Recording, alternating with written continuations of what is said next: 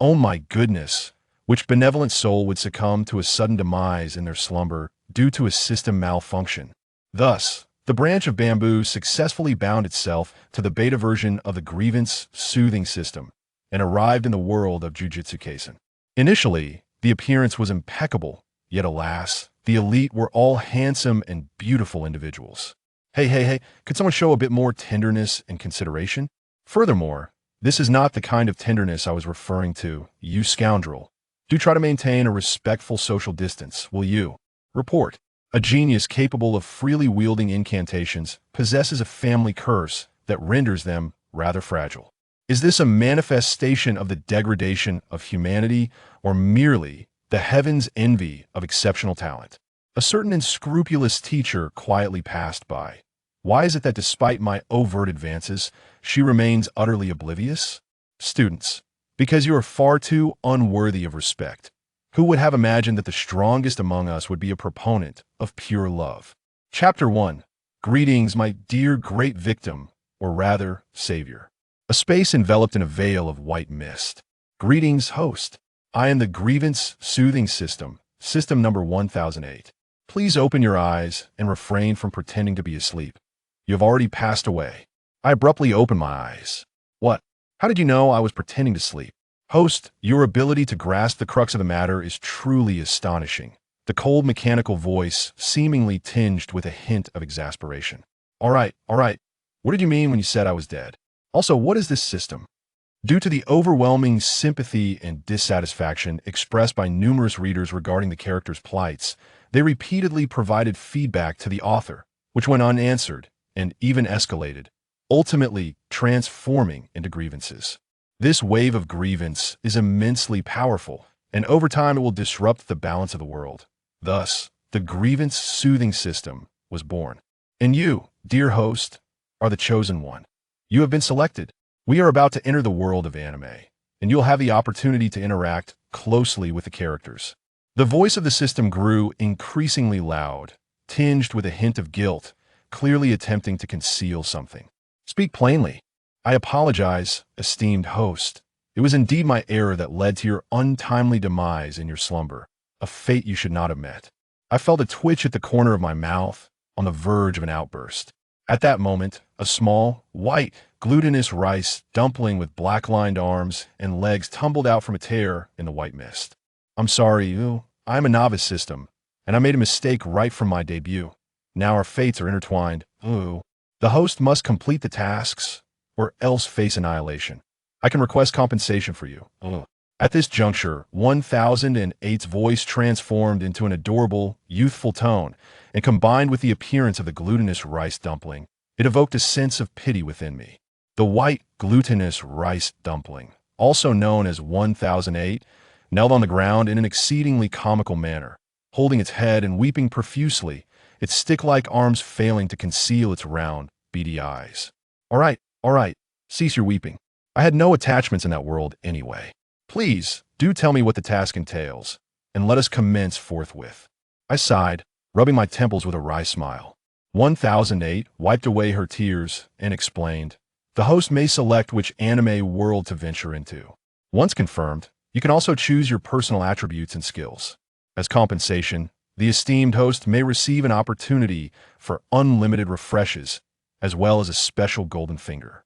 Upon completing the task, you may opt to return to the real world and receive a reward of 600 billion wabi currency.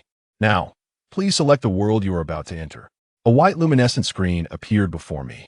I curiously examined it and tentatively pressed the selection button following the words, World of the upcoming task. The text swiftly transformed and reordered itself. The world you are about to enter is Bungo Stray Dogs. What? I have never watched this series. No, I must try again. I pressed the now refresh button once more. The world you are about to enter is Detective Conan. No, this is a favor of my best friend, but I have never seen it. The world you are about to enter is Fox Spirit Matchmaker. The world you are about to enter is The King's Avatar. You are about to... I have not seen any of these.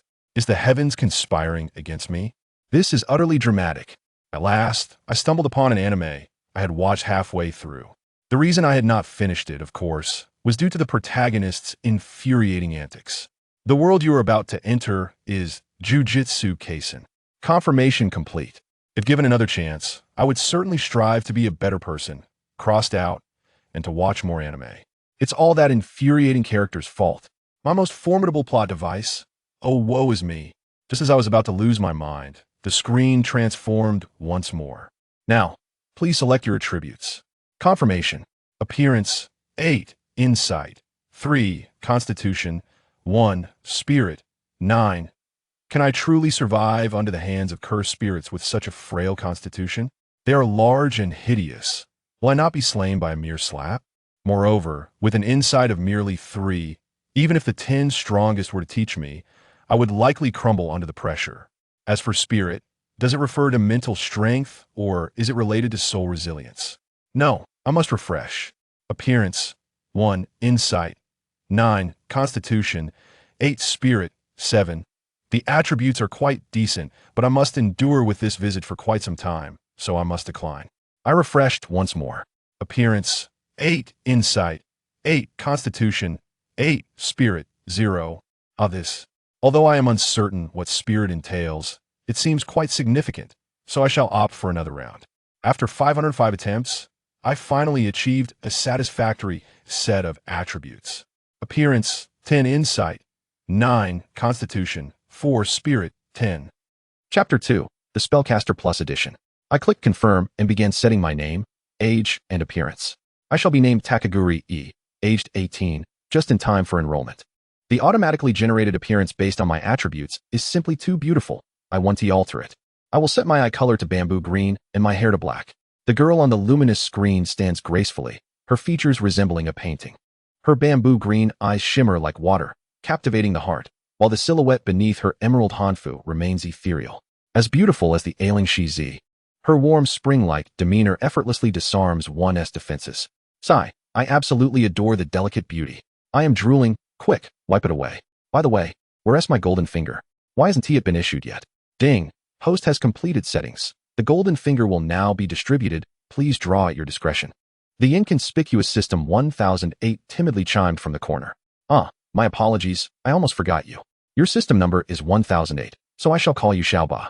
Okay, esteemed host, please proceed to draw your golden finger. My attention returned to the luminous screen. I decided to draw for physical attributes first, leaning closer to scrutinize. To my surprise, the more I looked, the more silent I became, for these negative effects were utterly outrageous. Ninja, able to become invisible. Passive effect, speed and jump increased while fleeing. Prophet, capable of foreseeing events yet to occur. Each prophecy consumes all spell power. Passive effect, close your eyes at dusk. Werewolves. Open your eyes. The first knife is the prophet. Poison body, blood carries toxins, with potency determined by one's strength. Passive effect, immunity to poison. Natural master of mental sealing technique. Even the 6 eyes cannot see through you. Passive, no emotional fluctuations. Woe is me, what a ridiculous constitution. Why must I be so unfortunate? My inner self is already weeping like a cat, clutching a handkerchief. With tears brimming, I clicked refresh once more, striving to ignore the words in the remarks, and finally managed to generate something acceptable. Words manifest. As long as you believe, what you say will surely come true. Passive, infinite spell power. At last, I summoned something akin to the techniques in Jujutsu Kaisen. This unknown power will suffice. This is indeed a variant of Inumaki's technique, albeit enhanced. I had longed for this skill before my transmigration. Alas, Inumaki is far too refined. Feeling invigorated, I swiftly drew for a technique. Ghostly passage. Unawaken the eyes are windows to the soul, and your gaze can curse those who meet your eyes, simultaneously amplifying the power of your words. Accompanied by a cursed tool, special grade cursed tool, silken fabric. Ability, wraps around the eyes to seal any leaking curse power. Skill, incredibly resilient. Can be used as a defensive tool. Feature, recognizes its master, automatically wraps around the hand in normal circumstances. This is tailor-made for me, without even mentioning anything else. The thick silk binding around my eyes is simply exquisite. Thus, this shall be my choice. Detecting host has completed selections. Would you like to enter the Jujutsu Kaisen world? Yes. Host, I shall commence the deployment now. Chapter 3, Takaguri, the classmate who fell from the sky. Bang. Someone fell from the heavens. Ouch, that hurt. I rubbed my backside, teetering on the verge of tears. It seems I've sat on something. It feels soft and fluffy. Looking down, lo and behold. Isn't this a jade dog? Glancing around my surroundings, it seems an unexpected incident is about to unfold. I lifted my gaze to meet the astonished stares of two individuals, one with pink hair cradling a girl, his jaw nearly hitting the ground, while the other, with a sea urchin hairstyle, stood with hands in pockets, struggling to contain his shock. Oh dear, this is a scene of social death. And it's in front of the protagonists. Excuse me, where did you fall from? I awkwardly launched myself off the jade dog, utterly bewildered by my sudden appearance here. At that moment, the jade dog suddenly bared its teeth, and Fushiguro Megumi seemed to sense something, glancing upward at the ceiling, pupils contracting, before turning to shield me and push me away. Watch out. Bang. A cloud of thick dust engulfed us. I exchanged a terrified glance with the simultaneously ejected Itadori Yuji. I coughed violently from the choking smoke. Are you alright? I presume that was directed at me. Oh. As expected of the angelic Itadori, concerned for his classmate right away. I love you so much, moi. I quickly replied, I'm fine. What about the other classmate? I don't know. Fushiguro didn't have time to escape. I need to find him. With that, I pushed myself up to stand. I'll go with you. Just then, the smoke began to dissipate, and I looked up to see Fushiguro Megumi captured in a grip. Xiaoba, I can now use the words manifestability, correct? Yes, esteemed host. Everything you have is now in effect. Then, let him go. I concentrated my spell power, infusing it into my voice. The cursed spirit, as if losing its soul, released Fushiguro. I hurried forward to check his injuries. Thankfully, he had only sustained minor wounds, and the jade dog still remained. Who are you? Fushiguro began to speak, but I interrupted. I'll hold it off. You get him out of here. With that, I dashed towards the cursed spirit. Xiaoba, can I directly kill this cursed spirit now? No, esteemed host. We are currently at a critical plot point. Itadori Yuji is about to consume the two-faced Sukuna's finger. His voice suddenly turned panicked. Host, watch out behind you. Before I could react, I was struck. A massive fist slammed into my back, sending me flying to the ground with a heavy thud. Cough. A mouthful of blood. It seems my constitution is indeed too weak.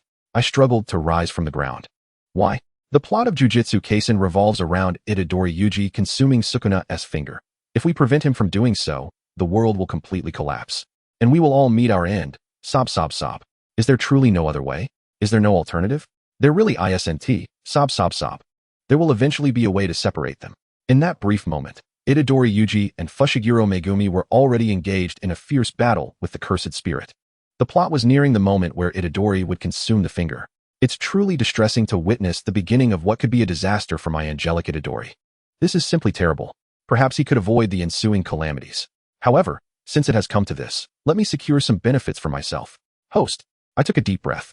All right, then you must compensate me for my mental anguish. After all, I am a 24-year-old young man who has to face such a scene upon my arrival. Host, I knew you were just pretending. How can you deceive the system's feelings like that? Hey, who said I was deceiving the system's feelings? You mustn't speak carelessly. I was genuinely upset earlier, all right. Don't change the subject. I demand compensation for my mental anguish. Quickly, personal account, 50 million, plus a phone. Very well, CEO. Suddenly, a boisterous laughter erupted, and I turned to see where it came from. Oh, it appears the Grandmaster has arrived. TSK. Making a grand entrance by tearing off clothes, the esteemed elder truly does not regard us as outsiders. Oh well, since I'm here, I might as well sneak a peek while covering my eyes. Ha ha ha. So it turns out the woman is here. I shall make you my appetizer, huh? You old man. Don't move. Tiger, or rather the dual-faced Sukuna, was instantly immobilized. At that moment, the eyes on his body shifted slightly. Hey, what are you doing with someone else's body? Return it at once. Huh, why can't I move? The voice had transformed into Tiger's original tone, indicating that he had completely taken control of the body. Oh dear. One must admit, this does resemble a case of split personality. Even the nearby Fushiguro Mei was left dumbfounded, hastily pulling out her phone to snap a few pictures. The sound of the camera shutter seemed jarringly loud against the stillness of the night. 2. Itadori Yuji, as a curse, you shall be exorcised by me. Oh, the plot has advanced to this point. Hurry, let us enjoy the spectacle and await the legendary man's appearance. Chapter 4. Do you understand the value of a top-tier handsome man? What is the situation now? The voice of Satoru Gojo echoed in my ears. Oh ho ho. He is here, striding over with an air of indifference. Such legs, such a waist, this perfect physique surpasses all expectations. Mother, I have truly succeeded. I have encountered the love of my life. Sob sob sob. I hadn't intended to come, Gojo explained hurriedly before Fushiguro could speak. However, when it comes to the loss of a special grade cursed object, the higher-ups tend to be quite nagging. Thus, I thought I'd enjoy the scenery while making a brief appearance. Furthermore, my dear lady, are you a spellcaster? Your physique is quite extraordinary. Gojo suddenly teleported before me, bending down to meet my gaze, then lifting a corner of his eye mask to regard me with his 6 eyes. I was momentarily stunned. His eyes, deep blue like the sky, shimmered with flecks of light, intoxicating me like fine wine. I stared intently at his face until, 2. The sound of laughter roused me from my reverie, immersed in Gojo's stunning visage. Ha ha ha. Host, you look far too much like a pervert. Shut up. Do you understand the significance of encountering a beloved character in person after longing for so long? My face was numb. I no longer cared about my image, only wishing to gaze upon the real person before me. Thank you for the invitation. When asked, the person involved expressed immense frustration. Do you have any idea how rare it is to observe a handsome man of this caliber up close? I stared blankly at Gojo, who was laughing heartily while posing. Ha ha ha. So this lady is actually my fan? Need an autograph? Ha ha ha. May, see, this is the charm of the good-looking guy Gojo. Fushiguro May expressed her desire to remain silent, declaring she did not know either of them. Well, Itadori Yuji scratched his head, casting a pleading glance at Fushiguro. Gojo-sensei, let us deal with the situation first. Ha ha ha. Oh, very well. Then please step back, my dear fan. I quickly found a spot to stand, hoping to witness Gojo in action against the elder. What a splendid opportunity. In 10 seconds, you will switch back with Sukuna. Gojo informed Tiger while warming up. Wah. Those legs are longer than my lifespan. How tempting. Host, wipe your drool. Oh, I instinctively wiped my mouth with my sleeve. You tricked me. You've gone bad. What is this? I noticed a pure white satin ribbon wrapped around my hand. This is your special grade cursed tool, host. It is currently in a dormant state, automatically entwining itself around you. Oh, right, I think I read that. Can I use it to block damage? Theoretically, yes, but only against physical attacks. Oh, by the way, where are we in the plot? I snapped back to attention. Gojo tossed a bag to Fushiguro. What is this? Kikuzukuri's Kikuzufu, a specialty from Sendai, incredibly delicious. I especially recommend the edamame cream flavor. Ha ha ha. Fushiguro must be internally mocking Gojo for prioritizing snacks over life and death matters. Just as he arrived, we could all be dead. At that moment, Gojo leaned forward, shaking his finger. Not a souvenir. It's a snack I plan to enjoy on the Shinkansen ride back. This doesn't bode well. I cast a glance at the elder. Hey, if you have business, go find Gojo. Why ambush me? I'm just a defenseless woman. Why isn't Gojo making his move? I could only. Stop. Hooray. The elder halted, and I quickly dodged. Wait a moment. How did he break free? Cough cough. Oh no, I'm experiencing backlash, bowed on my voice. Wah. Gojo finally made his move, charging forward. The elder, he successfully turned into a seat for Gojo with a jump and a slide on the ground. How precise. Moreover, the cream filling is delightful, perfectly complementing the edamame. Truly, Gojo is remarkable. The elder must be furious. Observe, the elder leaps toward Gojo with a black tiger heart strike, but alas, Gojo teleports away effortlessly. The elder, unwilling to concede, makes another run, delivering a right kick, but Gojo once again evades with a teleport, leaving the elder in the dust. Every subsequent attack from the elder was deftly neutralized by Gojo. Truly, he is the strongest man, undeniably handsome. Let me bask in the glory in front of my students and this lovely fan. Wah! That cheeky grin, that arrogant tone, so handsome, so cool, Gojo-sensei. I want to be your loyal dog. How infuriating. Sorcerers are always such a handful throughout the ages. With that, a shockwave clash erupted, successfully creating a gaping hole in the rooftop. Is that all you can do? The elder scoffed, only to suddenly freeze. For he had missed his mark. Gojo emerged from the smoke. 7, 8, 9, that should be enough. As the last words left his lips, Sukuna halted, his head drooping weakly. When it lifted again, Itadori Yuji had regained control of his body.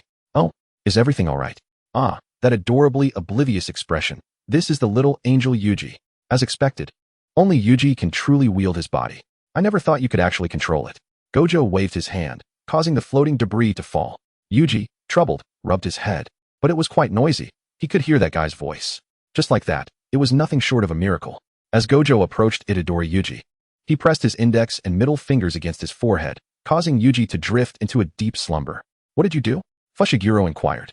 I put him to sleep. If he wakes up without Sukuna's possession, he is most likely the vessel. So I ask, how should we proceed with him? Even if he is a vessel. According to sorcery laws, Itadori would still face the death penalty. However, I do not wish for him to die. Is this a personal sentiment? Indeed, it is personal. Please, think of a solution. Wow, how adorable, May. Love it. Ha ha ha. Since my lovely student has asked me, leave it to me.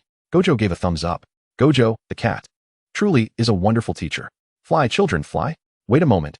Why is 285 coming towards me while Tiger is still on the ground? Miss, why not accompany me as well? Before I could utter a word, I succumbed to unconsciousness. How infuriating. Upon returning to the system space, I exchanged glances with the system. Fushiguro frowned. What do you intend to do with the innocent JK girl? Fushiguro, what are you thinking? I merely believe she possesses great potential, an extraordinary talent, and the ability to wield curses freely. Don't you wish to take her along to keep Itadori company? I do not. Wow, Fushiguro, how cold and heartless. We should take Itadori as well. Indeed, take care. Chapter 5, Satoru Gojo is the real deal. Ugh, after a long slumber, my head aches slightly. I open my eyes, supporting my head as I slowly sit up. Wait, where am I? This is the Jujutsu High dormitory. Satoru Gojo brought you back. Oh, I thought he would take me directly to Yaga. He is surprisingly kind. Just then, a knock resounded at the door. Are you up? Are you up? Are you up?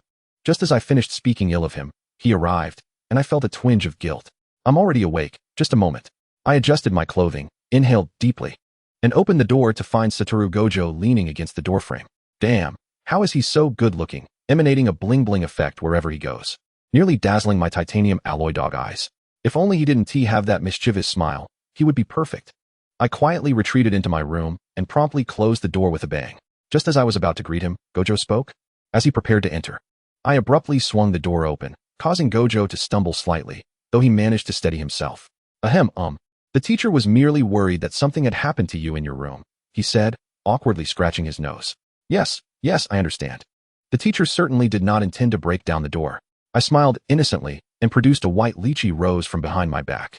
Mr. Gojo, this is for you. What is this? Before I could respond, Gojo's expression turned bashfully JK-like. Oh dear, is this a confession? Gojo-chan is so shy. He clasped his hands together, surrounded by blooming pink flowers. I sighed in exasperation. Mr. Gojo, I simply think roses suit you well. However, presenting roses upon our first meeting seems rather thoughtless. Oh, I see. But yesterday, you were asking for an autograph. I nearly choked on my own saliva, and I imagined my face must be quite red. So I silently covered it. It's all a misunderstanding. Please, Mr. Gojo, do not tease me further. My voice was muffled behind my hands. Unbeknownst to me, although I concealed my face, my flushed ears were unmistakably visible. As for Satoru Gojo, from the moment he laid eyes on this girl, he felt an inexplicable connection, as if they had once been very close. Observing her awkwardness, he couldn't help but chuckle. Hearing his laughter made me bury my head even lower. How embarrassing. Being caught daydreaming in front of a handsome man was truly mortifying, yet he was Satoru Gojo. Well then, are you scolding me? Suppressing that peculiar feeling, Gojo straightened his demeanor. All right, follow me to a certain place. He scooped up the girl, who had shrunk into a quail, and with a swift teleportation, we arrived in a dimly lit room. Regaining my composure, I lifted my gaze to survey the surroundings. Turning, I met the gaze of Yaga, who was seated among a pile of cursed doll-like figures, resembling a mafia boss. Wow, what a charming uncle with a youthful spirit, I muttered under my breath. Ha. Gojo's unabashed laughter echoed beside me. Mr. Gojo, what is so funny? I inquired, puzzled. Ha. I'm sorry, but is this the genius curse user? The physique is indeed special, but common sense seems to be. Gojo wiped away tears of laughter, patting my shoulder. Quickly, show Yaga what you're capable of. Show what? I instinctively voiced my confusion. Well what? Why are you taking so long? It's driving me crazy. What is your name? Where are you from? I didn't ask. I apologize, Yaga. Gojo Satoru. Yaga erupted, hurling a cursed doll that struck Gojo squarely on the head. Thus, the scene unfolded with two individuals standing obediently like schoolchildren being reprimanded. My name is Takeuchi, from Huabwa, and I have no surviving relatives. I hurriedly interjected before Yaga could speak. Oh, I apologize, Takeuchi-san, I was unaware. It's all right. They have been gone for a long time. I smiled brightly, indicating that it didn't bother me. Well then, Takeuchi-san, what brings you to Jujutsu High? Gojo beamed a radiant smile. I haven't mentioned that I want to come to Jujutsu High, have I? Turning to meet Gojo's cheeky expression, I thought, fine, I'll be tough. Is that why you brought me back? Do you want me to fight Sukuna-too? Gojo, I shall never praise your looks again. You're insufferable. Chapter 6. Why did I come to Jujutsu High? Why did I come to Jujutsu High, you ask? I wish to change everyone's fate. My eyes lit up as I raised a finger. Ouch, that hurts. I whimpered, holding my head in tears, the cause being someone who had just struck me. Do you know the ending? Then you must change it. Be serious. I felt perplexed, unjustly wronged, gazing at Gojo with a mournful expression. If I had ears and a tail, they would be held high just moments ago, but now they drooped. Please, I truly know. Gojo bent down, leaning closer. Are you really crying? He teased in a high-pitched voice, adopting a pretentious JK demeanor. I'm sorry, you'll forgive Gojo-chan, right? He playfully ruffled my hair, causing me pain. Enough of this nonsense. Yaga suppressed the urge to strike Gojo. You are unqualified. Suddenly, a cursed doll leapt at me. I quickly dodged to the side. In dire straits, one's true nature is often revealed. Without hearing my desired answer, the attacks would not cease. Before I could finish my thought, more cursed dolls surged forward. And I began to struggle. What? Is it impossible to change the ending? What will work then? No. Even Gojo-chan can't help you now, he said. His two fingers pressed together, his expression bashful and fragile, a sight too lovely to behold. I quickly turned away, focusing on fending off the cursed dolls. The frequency of their attacks escalated, and even Itadori, a sportsman who could cover 50 meters in 3 seconds, struggled to withstand them, let alone me, with my meager constitution. I was already sweating profusely, nearly incapacitated. Deflecting the final blow with satin, I weakly murmured, blow away. In the next moment, all the cursed dolls were sent flying, crashing against the ceiling. Some appeared to be quite severely injured. I hope I won't have to compensate for them. I told you, she is indeed special. Possessing remarkable talent and the ability to wield curses at will. I am profoundly grateful for the high praise you have bestowed upon me. Is it because I am exceptionally powerful that I must contend with so many curses? Failing the assessment is of no use. Oh, do not be so inflexible. It seems that Satoru Gojo is about to face another beating. Now, I shall ask you once more, what is your purpose in attending Jujutsu High? The fates of everyone flicker before my eyes like slides on a projector. The mightiest Satoru Gojo is bisected, Suguru Geto is slain by his closest friend, only to have his body manipulated posthumously, and the fate of Nobara Kujisaki remains uncertain, her visage marred. Toji Inumaki has a severed arm, yet cannot even cry out in pain. I believe I understand now. I slowly rise to my feet and gaze intently at Yaga Mazamichi. For it was Satoru-sensei who rendered me unconscious and brought me here. Did you think I would say it was to save the world? How absurd. I have no desire to utter such melodramatic sentiments. Gojo and Yaga both sport large question marks above their heads. Yaga's iron fist is already itching to strike. Shouldn't you say it's for the heartfelt ideals of this world? Gojo hastily reaches behind him, desperately tugging at my clothing. Very well. I take a deep breath. In this world, I possess neither a past nor a future, but I have those I wish to protect, and I would sacrifice everything for that. This statement is a blend of truth and my own selfish desires. For a moment, silence envelopes us. Yaga initially intended to refuse, but after a moment's consideration of the girl's extraordinary talent, he reluctantly set aside his principles. You have qualified. Gojo, take her to the dormitory. All right, let's go, Branch-chan. With that, Satoru Gojo hoisted me by the collar, and in the blink of an eye, we arrived at the dormitory. Since there are few people around, you may choose any room, Branch-chan. The more I listened, the more I felt I had boarded a pirate ship. By the way, although it may no longer be necessary, allow me to introduce myself, he said, pointing to himself. I am Satoru Gojo, the first-year supervisor at Jujutsu High, and the strongest sorcerer of our time. If you require anything, do not hesitate to seek out your teacher. Although I found Gojo's arrogance somewhat exasperating, I still feigned compliance, acting like a good student, even though I had already failed at that from the very beginning. Very well, Teacher Gojo, I am Teuchi Branch. I smiled sweetly. All right then. If you have any luggage, I will accompany you to retrieve it. Now, we must check your health, as you are indeed rather frail.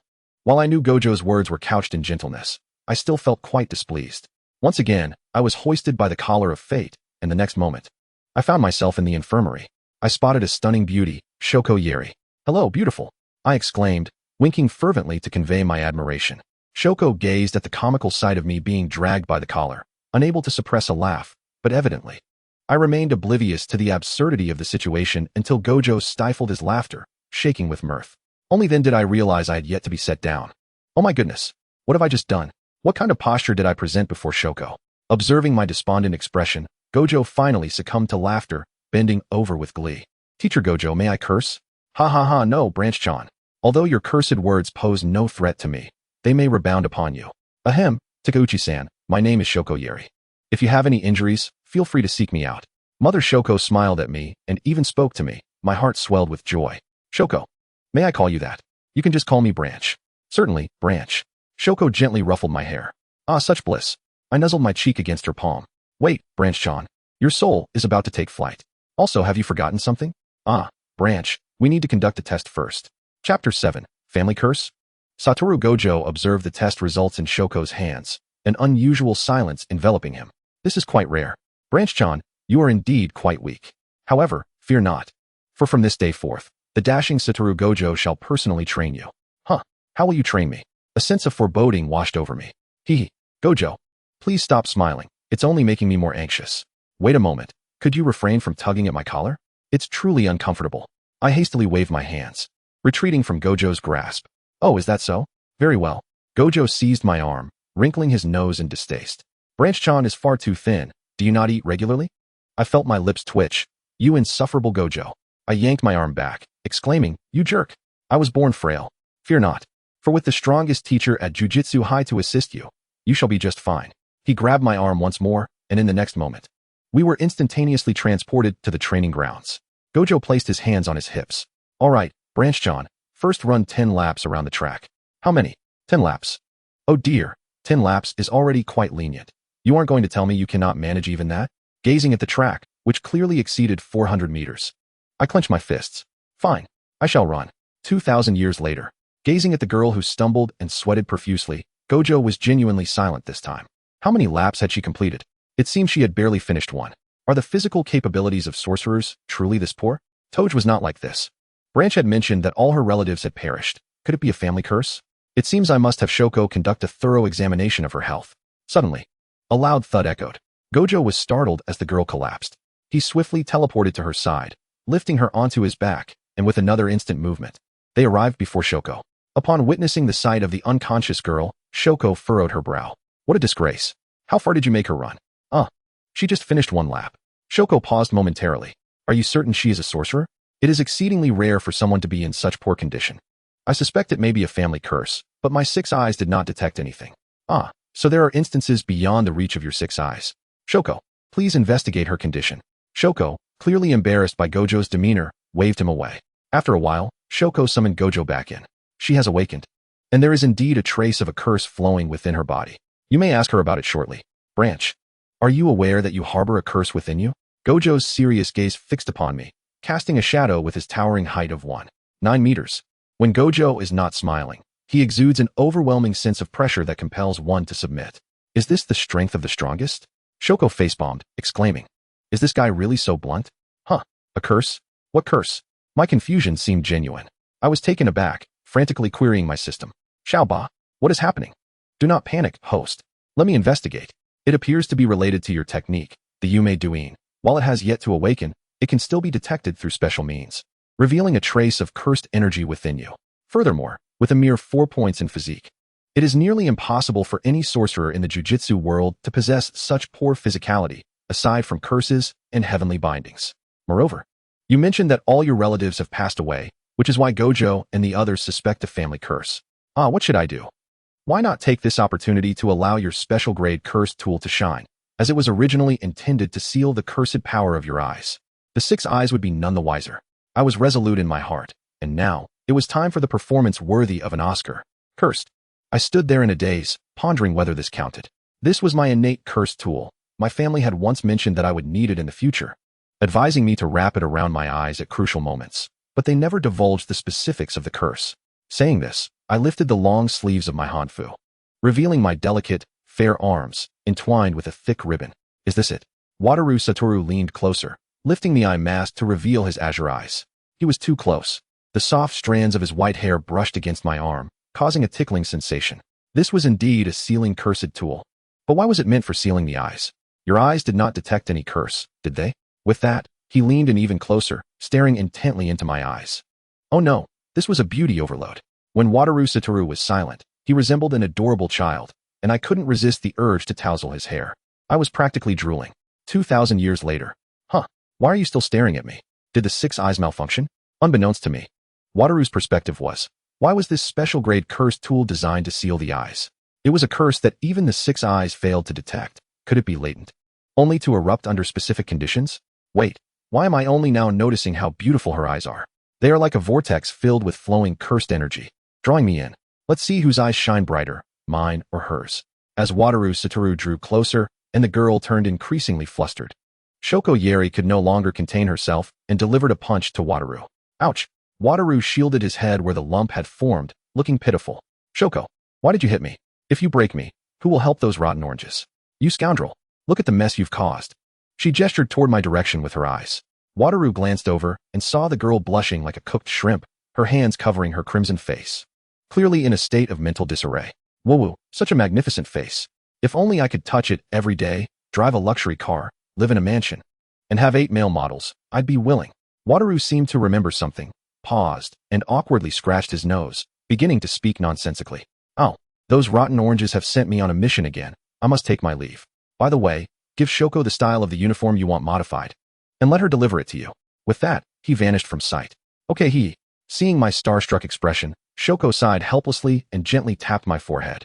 Little cutie, wake up, get a hold of yourself. I jolted back to reality. Ah, Shoko just called me a little cutie, woo. Sister Shoko, will you marry me? With that, I conjured a stunning bouquet of wind chimes from nowhere and knelt on one knee. Beautiful Shoko, will you marry me? Alright, I will. Now get up.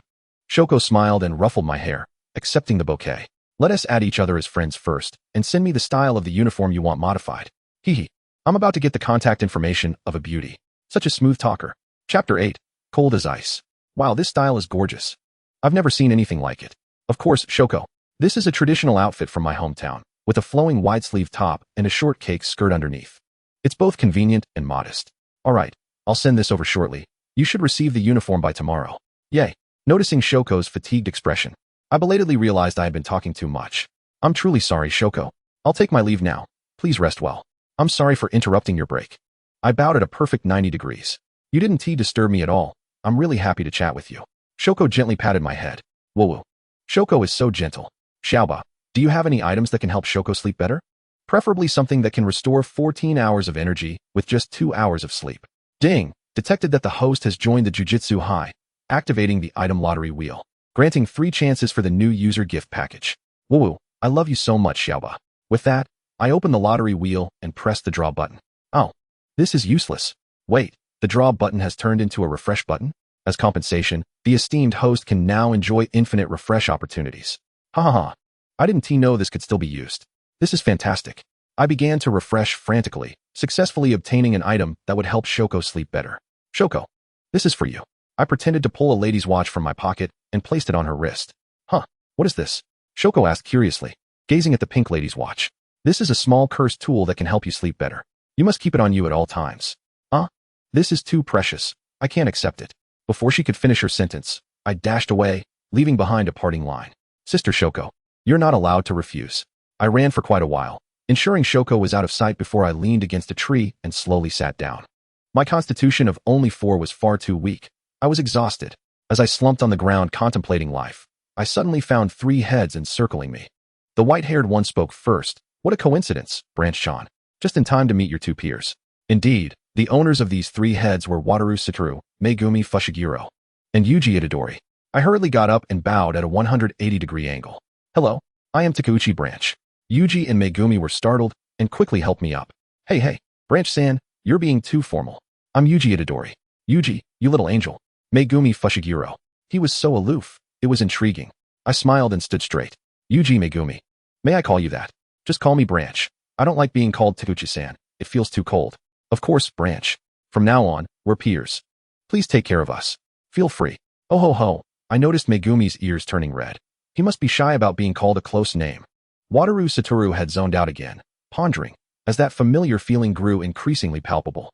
Sensei, what are you daydreaming about? What's up, Branch-chan? Where are Megumi and Yuji? Wataru Satoru suppressed that odd feeling once more. Megumi went to help Yuji with his luggage. I'm about to head back to the dorm. Oh, then Branch-chan, you should hurry. I remained in place, staring directly into his eyes, which I should mention were actually covered. Sensei, can you guess why I'm here waiting for you? Ahem, let us go. I'll take you back to the dorm. Wataru Satoru attempted to wrap his arm around me, but ended up patting my head instead. Sensei, if I try a bit harder to grow taller, could I become your crutch? No way. Branch-chan can't grow taller anymore. Wataru Satoru chuckled so hard that his shoulders shook. His fists were clenched. How could someone laugh so much? Knock. Wataru Satoru opened the door. We finally returned to the dormitory, which had transformed immensely since I woke up that morning. The wardrobe, desk, mirror, and all else are present, especially this grand bed and the expansive floor-to-ceiling window. Truly a flawless haven. Ah, bliss. I collapsed onto the plush mattress of the Simmons bed, reluctant to rise again. Did you forget your luggage, Branch-chan? Sensei can spare some time to accompany you to retrieve it. How delightful it is to have teleportation at our disposal. Satoru-sensei. What is it, Branch-chan? May I hire you to fetch my package? Ah, Branch-chan, how ruthless. Only wanting Gojo-kun to assist you. JK Gojo is back in action. That tone makes me sound like a heartbreaker. It's truly unbearable. Silently, I turned my head back and buried myself deeper into the covers. Unexpectedly, JK Gojo, unwilling to concede, squatted at the bedside and relentlessly poked my arm. I swatted his hand away, irritated. What do you want? JK Gojo cupped his face with both hands, surrounded by a flurry of flowers. Branch-chan, what is it? Branch-chan, what is it? Branch-chan, what is it? I turned with a glare, exasperated. What on earth is wrong? He chuckled, just calling out for fun. I could hardly contain my frustration, beads of tension forming on my forehead. I flipped out of bed, pushing Satoru Gojo towards the door. Now, please, vacate immediately. I wish to rest. Wah, Branch-chan is so heartless, lamented JK Gojo. For heaven's sake, can you speak normally? This is the heartbreaker, Branch. With a resounding thud, I shut the door in his face. Branch-chan, get some rest. We have new classmates to welcome tomorrow. Gojo waved a pink handkerchief. Understood, came my muffled response from beneath the covers. Chapter 9, Encountering Wild Roses. Knock, knock, knock, knock. Knock. Startled from my slumber, I shot up. Who is it? So early in the morning. A gentle reminder. Host, you may use a spell to open the door. Oh, open. Satoru Gojo raised an eyebrow in surprise before bounding into the room. Time to get up, Branch-chan. He perched at the edge of my bed, vigorously shaking my shoulders. Ah, stop shaking me, Satoru Gojo. Ah. After a considerable moment, he released me. Are you awake now? My response was a resounding bang, as I was quite disoriented from his antics. When I finally blinked away the haze, I was met with the sight of 285, her starry eyes shimmering with unshed tears. Observing Gojo, who sat beside me with eyes unmasked and glistening, though feigned, his soft white hair cascading down, and his once sky-blue eyes now dulled, my heart softened. All right, I'm fine. Please don't feel too guilty, Satoru-sensei. Gojo gazed at me, seemingly touched, an illusion. Really? Branch-chan, you're not angry with your teacher? Of course not. I can eat, sleep, run, and jump. I'm perfectly fine. Ha ha ha, that's wonderful. Hurry and get up. We need to greet our new classmates. His laughter was cut short as my spell sent him soaring out of the room. Blow away, gritting my teeth. Both he and his eye mask vanished, leaving only my uniform behind. Suddenly, a twinge of guilt washed over me, though feigned. Which side are you on? Wrapped. Dressed in my custom uniform, I admired myself in the mirror. Oh, how lovely. Truly, I am a sight to behold. Both my beauty and attire are commendable, though the skirt seems slightly different from the design I provided. Does Jujutsu High have buyer and seller showcases as well? Haruyuku, Tokyo. Hajime, Yuji, good morning. Good morning, Branch. Morning. Oh, where's Satoru-sensei? I scanned the room, but Gojo was nowhere in sight. Oh, he just messaged me saying he's in the sky and not to wait for him, said Fushiguro Megumi, shaking his phone. Ah, wow. Your uniform was ready so quickly? Yes. Isn't it beautiful? I designed it myself. Ahem, it's lovely. Megumi's ears turned pink. Teasing him daily is such a joy. It's like experiencing the happiness of Satoru Gojo firsthand. However, the skirt seems a bit off. I distinctly remember designing a pattern that should be higher up, right above the knee, though it seems to look better now. Megumi and Yuji instinctively glanced at the hem of my skirt before quickly turning away as if burnt. Ahem, no, I think Branch looks absolutely stunning. Yuji, with his dog-like sincerity, gazed at me earnestly. Wow, thank you, Yuji, you look handsome too. I pondered why my uniform differed from Megumi's. I even had a red hat. As long as a request is made, uniforms can be altered, but Satoru-sensei is indeed notorious for meddling. Ding, ding, ding. Precisely. It's the teacher's fault for making unauthorized changes. Gojo suddenly appeared. Speaking of which, why gather in Haruyuku? Megumi asked Gojo. I personally wish to convene here. Huh. I want popcorn.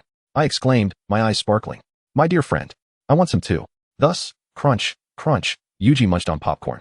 Chew, chew, chew. I savored tiramisu. Crunch, chew, chew, crunch. Satoru Gojo indulged in both popcorn and tiramisu. You all are so noisy. Hee hee. Hey, look over there. What is going on? Don't run away. Clarify things. Inumaki Toge seized the Star Scout. Are we really going to talk to that person? I feel a bit shy, Yuji said, clutching his popcorn, wearing rook glasses. TCH. You're no better. Megumi cast a disdainful glance at Yuji. Wow, this is quite the scene. Megumi and Yuji felt a chill run down their spines, only to turn and find me wearing a mischievous smile. Megumi's lips twitched, I sense you're conjuring something sinister. I think so too. The two exchanged glances before delivering me a playful smack. Wah, tears welling in my eyes. I cover my forehead, pitiful and weak, yet not innocent. Hey, over here. Satoru waved his hand. Inumaki Toge set down his luggage. Let us do a proper introduction. I'm Inumaki Toge. Cheer up, boys, placing her hands on her hips. My heavens, that disdainful yet aloof expression is utterly captivating. Let me clarify. I'm not a pervert. I just genuinely wish to be under her foot. However, I did claim from the outset that I'm not a pervert, so may I not be trampled upon, my dear wild rose. I'm Yuji Itadori, from Sendai. I'm Megumi Fushiguro. Observing Inumaki's disdainful demeanor, I could almost hear her thoughts. Yuji Itadori. What a rustic vibe. Surely, he has eaten his own boogers in childhood. Megumi Fushiguro. Just stating a name. I detest self-important men, likely the type to ignite a seagull dipped in oil. Life is tough, Inumaki sighed. Alas, I seem to have encountered a mess. At this moment, I timidly interjected, Ahem, I'm Takazuri Branch. You may call me Branch. Inumaki-san, may I call you Wild Rose? You're so cool, both handsome and fierce. Can we be friends? I shyly looked down, embodying a bashful demeanor. Ah, what a beautiful girl. Her hair cascaded down, dark and lustrous, while her eyes sparkled like a crystalline spring, deep and clear. Her figure was truly admirable. I found myself wishing to caress it. Her skin was flawless, radiant and fair, albeit slightly on the slender side. Was it possible that they were withholding food from you? I hurriedly intervened to prevent the impetuous Wild Rose from erupting. No, it's simply that I have a naturally frail constitution. Oh, poor thing, Dingzaki Yawara said, tenderly cupping my face. Don't worry, I'll look after you. If anyone dares to bully you, I shall be the first to confront them. With that, she feigned another outburst. Very well, from now on, Yawara shall protect me. I grinned, wrapping my arms around her. Instantly, she calmed down, gently pinching my cheek. Must you be so hypocritical? Where are we headed next? Hee, Satoru Gojo smirked. It's a rare occasion for all four of us first years to be together, and three of us are new to Tokyo. We must explore the city. Tokyo. We love Tokyo. Understanding Gojo's cunning ways, Fushiguro Megumi and I stood silently observing the exuberance of the two. Chapter 10, Safe Travels. I want to go to TDL. Fool, TDL is in Chiba. Let us go to Chinatown instead, teacher. Chinatown is also in Yokohama. ISNT Yokohama part of Tokyo. Do you not know? Just look at the map. What? Enough with the nonsense, Gojo interrupted with a smile. Allow me to announce our destination. Dingzaki Yawara and Itadori Yuji simultaneously knelt on one knee. Roppongi. Roppongi. The two exchanged excited glances, their eyes sparkling brightly. Poor children. You've all been deceived by your teacher, Gojo. Before us stood a dilapidated building, exuding an eerie darkness. There are curses here, Fushiguro remarked coolly. A great liar. This must be Roppongi. How dare you mock the locals? Observing Fushiguro's calm demeanor, it was evident that Gojo had a history of such antics. Nearby was a large cemetery, and encountering a decrepit building led to the emergence of curses. It's easier to manifest in a graveyard, isn't it? The issue is not the cemetery itself, but the fear residing in the hearts of those who find it terrifying. In truth, everyone ultimately meets their end. Whenever I visit a graveyard, I merely envision how my future home will be decorated. Oh, it's similar to that time at school. Wait a moment. Does this guy not even know that? It's like this, blah blah blah blah blah blah. What? He ingested a special grade cursed object. How disgusting, too terrifying. Too terrifying. Let South not stand so close to him. As she spoke, she yanked me back several paces. I agree with that. What is this? If you're going to retreat, why bring me along? Itadori Yuji out. I wish to know the extent of your abilities. Consider this a practical test. Yawara, Yuji. You shall exorcise the curse within the building. ISNT it said that curses can only be exorcised by other curses? I can't perform jujutsu.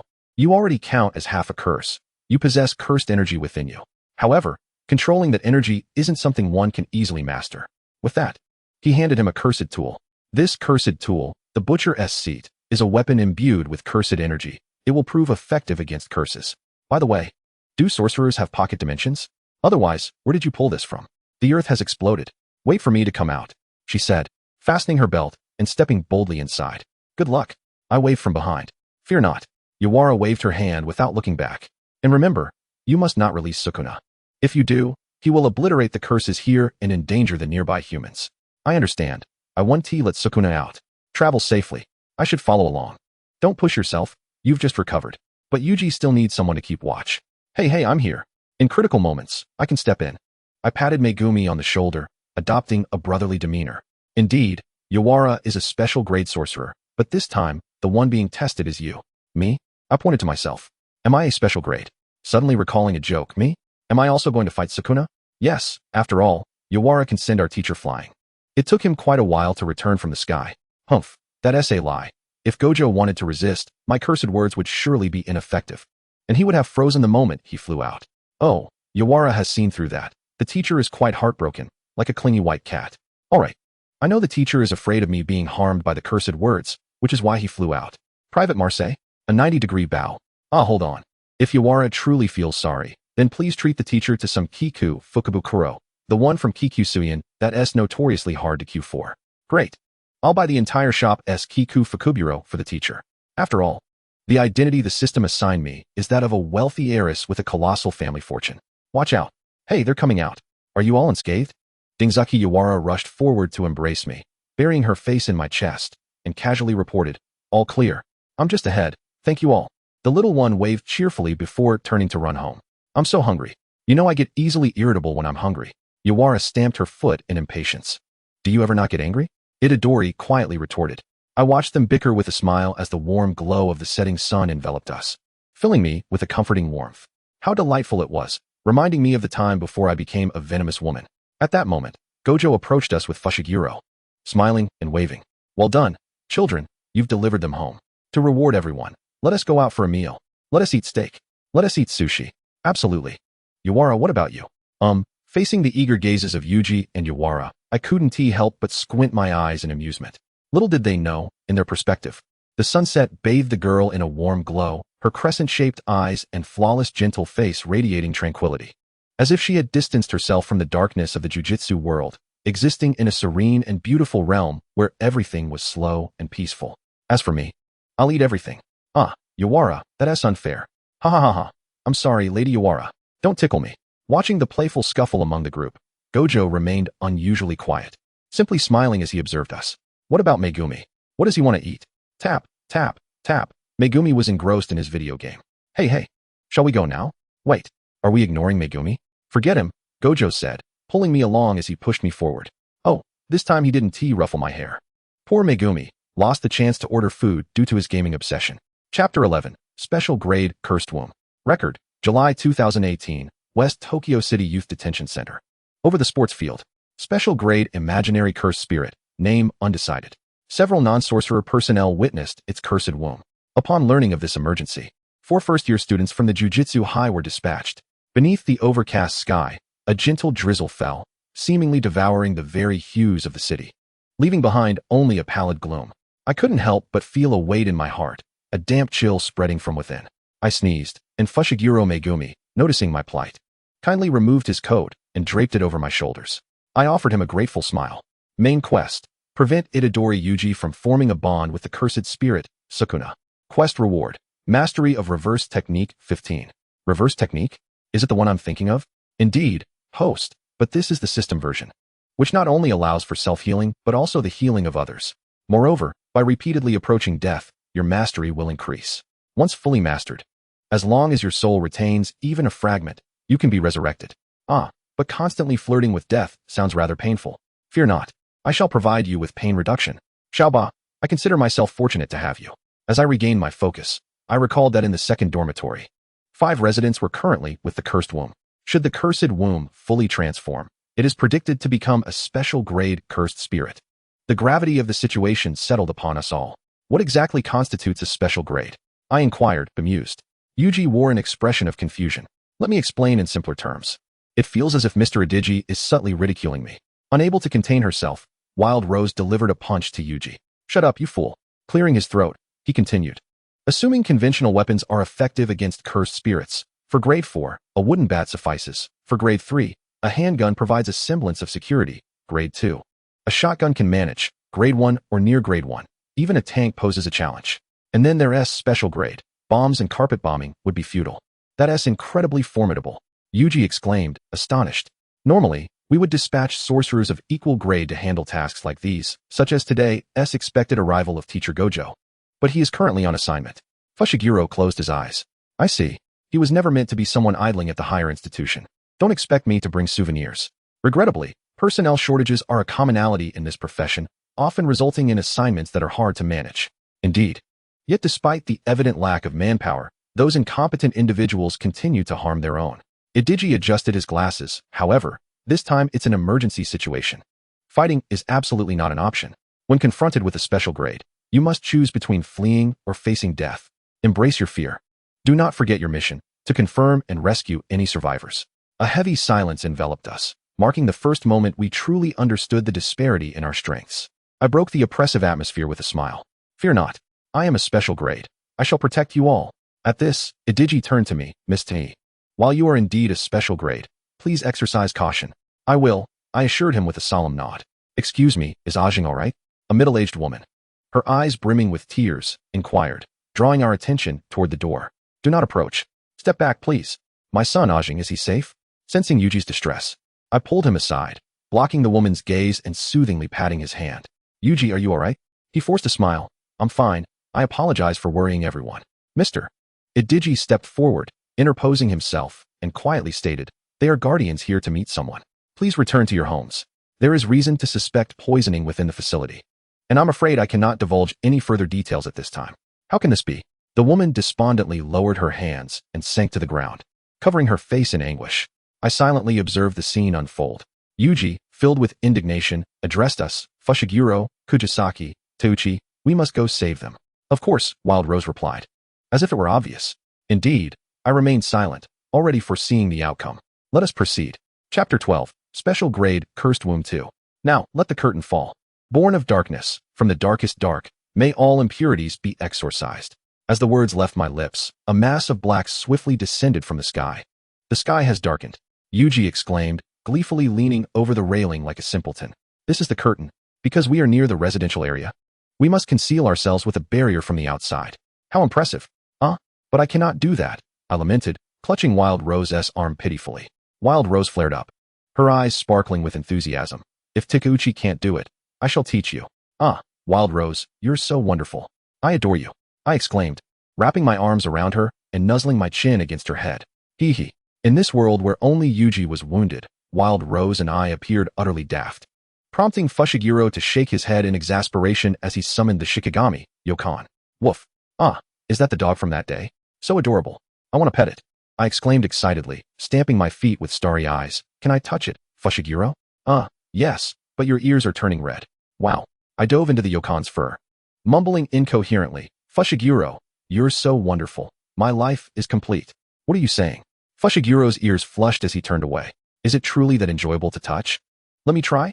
Yuji mimicked my actions, running his fingers through the Yokan's soft fur, savoring the sensation. After a while, Fushiguro declared, once the curse approaches, it will alert us. Reluctantly, I pulled away from the Yokan's fur. All right, I depend on you. Wait. Fushiguro suddenly halted, raising his hand to stop us. What is this? What is going on? I glanced around cautiously. The atmosphere felt menacing, as if the presence of a curse could be inscribed upon the very walls. This must be the second-floor dormitory. Calm down. This is a duplex. From the exterior, it appeared to be a mere two-story structure, yet inside, it seemed to stretch infinitely. Fushiguro suddenly realized, where's the door? We quickly turned around. What? The door is missing. Why? We entered from here, didn't we? What do we do? Oh no. What do we do? The duo seemed to be singing a duet, utterly oblivious to the tension around them.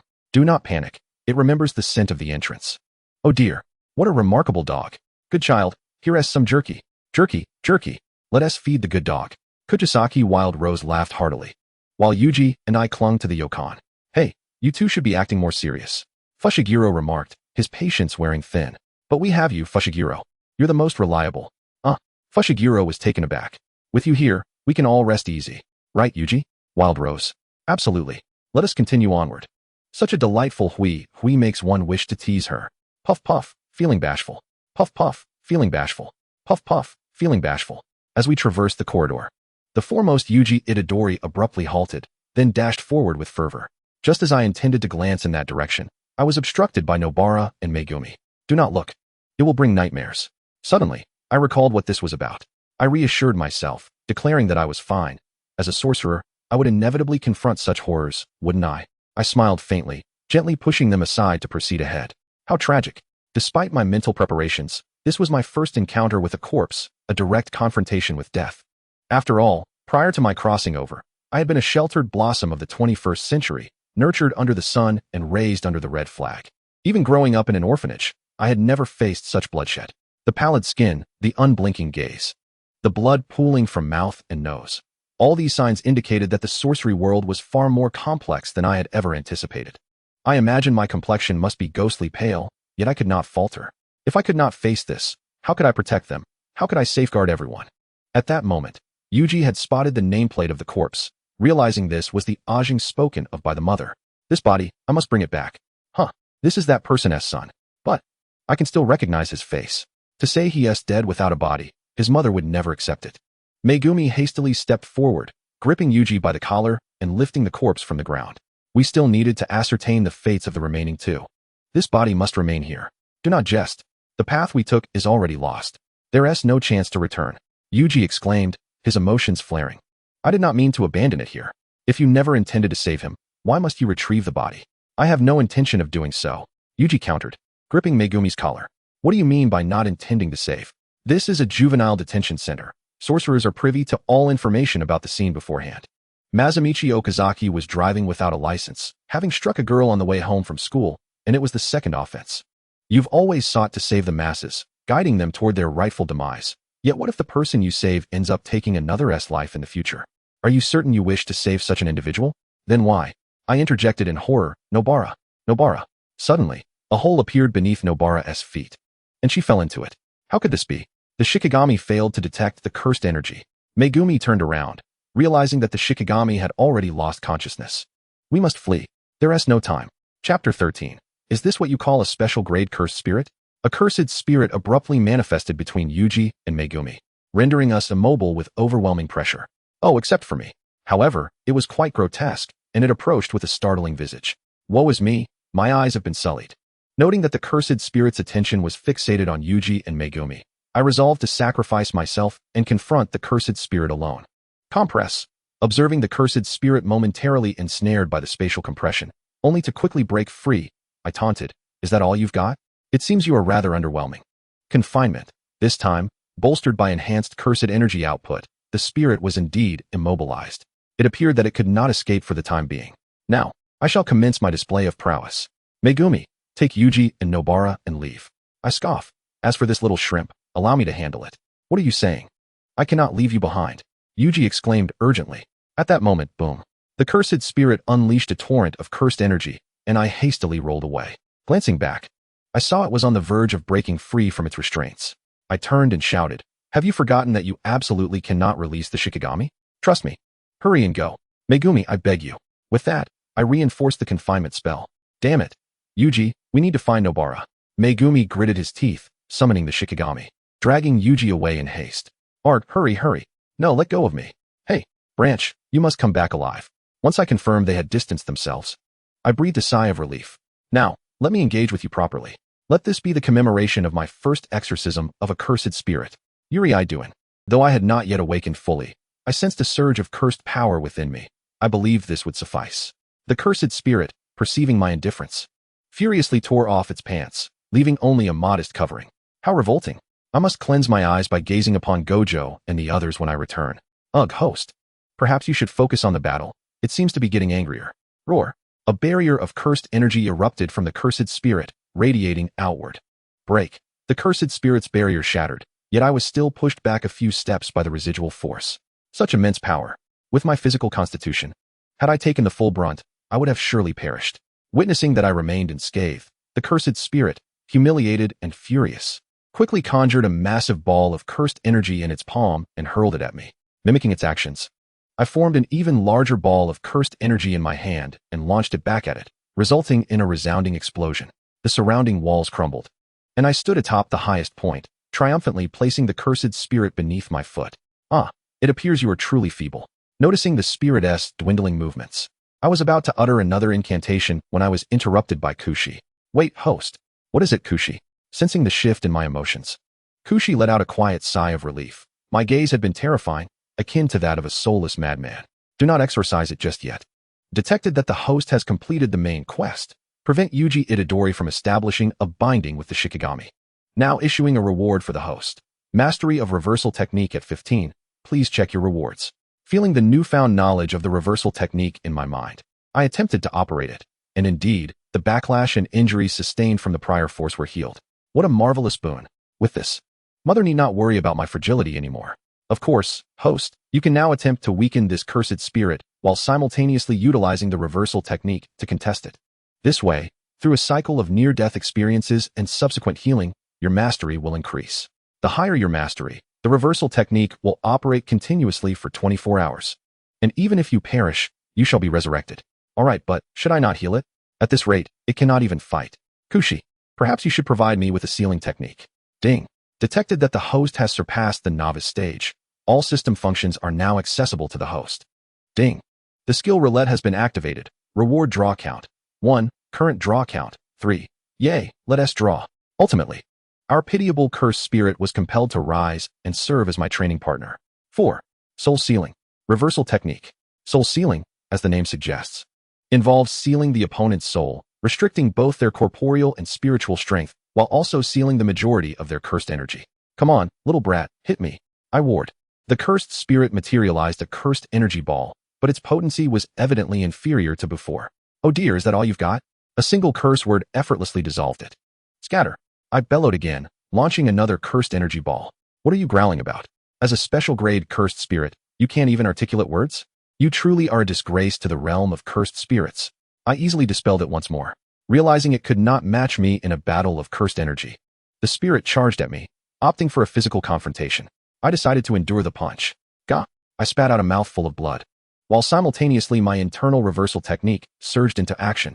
Wiping the blood from my lips, I felt my injuries begin to mend. Just as I was about to retaliate, a voice echoed in my mind. Host, actually, if you lie down and take the hits, you can comprehend faster. Xiao Ba's voice grew increasingly faint, laced with trepidation. Are you suggesting I take a lethal beating? I questioned, my intent to kill ignited. Cough, cough. Well, isn't it better to be on the brink of death? You could wait until you're nearly defeated to activate it. That way, it would enhance your understanding. Noticing my expression darkening, Xiao Ba's will to survive surged.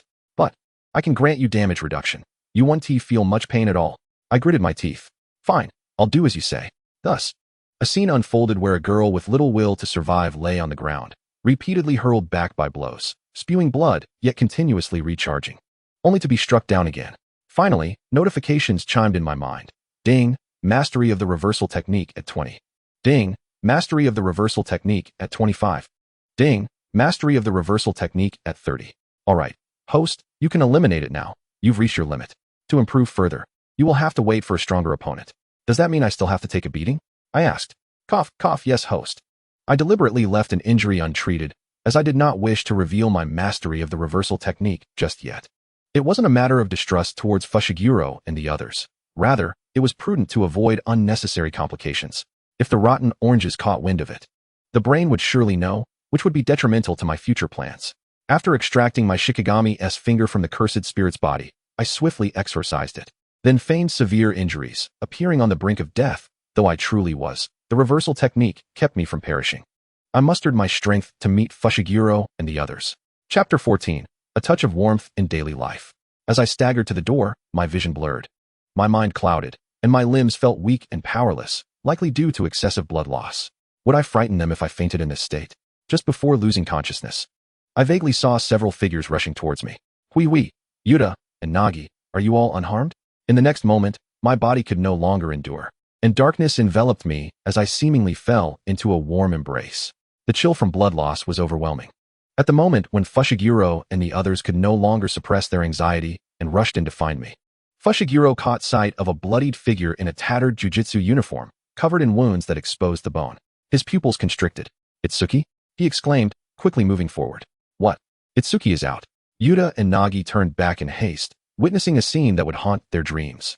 They rushed towards me, just in time to hear my last words before losing consciousness. Nagi's eyes were red. You idiot. Look at yourself, and yet you're still worrying about us.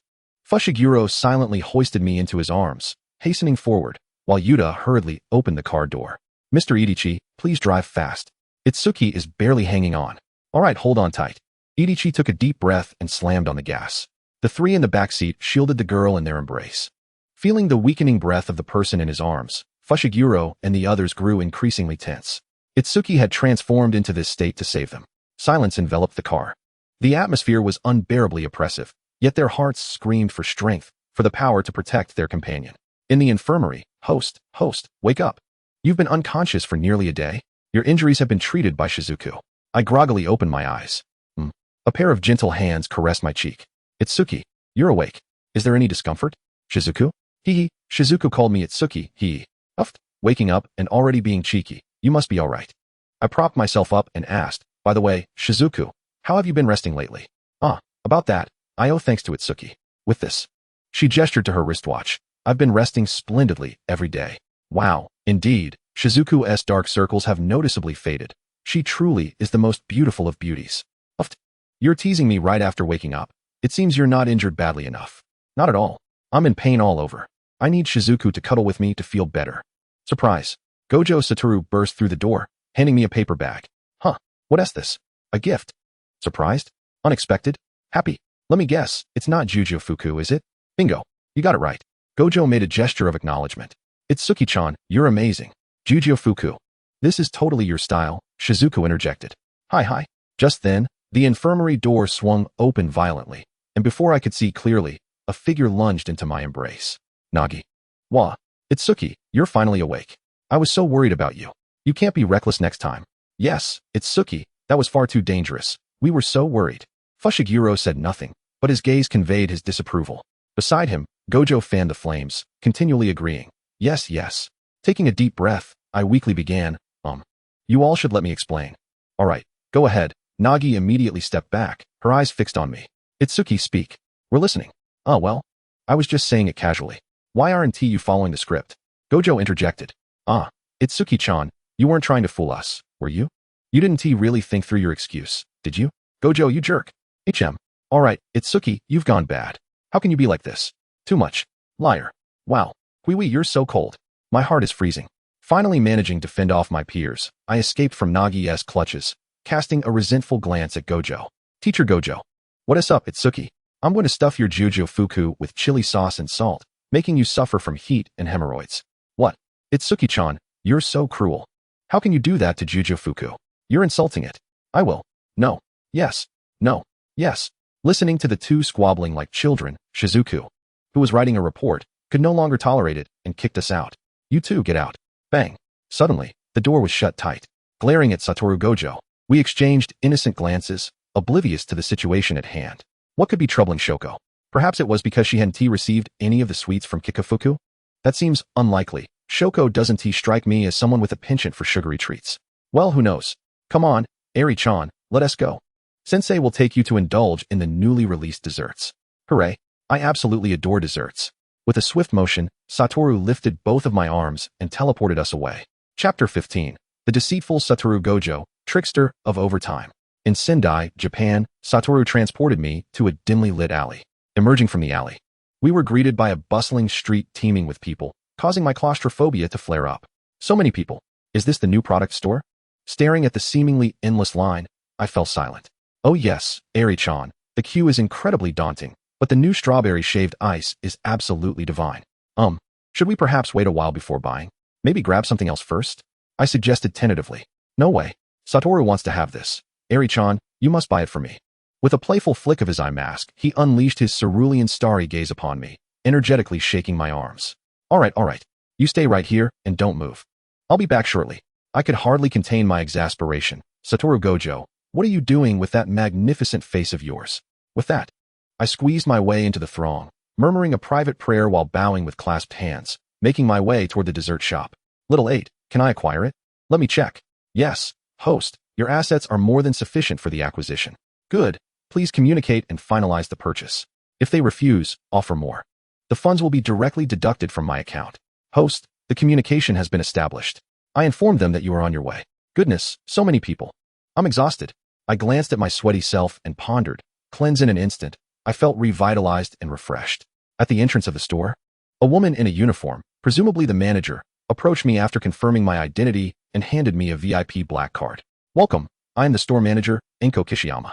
This is our highest membership card, and currently, it is the only one in existence.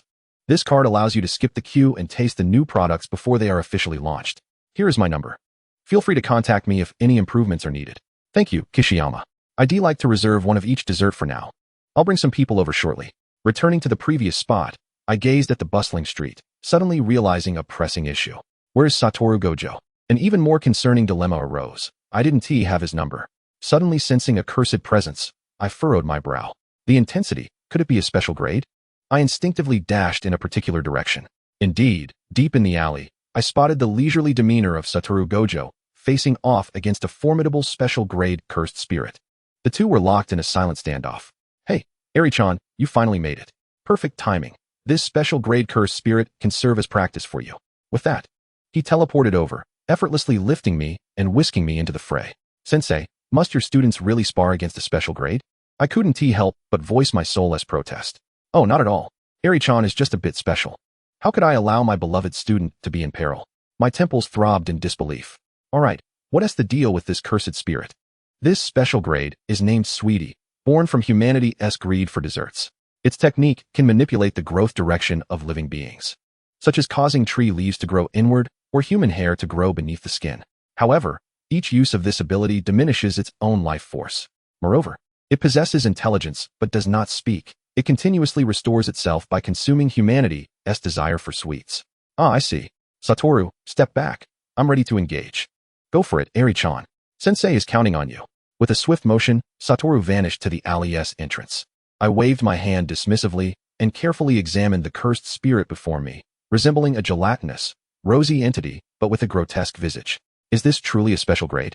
It hardly seems threatening. Grr. Enraged, Sweetie opened its mouth and charged a cursed energy sphere aimed directly at me. Just as the sphere was about to collide, I uttered softly, scatter in the blink of an eye. The cursed energy sphere transformed into a burst of light, dispersing harmlessly. Is that all you've got? Grrrr. Suddenly, Sweetie ballooned in size, halting only when it reached the height of a wall. Oh no! I gasped as the bricks beneath began morphing into sharp spikes, hurtling towards me. If I get hit, it would be disastrous. Thunderous explosion.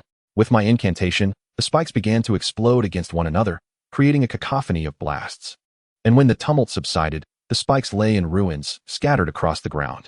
With a mischievous smile, I uttered a chilling phrase. Now, it's your turn. Split Sweetie attempted to flee, but it was as if an invisible hand grasped it, rendering it immobile. It could only helplessly succumb to the unseen force, splitting into 8 pieces before vanishing into the ether. Clapping, Satoru approached. What a splendid battle, Eri-chan. You were amazing. He draped his arm over my head, treating me like a wall to lean against. I fell silent, exasperated beyond words. Sensei, if there's a task, then there's a task. How could you deceive me into coming for dessert? Oh no, Eri-chan has caught me. How utterly infuriating. I angrily pulled out the VIP black card and slapped it onto Satoru's hand. Here, take it. Oh, what's this?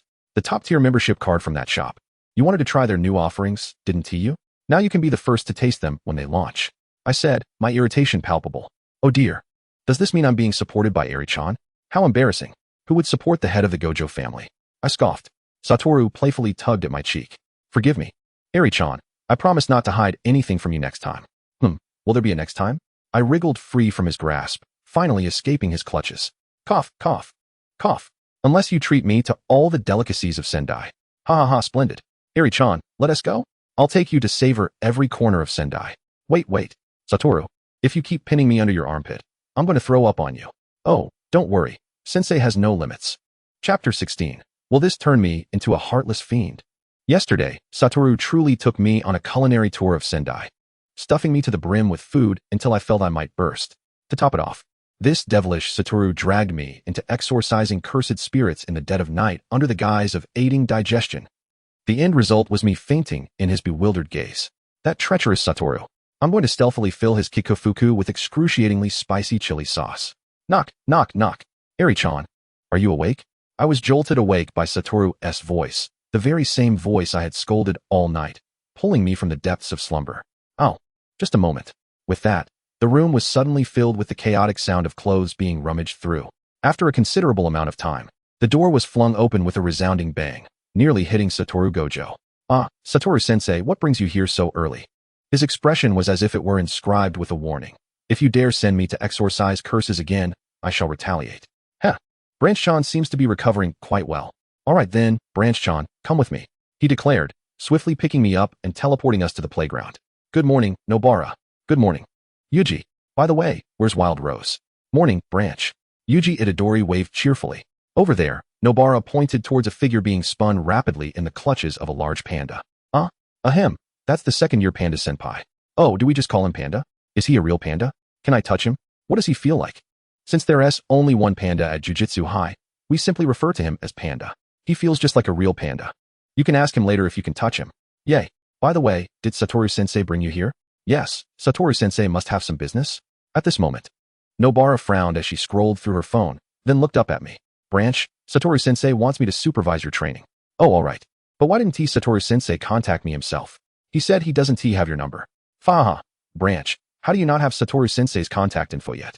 Huh. Do you all have it? Yeah, but it seems you were still unconscious at that time. Take care, Taketori-kun. It's your turn now, The panda approached with a mischievous grin. Do I have to spin in the air like before? Of course not. You will be sparring with me. Suddenly, Maki Zenin appeared, clad in a purple sports outfit and white sweatpants, striding towards me with a cursed tool in hand. Wow, what a cool big sister. Ahem. This is second-year Maki-senpai, and there's also Inamaki-senpai, who is not present, Nobara whispered. For some reason, Maki's face turned slightly red. Hey, I told you not to call me by my last name. And you, are you Taketori Branch? I'm Maki. You seem a bit frail. Ahem. I'll go easy on you. Okay, Maki-senpai. Oh ho. I know why her face is red. It's the tough exterior and soft heart of Maki-chan. Ahem. Alright, come on, let me see your close combat skills. After 3 exchanges, the girl sprawled out on the panda, resembling a puddle of mud, left Maki unusually silent. Are you really a jujutsu sorcerer? Haha, Maki-senpai, you're the third person to say that. Maki, didn't you know? What? I'm talking to my junior here. The panda, pinned beneath me, blinked and whispered, she's under a family curse. Why didn't that eye patch guy say so earlier? Otherwise, I would have seemed like an unfeeling demon. That was indeed the case. No, I'm still somewhat perceptive. I have to be gentler with my juniors. Is pampering them the only way to be gentle? Maki's face flushed slightly. Huffed, it's alright, Maki-senpai, I know my own body well. Then, with a sudden shift in tone, I exclaimed, I'm really exhausted. I tightly closed my eyes and shouted. Oh no. Little Branch's soul is about to fly away. Yuji struck a comical pose. Kombu, kelp, hello, are you okay? Upon hearing this adorable rice ball language, I suddenly opened my eyes and saw the lovely Toge Inumaki. I screamed, writhing on the ground, creating a bouquet of bellflowers. My face flushed as I nervously tugged at Inumaki's clothing. Hello, senpai, I'm Taketori Branch. You can call me Little Branch, or not, it's fine. This bouquet is for you. You're really cute, can we get married? No, wait, can we be friends? Matsutake, tuna, mayonnaise. No way. Inumaki quickly hid behind Maki. It's impossible to get married at first sight. Show me your sincerity. Maki brandished her knife, ready for action. And I too. Panda chimed in. My expression turned serious. If that's the case, I can only resort to that one move. Wah. I've never had a girlfriend. The moment I saw my seniors, I fell in love. If I can't marry my seniors, I'll be so sad that I can only eat 3 meals a day. I cried out, crawling dramatically towards Inumaki, tugging at his pant leg. Then scuttling towards the startled Maki and Panda. First and second year group. Don't come near us. Wild Rose angrily approached and dragged me away. And as I was being pulled, I didn't forget to express my heartfelt affection. Seniors, I really like you both. It's more important for the 4 of us to live well than anything else. Gaze. Ahem, you 3 look quite intimidating. I couldn't help but break the silence. Was Branch just teasing the seniors? Wild Rose spoke up. Little Branch, so you're double-faced. Oh no. There's a killing intent. I've never received a confession from Branch. How cruel. Nobara sighed in exasperation. Is that the point? Oh no, Wild Rose is angry. I quickly put on a flattering smile, nuzzling my face against Wild Rose's. I'm sorry, I'll make you lots and lots of flowers, if that is alright. I spread my palms and chanted, bloom. The next moment, several perfectly blooming pink bellflowers appeared in my hands. Transform, I continued the incantation. A beautiful flower crown materialized in my palm. With a charming smile, I placed it on Wild Rose's head. Is this unique to me? Or do they all have it? Wild Rose glanced sideways at the 2 male peers with crossed arms. Of course, it's exclusively for Nobara Dano. Childish. Nobara replied with a cold expression. Wild Rose, unfazed, chuckled contentedly. Branch doesn't have a sports uniform either. If you accompany me to go shopping tomorrow, I'll forgive you.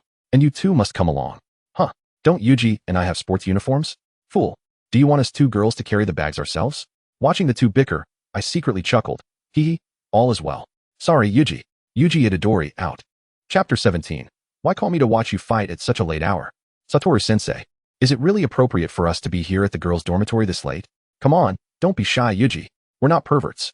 And I'm here for you, and Branch-chan. Exactly. Sensei must have his reasons. Hey, Branch-chan. Just returning from Wild Rose's dorm in my pajamas. I was startled to see two men standing at my dormitory door. Huh, what are you doing here? I exclaimed in shock. Has Satoru Gojo really become so perverted as to sneak into the girls' dormitory at night? Hey, what are you thinking, Branch-chan? I'm not a pervert. We just went out for a bit. It's outdoor training. I'm here to teach you the pinnacle of jujutsu combat, domain expansion. Apologies.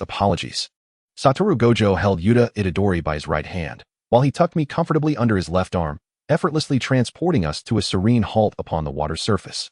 Where are we? Hey, where on earth are we? Suspended in midair above an unfathomable lake, Itadori struggled desperately, devoid of any sense of security. Meanwhile, I remained as tranquil as a mouse. We've arrived at the site of the Shibuya incident. But Satoru, why on earth did you bring me here? I'm still in my pajamas, and the lake's surface is dreadfully cold at this late hour. Have we been waiting long? That fellow is the vessel for Sukuna, isn't he? A visiting student eager to learn, Yuta Itadori. He gestured, lifting Itadori for emphasis. And this is the delightful, bamboozled Branch. Satoru, I feel nauseous. Could you please let us down? I timidly suggested. Mount Fuji, perched atop his head. Oh, Mr. Fuji, what a character you are, balancing a mountain atop your crown. Ha! Itadori and Branch. Please don't be like that. Mr. Fuji will surely be vexed. Satoru finally set us down, and both Itadori and I found ourselves standing on the water's surface. I gleefully hopped around near Satoru. The sensation beneath my feet was extraordinary. I turned to consider commissioning a pair of water shoes. Unlimited potential, 5 stars. But why aren't we sinking? Teacher, I was just at the Jujutsu High School 10 seconds ago. What on earth is happening? Well, we just flew over. Who are those two little rascals? Are they here to serve as shields? One of them is even in pajamas. I exclaimed, feeling quite disregarded. Shields? No. I told you, they're here for observation and learning. I'm instructing them on various matters. Don't mind them. Feel free to engage in battle. Eichu, the cold water at night is unbearable. I think I might catch a cold. All thanks to Satoru, that inconsiderate fellow. Hey, Branch, are you feeling chilly? Here, take my coat. Itadori said, stripping off his jacket and offering it to me. I gazed at Yuta with gratitude. You're truly wonderful. Sob. You're indeed a little angel. Yuta, Mama loves you. Branch's expression appeared oddly affectionate and contented. Itadori scratched his head, choosing to dismiss it, saying, it's fine. Branch, I chimed in. Have you two finished your chit-chat? You are utterly disrespectful. And bringing along 2 deadweights. How foolish. But Mr. Fuji, you're not human. I blinked innocently. Ha. No problem at all, because you're quite weak. Satoru's trademark smug grin. Bang. It seems Mr. Fuji has exploded. Satoru, you really have hurt Mr. Fuji's feelings. Itadori and I stood beside Satoru, whispering excitedly, enjoying the spectacle. Don't underestimate me, you little brats. I shall devour your smirking faces whole. Am I included?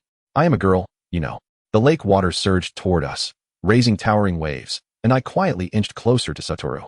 Seeing Itadori still dazed, I realized this had completely shattered his understanding of reality. I patted his shoulder and smiled. It's all right. Satoru will keep us safe. Don't be afraid. Stay close to me. Satoru tightly embraced both Itadori and me, pulling us close. Domain expansion. A vast expanse of darkness swiftly enveloped us, and magma erupted from behind the Shibuya incident, possessing an awe-inspiring destructive power. Iron Coffin, Mountain of Iron. This special effect deserves 8 extra chicken legs for the effects team. What on earth is this? Itadori exclaimed, his face a mask of shock. This is domain expansion. It constructs a realm using cursed energy, imposing a technique-based domain. What you experienced at the Juvenile Detention Center was an incomplete domain without a technique applied. If it were complete, first years would be wiped out. Surely, Yuta must have grasped this point. Expanding a domain consumes a significant amount of cursed energy, but it does offer its advantages. I must say, Satoru Gojo truly lives up to his title as the strongest. It's simple and easy to understand. Hey, can I expand my domain? Of course, host. But you'll have to rely on yourself for that. The system does not provide this service. Then I'll just have to work a bit harder. A friendly reminder. Facing death can unlock your potential. Oh, so you're saying I'll have to take a beating again. Haha. Chapter 18. Satoru Gojo's exquisite beauty. The most effective way to counter a domain is to expand our own. Upon hearing this, I knew a legendary scene was about to unfold. It's time to remove the blindfold and unleash the domain. When both sides expand their domains simultaneously, the superior technique will gain the advantage. However, this also depends on compatibility and cursed energy. My fingers brushed against the blindfold. Beautiful, exquisite beauty. It's happening, it's happening. There will be no ashes left, Satoru Gojo. With a mighty explosion, rocks and magma surged toward us with terrifying force. What? Shibuya? How dare you interrupt my admiration of exquisite beauty? Utterly unforgivable. Satoru fully removed his blindfold, expanding his domain. Limitless. A blinding light erupted, and I squinted, peering through the slits to gaze upon Satoru's divine visage. My heavens, look at that adorable little face, those soft white locks. Those fluttering slender eyelashes. Satoru without his blindfold is the epitome of cuteness. So kawaii, so kawaii. Sob, sob, I want to shower him with kisses. What Shibuya? What domain? What cursed spirit? I cared not for any of it. All I could see was this cherubic boy. Tender as a spring onion. Who would believe this is a man nearing 30? When I finally regained my senses, I felt as though I were adrift in an infinite expanse of the cosmos. This must be limitless. Glancing at Shibuya's bewildered expression, I felt a twinge of sympathy crossed out. Truly, Satoru Gojo is remarkable.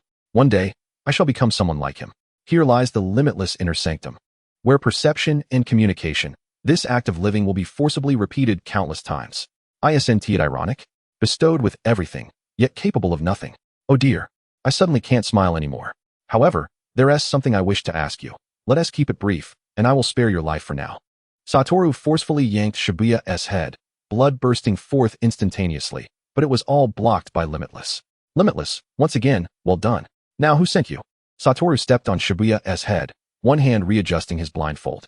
I happened to be standing behind Satoru, enjoying the view of his impressive physique and long legs. Only Satoru could wear a Jujutsu High school uniform like a body-hugging dress. I wonder how well that uniform conceals his impressive form. Satoru felt an inexplicable chill at his rear, but there was only Branch behind him. He quietly lowered his leg. Such a pity, I mused. In the distance. Oh, what do you think? Will you go to save them? I cannot be seen by anyone from Jujutsu High, so I'll head back. If you want to save them, go ahead. I never knew you had such feelings. Hanami conjured a flower at her fingertips, babbling on before vanishing into thin air. How audacious of a mere cursed spirit to say such things. A first-year special grade. Quite interesting. Suguru Geto clasped his hands behind his back, smiling as he departed. And all of this was broadcast live to me by the system. The host seems to have caught your attention. TSK, how annoying. Once I return, I shall indulge in a hot pot restaurant and savor pig brain. The focus shifts once more. Am I being manipulated? What benefit could there possibly be in killing me? In any case, who is it that stands against us? Who would tell you, you little brat? You're quite obstinate. If that is the case, I shall take action. I have conceived a brilliant plan. Eating history. As soon as the words left my lips, a bird soared through the sky, and with a splat, a droplet of bird droppings landed squarely in the mouth of the squawking Ro. What is this? Ro was momentarily stunned, instinctively smacking his lips. Ha ha ha, Mr. Fuji. How do you eat bird history? Ha ha ha. Yuji Itadori mercilessly mocked. Ha ha ha. Branch-chan is truly clever. The teacher adores you. Ha ha ha. Satoru Gojo laughed until he could hardly stand. You vile little brat. I shall kill you. Ro's face flushed crimson with fury. Just as I prepared to utter another curse, a vine sprang from the ground, separating Gojo and Ro while rapidly blossoming into a sea of flowers. Wow, flowers! How beautiful! The three of them were suddenly adorned with delicate pink blossoms. Gojo lightly slapped his own face to regain his clarity. This must be a curse technique. It would weaken their fighting spirit. Just then, Yuji, still lost in the effects of the curse, was suddenly snatched up by a vine and lifted into the air. In that moment, Hanami swiftly severed Ro's head. Thunderous explosion. The vine snapped, and Yuji was successfully rescued. Observing this, Gojo intended to pursue, but halted in his tracks, sensing the aura of someone who escaped with remarkable stealth.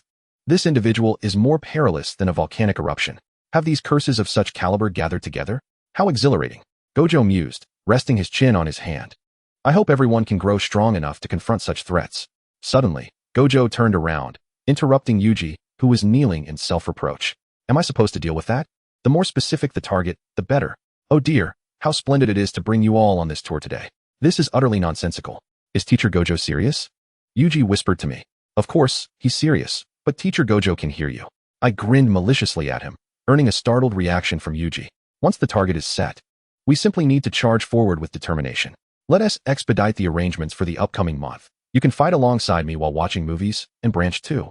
Let us practice together with the teacher. Ha ha ha. Medicine, restorative potions. Fighting with the teacher, will I even survive a month? Does that mean I'll be even more doomed? Wah-aya, the brothers in suffering wept in despair. Next comes the practical training, where we must accomplish several significant tasks, foundation and application. Once mastered, we shall shine at the exchange meeting. I have a question, teacher. Yuji raised his hand. Please, go ahead. Yuji, what is the exchange meeting? Didn't T.I. inform you? Chapter 19, we are no longer close friends. Can't we arrange a few more vending machines? Wild Rose casually complained, tossing me a can of drink. That's not feasible. There are only a handful of staff allowed in. I glanced at the drink in my hand, and the words, sea salt rose mousse black tea, rendered me momentarily speechless. Is the beverage from the high school always like this? I pressed randomly. How did I end up with such a bizarre flavor? Wild Rose curiously took the drink and scrutinized it. Let me see what flavor you have. The prominent words on it read, Matcha Daifuku Nut Beverage. Megumi Fushiguro sighed. Can this truly be consumed? He pressed a few more cans and handed them to us. While sipping the normal drink Fushiguro offered, I remarked, I believe Teacher Gojo would certainly enjoy these drinks.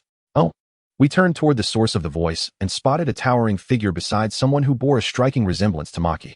Zenin-senpai, what brings you here? I see. The atmosphere is quite similar. Are they sisters? They are twins. Honestly, Fushiguro, calling out like that makes it difficult to distinguish between you and Maki. Just call me Mei. Mei flicked her hair. Are these individuals substituting for Yuta in the third years?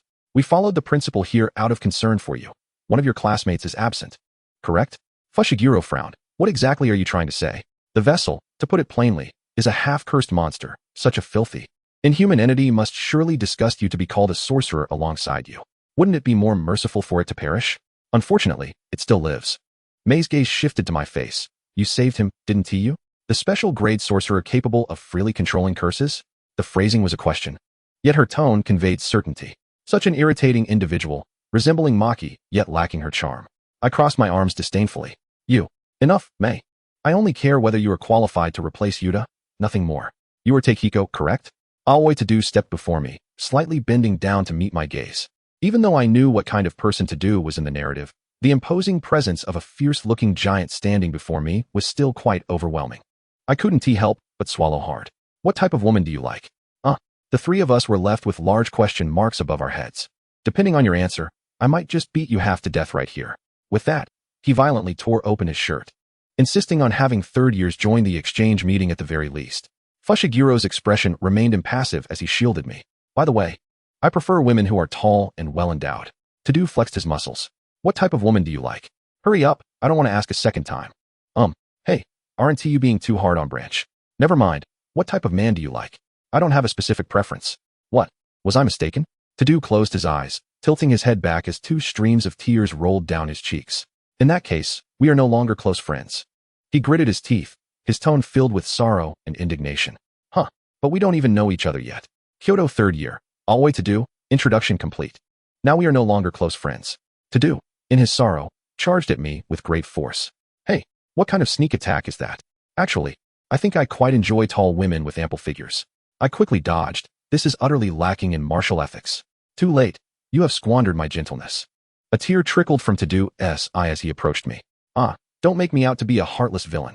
On the other side, Nail Shizuku was entangled with Mei, while Fushiguro rushed to assist her.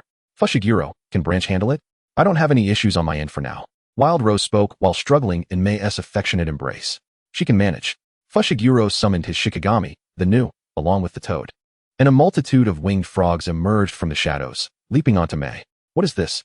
Disgusting, get away.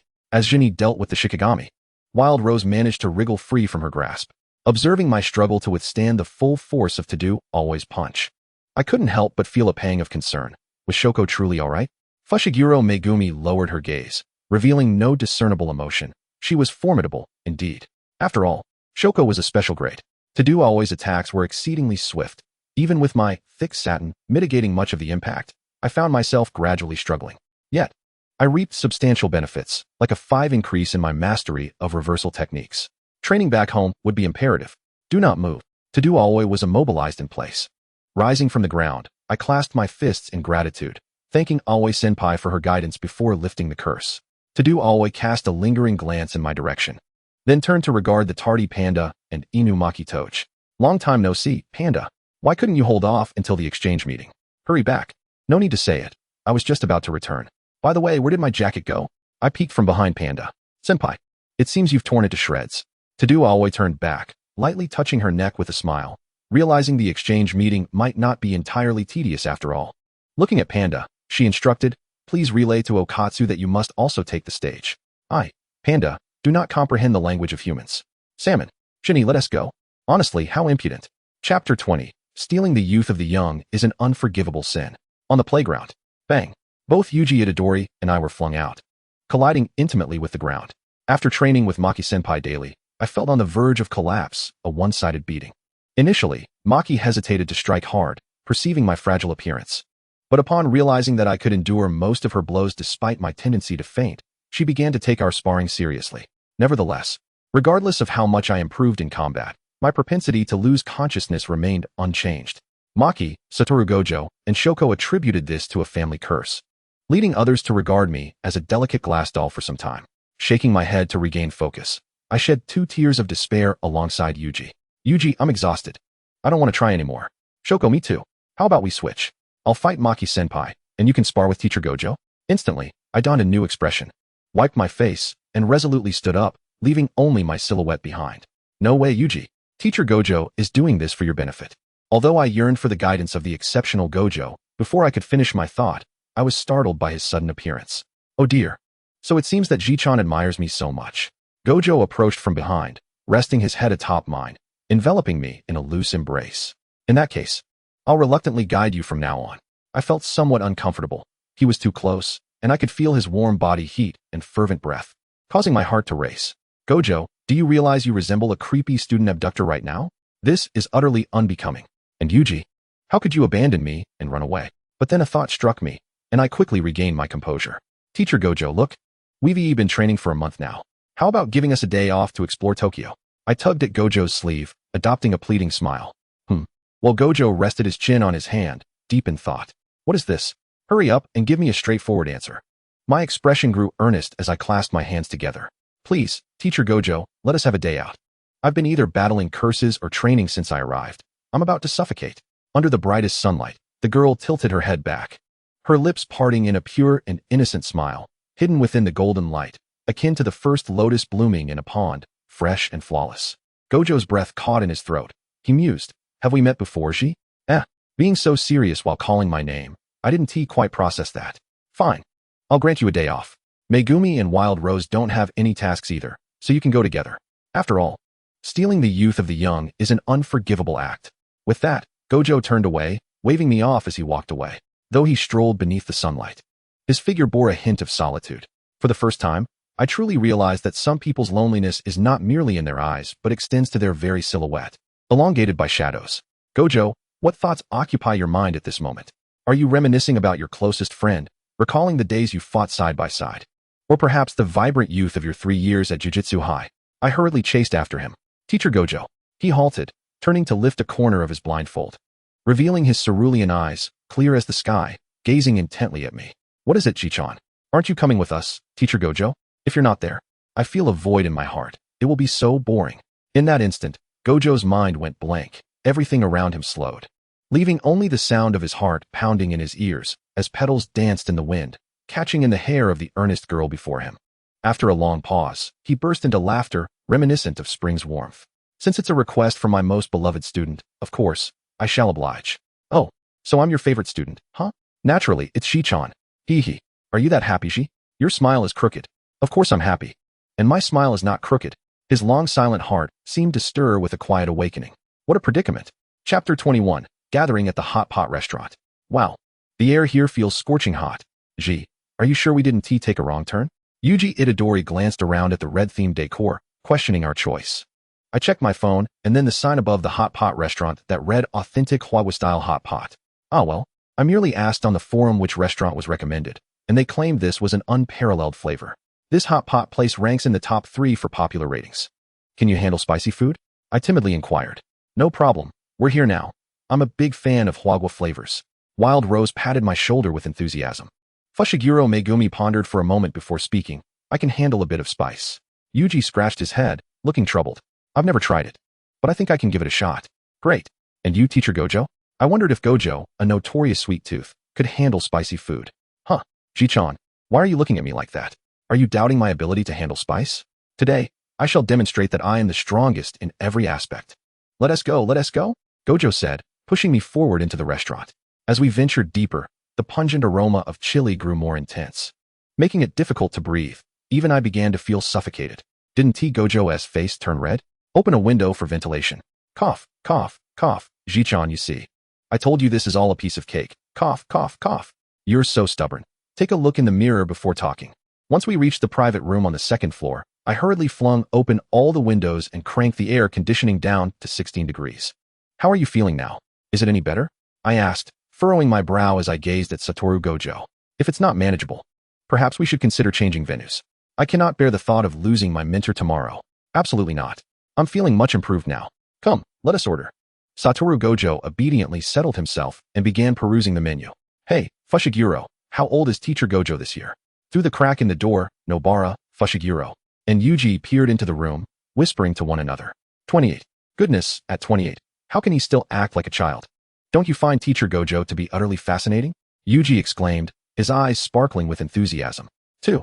Oh, that's silly Yuji. Yeah, Yuji, Nobara, Fushiguro, hurry up and order. Gojo waved his hand, grinning widely from his seat, beckoning the others who were still chatting at the door. We're coming. Let us order a Inyang hot pot. Half spicy and half non-spicy. If everyone can handle it, we can switch to all spicy later, I suggested, as the one with the most experience in spicy food. I have no objections.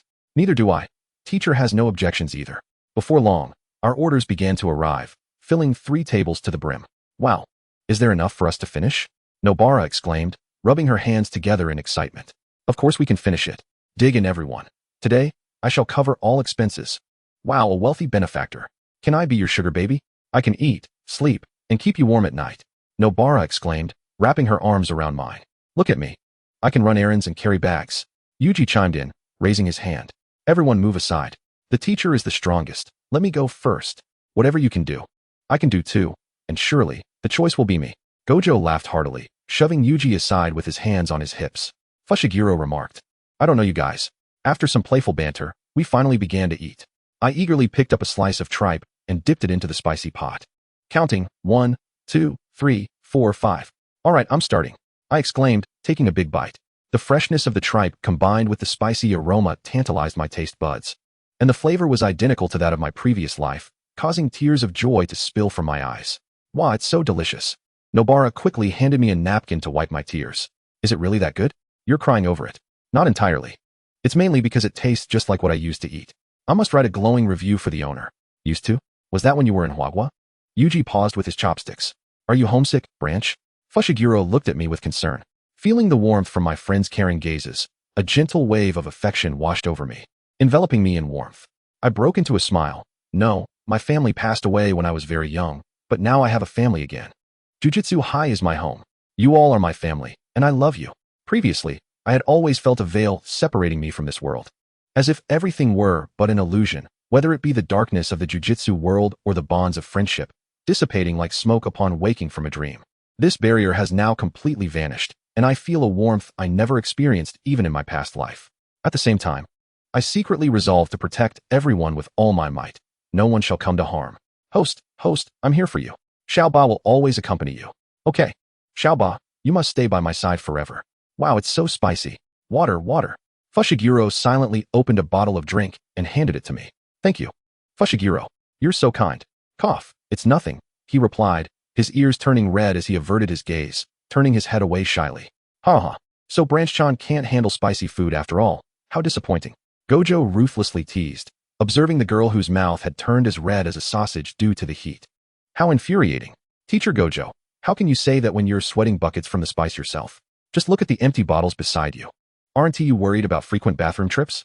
I retorted, my cheeks puffed with indignation. Aha, Branch-chan, why resort to personal attacks? Gojo-chan is so sad, he said, already having removed his eye mask, his soft hair cascading down, some damp strands sticking to his face from perspiration, his baby blue eyes gazing at me with a heart-wrenching innocence. How infuriating. Why does my conscience feel a twinge of guilt? I silently lowered my head, covering my face to avoid looking at him. This tactic doesn't work on Branch-chan? Before Gojo could continue his musings, a muffled voice emerged from behind my hands. I'm sorry, I'll treat you to Jikafuku. The 3 of them, Having witnessed the entire exchange, felt a mix of emotions. Nobara remarked, "Close your eyes, and you 1T see the future of Jujutsu High. Scoundrel. How dare you seduce her?" Chapter 22. A life exploited by an unethical teacher. Days passed in a blur. I was either being mercilessly beaten by Gojo under the pretext of physical training or dragged out by this unscrupulous teacher to exorcise curses, while he, on the other hand, was busy queuing for limited edition desserts. Here are my memories of the events. Branch-chan, do your best. Teacher has already taken care of the account. Oh. There's an urgent matter that requires my attention. Remember to contact me once it's done. Gojo's tone was as sweet as that of a high school girl. I shivered with goosebumps. It's no wonder he was dubbed the human oil. Rest assured, Gojo-sensei, I can handle things here. However, when I easily exorcised a curse and received a text from Gojo to find him, I spotted him standing out in the crowd, his tall frame of nearly 1.9 meters and white hair making him conspicuous as he queued for dessert. I felt a wave of helplessness wash over me, my mind spiraling in frustration. Gojo, you're 28, not 8. While your student is tirelessly battling curses, you're here buying desserts. Is this how a responsible adult behaves? Yet, Gojo flashed his trademark grin, raising his hand high as if to ensure I wouldn't miss him, and shouted, "Branch-chan, I'm right here. I know you're here." It's impossible to ignore someone so conspicuous. All eyes in the vicinity were now on me, and I felt as if I might shatter into a million pieces. I lowered my head, attempting to scratch the floor with my toes, my ears and face burning with embarrassment as I sensed the intense stares. I chose to pretend not to recognize him. Ha, what a nice floor. Ha, what nice shoes. I decided to turn around and feign nonchalance. What? Someone seems to be calling me. I'll go check over there. Then, I pretended as if nothing was amiss and prepared to walk away. What? Branch-chan, you dare not recognize your teacher? I'm so heartbroken, he exclaimed dramatically, leaving the queue to rush over and envelop me in a tight embrace, burying his head in the crook of my neck as he sobbed. His fluffy hair tickled my neck, and feeling his distinctly masculine scent enveloped me, causing me to blush fiercely, so much so that I felt as if I were about to erupt like Mount Fuji atop a coral reef. My head spun. Gojo, please maintain some social distance, you scoundrel. I wanted to push him away, but with everyone around looking at me as if I were with a scoundrel, I didn't know what to do. I could only awkwardly raise my hands to show I had done nothing wrong while softly attempting to awaken the scoundrel's conscience. Gojo, you need to explain yourself quickly. From my hidden perspective, Gojo smirked with satisfaction, then sweetly replied, what should we do then? The teacher is unsure how to explain. I inhaled deeply, attempting to moderate my tone as I endeavored to negotiate with this elderly man, whose psychological age seemed to be merely 3, despite him nearing his 30s. Teacher Gojo Satoru, dear Gojo-kun, would you allow me to purchase you a limited edition dessert? Please stand still, and we can discuss matters at our leisure. Humph, then I want the limited edition strawberry daifuku that you promised to buy me. Gojo Satoru nuzzled against my neck in a playful manner, tickling me like an affectionate white cat. All right, whatever you say. Upon hearing this, Gojo Satoru finally lifted his head, satisfied, and took my arm as we made our way to the end of the line. I glanced up at Gojo Satoru, who radiated with the pride of a peacock in full plume, and then at the lengthy queue before us. I tugged gently at the hem of his clothing. Bending down, Gojo brought his head close to mine. What's the matter, dear? Ignoring his wounded gaze, I pushed his head back slightly. Teacher Gojo, aren't you the head of the Gojo family? Why must you personally stand in line for sweets? Oh, is that what you were wondering? Because it adds a sense of ceremony. Don't you think this heightens the anticipation for the dessert? Gojo Satoru looked at me with excitement. Well, in that regard, I must agree, I replied, giving his arm a gentle pat. Wait, did he not unleash his limitless technique? My thoughts drifted back to the memories as I lay on my dormitory's soft bed, seeking relaxation while conversing with my companion, Little 8. By the way, Little 8, what identity have you arranged for me? I feel rather formidable. Dear host, during your training, Little 8 has quietly leveled up. I am no longer in the beta version, but have transitioned to the official version, unlocking new features, and I shall now present your personal panel. Name, Takahashi Kishi. Gender, female. Age, 18. Height, 171 centimeters. Technique, Netherworld Guidance, Unawakened. Physique, Word-bound Law Plus version. Skill, Soul Sealing. Cursed Tool, Special Grade Cursed Silk. Identity, the sole daughter of a reclusive family residing in Huagua, inheriting a substantial fortune alone. Born due to a curse from the family's secret arts, she possesses a notable physical affliction. This identity seems a bit excessive. Doesn't it? Quite dismissive. It's precisely because much is omitted that the host can exercise creativity. Don't worry, you can boldly fabricate your story, with Little 8 around. 6 eyes 1T see through it. Alright, you've somewhat persuaded me. Shouldn't you tell me what my unawakened technique is? Ah well. Little 8 doesn't know the specifics, dear, but you can potentially awaken it by facing death. You might just unlock it. The overly sweet tone of Little 8 made me seriously question whether he had been learning from Gojo Satoru. Suddenly, I sensed something amiss. Little 8, are you hiding something from me? My inquiry bore a tone of certainty. Ah, how could that be, dear host? You've been insisting that I must face dire situations. Surely, this wouldn't benefit you, would it? Ah, how could it not be? You're overthinking it, dear host. Little 8's youthful voice was no longer endearing. It nearly revealed his inner turmoil. Your guilt is practically written on your face. Speak the truth. All right, dear host. The truth is that entering the state of enlightenment allows me to gain energy upgrades, and the fear of death maximally stimulates potential, hence my actions.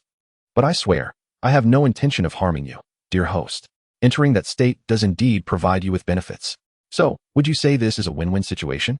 I sighed, feeling annoyed not by the situation but rather by Little 8's secrecy.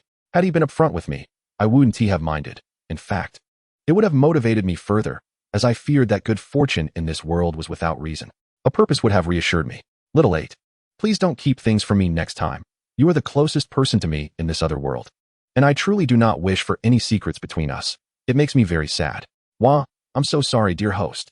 I promise I won't keep things from you again. After my upgrade, the main system offers rewards, and I'll give you everything right away. The system notification chimed in. Ding. Obtained 3 chances for the prize draw. Ding. Received 80 million in the bank. Ding. Obtained how to harmonize system and host relations 1. Ding. Obtained 3 phrases to make the host obey you 1. Ding. Obtained 5 delicious energy orbs for the system. This unfortunate child had lost his pants due to my trickery. My conscience pricked a bit. I accepted the money and draw chances, but the rest should be returned. I silently made my selections and hit send. Hey, dear host, you're so kind to me. From now on, Little 8 will be sure to give you any good things first. The voice of the silly fawn echoed in my mind. It's nothing at all. Little 8 is my most cherished companion. If I don't treat you well, who else should I? I hadn't realized how naive this unfortunate child was. My conscience ached even more. Dear host, Little 8 loves you the most. Chapter 23, The Hero Rescued by Beauty. Dear, wake up. We have a mission to accomplish today. The unrelenting voice of Little 8 echoed in my mind early in the morning. I sat up shakily from bed. I had chatted with Little 8 until late last night, and only 4.5 hours had passed since I lay down. Given my frail constitution, I genuinely feared I might not endure and simply perish. Little 8, you better have something extremely urgent. A hint of threat colored my voice. Aha, dear host. Today we are going to rescue Yoshino Junpei. If we wake up early, we'll have ample time, Little 8 replied, drenched in sweat. Oh, ding. Detected main quest, rescue Yoshino Junpei. Quest reward, doll clone 1, complete form, an exact replica of you, can serve as an additional body. But only one can exist at a time. Ding. Detected side quest, get to know Yoshino Junpei. Quest reward, weakness buff aura, once worn and activated. All beings will perceive you as a delicate and frail girl, with customizable intensity of the aura. Very well, I am quite satisfied with this reward. Quickly locate Junpei's position. Position pinpointed. How does my dear host plan to proceed? How bothersome. If only I could teleport. I'd love to draw from the skill wheel. Draw chances for the wheel. 5. Arrival. Able to teleport. Distance limit unknown. Sustainable development of the skill. Little 8, provide the exact location. As I spoke, I fished out my phone to message Gojo Satoru for a leave of absence. Takahashi Kishi. Teacher. May I take a day off? I'm going shopping. Good-looking guy Gojo. Approved. Should I have the others carry your bags? Takahashi Kishi. No need. I'm just browsing. Good-looking guy Gojo. Alright, the earlier you go, the sooner you'll return. Dear one, location has been sent. Let us go. He glanced at my chest with an overtly lascivious gaze. Bang. Junpei Yoshino was struck forcefully, his back crashing against the surrounding wall with a resounding thud. Due to Tsubasa's imposing stature, when he took off running, it was akin to a tumultuous wave. The group erupted into a cacophony of nauseating laughter. I understand your feelings. Little Yoshino, they jeered. Ha ha ha. I didn't see anything. Are you implying that Tsubasa lied? A boy kicked Junpei Yoshino to the ground. As the slick-haired boy raised his foot to deliver another blow, a voice laced with latent fury rang out, causing his body to become uncontrollably rigid. Strike the person beside you. With that command, he swung a fist at a nearby scrawny boy. Thud. Cough cough, are you insane? Why are you hitting me? Hit back. Hey, I don't know. Why are you hitting me? The girl suddenly realized something was amiss, her expression turning panicked. Stop. Don't hit. I used my abilities to leap down from the wall. The The two combatants, who had just ceased their brawl, seemed to have forgotten their earlier fear, now sizing me up with lewd gazes. Well, a beauty. Are you planning to join us for some fun? Ha ha. I ignored the pitiful creatures and bent down, extending my hand to Junpei Yoshino. Are you all right? Can you get up? I'm fine. He hesitated as he placed his hand in mine for support, cautiously scrutinizing my expression. I smiled warmly. Shall I help you take revenge? The two boys nearby erupted into laughter as if they had heard a grand joke. Ha. What? If you serve us well, perhaps we might spare your life, ha. Their audacity was laughable, utterly revolting. Yoshino pushed me gently. You should leave. This has nothing to do with you. They're after me. I positioned myself protectively behind him, turning to confront their grotesque faces. With a chilling gaze, I spoke softly. Oh, spare your life, you say? TSK. You fellows aren't entirely devoid of compassion. If you were to kill him so easily, wouldn't that be a waste of fine talent? Ha. One of them, emboldened by foolishness, approached, attempting to touch my face. If you cannot control your filthy hands, perhaps they should be severed. My hand. He stared in horror at his severed arm. Monster. The other boys scrambled in terror toward the alley's exit, only to find themselves thwarted by an unseen barrier. I advanced toward them step by step, my body stained with the blood of the unconscious figure whose arm had been severed. No, don't come closer. Do you know who my father is? He won't let you get away with this. One of them obstinately clung to bravado. Please, I didn't do anything. Spare me, please. A pool of yellow liquid spread beneath him, the stench of urine wafting through the air. I frowned in disgust. Since your mind is so preoccupied, I wonder how you will fare next time. Boom. Blood erupted from the groins of the three boys, splattering through their trousers and creating a mist of crimson. They instantly lost consciousness from shock and blood loss. I smiled contentedly, brushing off non-existent dust from my hands before turning to the girl cowering in the corner. You enjoy framing others, don't you? Well, from now on, you shall remain silent. Woo. She covered her mouth in terror, her face streaked with tears. TSK. How unsightly.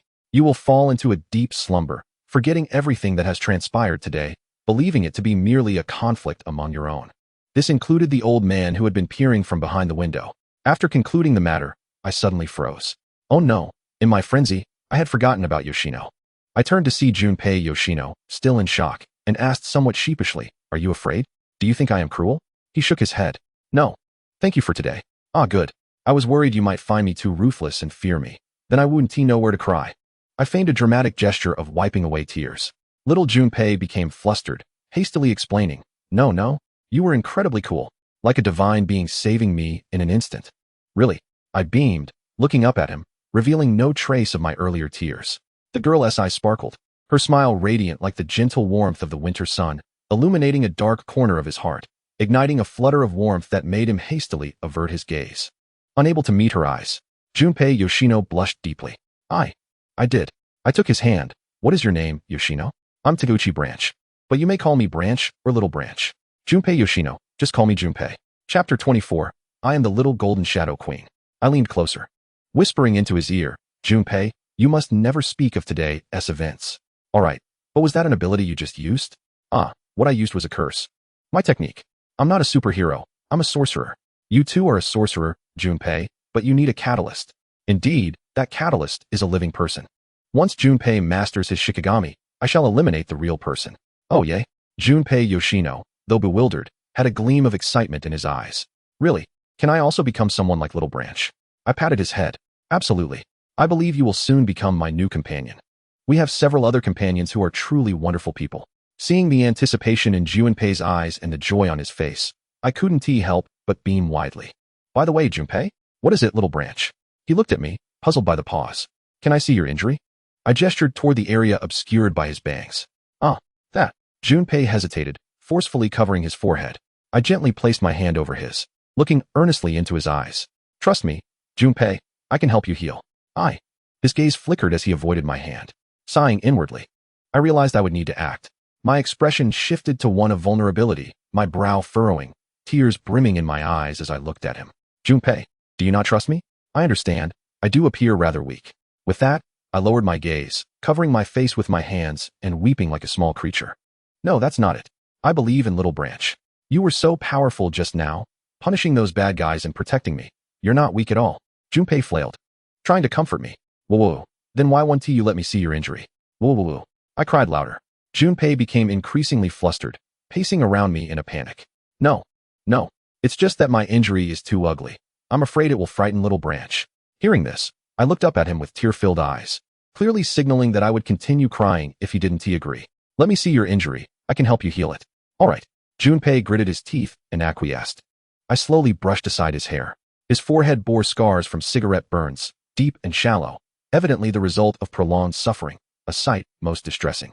Junpei. It must hurt terribly, I said, tears streaming down my face. No, it doesn't hurt anymore. Junpei Yoshino hurriedly took out a tissue to wipe away my tears, his heart aching with an unspoken reproach as he murmured, "See, I told you it would frighten Shoko. No, I will treat you right now." I inhaled deeply, reminding myself that those individuals would meet their end sooner or later, and I mustn't burden myself with their lives, nor be pursued by the rotten fruits of fate. Gently, I placed my hand over his injury. A brilliant orb of soft white light, powerful yet not blinding, materialized in my palm. "Reversal technique," I whispered. The warmth was soothing, a slight tingling sensation, and his skin, touched by my delicate hand, felt feverishly hot, causing Yoshino Junpei to blush and avert his gaze. Before long, I declared, "All right, Junpei, take a look." I conjured a mirror and handed it to him. With great care, Yoshino Junpei peered into the mirror, sweeping aside his long bangs, revealing unblemished skin as if he had never been harmed. He stared vacantly at his reflection, having resigned himself to a life marked by scars. "Shoko, well, how about that? Am I not impressive? Praise me," I teased. Suddenly, I found myself enveloped in a warm embrace.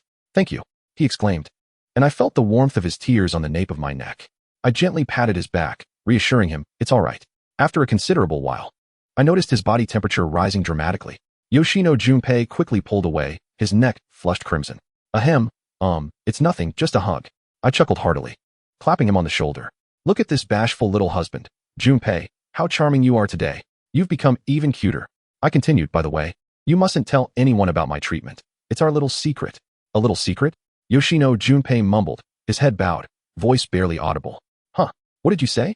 "Nothing. I understand." He forced a casual smile. "Ah, so little Junpei has turned mischievous." I feigned a look of betrayal. "Never mind, I haven't explored this place yet. Today, Junpei shall be my guide," I exclaimed, pulling him along with renewed enthusiasm.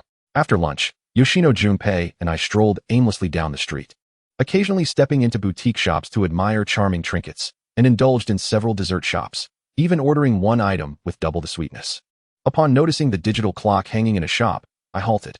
"Junpei, let's exchange contact information. It's getting late, and I must return to school." Glancing at my phone, I saw a staggering 99 unread messages.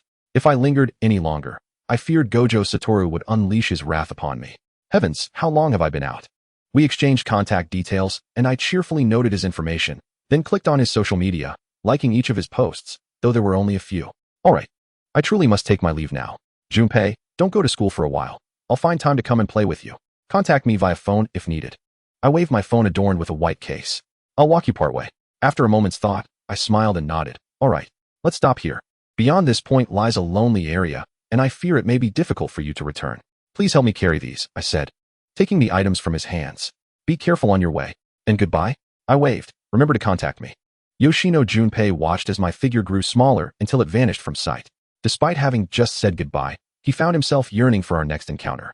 Chapter 25. The infuriating cat ugh. "I'm so tired," I panted, barely halfway up the path, wishing I could simply lie down and sleep. "Why don't I just teleport? Why must Jujutsu High be nestled deep in the mountains?" I shouted, producing a reverberating echo. Oh dear, how tragic. Just as I set out, I stumbled upon a pitiful Shoko. I could tell from the beginning this was the work of that insufferable Gojo. "Ah, what a coincidence, Teacher Gojo. Are you here to hike for fitness?" I squinted, feigning exhaustion. "Not quite, Shoko. I am here to apprehend a certain troublesome student who has been ignoring my messages, causing me great concern." I quietly pulled out my phone to check. 99 notifications. My heart sank. "Ah, well, you see, it was all a misunderstanding, and that is how it went. Ah." I laughed awkwardly, my confidence dwindling. "Shoko, you are truly heartless. As soon as you took a leave, you completely ignored me." "Oh, it was all an accident, I assure you. I promise there will be no next time." "Very well, I shall take you back, and you can ponder how to explain yourself." Gojo Satoru effortlessly tucked me under one arm, while the other held a large bag of desserts, lifting me off my feet entirely. He teleported us back to the dormitory, but I noticed something amiss. Gojo, where have you brought me? Teacher-S dormitory, of course. I remained silent, slowly turning to face him, a large question mark hovering above my head. Well, it seems I can't enter the girls' dormitory, so I had to bring you here. He opened his dorm room door, urging me inside. Don't be shy, come on in. It felt as though a white cat was beckoning me. Come play with me. This doesn't seem quite appropriate, but if he doesn't mind, why should I? I'm merely curious about what a teacher-S dormitory looks like. Taking a deep breath, I followed him inside. It appears Gojo's dorm is rather ordinary. Not much different from others. Sit. Gojo insisted, pushing me onto his bed, which appeared to be about 3 meters long. The power of money was evident. The bed was incredibly spacious and soft. If I could sleep here, nestled between Shoko and wild roses, I wouldn't mind at all. What are you thinking about, Shoko? Your tone seems rather cold. What brand is this mattress? It's so comfortable. I couldn't help but exclaim. If you like it, I can have one custom made for you, Gojo replied. Now, perhaps you should explain why you've been unresponsive to my messages. How could you leave me in suspense? I detected a hint of annoyance in his tone. Report. I was off saving heroes. I declared boldly, sitting up straight. But then remembered my day of silence and slumped back down. How so? Well, I was saving heroes. What else is there to say? That response will surely earn you a reprimand. Detail it. Who did you save, what occurred, and why did you ignore my messages? I was quite worried about you. Gojo began to massage the spot where he had just tapped me. Who knew how much he had worried during my silence? Had it not been for confirming there was no cursed energy, he would have ventured out the moment I failed to respond. As for why he was so concerned, he couldn't quite understand it himself. Perhaps it was because I appeared so fragile, as if a single punch could render me lifeless. It must certainly be because Ji-chan is too weak, fearing that one day she might perish in an unnoticed corner, leaving him with only one beloved student. And when that time comes, he wouldn't even know where to weep. Gojo Satoru grew more convinced of his thoughts, entirely disregarding the fact that the girl he believed could be easily vanquished with a single punch was actually capable of annihilating special-grade curses in one swift blow. Well, in truth, I have made a new friend. He is utterly adorable and also a sorcerer. Friend? The atmosphere surrounding Gojo Satoru instantly became oppressive. Indeed. I wished I could shrink into a quail, completely unaware of where I had inadvertently crossed his line. Hey, do tell the teacher in detail. He suddenly retracted that terrifying aura, clinging to me as if nothing were amiss. It was like, abababa. Oh, and then, abababa. MMM. So in the end, that is how it went. I sat upright, hands on my knees, innocently blinking at him. Well, considering you brought a gift for the teacher, I shall reluctantly forgive Ji-chan. How did you know it was for you? The teacher has already secretly tasted it. So don't tell the teacher when Ji-chan starts liking double sweetness too. My pupils constricted, and I hurriedly checked the several bags of sweets, indeed finding them already unsealed. When did you eat them? How am I supposed to share with Shuko and Maki now? I exclaimed in frustration.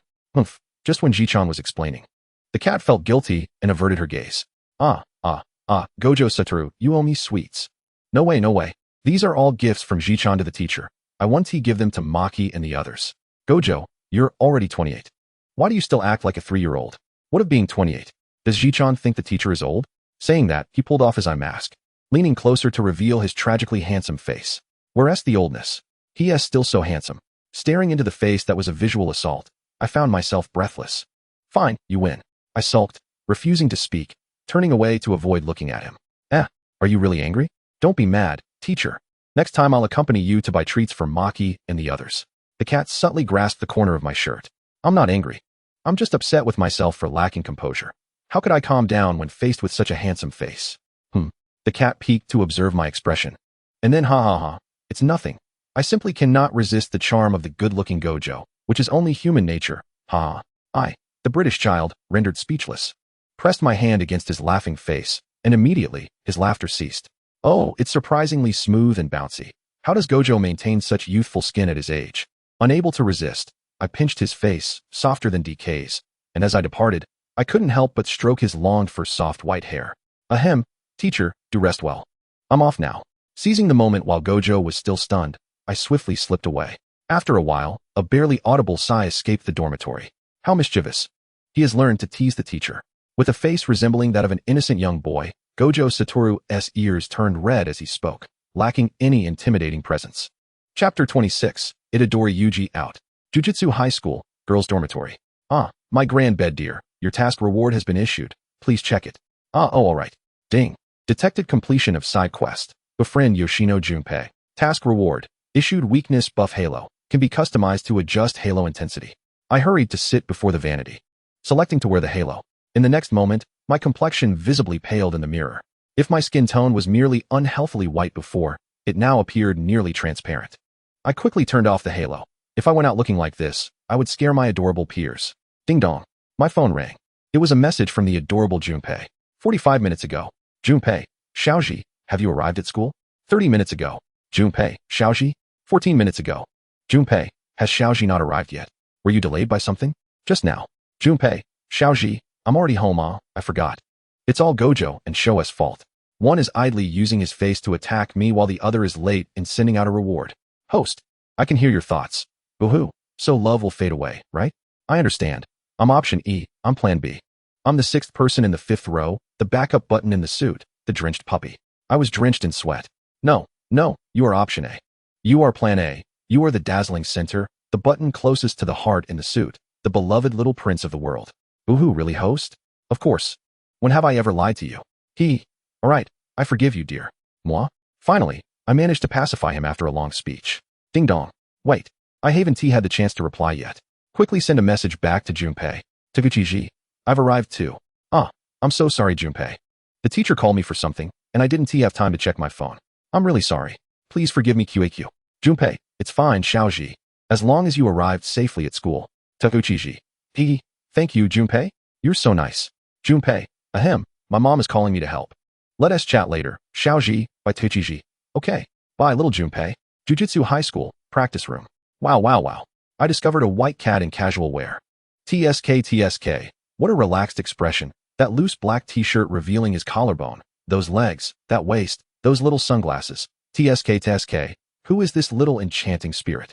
Oh, I somewhat wish to peel off his shirt to see his abs. Does Xiaoji like this style? Indeed, actually my XP is white-haired. Be bold. There's nothing to be shy about. If you like it, you must say it. In fact, once I gather enough energy to level up, I can transform. And then I can become this style. Wow. Then, you must work harder. I'm really looking forward to it.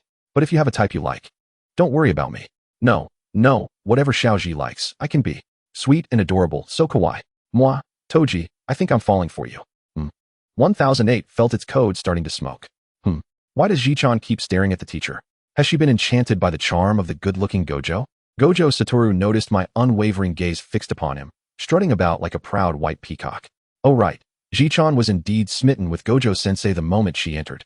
From the corner where she had been overlooked, Itadori Yuji attempted to awaken a hint of camaraderie. Don't speak nonsense, okay? Our Gojo-sensei is the kind of boy who blushes at the slightest touch on his ears and face, and when he argues, he cries and throws a fit. Sweet, soft, and fragrant, a gentle squeeze brings forth tears, and in turn, a delightful milk burp, enveloped in a milky aroma. If ever wronged, this little darling will leap into your embrace, seeking comfort. My sincerest apologies, Toji. I have chosen to read your message and respond erratically. Cough. Originally aloof and detached, Satoru Gojo found himself choking on his own saliva, his ears tinged with an unmistakable blush. After digesting this outrageous statement, he broke into a mischievous grin. Well said, Branch-chan. You shall be the first, he declared. I believe I can still salvage the situation. Bang. Gojo, you lack martial ethics. How can a heartless teacher ambush a student with teleportation? I was flung out of the scene, only to endure a merciless beating of affection. I lost consciousness. Takazaki Branch. Out. When I finally stirred back to consciousness, I found myself reclined on the soft lounge chair of the training room. Have I been beaten so frequently that a visit to the infirmary is unnecessary? Hey, just so happened that Shoko passed by, so I had her check you out. You're perfectly fine. Are you sure she just happened to be passing by? Ha. Little Branch, you've been beaten. Toji has also been sent flying. Toji Yujin out. Hey, it's over.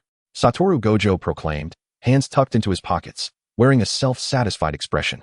Toji and I exchanged glances as we lay side by side on adjacent recliners. Branch-chan has certainly improved her physical skills, but her body still struggles to keep up, leading her to faint at the slightest exertion. So weak. Gojo bent down, poking my cheek with an insistent finger. The other party has declined your call request. Branch-chan, please return my face. The other party has declined your call request. Branch-chan, return my face once more. The other party has rejected your message. Branch-chan, Gojo-sensei, your smile terrifies me. Toji Yujin murmured from beside me. Yujin's cursed energy lags behind, unable to keep pace with your explosive power. The technique for holding cursed energy is still immature, causing it to linger erratically, thus creating an irregular flow of cursed energy. Just as one realizes the fist has struck, the cursed energy collides. In essence, a single strike can yield a secondary impact. Straight, court, fist. This will become one of your formidable weapons. This is not something one can master merely by desire. So now, Yujin, come practice with the teacher. Satoru Gojo chuckled as he hoisted Yujin. No, please. Hearing this anguished cry, I silently mourned for Toji for a brief moment. Yujin out. Chapter 27. The reliable and mature Nanami. In the dimly lit corridor. This time, I cannot bring you along on the mission, but fear not. I have summoned a trustworthy junior. Satoru Gojo swung open the door and rushed to embrace the back of Nanami, who was facing away from us. No longer a salaryman, but a sorcerer, Kinto Nanami. Gojo radiated a blinding light. I dare say he is the sun. Please refrain from such a comparison. Sobs, look at this stance. This tone. Is this truly a mature, composed adult? My heart aches. Gojo, you should learn from Nanami. After all, you are the senior here. There are many odd characters among sorcerers, but this fellow has actually held a proper job, making him quite reliable. And he is a grade 1 sorcerer, no less. Nanami coolly adjusted his glasses, likely aware that others did not appreciate being spoken of in such a manner. If you no longer wish to be a salaryman, why not become a sorcerer from the outset? Oh no, knives. All knives. Ha ha ha, all knives. First, one should greet properly. Nanami stood with a straight posture, slightly bowing. Nice to meet you, Toji-kun, Takazaki-kun. Just look at him, and then look at you, Gojo. Gojo, bewildered by my disapproving gaze, wondered if I had been caught stealing the sweets brought for them. Indeed. Nice to meet you. Bows during my time at Jujutsu High, I perceived that. Sorcerers are nonsense. I can answer that. Buzz in, buzz in. Huh, little branch, how can you also? Toji Yujin was petrified. Nanami shot me a glance of exasperation. During my time at the company, I realized. Pausing for a moment, he continued confidently. Labor is nonsense. I know. Gojo is the king of history. Of course, I refrained from uttering this aloud, lest I wound the cat's feelings. Is that so? Since everything is nonsense, I might as well choose what suits me better. That is my reason for returning. Gojo leaned conspiratorially towards Toji, attempting to coax me into joining them, only to be met with my unyielding refusal. The two whispered together, how suspicious, right? Toji-kun, please do not assume that I share the same sentiments as Gojo-sensei. I trust him and rely on him. Ehe. Gojo looked pleased. Striking a pose and throwing us flirtatious glances, crossed out. I pinched my palm to suppress my laughter. I couldn't hold it in anymore, and I burst out, Uft. I can't take it anymore. I'm sorry, Gojo-sensei. I'll treat you to some Kyokafu when I return. Ahem, my apologies, please continue. I finally ceased my laughter, regaining my composure. I despise the actions of those above, yet I stand by the rules. Those above refer to the rotten oranges, I presume. The thought of their revolting operations makes my cursed words itch to be unleashed. Although I cannot kill, surely it is permissible to make them suffer. I've said too much.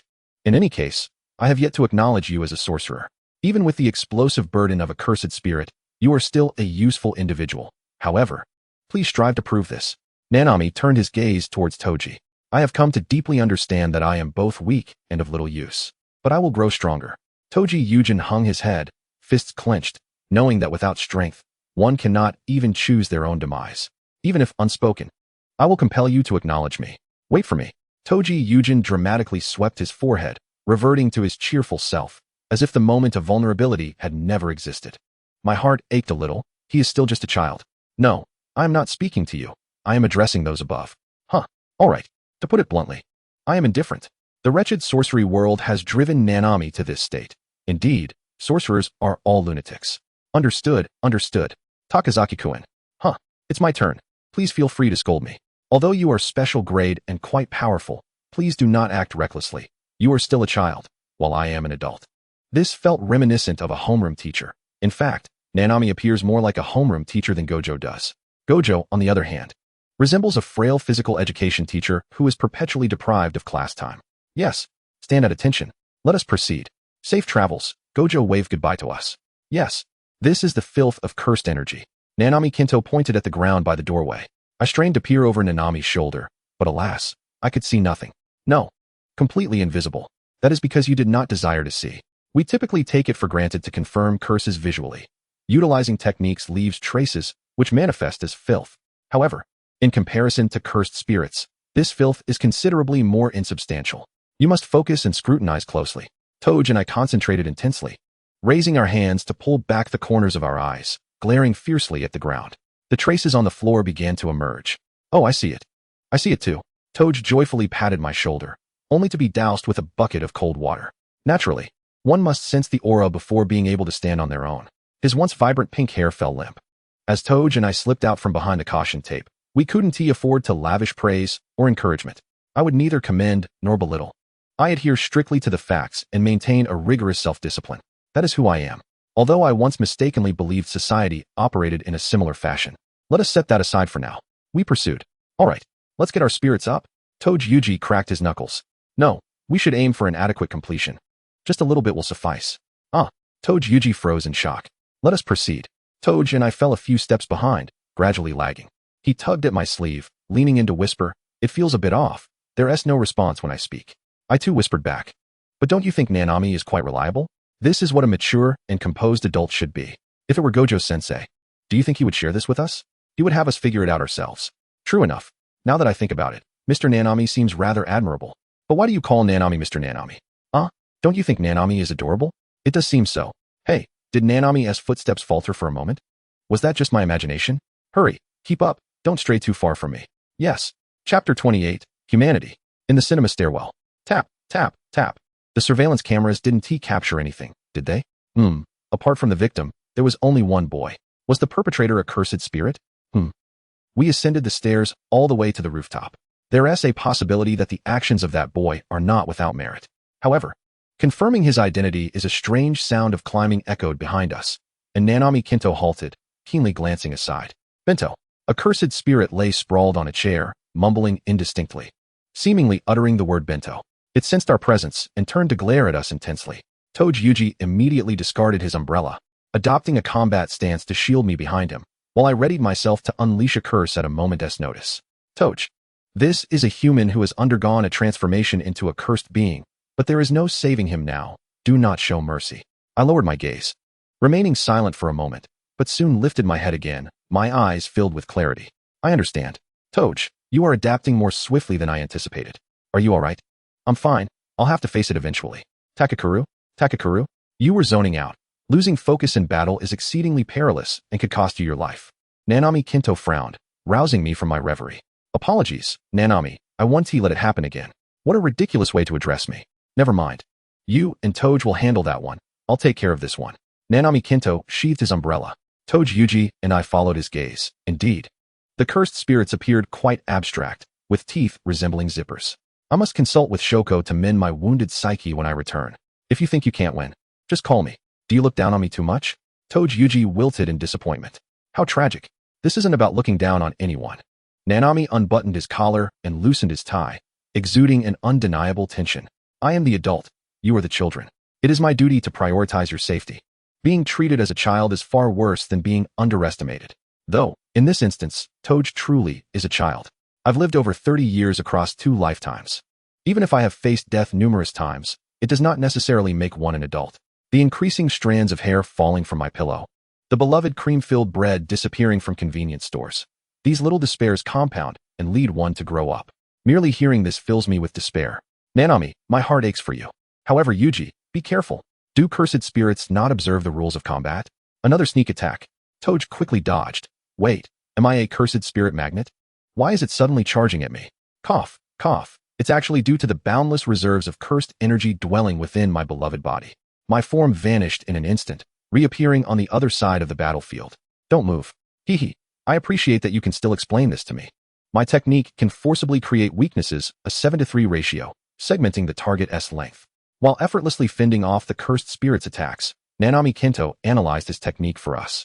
Even against opponents stronger than me, I can inflict proportional damage. If the opponent possesses weak, cursed energy, even this dull blade can cleave them in two. Upon realizing I was not to be trifled with, the cursed spirit opted to abandon me. Hence, I lifted the curse, after all. It is essential to allow the children some experience. But what ill intent could I harbor? Merely lurking nearby? Occasionally launching curses to ensure the cursed spirit takes a few extra hits. Are you listening, Toge? Yuji? Are you speaking to me? Toge Yuji struggled against the cursed spirit, ultimately getting flung away and crashing into the railing. A home run. An untimely mechanical sound echoed, mockingly taunting him. Ow, that hurts. Toge Yuji whimpered, gingerly touching one side of his face. Is it alright to reveal 1S technique like that? And, Toj, you are so heartless. Merely watching me take hits. Facing his resentful gaze, I felt a twinge of guilt. Cough, cough. I'm doing this for your sake, Yuji, truly. Alright, I forgive you. Whoa, Toj, you little angel, how kind. My conscience aches even more. If it's a technique that can be disclosed without concern, or an opponent who can be disclosed without issue, or if revealing it could lead to misdirection, then it's acceptable. I wish to concentrate on dealing with the curse. But it seems I must listen to him speak. Toj tugged at my sleeve in desperation.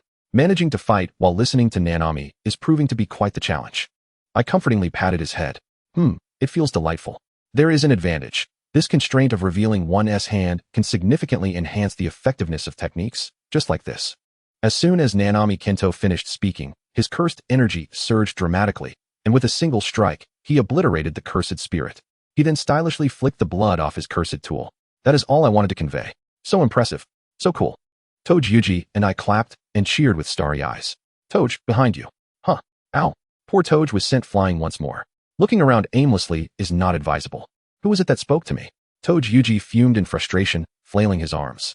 The cursed spirit strikes once more. However, this time, Yuji Itadori is prepared. He swiftly turns and absorbs the blow, enveloping his fist with cursed energy, utterly vanquishing the malevolent entity. Truly impressive, Yuji. I tightly embrace his neck, playfully executing a loving chokehold. Ahem, my apologies. It was also thanks to Nobara's curse techniques that I managed to pull this off. Yuji nearly gasps for breath, then bashfully scratches the back of his head. The cursed spirit in the corner is groaning in agony.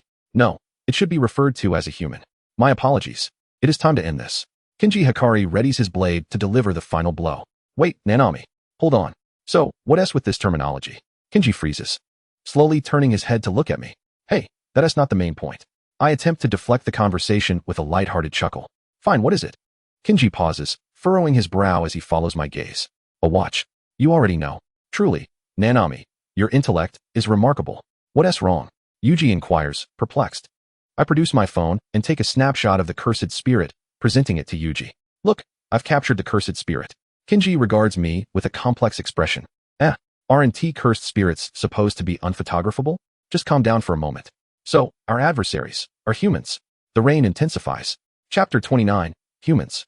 They are humans, or rather, they were once humans, much like those 3 individuals in the cinema, their bodies forcibly altered by cursed techniques. Kinji dials Noritoshi Kumo's number, placing the phone on speaker as it rests on the table.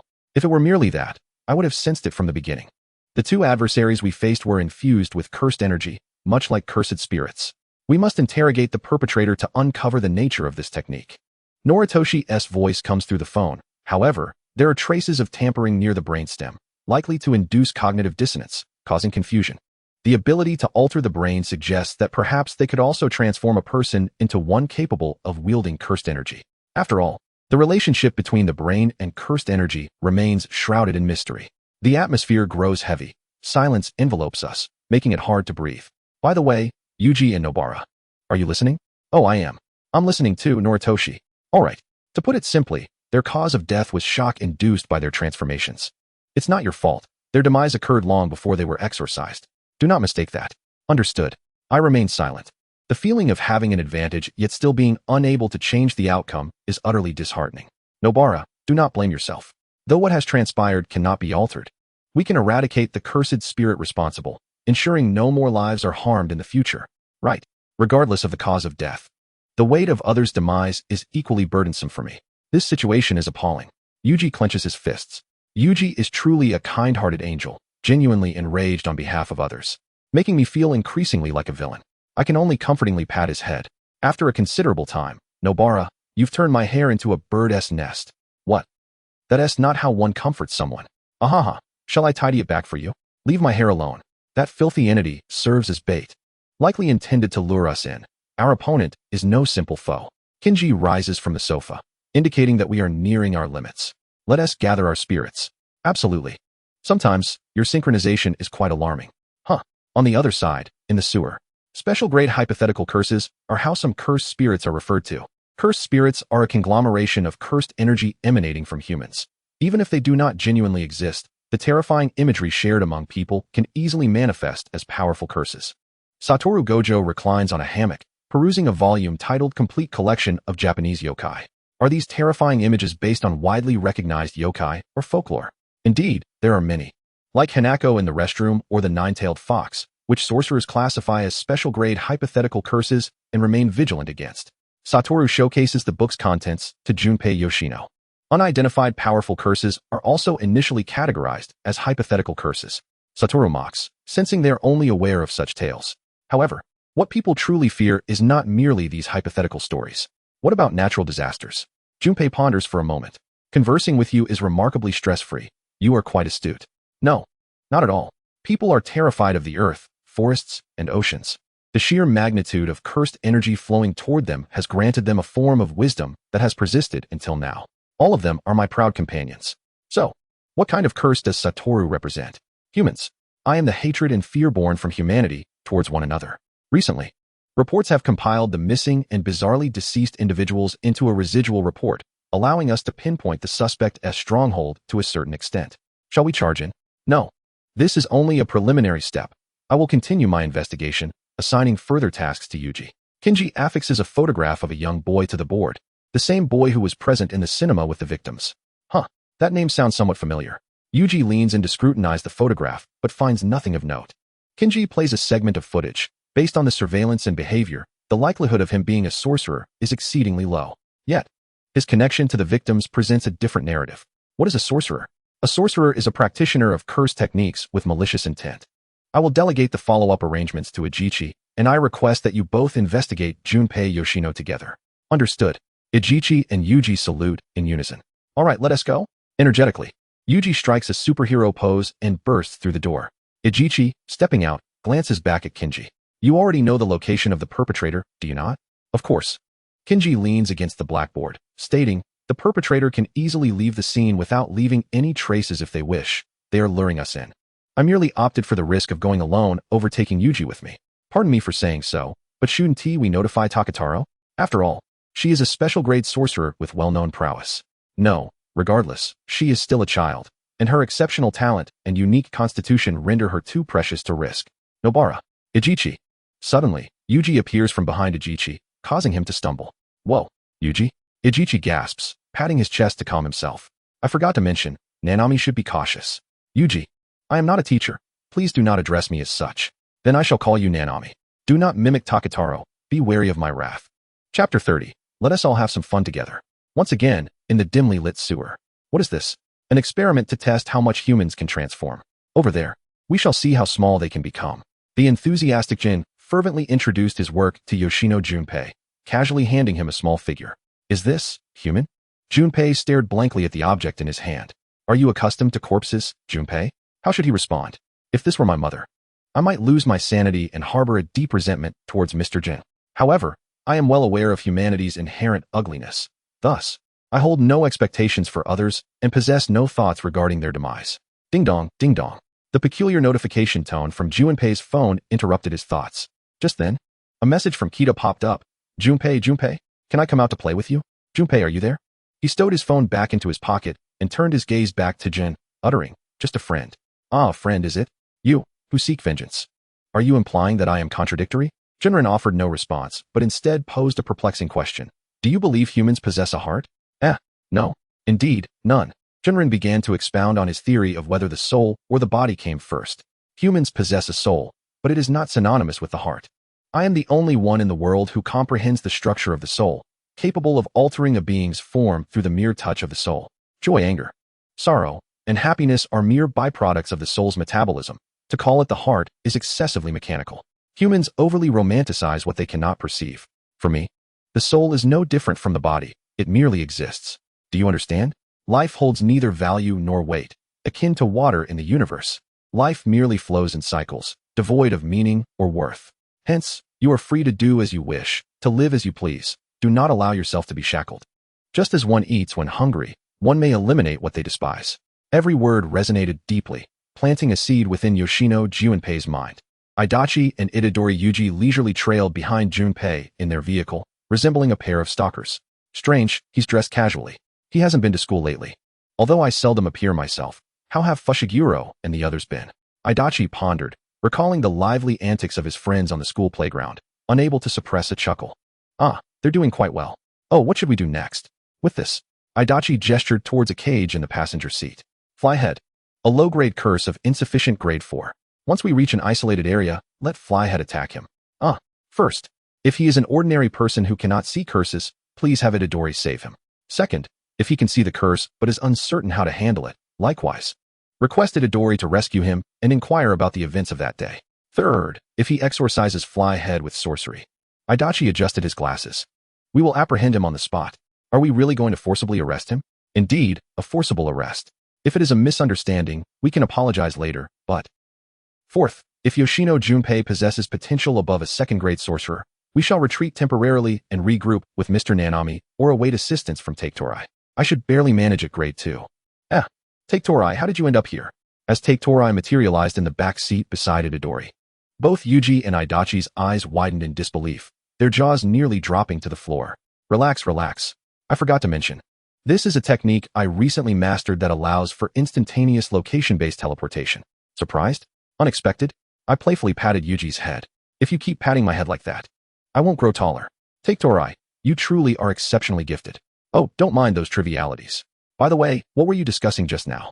Well, in the sorcery world, tasks typically require sorcerers of equal grade to execute them. In other words, a second-grade sorcerer will undoubtedly surpass a second-grade curse, for their strength approaches that of a first-grade curse. Why were we unaware of such critical information? Because Mr. Gojo is rather lax. Poor Adachi silently sighed. Feeling a year younger than Gojo yet appearing as if he belonged to an entirely different generation. Let us get out of the car here. Adachi opened the door and stepped out first, feeling as though he were in a self-directed play, lacking motivation. What self-directed play? Never mind, never mind. Let's talk on the way. It would be best not to trouble the poor Adachi any further. Yoshino Junpei walked along the road, his mind a chaotic tangle. The words of Junrun had utterly shattered his understanding, leaving him in a state of distress.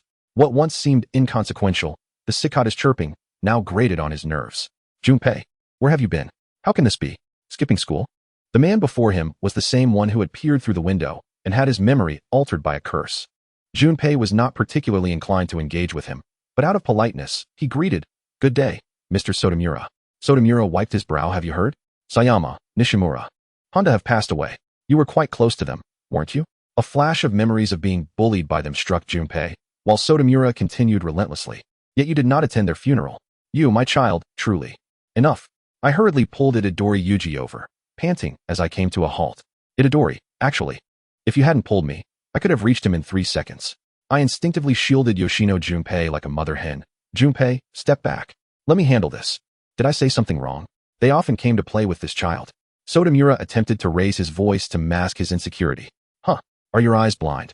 Or has your brain lost its ability to reason? Do you truly believe that constitutes playing with him? Come, don't move. We will play with you too.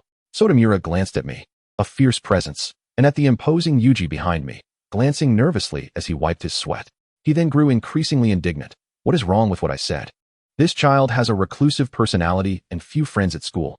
Only Sayama and the others, who are kind-hearted, are willing to play with him. The more he spoke, the more vigorous he became, standing tall. Which school are you from? Such young ones, and yet you refuse to learn properly. I will inform your teachers. Your words have made me laugh. How absurd. If my teacher were to hear your remarks, he would chop you into 36 pieces to feed the pandas. What is wrong with you? It is people like you who create school violence. Oh, so you understand what school violence is?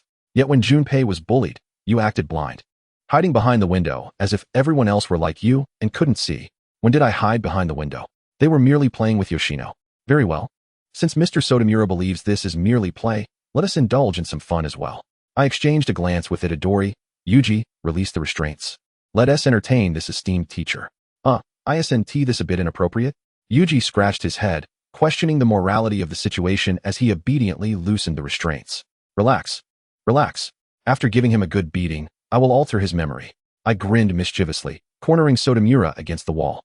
What are you planning to do? I warn you. This is not right. I ignored him and turned around, beaming as I invited Yoshino Junpei to join us. Junpei, are you ready to unleash some pent-up frustrations? Sure, he replied with a smile. Chapter 31, A Culinary Adventure Awaits. All right, all set, let's wrap this up. I clapped my hands, brushing off non-existent dust, and unceremoniously kicked the fallen figure of our friend, who lay drunkenly sprawled in the roadside flowerbed after a few tumbles. This is the first time I've seen Kita so angry, I mused. Ugh, I absolutely detest those who play favorites while preaching righteousness, especially when they go too far.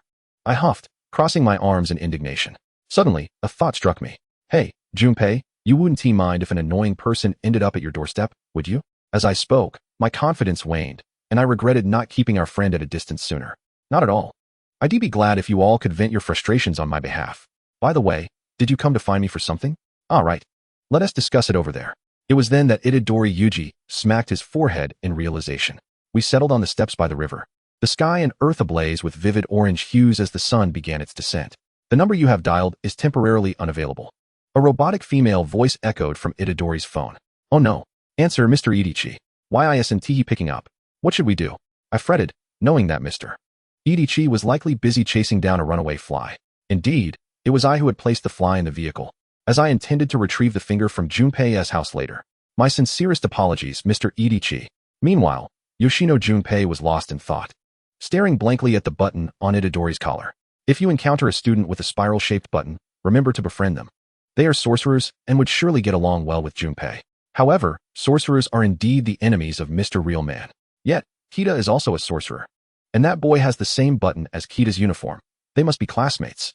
Junpei found himself in a quandary. Oh well, I'll just ask Kita later. He finally resolved. I silently approached Itadori from behind, leaping up to pat his shoulder with a loud shout. Stop overthinking it. Just ask whatever you want. A ghost. Itadori, lost in thought, was startled as if he'd seen a specter.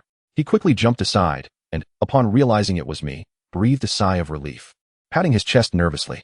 Kita, how could you scare me like that? That's just cruel. You should watch fewer horror movies. Look at the state you're in.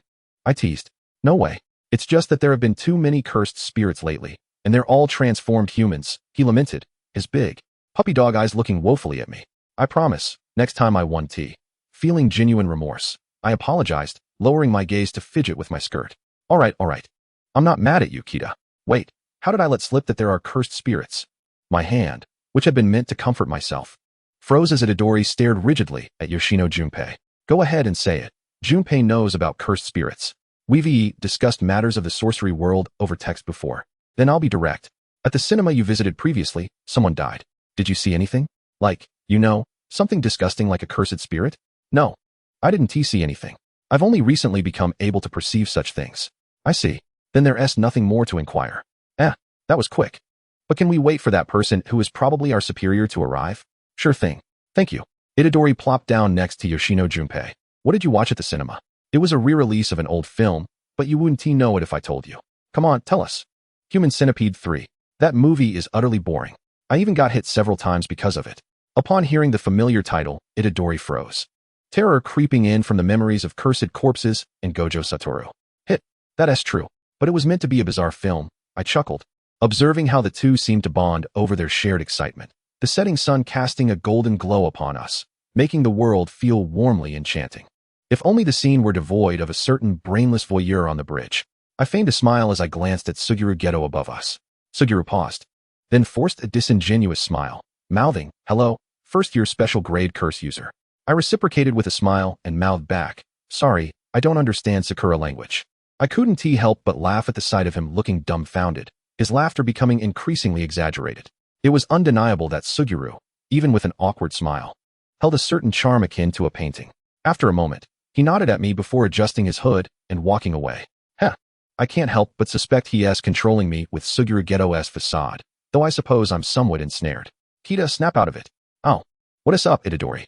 I hurriedly pulled my thoughts back. We were discussing our favorite movies. What about you, Kita? What is your favorite genre? Me? I can't think of one, but it's definitely not horror. Life is terrifying enough as it is, I replied, on the verge of tears. Really? Ha ha ha. I can't believe Kita is afraid of horror films.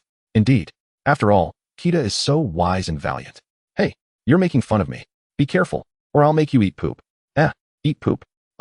Junpei, let me tell you. Remember when we exorcised that cursed spirit? She directly.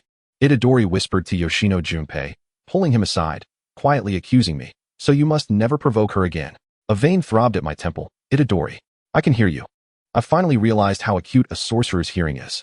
And Junpei, don't listen to his nonsense. Just then, I heard a familiar voice, causing Yoshino Junpei to freeze.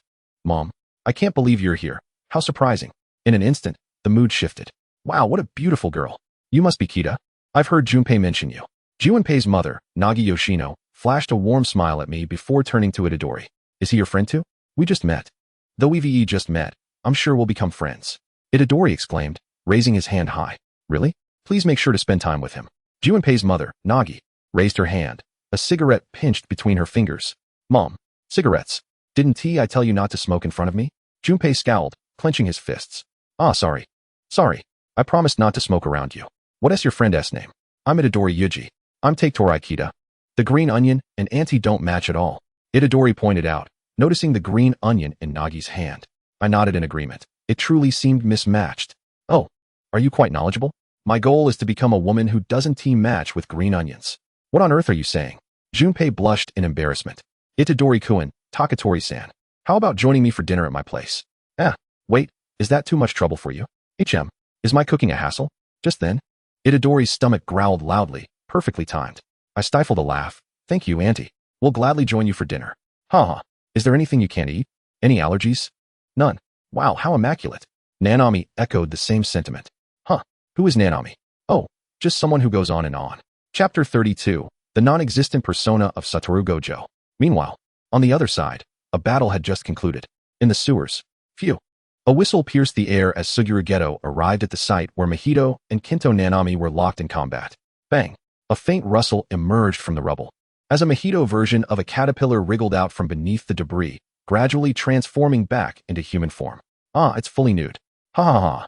That sorcerer's appearance is so mismatched. He's completely out of control. You two really went all out. Mahito sat on the ground, gazing up at Suguru Geto, reporting his progress like a child sharing his schoolwork. That guy is quite amusing. I've learned so much, and the thought made Mahito smile even more. Even if crushed to bits, as long as the soul retains its shape. One does not perish. He lifted his foot, observing his still recovering limb. The consumption of cursed energy could be replenished within his own limits. And his soul remained risk-free regardless of the transformations. Next time, I shall attempt something bolder. Mahito gazed excitedly at a finger he had transformed into a knife, as if discovering a new toy. After a while, Suguru, lend me a piece of clothing. No, what about the sorcerer you were fighting? I don't know. He said he needed to retreat temporarily. Perhaps he's still trapped under the rubble. I just encountered that special-grade sorcerer. He's quite a vigilant fellow. Won't you go meet him? Really? I think his name was Takerabe. In that case, I might as well pay him a visit myself. What? You and Takerabe went to Yoshino Junpei's house. Isn't that a bit? Never mind. It's fine. Let's go have dinner first. Dinner? I'm on my way too. If anything feels off, please escape at once. After finishing a call with the forgotten Mr. Itadori, Yuji Itadori flashed me a victory sign, saying, all done. I returned the sign. How splendid. Let's go. Watching the interaction between the two, Yoshino Junpei's original smile faded slightly. On the other end of the call, Itadori grimaced, thinking, even if Yoshino Junpei is related to the perpetrator of this incident, with Takerabe around, it should be fine, but as the supervisor, I have utterly failed. If Mr. Gojo finds out, it would be tolerable, but if Mr. Nanami scolds me, I might just cry. Hurry up at this age. I don't want to weep in front of others. Itadori abruptly pulled the handbrake, ready to slam the accelerator and dash to Yoshino Junpei's house to rescue him. Then, his phone displayed a call notification from Kinto Nanami. Fine, I'm in for a scolding. Itadori closed his eyes in despair. Yes, it's me. I apologize. I just sent you my location. Could you come pick me up? I need to return to Jujutsu High for treatment from Ms. Ainuma. Treatment is? It's nothing serious, not a fatal injury. That's wonderful. Itadori was already preparing to relax. I'll join up with Itadori and the others, then head your way. Aren't you together? And who else is with you? Itadori and Takerabe went to Yoshino Junpei's house for dinner. Forget it. Just come pick me up first. Kinto Nanami hung up the phone and, exhausted, leaned against the wall. That cursed spirit is still a child. It's likely that the curse occurred not long ago, and it is growing greedily. The special grade curse that fought against Mr. Gojo has already learned to expand its territory. If that creature is still alive, it won't be long before it reaches that stage. If it's not exorcised swiftly, it will lead to irreversible consequences. Kinto Nanami clutched his injured abdomen, straightened his clothes, and stepped outside. Kasumi and Megumi had completed their task, and, after informing their auxiliary supervisor, began to wander the streets. What do you think Itadori and Takerabe have been up to lately? They've hardly even gone for training. I don't know. Asking is no different from not asking.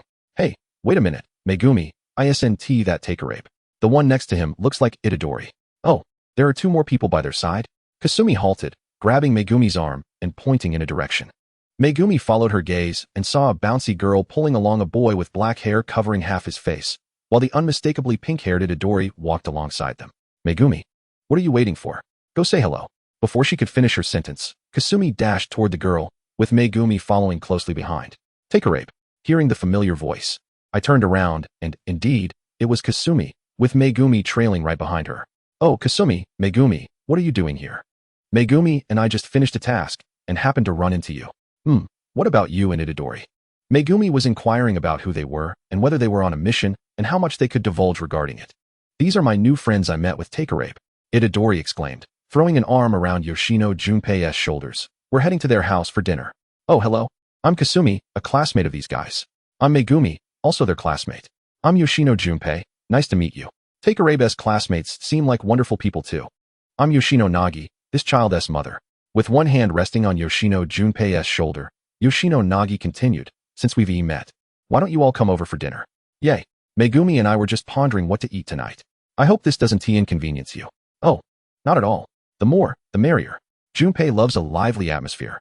Megumi, don't worry, I'm here to help. I whispered to Megumi, drawing closer. All right. Megumi quietly agreed, then looked up to thank her. Thank you, Mayam. We appreciate it. No problem. I'll just go buy some ingredients. Yoshino Nagi said as she picked up her tote bag, preparing to go shopping. Itadori quickly raised his hand. Mayam, I'll go with you. I can help carry things. Oh, thank you, Itadori. Junpei, you should come too. Yoshino Nagi winked, indicating she understood we had something to discuss, and took Yoshino Junpei along. What's wrong, Megumi? You've been quiet since earlier. The group wandered aimlessly down the street, and after a while, I broke the silence first. Is this your mission? Have you been working on this lately? Not exactly. It's just that the incident at the cinema involved Junpei, so we're here to ask some questions.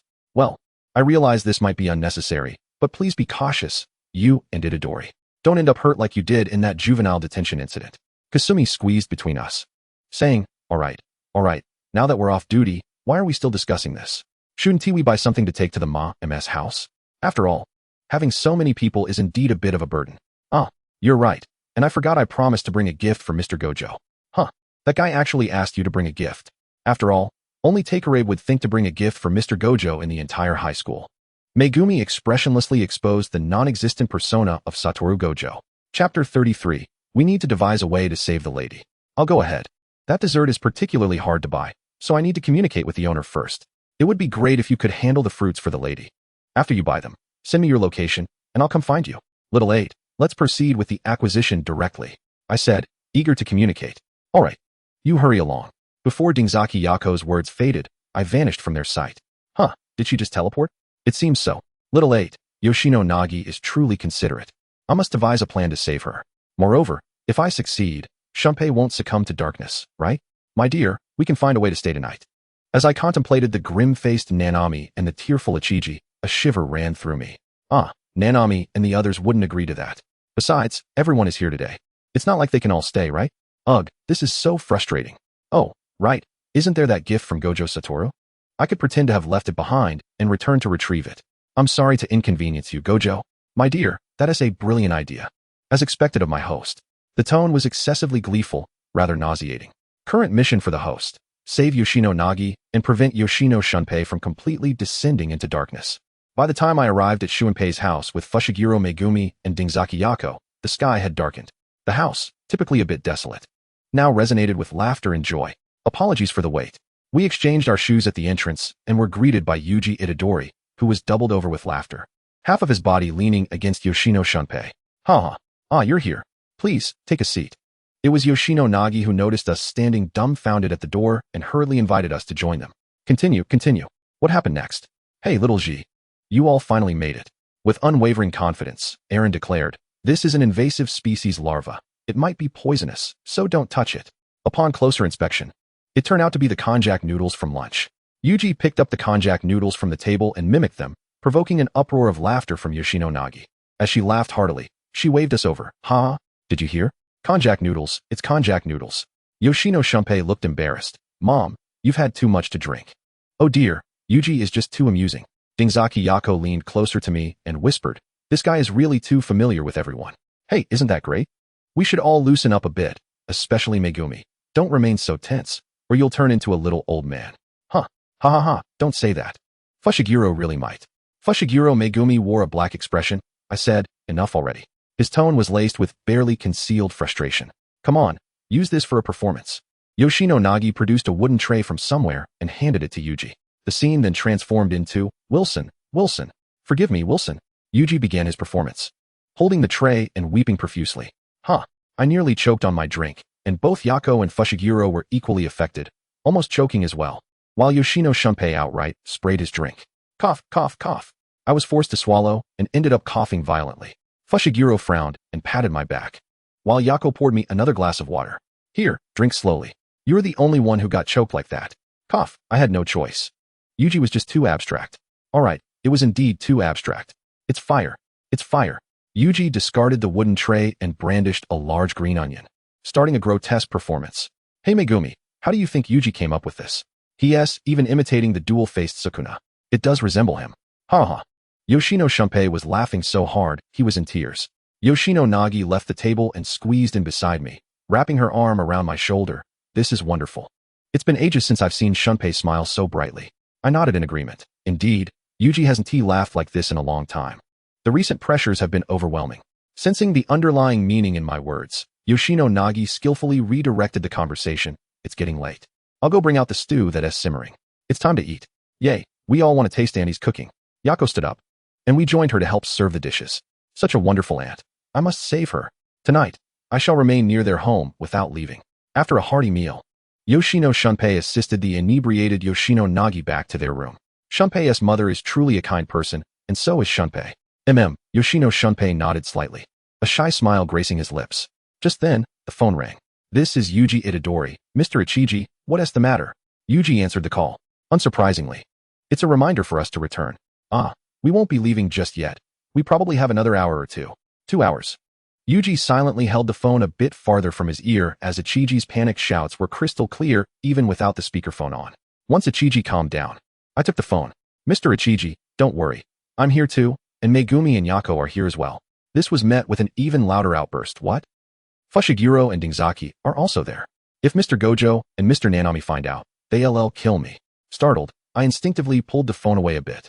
In the end, it was Fushiguro Megumi, the most reliable among us, who took the phone. How about this, Mr. Ichiji? Come pick us up in an hour. We're currently helping to clean up. It seemed Ichiji finally calmed down.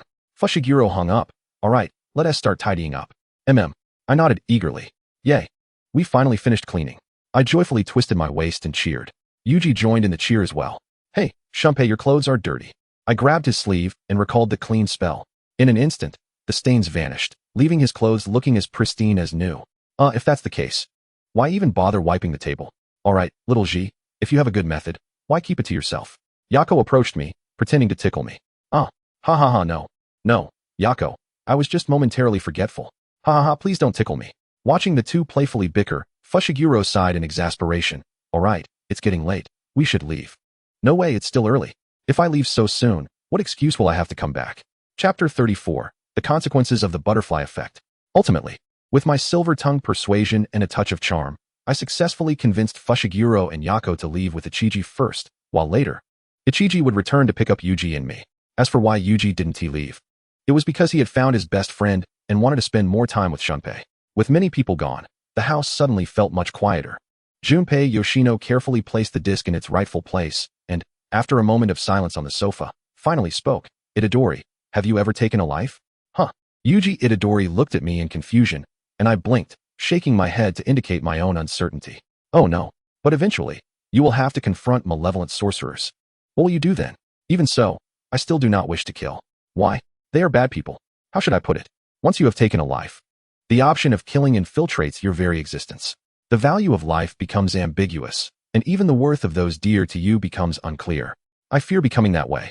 Suddenly, I realized I might be perceived as a madman, for aside from my initial hesitation when exorcising a human, I had subsequently delivered decisive, lethal blows without any emotional turmoil. Why is that? Am I truly so cold-blooded? Not at all, Shoko.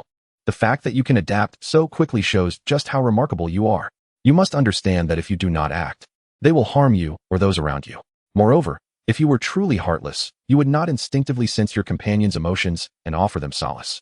Nor would you constantly think of them. However, this was something Shoko refrained from voicing. Understood. Thank you, Shoko. Shoko, the movie is about to start. Yuji Itadori had quietly moved behind me and suddenly exclaimed, startling me. Ah, Yuji, you scared me. Humph, serves you right for always scaring me. Ha, that's unfair. Junpei, you settle this. Why am I being dragged into this? Ding ding ding. Hello? This is Yuji Itadori. Oh, alright, we'll be there shortly. Yuji hung up the phone, glanced at me, and then looked reluctantly at Junpei Yoshino. Sorry, Junpei, Mr. Ajichi has arrived. We must head back. Alright, I replied, straightening my clothes and deliberately leaving behind a bag of sweets. Then, Junpei, we shall take our leave. I'll walk you back. It's late.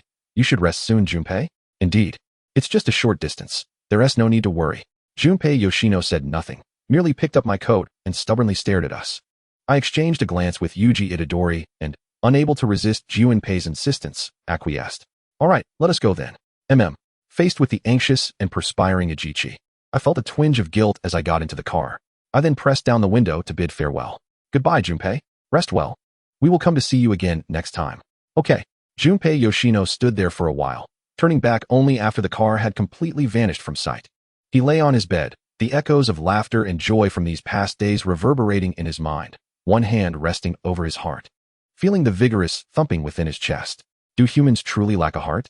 Even though this thought had rescued him, he remained unsettled. He pressed his hand firmly against his chest. This was undeniably a heart, beating. Upon stepping into the Jujutsu High, he heard Shoko's reminder, Shoko. The finger of Sukuna has already been placed in Junpei Nagi's home. We must hurry. I quickly bid Yuji Itadori farewell. Yuji, I just remembered that I forgot to grab the gift for Teacher Gojo. I will make a quick stop at Junpei's house. You needn't wait for me. Rest early. Just as Yuji was about to respond, I vanished, leaving him with only a bewildered huh? I crouched stealthily at the entrance of Junpei's house. Darling, you certainly exude a strong sense of stealth. The door opens. With a soft click, the door swung open, and I tiptoed inside, gently closing the door behind me, only to turn and lock eyes with the cursed spirit standing at Junpei Nagi's door, exuding an equally strong sense of stealth. What is it doing here? Oh, it seems Junpei assisted Junpei Nagi into the bedroom. No big deal. I muttered quietly before the cursed spirit. How grotesque. Let us keep the noise down to avoid startling Junpei's mother. Shattered. With a loud crash, the cursed spirit exploded, purple blood splattering across the walls. I fell silent, exchanging a deep glance with Junpei Nagi and Junpei Yoshino, who had emerged to investigate the commotion. Do you believe me when I say this was an accident? Sure. I guess. Junpei Yoshino managed to reply with difficulty. I briefly recounted my reasons for returning and the circumstances leading to this scene, lifting the bag of sweets I had intentionally left behind. Thankfully, it remained untainted, as I calmed Junpei and his mother and ushered them into another room. Closing the door in preparation to leave, a sudden stab pierced through my abdomen. Junpei Yoshino noticed something amiss, his voice laced with concern. Shoko, what happened? Are you alright? Don't come out, and don't make a sound. I'm fine, just a cursed spirit, I can handle it. Junpei and Annie, please do not come out and complicate matters. I desperately churned the reversal technique within me, striving to maintain a steady voice. And the assailant who had ambushed me was none other than Mahito. Shoko, I thought Mahito had left. Why is he still here? I checked. It's because this afternoon, the Brainflower saw you. Later, when he met Mahito, he specifically mentioned you. So Mahito is currently waiting for your arrival. Damn it. The reversal technique? How intriguing, truly fascinating. Ha ha ha. Mahito altered his voice, making it deeper, and the atmosphere became increasingly unsettling. Come forth, my masterpiece. With a wave of his hand, Mahito unleashed a swarm of small puppets, which rapidly expanded upon touching the ground. Advancing toward me, I gritted my teeth, unleashing curse words like they were free, but the sheer number was overwhelming, and I felt my throat beginning to go hoarse. Oh, you certainly exceed my expectations. As a human, your decisiveness is quite remarkable. I'm genuinely curious. How will you react when someone you cherish is slain by your own hands? Humans? Can they still be considered human? Indeed. Just look at them. They still retain a sliver of consciousness. Oh, see that one in your hand? It's crying. Instinctively, I glanced at the figure before me, a person whose entire body resembled withered bark, and tears genuinely streamed from the corners of his eyes. Mahito had somehow crept beside me, affectionately resting his cheek against my neck. Look, he*s crying. How delightful. Suddenly, he placed a hand on my neck. Hey, why aren't you hurt? What? An ambush? But how can I be unscathed? Shoko, don't worry. Your spirit, or rather, your soul's strength is inherently high. And with the system's protection, his technique cannot inflict significant harm upon you, as long as Shoko's voice abruptly shifted to one of terror. Ah. This lunatic keeps unleashing techniques indiscriminately. Shoko, your physical form 1T be able to withstand it. Shoko, sever his hand. I invoke the technique, you may doin, explode. Puff. It had no effect. A mouthful of blood spilled from the corner of my lips. Huh, is this truly your level? Mahito observed as I continuously employed the reversal technique to heal my injuries. Dealing with you is somewhat troublesome, but it seems you are not completely impervious to harm. Saying this, he waved his hand to release more modified humans. Due to the necessity of vanquishing both the modified beings and countering the sneak attacks from real humans, while simultaneously exerting intense effort to operate the reversal technique to heal my injuries, I gradually found myself overwhelmed and fatigued, teetering on the brink of defeat. Behind me lay the chambers of Yoshino Junpei and Yoshino Nagi. Chapter 35, Indescribable Emotions. Ah, it seems you've reached your limit, yet you've fought splendidly. Ha ha ha. The taunting voice of the real human echoed in my ears, and despite possessing boundless cursed energy, I had still exhausted far too much in a short span of time. My body was overloaded, my brain clouded, and my vision began to blur. Indeed, I was at the end of my tether. Suddenly, vivid memories of everyone's smiles flickered in my mind like slides in a projector, each frame illuminating the darkness of my thoughts. I could not afford to fall now. The story had only just begun. The real human abruptly sensed a surge of cursed energy emanating from the girl before him, so potent and dense that even the cursed spirits doubted her humanity. In an instant, the exposed wounds on her body healed completely, her eyes tightly shut, enveloped in cursed energy and malediction, her feet lifted off the ground, hair swirling chaotically around her. Yomi no Watari. I opened my eyes, my pupils nearly transparent. The real human instantly realized he could not allow the girl before him to utter a curse. He hastily employed the empty transformation technique to extend his hand rapidly, its tip transforming into a sharp spike aimed at me. Separation. He was suddenly ensnared by an invisible law, helplessly observing as his outstretched hand was torn asunder. I maintained an outward facade of calmness, appearing solemn, though I was hardly in a better state myself. Little Hachi, blood is rising in my throat. Little Koji, hold on a little longer. The window has sensed the presence of a special grade cursed spirit. Reinforcements will arrive shortly. No, I can't. My mouth is filled with blood. If I speak, it will spill forth, and the real human will see through me, and it will be over. Then, dear, why not swallow it? With a blank expression, I swallowed the blood down. At that moment, the real human had also regained his composure. He sensed a flicker of panic beneath my exterior, realizing I was not as unshakable as I appeared. Stunned for a brief moment, he erupted into laughter. Ha ha ha ha. How amusing. Truly, this is delightful. The real human leaped into the air, both hands transforming into hammers that struck the ground. Using the force of the impact to propel himself towards me, delivering a powerful punch to my abdomen, his palm morphing into a spike that pierced my body. I crashed to the ground. I had not anticipated that he would assault me in such a manner. By the time I reacted, it was far too late, and my poor abdomen was once again impaled. Empty transformation. Here we go again. Explode, will you? Coughing violently, I wiped the blood that had escaped my lips, the backlash from the attack causing me to cough. The real human was significantly more formidable than a mere cursed finger, and I could scarcely fathom how powerful Satoru Gojo truly was. No, how can the real human still be alive? Is there no justice in this world? Takakuru. Hearing the reliable voice of Nanami, and witnessing the severely injured real human transforming his body into a writhing caterpillar, I reached into my pocket and grasped the cursed finger, weakly closing my eyes. I should have saved Yoshino Nagi, right?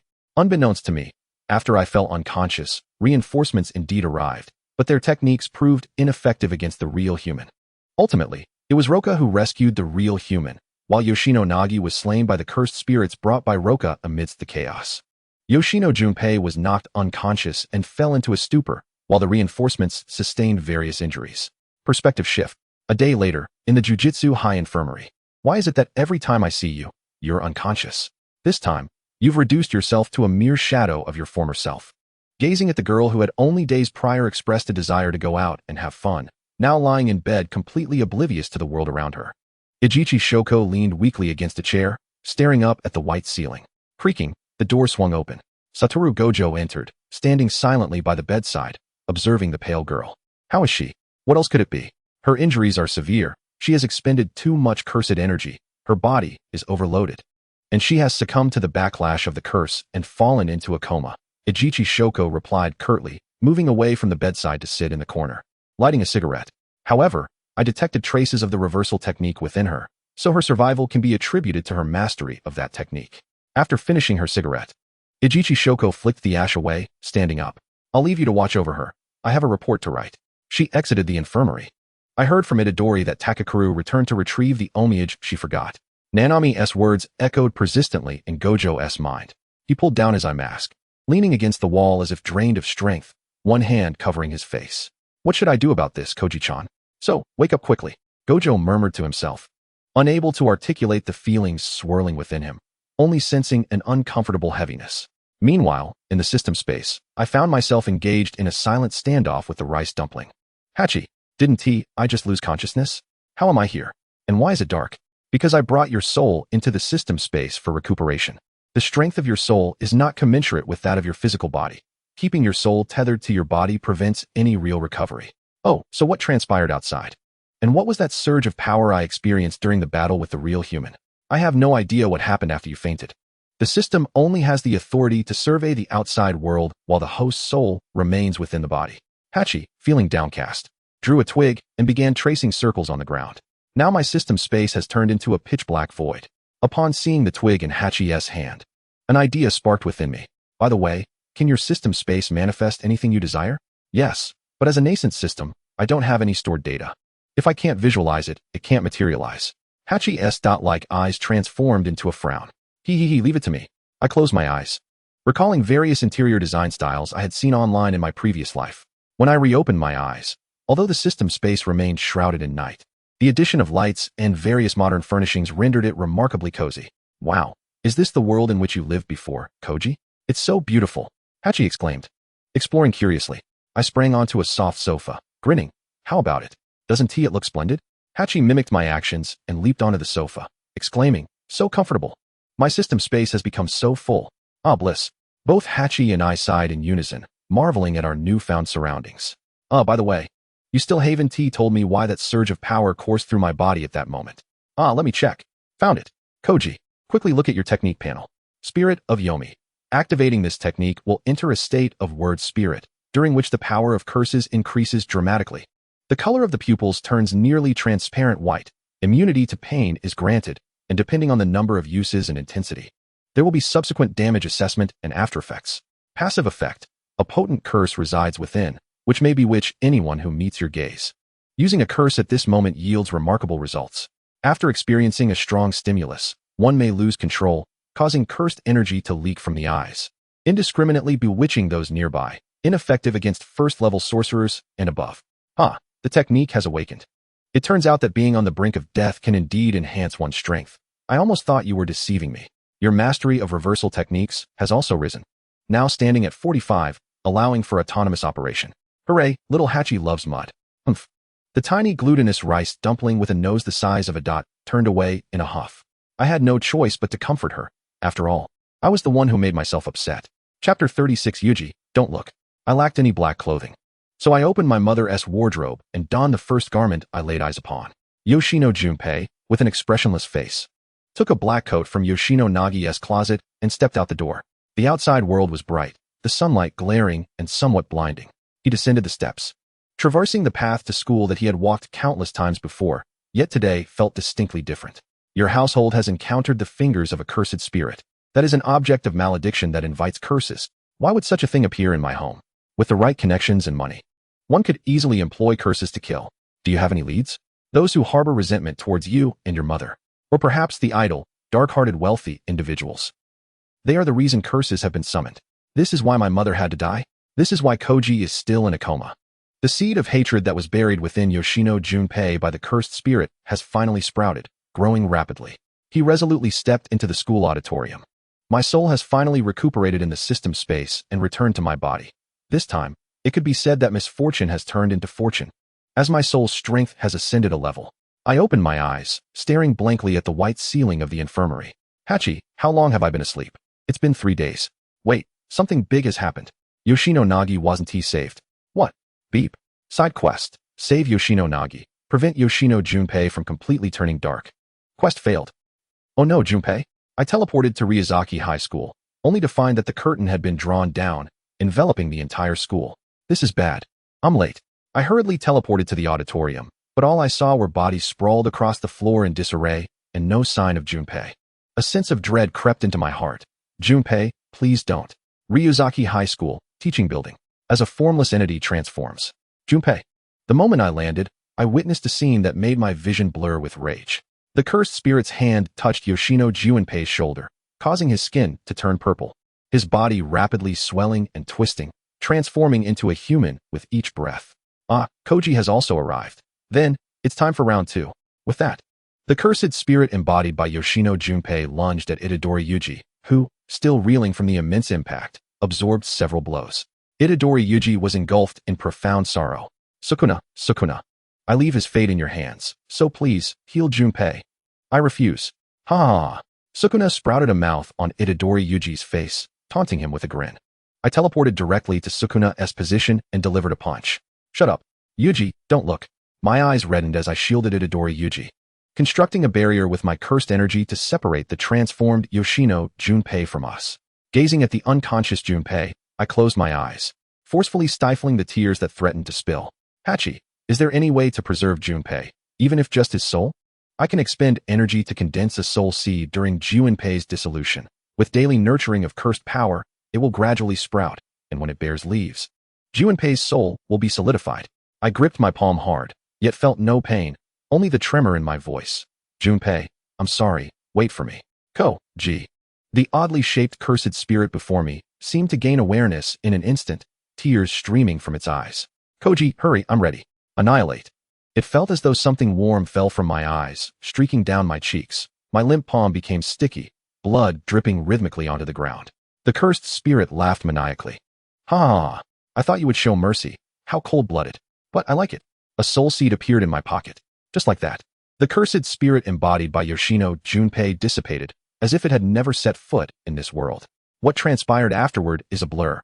I vaguely remember unleashing my technique, frantically casting cursed words at the cursed spirit, even at the cost of harming myself. Then, the spirit unleashed its domain, pulling me and the arriving Nanami Kinto inside. I shattered his domain and defeated him. The final events elude my memory, only a fleeting glimpse of a tall, white figure before I succumbed to unconsciousness. Beep. Main quest. Save Yoshino Junpei. Quest failed.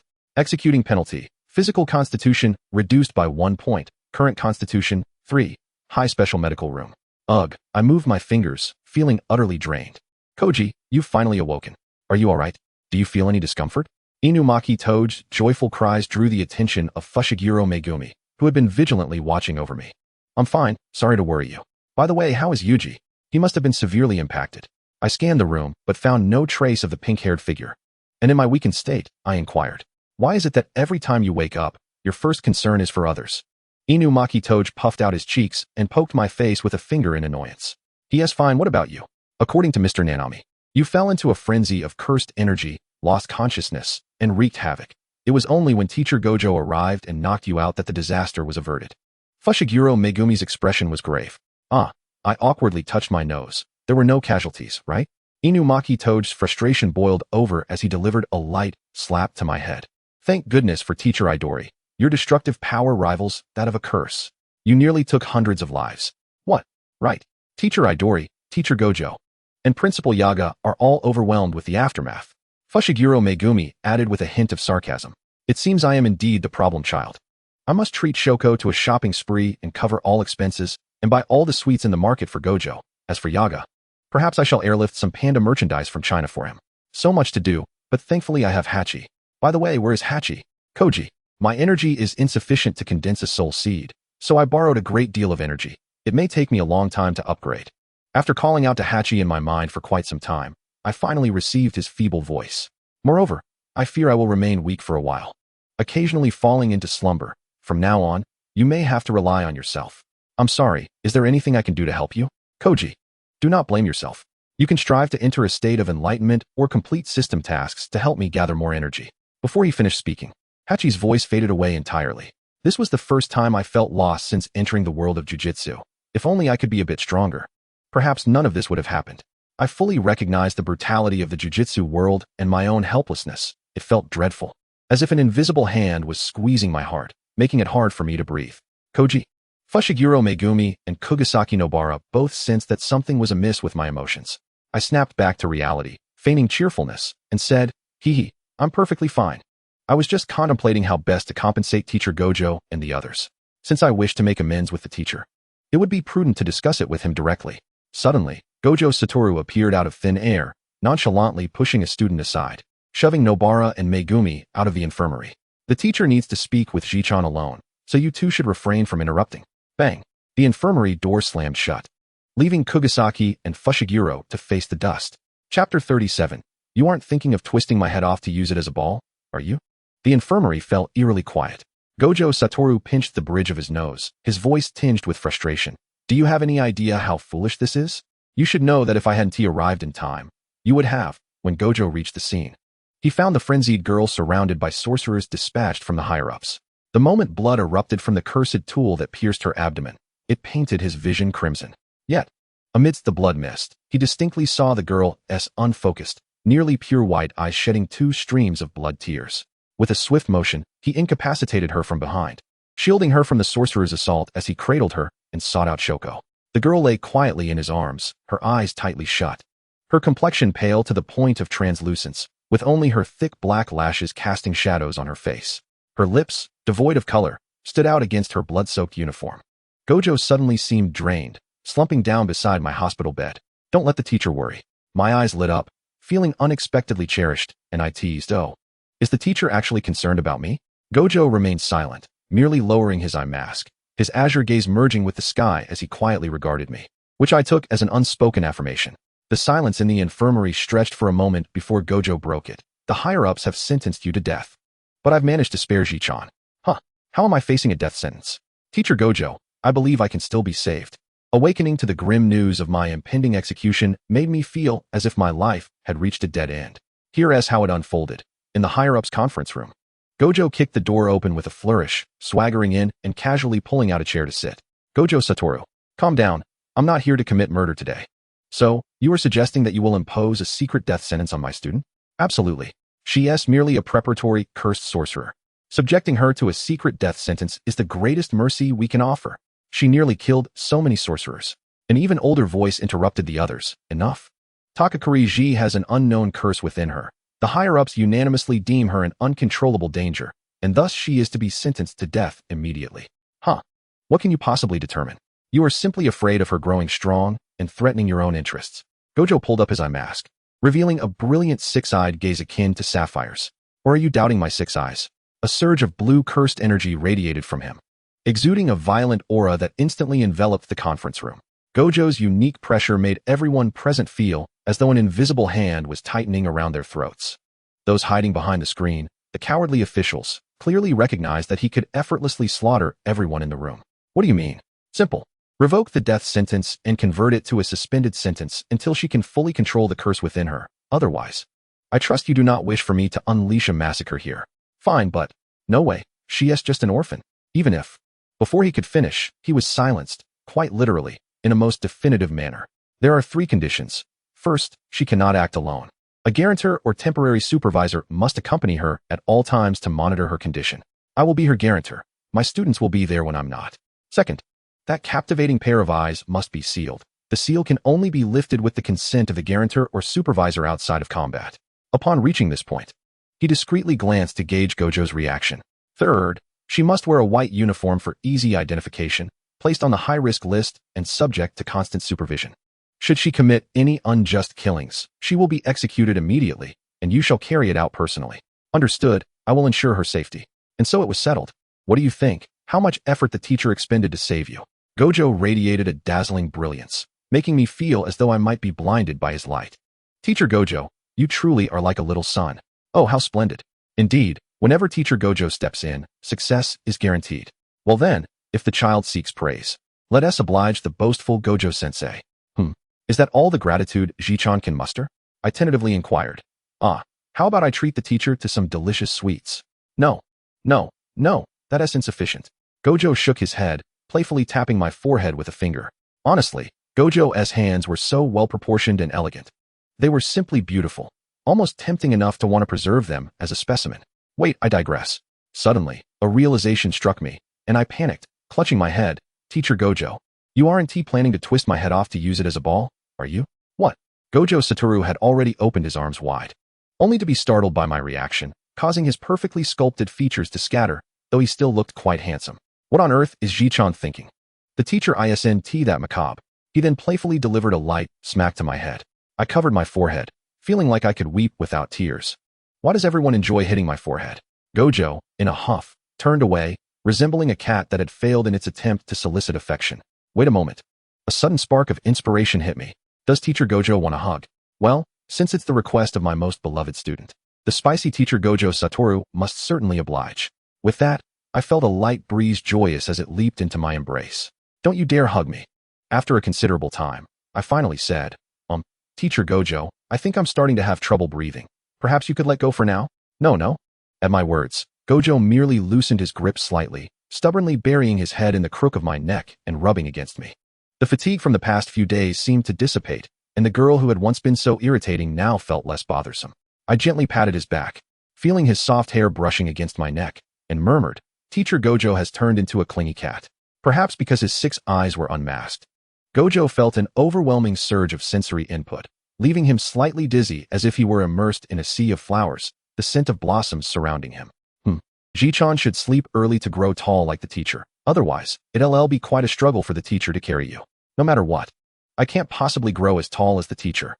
Nonetheless, I straightened my posture, hoping to gain a few extra inches. I was indeed as understanding as ever. That's true, but it feels quite nice to hold you like this. By the way, are all girls this soft? It's as if they have no bones. So tender and easy to hold. From an unseen angle, Gojo smiled slightly, eyes closed as he basked in the warmth. Chapter 38. The sketch version of the world is here. Time in the sorcery realm always seems so fleeting, and once again, it was time to discuss serious matters. That was the scene at the time. Silence enveloped me. So, was it truly my doing to entice a slew of secondary and below sorcerers from the 3 families to chase after the cursed spirit like eager hounds? Five Wands' brutal revelation shattered the remnants of my naive hope. Branch-chan, you're quite impressive, he remarked, noting that among those present, only sorcerers of 1st level or higher remained unenchanted. Tone it down, I find it unsettling. Even in this state, can Teacher Wands still spare me? You've worked hard, teacher. Not hard, merely unfortunate. Five Wands produced a pink handkerchief from some hidden pocket, theatrically dabbing at the corners of his eyes. I wanted to laugh, yet dared not. After composing myself, I fell into silence for a moment. No wonder I must seal my eyes. Anyone who gazes upon them falls under my enchantment.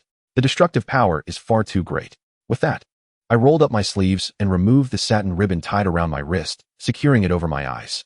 I never anticipated this day would arrive so swiftly, I mused, only to discover that donning it rendered my world in stark monochrome. A sketch-like existence achieved. Does this affect your vision? Five Wands inquired, his tone grave. I turned to meet his gaze, relieved that aside from the absence of color, there were no significant issues. However, further experimentation was necessary to ascertain if the curse had indeed been sealed. Observing the pallid figure before me, seemingly merging with the pristine satin, yet feigning strength, Five Wands appeared as though an invisible hand had tightened around his throat, rendering him voiceless. What's wrong, Teacher Wands? I tilted my head in puzzlement at his tightly pressed lips. By the way, he's wearing lip balm. His delicate, glistening lips were so alluring, so exquisitely beautiful. My dear Wands, it's nothing. I'll have Hui and the others keep you company. I have matters to attend to. He readjusted his eye mask, concealing the tumultuous emotions swirling beneath. Just before departing, he turned back and waved. Branch-chan, make sure to rest well. Teacher 1T call Hui and the others. I'll come find you later. His face brightened with a wide smile. I felt somewhat bewildered, but nodded obediently. Goodbye, Teacher Wands. What? You're leaving before I've finished speaking. Cursed orange, how dare you exploit me so? Calling out for Shiba in my mind, I unsurprisingly received no response. Well, I was left alone now, and the colorless world felt rather disconcerting. Tentatively, I swung my legs over the bed and exited the infirmary. Meanwhile, Shoko, you interrupted their time together. Scoundrel, don't call my name in such a revolting manner. Five Wands rubbed his ear. Wow, Shoko's voice is quite loud. All right. Let us get to the point. Who was it that sought trouble right away? Kaizai Shoko took a deep breath, reminding herself that Five Wands had no limits. And she couldn't reach him. Here's the testing result for Little Branch. Five Wands furrowed his brow as he took the report. Is this from the cursed orange's request? Yes, out of personal interest, I wanted to conduct one for her as well. How could her condition deteriorate so drastically since enrollment? Five Wands flipped through the report, his frown deepening. That special grade humanoid cursed spirit S ability is to alter souls. The little branch was not successfully transformed. Her soul suffered severe damage. The excessive consumption during her loss of consciousness has harmed her body. Furthermore, the cursed energy within her is quite mysterious. Your 6 eyes likely encountered a fog of confusion. Five Wands lowered his gaze, lost in thought. Has the reason for her loss of control been determined? I suspect it stems from significant trauma and overwhelming negative emotions, in addition to the unknown cursed energy and curse. However, one thing I am certain of is that we must prevent her from losing consciousness again. Another episode would inflict irreparable damage on her body. And while you manage to save her this time, next time, the cursed orange may not be so accommodating. Kaizai Shoko organized the reports on the desk. By the way, how has Little Branch accepted the sealing of her eyes? Five Wands ran a hand through his hair in frustration. She accepted it well. It's as if she knows she will inevitably lose control one day. It's heart-wrenching how strong she is. Make sure to show her some more care. Of course, caring for my students' mental and physical well-being is an essential duty of the illustrious Teacher Wands. He puffed out his chest with pride. Knock, knock, knock. The dormitory door echoed with a rhythmic sound. Branch-chan, the insufferably charming voice of Five Wands calls out from the doorway. Open the door. I rummaged through the closet for clothes, not bothering to turn around. What is the matter? Observing the array of beautiful dresses in my closet, each of which I had never worn, Five Wands stroked his chin thoughtfully. Oh, it's nothing. I'm just here to help Branch-chan pack her things for the dorm move. Huh, why are we moving? Where to? Finally pausing my actions. I tilted my head in confusion. Come on, Branch-chan, follow me, he insisted. Your tone sounds like that of a perverse kidnapper. What? Is there a pervert as handsome as me? Aren't you focusing on the wrong thing? No, Branch-chan must explain to me. Have you ever seen a teacher as handsome as this pervert? Read but no reply. Ah, the silent treatment. This is definitely emotional abuse. I felt a throbbing at my temple. Five Wands. Get off me. He clung to me like a vine, his towering height of 1.9 meters rendering me unable to bear his weight. Can't you see I'm being squished? No. How come you're not calling me teacher anymore? Five Wands. Humph. It's too late now. You must call me Lord Wands. Resigned, I chose to cease my struggle and fell backward. Oof. I landed solidly atop Five Wands. Ouch. Branch-chan, that's unfair. If it weren't for my quick reflexes, I would have been crushed. He lamented as he helped me up. Scoundrel. Shoko. Return my adorable student. Kaizai Shoko, diligently writing reports in the infirmary, sneezed. Kaizai Shoko, please do not interrupt. Thank you. In the Teacher S dormitory building, this is me. This is Five Wands. We stood face to face in the hallway, each carrying my belongings. So, I'm moving into the Teacher S dormitory? Indeed. The cursed orange requested I supervise you at all times, and you can choose any room you like. Without hesitation, I headed toward the room farthest from Five Wands' dormitory. Yet, I was seized by the hand of fate. Let go. No. Let go. No. Let go. Not happening. The cursed orange requires me to keep an eye on you. Then what was the point of letting me choose? Oh, it's just a formality. Whereas the cursed orange. I'll kill them. That won't do. The moment you charge into headquarters, I'll receive orders to punish you. So, Branch-chan, just accept it. What is wrong with staying next to your teacher? With a flicker, Five Wands teleported my belongings into the dormitory, and in no time, everything was neatly arranged. Even if I wished to backtrack, it was too late. Upon entering, I beheld a room more luxurious and comfortable than before, complete with a royal custom mattress akin to Five Wands. Well, perhaps it wasn't entirely unacceptable. After Satoru Gojo departed, I quietly planted the soul seed on the balcony. Chapter 39. The Loneliness of a Cold, Late Night. The deep blue sky was adorned with stars that sparkled like countless diamonds, casting a silvery hue across the expanse. The moonlight was so pure and bright, resembling a piece of translucent white jade embedded in the boundless void of the night. The gentle night breeze rustled the leaves, creating a soft whisper, yet I found myself rarely unable to sleep. Lying in bed, I tossed and turned, unable to find slumber no matter how hard I tried. My thoughts flowed like a torrent, washing away the remnants of drowsiness. I tightly closed my eyes, the pain in my chest becoming ever more distinct, as memories of the heart-wrenching moments before my fainting spell surged forth, replaying in my mind. A tumult of intense emotions rendered my limbs rigid, yet I felt utterly powerless, ultimately succumbing to tremors that coursed through my body. It was as if I were trapped in a nightmare, struggling to open my eyes despite my efforts. Eventually, I emerged from the depths of overwhelming negativity, gasping for breath, drenched in sweat. In a hoarse voice, I attempted to roll out of bed, only to collapse helplessly onto the carpet. Ah, why is Ji-chan on the floor? Satoru Gojo, what are you doing invading the girls' dormitory at night? Shouldn't I be grateful that I don't have a habit of sleeping nude? He was perched on the windowsill, clad in a loose light blue shirt and sporting elongated sunglasses. At my words, he awkwardly coughed into his fist. Cough, cough. Why isn't Ji-chan asleep yet? His ears seemed to tinge with a hint of crimson. But Satoru-sensei, you're still awake too, I retorted, rising from the carpet. Hey, that is not the same. As an adult, a teacher can stay up late, but if Ji-chan does, she 1T grow taller. I retrieved a chilled daifuku from the fridge and offered it to Satoru Gojo, knowing full well that no matter how tall I grew, I could never reach his height. Gazing at the girl with her silky black hair cascading down and tucked behind her ear, illuminated by the moonlight, her cheeks resembled delectable confections, eliciting a sense of longing. As she tilted her head to look at him, extending the daifuku, Satoru's gaze softened with an unrecognized tenderness, his heart melting at the sight. Then, perhaps due to a fleeting lapse in judgment, he blurted out, "Ah, from this angle, Ji-chan seems even shorter." I successfully earned a puffed-up pufferfish expression from him. I shot him an indignant glare, my embarrassment transforming into anger, attempting to reclaim the daifuku. "If you don't want it, fine." However, to my surprise, Satoru swiftly grasped my wrist, guiding my hand to feed the daifuku into his mouth. I stared in astonishment as he devoured it at lightning speed. "Sensei, impressive." Satoru brushed away the cream from the corner of his lips nonchalantly. "Hey, I'm the strongest. Of course I can handle daifuku too."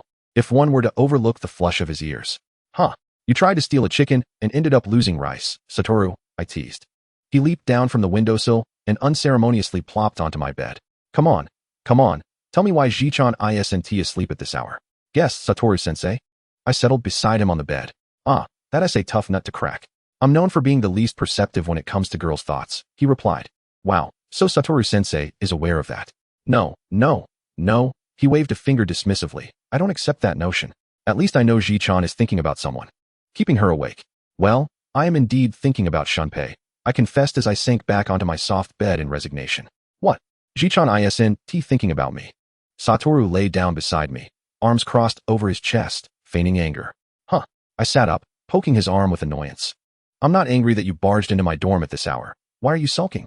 "Ah, is Ji-chan digging up old grievances?" I get it. I'm option E. I'm plan B. I'm the sixth person in the fifth row. Stop. You are option A. You are plan A. You are the first person in the first row. In short, you are my number one." Wow. Ji-chan is confessing to the teacher. Satoru feels so shy. JK Satoru is back, with sparkling, watery eyes. Looking at this shameless teacher radiating pink bubbles, I felt my heart sink. Turning to tug at the blanket, only to find it wouldn't budge. "Teacher, I'm going to sleep." At my words, Satoru merely shifted his position, squatting at the edge of the bed with his chin resting on his hands, gazing at me. Sleep. I'll keep watch over you." Oh, I wasn't sure if it was the sense of security from having Satoru, the strongest, by my side, but my consciousness gradually faded. As my mind drifted into a haze, I seemed to hear a gentle sigh. "Don't bottle everything up inside. Try leaning on your teacher a little." Upon waking, the room was devoid of any presence. I patted my head, attempting to recall last night's events, ultimately concluding Satoru Gojo must have gone to sleep. Forget it. I'll go find Tora and Nanami to check in. Knock. Coming. Wait a moment. It must be Satoru Gojo. I'll check if he has dark circles under his eyes, and if he does, I'll definitely tease him. But first, I need to nourish the soul seed with my cursed energy.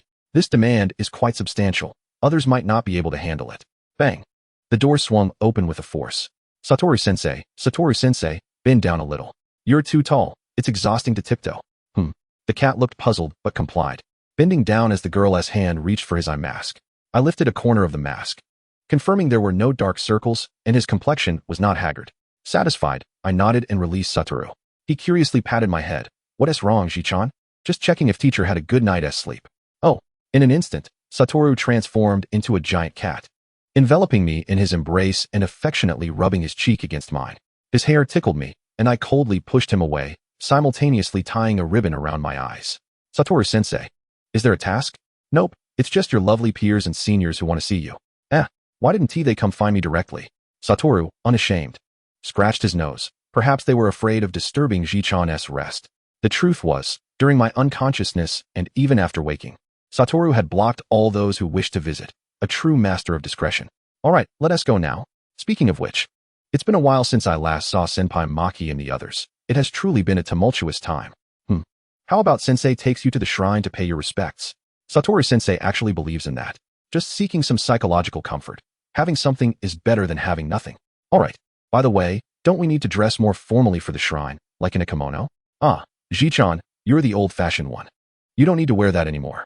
Chapter 40. The indecent teacher who wore a stolen skirt and the unsavory influence. Stare. Can someone tell me why it is like this? Shouldn't you all be weeping and wailing as you embrace me, shouting how fortunate it is that I am unharmed, and that you'll take care of my tasks from now on? Upon entering the break room, I was met with the silent scrutiny of my companions, and I felt tears welling up as I hugged my head and fled. After running a couple of laps in the break room, seeing that no one was acknowledging me, I quietly squeezed between Panda and Inumaki, peacefully leaning against Panda's side. Feeling melancholic, I sought solace in the embrace of Senior Panda, nestling within his arms while fixating my gaze intently upon Inumaki Toge. Even bound in satin, my fervent stare could not be concealed. Inumaki silently adjusted his collar higher, revealing only a hint of his eyes, adorned with the motif of wooden fish flowers. Despite his transformation into monochrome, Inumaki still exuded an irresistible charm. Why does Little Branch keep teasing our esteemed seniors? No, do not separate me from Senior Panda and Senior Inumaki. I was dragged away by the wild rose, my legs helplessly trailing behind. I tugged at the sleeve of the ever-reliable Fushiguro Megumi, who shot me a glare. I then grasped the sleeve of the angelic Toge, who scratched his head, expressing his own helplessness. Ultimately, I attempted to ingratiate myself with the wild rose, receiving a beautiful roll of her eyes in return. Seeing this, I prostrated myself, apologizing for causing them concern. When Teacher Gojo brought you back, you were covered in wounds. Didn't it hurt? I looked up in a daze, I lost consciousness and felt nothing. By the time I awoke, Sister Shoko had already healed my injuries. The more I spoke, the darker Fushigiro's expression became, prompting me to silently close my mouth. Is that what I meant? Silly. The wild rose tapped my forehead, clarifying that the seemingly indifferent fellow was genuinely worried about my reckless use of cursed techniques, as were we all. Little Branch. Nanami stated that death is the ultimate fate for all, but no two deaths are the same. Guiding every death correctly will undoubtedly be painful. Many will need you in the future, including us. Faced with the sincere, shining eyes of Itadori Yuji, I found myself unable to utter a word and could only nod repeatedly. I will strive to become stronger and will be mindful of my safety, at least. I shall not falter until I have altered everyone's fate.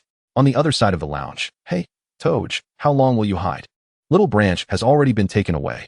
Maki, unable to contain herself, felt the veins throbbing on her forehead as she yanked Inumaki from behind her.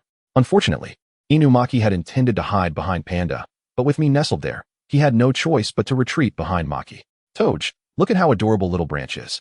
Why do you always hide from her? Tuna mayonnaise. Panda recalled their first encounter, where the girl knelt down to propose. And each subsequent meeting was marked with a radiant gaze directed at Toge, which rendered him momentarily speechless. Pickled Manteco. During their last meeting, Little Branch had knelt down to profess her desire to be Toge's dog. It seemed a tad perilous. Cough, cough, it's fine. You can't see the hungry look in her eyes right now. Suddenly, it dawned on everyone that a profound silence had enveloped the room. Hey, what are the seniors discussing? Are we having hot pot together? There's Yuji's secret recipe.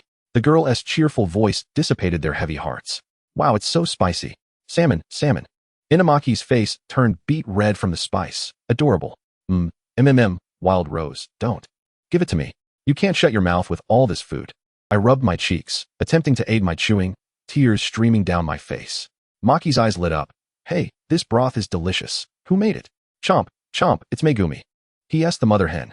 My mouth was stuffed with meatballs again, and the Wild Rose forcibly silenced me. Kanjiro Wild Rose shot me a glare, warning that if I continued, she wouldn't be able to save me. I cautiously glanced at Fushiguro Megumi. Thankfully, he hadn't overheard. I attempted to remedy the situation, relieved that Megumi had managed to replicate our previous hot pot broth. Haha, I was afraid you'd mistake sugar for salt and ruin it for us. Alas, I was still overheard. Oh no. However, having you all is truly a blessing. This is absolutely delicious. Suddenly, the door burst open. Hello everyone, I am Taketori Branch. Gojo Satoru made a dazzling entrance in a cake dress. This dress, why does it look so familiar? Upon recognizing the dress, my eyes widened in shock. Gojo Satoru, this is a line that should not be crossed. How can you truly be limitless? I rolled up my sleeves, ready to confront him. Little Branch, you can't go. What will happen to us three if you do? Kanjiro Wild Rose clung tightly to my upper body while covering my mouth with one hand. Right, your cursed techniques can't harm Teacher Gojo. They'll only backfire on you. Yuji firmly held my legs. Salmon, salmon. One of our trio, Fushiguro Megumi, urged, Maki-senpai, please close your eyes. What is going on? Trusting Megumi's usual demeanor, Maki complied. What do you see? It's all black. No, that is the future of Jujutsu High. As my vision returned, I exclaimed, let me go. I want to confront this scoundrel. Oh, let go, everyone. Aren't you going to stop her? Go, little branch. I'll bring over Mr. Kanjiro in time. Yuji nodded earnestly at me. My fists clenched, but recalling Gojo's strength, they softened. However, dealing with this crowd of onlookers was still feasible. Thus, the scene transformed into, Toj. Don't take such large strides in that skirt. You might expose yourself. Yuji, that's nothing compared to your sports tank top. Why are you embarrassed? Gojo, stand still. There are 3 more sets to go, quickly. Yes, that pose. Good. Good. Next one. Indeed, several gentlemen were reluctantly clad in skirts. Though Toj initially protested, he eventually acquiesced after my coaxing. Inumaki, encouraged by Panda and his own desire to wear one, happily agreed. As for Gojo, who could force him? He swiftly donned the most exquisite dresses, despite claiming he didn't want to. Alas, my skirts were nearly torn to shreds upon his form. Where was Fushiguro? Oh, he declared that if anyone dared to make him wear a skirt, he would perish. Ultimately, due to the number of participants, we reluctantly consented. Senior Panda, unable to find a suitable dress, was quite disheartened, and I offered him comfort nestled within his fur. Mission accomplished. We captured numerous photos, and at Yuji's tearful request, I agreed not to share them beyond our little circle, keeping them for my own enjoyment. Ah, how benevolent of me. Maki, somewhat displeased, picked up a dress that had torn. Little branch, your dresses are so beautiful, with so many styles I've never seen. It's a shame we've ruined so many today. Indeed, I quite enjoy collecting various dresses, but since coming to Jujutsu High, I haven't had the opportunity to wear them. However, this doesn't hinder my shopping spree. Let us hit the stores during our break. It's the perfect chance to replenish my wardrobe. Sure, let us invite those boys to carry our bags. I embraced Maki on my left and Wild Rose on my right, nuzzling my cheeks against theirs, overwhelmed with happiness. Ah, Little Branch's spirit is about to fly away. How heartless. Yuji, now clad in his own attire, looked at us with a mournful expression. Salmon, Little Dog Senior. He extended his hand, feigning to grasp my departing spirit. Meanwhile, Gojo stood to the side, resting his chin on his hand, deep in thought. Chapter 41, Shrine Blessings. Moses, this is the dashing Gojo. Ji-chan, are you awake? The special ringtone I had set for Gojo echoed through my phone, rousing me from slumber. Struggling to grasp my consciousness, I answered the call. Here. My voice, still dulled by sleep, came out raspy.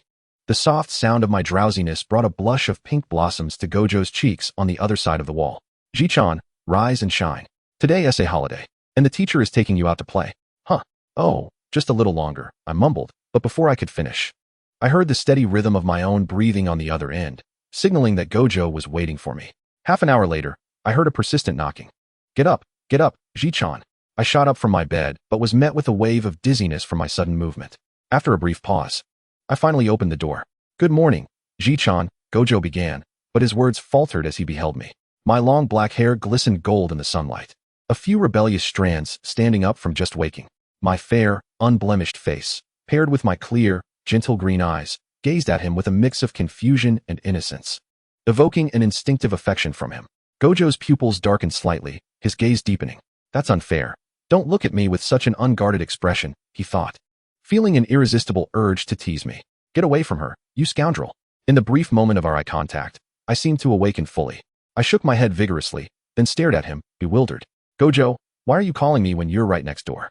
I'm just trying to let you sleep a bit longer, Ji-chan, he replied, feigning innocence with a flourish of his fingers. Given that your sunglasses are slipping down to reveal your eyes, and considering your rare day off, I suppose I'll reluctantly forgive you for waking me. With a swift motion, I slammed the door shut, muttering, let me change. Oh, the handsome teacher Gojo has been turned away. He lamented as he scratched at the door persistently. Ji-chan, I've brought your new uniform. The serene shrine nestled at the foot of Mount Fuji, with its ancient structures seemingly paying homage to nature. In the soft glow of dawn, the melodic chants of Zen drifted from the temple, harmonizing with the gentle breeze. Oh, how it evokes a profound sense of tranquility and peace, I mused. Amidst the crowd, a striking pair, a girl and a boy, stood out. The girl, though shielding her eyes, radiated natural beauty, while the boy, with his jade-like features, complemented her perfectly. Dressed in exquisite white garments, they appeared almost ethereal against the backdrop of the bustling crowd. But, Gojo, is the shrine really where you chose to spend your day off? Shouldn't we be at an amusement park or something? I'm starting to feel fond of you, Gojo, I teased. Gojo placed his arm over my head, leaning on me, his weight pressing down. Ji-chan, what do you think? The teacher brought you here to pray for blessings. I rolled my eyes and swatted his arm away. I know. I believe there is a fair at the temple today. Let us go explore. Great. Let's go, he exclaimed, pulling me along. Wait. Don't run so fast while holding my hand. I might get lost in this crowd. Despite my protests, he slowed his pace. Ji-chan, you're small and not very strong. If we get separated and you encounter a cursed spirit, I wouldn't want to have to rescue you. Huh, scoundrel teacher. You'd better hide those blushing ears of yours before speaking to me. Honestly, you're both incompetent and pretentious. Suddenly, a stunning girl, urged on by her friends, approached Gojo, asking for his contact information. It was evident that Gojo's looks were quite distracting, even causing me, a woman of confidence, to falter momentarily. Oh sure. Gojo pulled out his phone just as a charming mixed-race boy approached me, asking for directions. Excuse me, do you know where I can find takoyaki? Gojo's demeanor shifted. He subtly tuned in to our conversation. I believe it's over there, I pointed. Sorry, I'm still a bit lost. Would you mind showing me? Of course. Gojo grabbed my hand firmly. Ji-chan, are you really going to walk off with another man in front of your teacher? I detected a hint of possessiveness in his tone. Glancing back at him, I noticed his smile, but it felt deceptive. Sir, are you her teacher? I think you should give your students some space, the boy suggested. Yes. Gojo, let go of my hand. Gojo tightened his grip. Not happening, Ji-chan. The teacher must ensure you aren't abducted by bad people. I hesitated, glancing at the mixed-race boy. Never mind, let's keep practicing. All right, you win. Ultimately, Gojo hoisted me onto his shoulder. I squirmed helplessly, feeling a wave of embarrassment wash over me. Can you please put me down? Look, there's festival-exclusive strawberry daifuku. Ji-chan, let us hurry. He ignored my pleas, marching us to the queue. I buried my face into his back, relieved that Gojo had a pleasant, sugary scent. Was it because he loved sweets? Whispers from the crowd reached my ears, speculating about our relationship. Are they a couple? They seemed too close. My cheeks flushed with heat. Was this a new form of humiliation? From an angle unseen to me, Gojo smirked at my embarrassment, prompting muffled gasps from the onlookers. After devouring the last daifuku, Gojo called out, Ji-chan, come write your omamori. Coming. I received a wooden plaque, pondering before writing, may all those I love be safe, and swiftly tucked it into the omamori. Wow, Ji-chan, are you hiding from your teacher? How hurtful. Gojo feigned disappointment, leaning in closer. I patted his head dismissively. You didn't show me what you wrote either. Humph. It's already sealed. If you open it, it won't work. Fine. My omamori is for safety. What about yours? Also safety, but don't even think about knowing what I wrote. Gojo puffed his chest out, defensively placing his omamori into the pocket of his shirt. Really? Do you expect me to pry open your shirt? As Gojo scrolled through his phone, he suddenly sighed in frustration. Before I could ask, he answered himself. Ji-chan, we have another mission. So annoying. I thought we had 3 days off. Dejected. He slumped down on a nearby bench, snuggling against my neck like a cat. Let the teacher recharge first. Otherwise, I won't have the strength to work. His adorable demeanor left me utterly defenseless. Thus, I allowed him to lean against me, enveloped in a tranquil silence as we savored this moment of peace. Chapter 42. Please don't let me lose my one and only Gojo. At the airport, I asked, Teacher, why are we here? Are we preparing to go abroad? Indeed. That special grade cursed spirit is in Lighthouse Country. The local sorcerers have lost many trying to deal with it, so they turned to us, the strongest teacher-student duo. Hey, am I strong too? Gojo, it's time for you to retire. I'm ready to become the one and only strongest. After passing through Sakura High School, Ji-chan has officially become a special grade sorcerer. From now on, the responsibilities of the teachers will fall upon you. However, dreaming of defeating the teacher is a fanciful notion. Gojo Satoru playfully executed a loving chokehold on me. Cough. Gojo-sensei, do you intend to murder your own student? Cough. Just then, Idichi, who had appeared out of nowhere, hesitated for a moment before interrupting the intimate scene between the teacher and student. Gojo-sensei, it seems that Takaguri-san is about to suffocate. Hey, Ji-chan's constitution is not that fragile. Huh, gee. As Gojo Satoru turned to look at me, he noticed my face had turned pale from holding my breath. He quickly released me and patted my back to help me breathe, almost as if he was about to perform CPR. Cough. After a considerable time, I gradually regained my composure and glanced at him with a mournful expression. Gojo-sensei, even if I admire your supreme position, it hardly warrants such extreme treatment. I then expressed my gratitude towards Idichi, sobbing, thank goodness for you, Idichi-sensei. Gojo Satoru, with an apologetic expression, gently patted my back. I'm sorry, I was a bit too rough. It's all right, but let's get to the point. Idichi-sensei, what brings you here? Takaguri-san is indeed reliable, Idichi said, his eyes glistening with emotion. I am here to transfer some responsibilities. Once you disembark, there will be support personnel from the Beacon Nation to assist you. Idichi bowed deeply, wishing us great success in our endeavors. Gojo Satoru, throwing an arm around my shoulders, remarked, "Hey, Idichi is so long-winded. Are you an old man? Let us go." Idichi. Gojo. Care to guess why Idichi is 2 years younger than you yet appears so much more world-weary? In the business class of the airplane, Gojo-sensei. What is the information on the cursed spirit? Gojo Satoru fiddled with his phone for a moment before handing it to me. Just take a look. I took the phone and read, Special Grade Imaginary Cursed Spirit, Lilith. I continued scrolling down. Huh? That's it? Trembling, I gasped.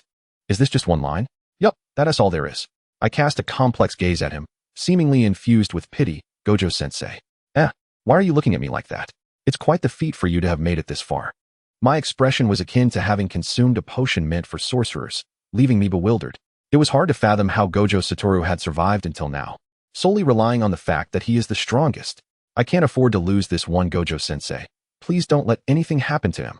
Suddenly, Gojo Satoru gently patted my head, a heavy sigh escaping him. An ominous feeling crept over me as I struggled to utter a few words. What's wrong? If all goes according to plan, Ji-chan's future mission intel will be similar to this, he replied. I knew it. Those rotten oranges. I'll have to eliminate them. I mentally raged, when suddenly a long finger poked at my cheek. Following the direction, I saw Gojo Satoru propped up with his chin in his hand, teasingly remarking, Ji-chan, you look like a pufferfish when you're angry. Don't worry, the teacher is the strongest, and you are the strongest student. We will be just fine. Looking at Gojo Satoru, who seemed to radiate a holy glow, I couldn't help but smile. Indeed, we would be just fine. 2,000 years later, Gojo Satoru had fallen asleep, his body slumped in the plush seat of the business class, as if devoid of bones. Watching him sleep so unguardedly melted my heart. As the strongest, he must be burdened with countless responsibilities and likely hadn't enjoyed a proper rest in ages. After gauging the cabin temperature, I noticed the air conditioning was slightly too cool. Although I thought Gojo Satoru's muscular build could withstand the chill, I still quietly called for the flight attendant. Hello, could you please bring me a blanket? A larger one, please. Thank you. I tiptoed over to Gojo Satoru and gently draped the blanket over him. It was still a bit small. No matter, as long as it covered his navel, he wouldn't catch a chill. Mission accomplished, I returned to my seat, and soon fell into a drowsy slumber myself. As the girl drifted into sleep, the previously slumbering figure opened his eyes, amused by the blanket draped over him and the girl sleeping soundly like a pig. He felt that merely covering her with a blanket wasn't enough. So he extended a playful finger and pinched her nose. Upon sensing her stirring, he released her now rosy nose, feeling a bit guilty as he rubbed his own. Pretending nothing was amiss, he returned to his seat, propping his head on his hand as he watched the girl sleep. When we finally disembarked, it was already nearing noon the next day. So many people, truly an overwhelming crowd. Even in such a vast airport, I felt slightly breathless. Perhaps exacerbated by the lingering effects of motion sickness from the latter part of the flight, Gojo Satoru took my hand, using his towering frame to shield me from the throngs, finally leading us to a quieter corner. Let us wait for the support personnel here. How bothersome, he pouted, playfully shaking my arm. I used one hand to comfortingly pat his arm, not bothering to explain why I wouldn't reach up to pat his head. Finally, the support personnel arrived. Gojo-sensei, Takaguri-san, sorry to keep you waiting. You look so familiar. Didn't you handle my last business trip too? The support personnel wiped the sweat from his brow. Yes, Gojo-sensei. It was me last time, and since no one else wanted to take this assignment, I was assigned again. Please, follow me. This is the place. After getting out of the car, I surveyed the vibrant marketplace, noticing the signs and decorations seemed rather unorthodox. I tugged at Gojo Satoru's sleeve. Gojo-sensei, is this cursed spirit legitimate? I'm still just a child. Look at this street, the decor, the ambience, and the attire. The support personnel appeared a bit embarrassed, clearing his throat. Well, this is indeed the place. Lilith first appeared here. We dispatched 7 first-grade sorcerers, and none have returned since. Ever since Lilith's arrival, there have been reports of male disappearances, and regulars have vanished even more swiftly. Fortunately, Lilith only appears late at night, during sleeping hours. It's true that one might not sense the cursed spirit's presence. Gojo Satoru waved his hand dismissively at the support personnel. All right, you can come back later. What time exactly? I'm not sure. Wait, Gojo-sensei. Gojo Satoru effortlessly hoisted me into his arm. Let us go, Ji-chan. I'll show you the local customs here, but of course, not in that part of town. He forcibly redirected my gaze from the dubious marketplace. Under Gojo Satoru's imposing presence, I could only regretfully retract my attention. Xiaoba, we'll come back to investigate later. Oh, Xiaoba is already asleep. Chapter 43. Here we go again. What type of woman do you prefer? In Chinatown, it felt as if we had traversed layers of temporal barriers, arriving at a place that was both familiar and foreign. Familiar due to the rich Chinese cultural ambience, yet foreign as this was not the realm I had lived in my past life. I found myself reminiscing about the previous world, but I also cherished the beauty of my current life. The air was filled with enticing aromas, the savory scent of roasted duck, the refreshing fragrance of tea leaves, and the delightful scent of various street foods wafting from the stalls. With a grand gesture, I declared, Gojo-sensei, today, I'll treat you. Choose whatever you desire. Certainly. The teacher desires to indulge in the delightful desserts here. I was taken aback. Are you only here to savor desserts? Can you not see the aromatic roasted duck? Regardless, without desserts, the teacher would perish. Wataru pulled me into a random establishment, and as soon as we sat down, he dejectedly rested his head on the table. All right then, let us order. I forcibly lifted Wataru. Wataru-sensei, stop sulking on the table. Are you a child? Reluctantly, Wataru grumbled and casually flipped through the menu. Isn't there any daifuku? This is a roasted duck restaurant in the capital of Huagua. Are you looking for daifuku here, or asking for trouble? I snatched the menu from him. Let me handle this. Upon returning with the selected dishes to our private room, I was greeted by Wataru rolling around on the sofa in a fit of childish frustration. Gigi. The teacher wants to eat daifuku. I felt utterly exhausted. What is this feeling of taking care of a child? I patted his head. All right. Stay here and don't move. I'll go next door to the dim sum place and bring you some snacks. Indeed, I bought him snacks. So what if I took a little verbal advantage? Wataru's voice echoed from afar. Gigi, the teacher wants something sweet. I felt another line of annoyance form on my forehead. I got it. You pesky teacher. Hello, what do you need? I pondered for a moment. I'll have one of each dim sum, or perhaps two, one of which must be sweet. We have a wide variety of dim sum, are you certain? I recalled Wataru's seemingly bottomless appetite. Never mind. Let us make it an additional serving of each, and ensure they're all sweet. In the end, I returned, precariously balancing a large bag of goodies, accompanied by a sturdy young man whom the shopkeeper had kindly sent to help me carry it back. As I pushed open the private room door, I was met with Wataru's radiant smile, which vanished the moment he saw the young man behind me. Why does it suddenly feel cold in the room? Gigi, who is this? Wataru's tone turned ominous.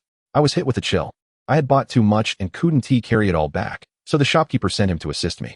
Upon hearing this, Wataru instantly reverted to his playful demeanor, grinning as he took the bag from the young man. Oh, we must properly thank him. Thank you, see you. Wataru, why didn't you take my bag first? Did you not see that I was about to topple over? Finally, Wataru took my bag, arranging the contents neatly. All right, let us dig into the dim sum. Watching Wataru enjoy his meal with great relish made me realize I was also quite hungry. Why haven't the dishes I ordered arrived yet? Crunch, crunch, crunch. Oh, I made a slight request, and they asked me to do it myself. But how could I possibly do that? The ominous feeling washed over me again. What request did you make? Nothing much. Just asked them to add sugar to all the dishes and to replace all the chili with sugar. But they were reluctant to do it. Wataru, without lifting his head, swallowed 2 crystal shrimp dumplings. Wataru, I punched downwards, but just before I could reach him, an invisible barrier blocked my way. No limits, you are something else. Gigi, you're so loud, the teacher can hear you. How infuriating. My roasted duck. This matter is serious. Pesky Wataru, don't think you can charm your way into my forgiveness. Thus, the ensuing conversation unfolded as follows. Wataru pushed a plate of phoenix claws towards me. Gigi, these phoenix claws are delicious. You must try them. I only eat the ones with sugar. Wataru held a shrimp dumpling to my mouth. Gigi, just take a bite of the shrimp dumpling. I only eat the ones with chili replaced by sugar. Gigi, there must be many delicacies in Huagua. Not really. We prefer to replace chili with sugar when cooking. Eventually, Wataru could no longer endure the bizarre atmosphere of our nonsensical banter, tugging at my clothing with a pout. Gigi, the teacher was wrong. With his head slightly bowed, his eyes concealed by sunglasses, he pleaded, Teacher, I leave it to you. Please forgive me, Gigi. All right, but the teacher must agree to one condition. The teacher agrees to anything. Dress up in a skirt. Wataru closed his eyes, gritted his teeth. Fine. In the end, I sincerely apologized to the shopkeeper with a well-fed Wataru beside me, and thankfully, she graciously forgave us. Why does it feel more and more like a mother taking care of her son? In the dead of night, on an unfamiliar street, Wataru waved to me. Gigi, go ahead without worry. The teacher has already helped you settle the bill. Oh. The assistant supervisor hesitated and spoke. Mr. Wataru, are you certain you want Miss Takahashi to go alone? Hey, eliminating a mere special grade curse spirit is a piece of cake for the strongest student. The assistant supervisor felt a twitch at the corner of his mouth. It must be said, you truly are the strongest. Is mere special grade cursed spirit even human language? As I stepped deeper into the street, a strong stench of blood assaulted my senses, as if the very air had been saturated with it. A strange aura enveloped the surroundings, shrouded in darkness, rendering the path invisible and chilling to the bone. I sensed something wrapping around me. Yet no matter how I attuned my senses, it remained hidden.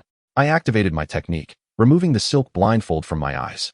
An ethereal and melodious female voice echoed in my ear, accompanied by a chilling sensation on my shoulder. Little sister, you are quite special. It can talk. Realizing this, my heart tightened, and recalling the strong scent of blood from earlier, it seemed Lilith had been born for quite some time. Such a heavy curse aura. I began to suspect you might be my kindred. So, the female voice paused, and I instantly tensed like a drawn bowstring, every hair on my body standing on end, prepared to confront any impending danger. What kind of woman do you like? Chapter 44, Wataru's Girlish Thoughts. What? You show me this after I've stripped of my tea? No, this must be an attempt to lower my guard. Then I heard, come on, little sister. What kind of woman do you like? Do you happen to know someone named Aoi to do, or Yuki Tsukumo? I don't know them. Before I could finish, a chilling touch grazed my cheek.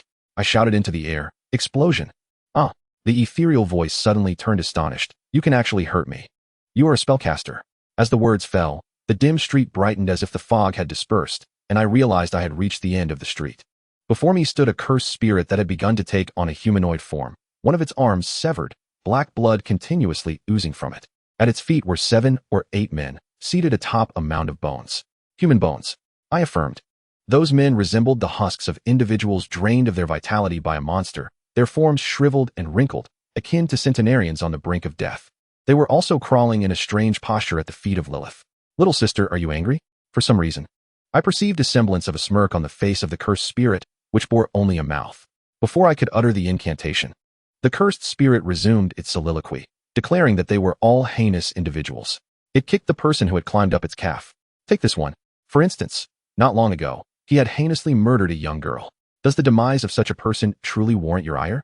I had no desire to respond or contemplate this question. Do not disturb my resolve. Damn it.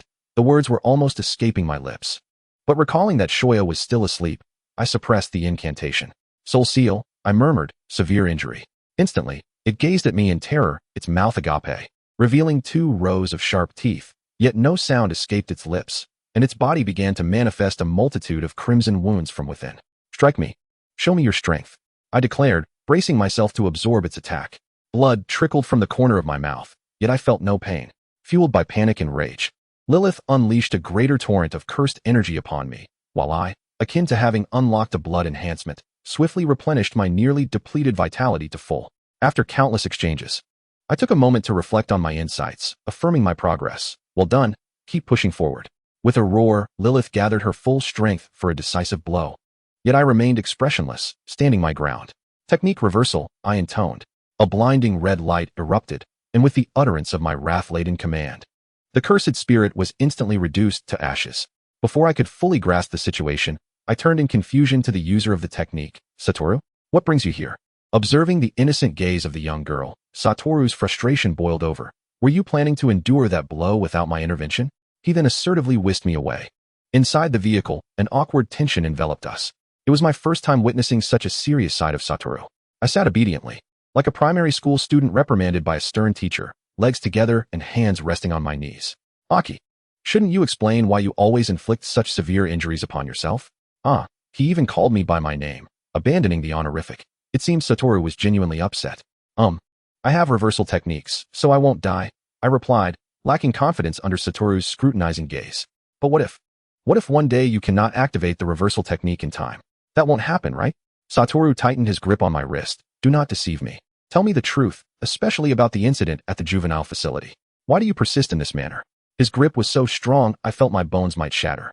Because I wish to grow stronger, and this is the only path I see, constantly confronting the fear of death. I sensed his grip momentarily tighten. Yet he quickly eased his hold. Why do you so desperately seek strength? Because I wish to protect those dear to me. I want to stand at the same height as you, so that when you turn, you can see me. I do not want you to be labeled a monster, nor do I want you to be alone. Satoru's heart raced. He wanted to say something, to tell me that I need not struggle so fiercely to stand by his side, but the words failed to form.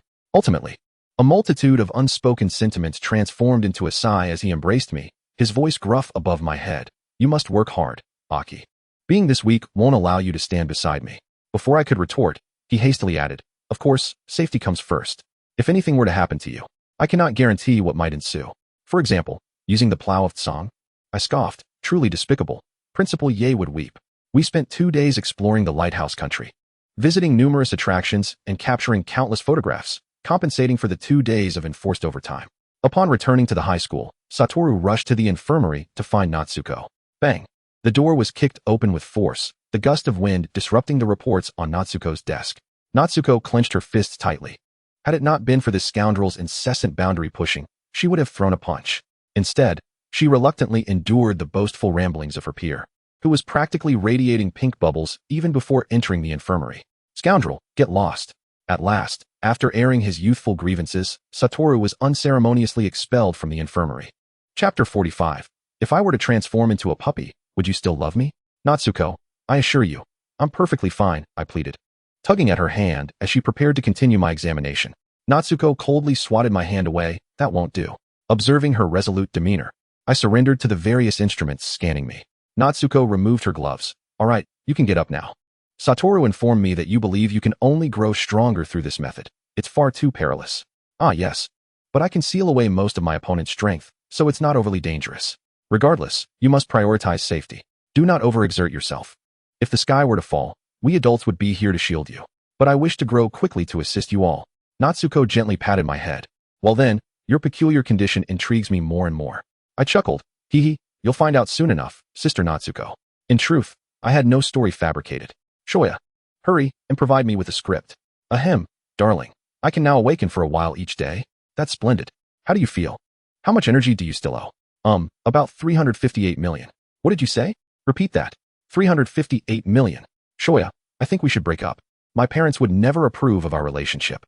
I can no longer engage in abstraction. My darling, we cannot part ways. Shoya's cries were overwhelming. Stop. No tears, seriously.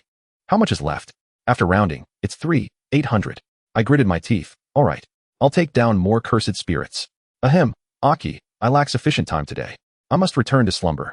As the words left his mouth, I heard the electronic sound of forced shutdown in my mind. Shoya? Shoya? It appeared that Shoya had indeed been forcibly shut down.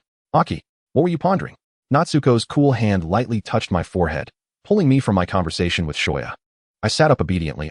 Nothing at all, Sister Natsuko. Very well, your peers must miss you. Hurry along. I still need to write my report.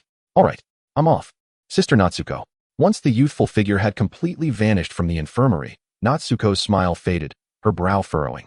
Would this constant brush with death not severely impact her mentality and spirit?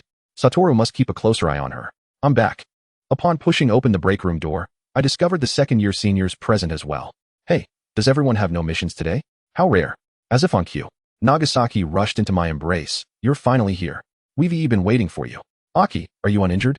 Maki approached us, expressing our intention to discuss the tactical strategies for the upcoming group battle at the Kyoto Sister School exchange event. I settled beside Nobara and Maki, inquiring if they had already reached a consensus. It seemed a battle plan had been established. However, due to Nobara's unique circumstances, the technical school initially planned to exclude her from participation. Yet, Teacher Gojo insisted that she must join, necessitating a revision of our strategy. Got it. Upon finalizing our plans, I surveyed the room and noted that all the first and second year students were present, except for Yuji Itadori. Where's Yuji?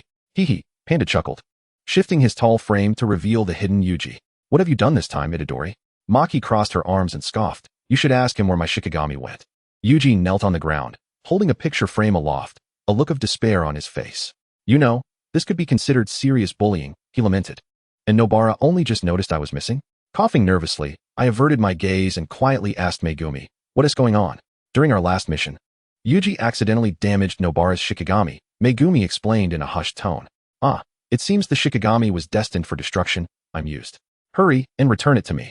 Yuji, pale with fear, replied. It was taken by Teacher Gojo. Maki was exasperated, exclaiming, that idiot with the blindfold. Coughing again, I reflected that it appeared Gojo was also fated to take the blame. I have a suggestion. Speak. To celebrate Nobara's successful completion of her first mission as a special grade, why don't we hold a celebration? Yuji said, winking at me, and I returned the gesture. indicating I was on board. What do you think? Everyone is free today? That sounds good. But should we invite anyone else? Megumi pondered. I doubt Nanami will come. And I doubt our teacher will be available. Principal Yaga is out of the question. Let us just celebrate amongst ourselves. Yuji declared, raising his hand. Panda and I will handle the shopping. After considering it, I added, then Panda and I will set up the venue. Of course, the adorable Inumaki must join as well. I'll prepare the ingredients, Nobara said, exchanging knowing glances with Maki. Later that evening. Hee, Nobara, this smells amazing. Nobara blushed as she nestled in my arms, while I quietly leaned against Maki, drifting into a light slumber. The few gentlemen seated nearby exchanged bemused glances at the girls who were practically glued to one another. Is Nobara drunk? And where did she get the alcohol? Megumi suddenly realized something, frowning at the drinks on the table. Is that pineapple-flavored beer? Oh, sorry. I didn't notice, Yuji said, clutching his head under Megumi's disapproving gaze. Panda, holding a similar drink, had a rosy complexion. Good thing only Nobara drank it. I can handle my liquor. Before he could finish, they all witnessed the previously docile girl who had been leaning against Maki suddenly tear off the satin blindfold and sit up abruptly. Her eyes, though dazed, sparkled with excitement as if she had discovered something wondrous. If I turned into a puppy, would you still love me? She exclaimed, shaking her tail vigorously. Hoo-ah. So dizzy. Nobara, already tipsy, was completely disoriented by the sudden movement. She absent-mindedly replied, It's Nobara, of course I would. As her words faded, she collapsed to the ground. Megumi, noticing the surge of cursed energy, was about to intervene but the spell had already taken effect. Bang! The dazed girl transformed into a small white puppy, or rather, she simply gained puppy features. White ears sprouted from her head, and a fluffy tail wagged behind her. The other sober members turned their eerie gazes toward Yuji. Yuji, how many kinds did you mistakenly purchase? I think I can salvage this. With a stern expression, Megumi said, Yuji, I believe we need to step outside and have a word. Chapter 46, Preventing Theft and Gojo Mishaps. Regrettably, I did not afford Megumi and Yuji the opportunity to discuss martial arts, for, if I turned into a puppy, would you still love me? As I observed the girl earnestly sitting before me, her tail wagging frantically, Megumi fell silent. Why aren't you speaking? She whimpered, her eyes welling with tears. Wait, I would. Of course, Megumi managed to respond after a moment's hesitation.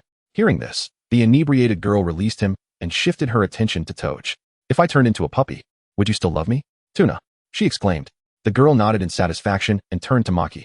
Do I have to answer too? But how can I still understand Toge? After a prolonged silence without a response, the girl's tail and ears drooped, and her lips trembled as if she were about to cry. Maki, flustered, rushed to assure her. I love you. I love you. Before the girl's gaze could fully settle on her, Yuji interjected. Me too. No matter what, Nobara will always be Nobara. Thus, the girl wobbled to her feet and approached Panda. Panda chuckled, scratching his head. Do I get to answer too? I feel a bit shy. Before he could finish his thought, the girl leaped into his embrace, murmuring, Panda, so comfy. The others attempted to pry the girl off Panda, but their efforts were in vain. What do? She's clinging on so tightly. How can we get her to rest? Yeah. And it seems Nobara can't understand us right now. After a moment of contemplation, Megumi summoned his divine dog. Awoof. The little white dog affectionately nuzzled Nobara's face, as if engaging her in conversation. Awoof. The black dog circled around her. Finally, Nobara's limbs released their grip on Panda. Impressive, Megumi, Maki remarked. Who would have thought of that? After a moment of hesitation, she added, but is it really safe for Nobara's body? All eyes turned to the only serious sorcerer present. I don't know. Let's try a hangover remedy. We'll probably have to wait until she wakes up to undo the spell. I'll go fetch our teacher. Bang. The bright infirmary door swung open forcefully. Yuji. What's the rush? Shoko turned, but before she could finish her sentence, Yuji interrupted. Shoko, in the lounge, Nobara. Before Yuji could complete his thought, he witnessed Gojo striding out of the infirmary with Shoko, leaving him bewildered in the wind. Why is Teacher Gojo here? In the technical school's lounge. Shoko, you need to see Nobara. What happened to her? Gojo Satoru hurriedly followed behind Shoko, pushing the door open first to find his students awkwardly gathered in a circle, with a girl lying in the center. The girl had fallen into a sweet slumber, and for some inexplicable reason, had sprouted ears atop her head, along with a fluffy tail. Observing the rosy hue on her pale face, tinged with the remnants of intoxication, her inebriated smile lingered on her lips as she curled up, entirely embodying the visage of drunkenness. What is this? Gojo inquired, casting an inquisitive glance toward Fushiguro Megumi. Cough, she got drunk and used a curse, Megumi explained. And then she ended up like this. Not to mention, it's a calamity. As they watched Shoko trying to tend to the girl, Panda interjected with timely clarification. Toj said not to worry. She should be able to undo it herself once she sobers up, though a little hangover remedy might be needed. After examining the inebriated duo, Shoko stood up and announced, "All right, nothing serious. I'll head back to continue writing my report. Don't forget to give Mako and Wild Rose a cup of honey water before bed, otherwise they might wake up with a headache. I'll walk you back, Shoko." "It was I who called you here," exclaimed Itadori Yuji, who had just returned. "No need. You all should return to rest early. I won't run into trouble within the school," Shoko replied. "However, Maki, I'll leave the supervision of Mako to you. After all, they are of the opposite sex." Shoko's gaze fell upon Gojo, who was squatting down and poking at the girl's furry tail, emphasizing the phrase opposite sex. Maki's eyes glinted sharply as she adjusted her glasses. "I understand." Once Shoko departed, Gojo abruptly lifted the girl into his arms, only to be promptly intercepted by Maki. "Waku, Mako is sleeping in my dorm tonight." "Huh." Gojo hesitated for a moment. Maki reinforced her statement. "I will take good care of her." Itadori watched the undercurrents between the two with confusion and quietly asked Fushiguro, "Fushiguro, why do I feel like Gojo-sensei and Maki-senpai are arguing?" In agreement, Inumaki Toj nodded. "Salmon." Fushiguro, having been raised under Gojo's influence, pieced together the earlier riddle between Shoko and Maki and keenly observed the situation. "It's nothing. It's just that Gojo-sensei is truly a scoundrel." "Huh." The silent standoff persisted. "Maki, Mako's eye condition is still unstable, and to prevent any accidental harm to you, the teacher must accompany her. Just rewrap the satin," Gojo quipped. "Waku, don't you have missions to attend to?" "Great teacher Gojo has completed all of them. Regardless, Gojo, you are male. It would be more convenient for me to handle Mako in her drunken state." Gojo pouted reluctantly. "Fine, then you can come with us." He grabbed Maki by the collar. "Baka." With a flicker, Gojo teleported them to my dormitory. "Isnt Mako's dorm not here? Isnt this the teacher's dormitory?" Gojo opened the door with ease.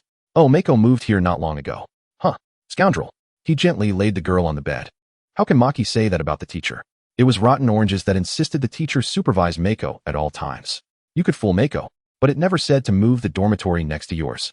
"Huh, you caught me," Gojo conceded, no longer hiding his scoundrel nature, propping his chin on his hand as he toyed with the girl's fluffy tail. Maki attempted to pry Gojo's hand away but was repelled by his limitless power and could only reclaim the girl's tail, glaring at the unscrupulous teacher. Having returned from vacation without the chance to don his blindfold, Gojo's deep-set eyes, hidden behind sunglasses, were fixed on the sleeping girl. Beneath the luminous moonlight, his gaze sparkled like starlight, with a tenderness that radiated from his eyes, unbeknownst to himself. "Are you serious?" "Well, Maki, don't make the teacher sound like a scoundrel." "Does Mako know?" Completely unaware. The teacher is also troubled. Is Maki planning to assist the teacher? Maki expelled Gojo from the dormitory. Huh? Dream on. She's not even adding to the trouble. That's already her respect for her teacher. How naive. Bang. The door slammed shut. "You scoundrel. Do not intrude upon the girls' dormitory." Outside, Gojo rubbed his nose, hands in pockets, entirely unrepentant of his scoundrel status, musing, "Mako is 18. In 2 years. She can fill out a marriage certificate. I really wish time would pass a bit faster." Chapter 47, Kyoto Sister School Exchange Conference. Dong dong. Dong. The clock struck the hour. Gojo Satoru lounged on the sofa, reclining with his head tilted back. "Nanami, tell me something interesting." Nanami Kinto sighed, turning a page of the newspaper, clearly uninterested. Gojo sat upright, raising both hands and gesturing excitedly. "All right, I've got a brilliant idea. We can use expired rice balls to play catch while discussing the separation of church and state. Then we'll record it and post the video online. Please entertain yourself." "How cold-hearted. Then let us play the Yamanote line game based on what you like about Gojo Satoru." He clapped his hands. "Please maintain that energy. Your students still need someone to act foolish." "I'm not referring to tasks of that caliber." Gojo grew a bit irritated. "Dealing with that level of cursed spirit is already challenging enough without facing the deaths of my comrades. Honestly. By the way, where's that finger from Yoshino's?" Nanami continued to read the newspaper. "It's with the higher-ups now. If I gave it to you, you'd let Itadori eat it, wouldn't you? Entrusting it to you is a relief. However, do we really need to send Takeuchi to the exchange? Those high-ranking officials might seize the opportunity. Even so, Mako will be fine. We must believe in the strongest and their strongest students. Besides, if we don't participate, there will be regrets, right?" Nanami folded the newspaper, sighing. "Teacher." Itadori Yuji burst in, stopping abruptly as he caught his breath, having run to keep up with me. "Nanami is here too." I leaned against him, pale-faced. "Yuji, I have teleportation. Why did I have to run here?" Gojo lifted me effortlessly and placed me on the adjacent sofa. "How could you forget? Mako." Haha. After I recovered for a moment, Gojo finally spoke. What brought you here in such a hurry? Itadori stood at attention. Report. Please, Yuji, go ahead. Slow down. I quickly interrupted. It's like this. Yuji wants an entrance that will surprise and delight everyone. Mako, when you came. I frantically gestured at him. My motions swift enough to form seals. I truly didn't want to be crammed into a box by Gojo for some mortifying social history. Noticing our little antics, Gojo smirked knowingly. So that's how it is. The teacher will surely provide you with a surprise entrance. Leave it to me. My expression turned to one of terror. Wait, I don't need that. Gojo pressed my head against his chest, and feeling the soft texture, I shamefully fell silent. Such a soft, bouncy chest. Wait, man. How can you exploit your looks for favors? So shameless. How did it go? The first-year students cried with surprise. The second years and Kyoto students followed suit. And some even cried so much they ended up vomiting. In the end, we solved global warming. Cool. Itadori Yuji danced with excitement. That is amazing. What am I to do? Teacher, what am I to do? The memory of Satoru Gojo's dramatic entrance from the anime enveloped me in silence once more. Silly Toji, you have been utterly deceived. I buried my face deeper into the vast expanse of his muscular chest, reluctant to confront the reality before me. Satoru gently patted my head, reassuring me that there was nothing to be done. Simply follow my lead, go with the flow, as he swayed his arms in a wave-like motion. But how does one do that? Yuji Itadori mirrored Gojo's movements, transforming into waves alongside him. Go with the flow, Yuji. I yearned to escape. Yet I found myself ensnared within the softness of his chest, sobbing quietly. Kento Nanami exclaimed, cursed sorcerers are utterly ridiculous. Satoru Gojo is the true king. Ultimately, amidst my vehement objections, it was only Toji who fell completely for Gojo's ruse and crawled into the box. Why is it that everyone else is empty-handed? Holding a suitcase and sporting a backpack, Kasumi Miwa dropped her magazine in shock. Pandemonium ensued as Panda pointed out. Why do you have so much luggage? What do you mean, why? Aren't we heading to Kyoto for the exchange with the sister school there? Kasumi Miwa was now in a frenzy. No wonder our recent conversations felt somewhat disjointed. Yes, Salmon. Panda explained kindly that it was hosted by the school that won last year. Miwa rushed over, gripping Panda's black fur tightly. What do you mean you won, you fool? We didn't participate last year. Yuta joined just to fill the numbers. That was before Rika's curse was lifted, and I heard it was a decisive victory. I simply didn't see it. Miwa furiously rolled up her magazine into a trumpet. Unforgivable, Yuta Okatsu. Even though we never met. Such misplaced wrath. Salmon. At that moment, several individuals descended the stairs. Maki turned to alert us. Hey, they're here.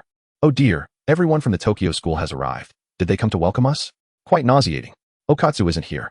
Miwa impatiently interrupted. Cut the chatter. Hand over the welcome gifts. Daifuku, Kyogashi, soba cookies. Salmon.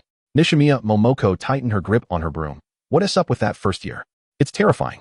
It would be one thing if Okatsu were absent, but allowing so many first years to take the lead is excessive. Miwa interjected. Look, there's a robot over there. The strength of a sorcerer has no correlation to age, especially with Fushiguro, who, despite being from the Zenin clan, surpasses even the main family. Clap, clap. Aoi Tadu approached from the stairs, clapping to garner attention and prevent further disputes. All right, no infighting. Come on, kids. Then, where's that idiot? Satoru is late. And by the way, I haven't seen Nobara or Yuji either. Panda glanced towards Miwa. I don't know, she replied. I haven't seen them since this morning. Zenin Maki flicked a stray hair behind her ear. I think they're too scared to come out. Maki shot her a cold glance. Are you talking about me? I was obliviously standing behind the Kyoto school students. Aoi Tadu was the first to voice his confusion. Takakuro, when did you arrive? Is it because I'm scared that I didn't come? I smirked and stretched. Humph, stop pretending. Wow, your words really sting. I'll make you eat dog shit. You know, I grinned, yet my words held a menacing edge. The first and second years from the Tokyo school, buoyed by Yuji's promotion, were well aware that when I mentioned eating dog shit, I truly meant it, sending chills down their spines. Cough, Yuji, that's too disgusting. I'm aware. Don't worry, I nestled between Maki and Miwa, hugging one on each side. Nishimiya Momoko shrank back. Just by her appearance, it was evident she was extraordinarily strong. Zenin Maki snorted disdainfully, glaring in our direction. Humph, you're only sealed because of the higher-ups. Chapter 48, the stone-carved version of Yuji Itadori. Apologies for the wait. Satoru Gojo announced as he appeared, pushing a large box. Everyone's here, huh? He waved at the Kyoto school and added, I'll be going abroad for work. And I've brought some souvenirs for everyone. Quite sudden. Haven T adjusted to the time difference yet? Gojo began distributing a plethora of souvenirs. Here. This is a protective talisman from a certain tribe, for all of you in Kyoto. Not for the songstress. I absolutely refuse. Eiji, come on. This one S for you. Gojo handed me one. Huh, I get one too? I examined the quirky, adorable talisman in my hand. Kasumi Miwa, irate at not receiving a souvenir, exclaimed, huh, you scoundrel. What about ours? Maki saw through it all. Following that, this is for everyone from Tokyo. Gojo surrounded himself with pink bubbles, spinning 360 degrees to strike a difficult pose. The overly enthusiastic adult is quite revolting. I stifled laughter, my entire body shaking as I clamped my hand over my mouth to suppress the sound. Eiji, what S wrong? I'm fine, cough. Nothing S wrong, I responded. Fushiguro frowned. Your face is flushed. You're not coming down with a fever, are you? No, it's just. Satoru-sensei, cough ha. Eventually, I could no longer hold back, bursting into laughter without a shred of dignity. After what felt like an eternity, I finally noticed everyone was staring at me, especially Satoru, who looked at me as if I were a heartbreaker, causing me to fall silent. I turned to look up at Panda-senpai. What S wrong? Let me hide in your embrace for a moment. I nestled in, unwilling to confront the situation. Bang! The lid of the box was flung open. Hi, Opapi. Yuji Itadori emerged from the box with a pose he deemed charming. Satoru beamed. It's the so-called vessel, Yuji Itadori. What? A wide-eyed stare, a frown, and a face devoid of color.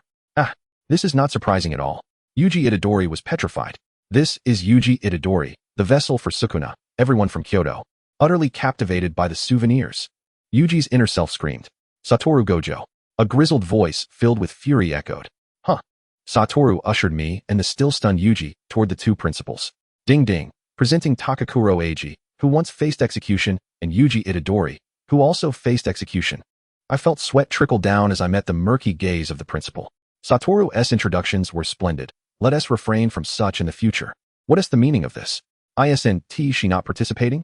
Well, old man, don't be so inflexible. Young folks should mingle more, Satoru teased. You little brat. How splendid. I was worried you might be too startled and pass away. What would I do? Satoru bent down, mockingly. Oh dear, how perky this is. No, Satoru. Don't point that at me. I silently pushed the stone-carved Yuji Itadori back into the box. Nail-headed Wild Rose delivered a swift kick to the box, exclaiming, hey, what is this all about? I was merely trying to surprise you. Fushiguro Megumi cast a fleeting glance at him, remarking, this is more of a fright than a surprise. Itadori Yuji out. The Tokyo-Kyoto Sister School exchange program commenced, with the first day dedicated to group battles, a thrilling and intense exorcism of cursed spirits.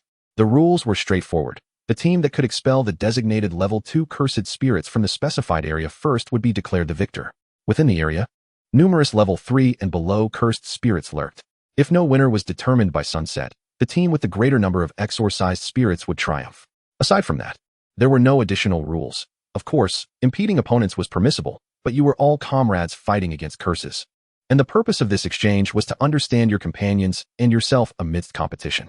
Yaga Yoshinobu had firmly restrained Satoru Gojo, who struggled relentlessly, yet to no avail. Please, show some respect in front of my students. The nearby songstress chuckled maliciously. The match begins at noon. For now, let's disperse. From the Kyoto side, a meeting was underway. Kill Itadori Yuji and dispose of Sukuna's vessel. He is not human, hence there will be no repercussions. It will be treated as an accident. There is no need for hesitation or concern. Yaga paused momentarily, adding, if possible, it would be best to deal with Takekurabana as well. He is an uncontrollable variable. Maki.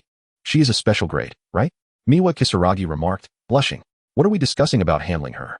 She is here precisely because she couldn't be handled. Well, this is the ideal scenario, Yaga interjected, his murky eyes shifting to Kamo Noritoshi. What must we be cautious of when delivering the final blow to the opposing sorcerer? To prevent him from transforming into a curse upon death, we must utilize cursed energy to eliminate him. Indeed, as long as we deliver the final strike with someone else's cursed energy, there will be no issues. Currently, the control of the body lies with Itadori Yuji. As long as Sukuna does not manifest, he has but one life. Bang! Tadu Aoi kicked the meeting room door open and stormed out, expressing his boredom. You all handle it yourselves. Kamo Noritoshi remained with his eyes shut. Come back, Tadu. The principal hasn't finished speaking. The walk program starts at 11. Takata will appear as a guest. Do I need to elaborate further? Just record it and return. I want to see the live broadcast and the recording. Do you look down on me? Zen'inmai crossed her arms and blushed. Is that the focus here? Listen carefully, all of you, and you too, old man. Your lack of discernment regarding women has long disappointed me. Strategies and tactics are up to you. However, if you dare to command me again, I'll have you executed. Miwa Kisaragi furrowed her brow, casting a worried glance at Kamo Noritoshi. What should we do? He surely won't adhere to the plan, and the principal has left. I do not wish to be killed by that person. He will undoubtedly charge straight at the Tokyo faction. Let him create chaos while we take the opportunity to deal with Itadori Yuji. What about that special grade? That white-uniformed problem child sorcerer must possess significant lethality. Komo Noritoshi pondered for a moment. We shall all go together to eliminate Itadori Yuji, and let Tadu handle the special grade. If it's Tadu, he won't stop halfway, will he? What if that special grade comes to aid him? Everyone glared viciously at Nishimiya Momo. Could you utter something auspicious? And then what? What do you want me to say? Hey, why are you angry? I am not angry. Indeed, I have done nothing. Gojo Satoru straightened his demeanor, stating gravely, there are individuals within Jujutsu High who are in collusion with cursed spirits or sorcerers. Impossible. Cursed sorcerers are one thing, but collaborating with cursed spirits is another. Cursed spirits of that caliber have been emerging frequently as of late, comprehending human speech, forming factions, and acting according to plans. Perhaps that individual believes they are merely in league with cursed sorcerers. I would like to ask the songstress to investigate the Kyoto side. And if I am the traitor, what will you do? No way. The songstress is too weak and lacks the courage. Bang. A flying teacup was intercepted by an unbounded force. Chapter 49. Our little branch is quite well behaved. Itadori Yuji assumed a starting position, declaring, all right, let us win. Bang. Maki delivered a kick to Itadori Yuji's back, saying, what are you pretending to lead for? Itadori Yuji was sent flying. I buried my face in nail-headed Wild Rose's shoulder, chuckling, haha. Yuji is being suppressed by Maki-senpai's bloodline. Oh, little branch, how ruthless. Cough, cough. Gojo Satoru's voice echoed from the broadcast. 1 minute until the start. Now, let us invite the songstress to deliver a heartfelt motivational speech. Well, though injuries are unavoidable, we should occasionally help each other out. Gojo interrupted the songstress. Time's up. I say, Gojo, you are quite the person. I laughed awkwardly. Ahaha. Gojo-sensei is teasing the songstress again. Why is it again? Because it's clear that Gojo-sensei is a habitual offender. Well, indeed. Now, let the sister school exchange program commence. Show some respect to your seniors. As soon as the commencement was announced, both sides charged forth. However, I used teleportation. My physique is too weak to run. On the monitors, a white figure swiftly appeared across the map, effortlessly exorcising level 3 cursed spirits with just a gaze. The songstress blushed. This child is truly exceptional. In just this short time, the number of cursed spirits displayed on the map has decreased by a third. Hey, after all, she is a student of the great teacher Gojo. You're overreacting. Baka, where will the leading cursed spirit be? It should be positioned between the two schools. But cursed spirits won't just sit still. At the appointed time, we'll split into Panda's team, Adept at Tracking, and Megumi's team. After that, I leave it to you, Yuji. Itadori Yuji saluted, understood. But what about Little Branch? She can teleport and has already gone to exorcise the cursed spirits. She should have taken care of half by now. Little Branch is amazing. Woof woof. At that moment, the jade dog suddenly barked loudly and dashed forward as a spider-like cursed spirit descended from the tree. Where do you think you're going? Just a bunch of weaklings. Maki charged forward, brandishing her spear. The jade dog sensed something and emitted a warning growl. Its fur standing on end as it looked at Fushiguro Megumi. Senpai, stop. Bang. A robust arm, as thick as a water barrel, descended with overwhelming force, unleashing a fierce punch at the cursed spirit, sending countless minuscule particles and dust swirling through the air. Fantastic. Everyone is present. Let us go together. Wait, where's Taketori? The Tokyo Jujutsu High crew assumed a vigilant stance. Itadori Yuji was the first to charge, leaping to deliver a knee strike to Tadu Always Head. Seizing the moment Tadu was entangled, the Tokyo High students quickly dispersed, racing towards their respective targets. It's just Tadu alone. Indeed, choosing Yuji was the right decision. What a monster, though I already knew that. Yes, so ignore it.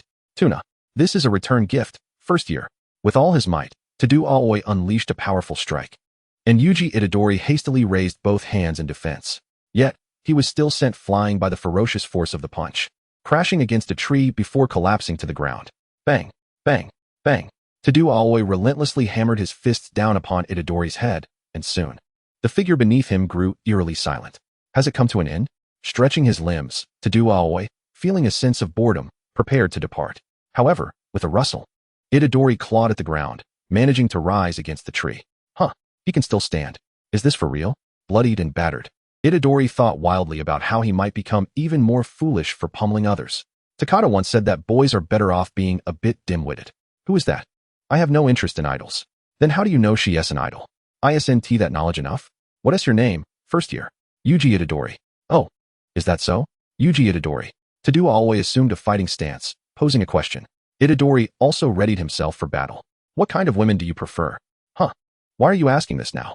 Don't mind it, just a matter of discernment. Itadori rubbed his forehead, though he didn't quite understand, if he had to say. He preferred girls who are tall and have ample figures, like Jennifer Lawrence. Oh. To-do always activated his technique, automatically increasing the bond of friendship by 10 years upon acknowledging you as a close friend. After a flood of memories, To-do always found himself shedding wide noodles of tears and snot, realizing that indeed, they were close friends, sobbing uncontrollably. But you just learned my name. Yes, just like that, moving forward, but To-do is also here. A figure soaring through the air on a broomstick was making a phone call. It's fine. He said we could be casual. Bang, bang, bang, bang. Itadori clumsily dodged the bullets. New shadow style, simple domain. Draw the sword. Itadori rolled to evade. Don't move, I flashed to the tree, immobilizing the charging mechanized Maru. I said, do you wish to kill Yuji? I'm genuinely a bit angry, but alas. My curse words have too much lethality. Really, I scoffed. TSK, special grade. I teleported next to Itadori, bringing him to the tree, vigilantly watching the students from Kyoto. Koji. Why are they? I grasped his hand, attempting to lend him strength, standing in front of him, due to some cowardly and foolish individuals. As expected, they likely intended to strike at me as well. Aha, you've hit the nail on the head. Mikuri Kasumi silently wept within, truly reluctant to be here. To-do always towering figure loomed behind Kamo Norisuke, casting a shadow, his expression menacing. Hey, I told you, anyone who dares to interfere will meet their end. Kamo furrowed his brow, drawing his bow. To-do, Itadori must die, don't forget our plan. Stop pointing fingers at me, go back. Kamo stowed his bow and arrow, turning to leave, whispering just loud enough for the two of them to hear. To-do, you must ensure his demise. That depends on Itadori himself. Don't give me orders. After all, I am not the type of man to show mercy to a close friend. Looks like they're about to retreat. How pathetic. Itadori leaped down from the tree. Koji, leave this to me. Let us have a proper fight. All right, be careful. I healed his wounds. Hello. I suddenly appeared before Nishimiya Momo, who was flying on her broom to relay information. Nishimiya nearly fell off her broom in fright. How did you get here? I smiled, swiftly seizing her broom and forcing her down, soaring above the trees, snatching her broom and instantly vanishing, leaving only a parting remark. Hee, I've stolen your broom. My broom, give it back. Nishimiya, perched on a branch, was in a fit of rage. This scene was broadcasted live. The songstress slowly turned to Satoru Gojo, voicing a soul-deep inquiry. Is this also what you taught her? Hee, responding was Gojo. Hands clasped behind his head, averted gaze accompanied by a whistling sound. Our Koji-chan is clearly well-behaved. It must have been something you Kyoto school students did to provoke her, especially since the monitor malfunctioned moments ago. Chapter 50. Let the teacher take the fall? No way. Yuji, go for it. I hovered above the recently concluded battle between Itadori and To-do, cupping my hands like a megaphone and shouting. I will. A faint light enveloped Itadori, instantly healing his battle wounds. How did my injuries heal? I merged the reversal technique into my voice. What do you think? Impressive, isn't it? Itadori also shaped his hands into a megaphone, shouting loudly. Koji is super amazing. Hee. All right, I'm off to check on the others. Yuji, give it your all. Take him down. Taketori, my former close friend, how could you only heal Yuji? Have I ultimately misallocated my affections? Watching To-do always, who was tear-streaked yet as sturdy as a bull, I fell silent. Is this the overwhelming technique that automatically increases friendship by 10 years? Fine. Let me heal you as well. Please, you're just a bit scratched. Scatter. The laser beam aimed at Panda dispersed into light points as the words fell. Why do all you Kyoto students enjoy ambushing? I placed my hands on my hips, appearing beside Panda. Upon seeing me, Nishimiya erupted with emotion. Give me back my broom. I looked up at the sound. Why are you still on the branch? Where's my broom? I pondered, thinking it might be over there. I casually pointed in a direction. Nishimiya shot me a glare and dashed toward that direction after descending from the tree. Watching her figure vanish, I clapped my hands, turning to Mechanized Maru. So, shall we continue fighting? Mechanized Maru remained silent. After waiting for ages without a response, I shrugged. Then I kindly ask you to stay here until the team battle concludes. Koji, Panda, I'm heading off now. Good. Recalling the scene of Fushiguro Megumi engaged in fierce battle upon my arrival, I decided it would be best to resolve matters swiftly. Thus, I ascended to a high altitude, unraveling the silk ribbon technique, my pupils transforming into an almost transparent white. Perish. This incantation consumed 80% of my cursed energy. with an additional 10% allocated to amplify the volume, ensuring the effect spanned the entire map. Boom. The previously tranquil woods erupted into a whirlwind of dust at the sound of my voice, as if a tremendous storm had swept through. Once the dust settled, the once lush forest had morphed into a barren wasteland, shockingly stripped of vegetation, devoid even of a single blade of green grass, let alone those cursed spirits of the lowest grade. Oh no, I didn't T-control the power well enough. Taketori Koji. The furious voice of Yaga Yoshinobu echoed through the broadcast. Such volume. I only achieved this effect through the use of cursed energy. Fearful JPG cough cough. Cough cough cough cough cough cough. Cough cough cough cough. Cough cough cough. Cough cough cough cough. Cough cough. In an instant, the forest was filled with the sounds of coughing, with only the students from Tokyo Jujutsu High faring slightly better as they recognized the familiar voice and quickly prepared themselves, while the students from Kyoto High were in dire straits.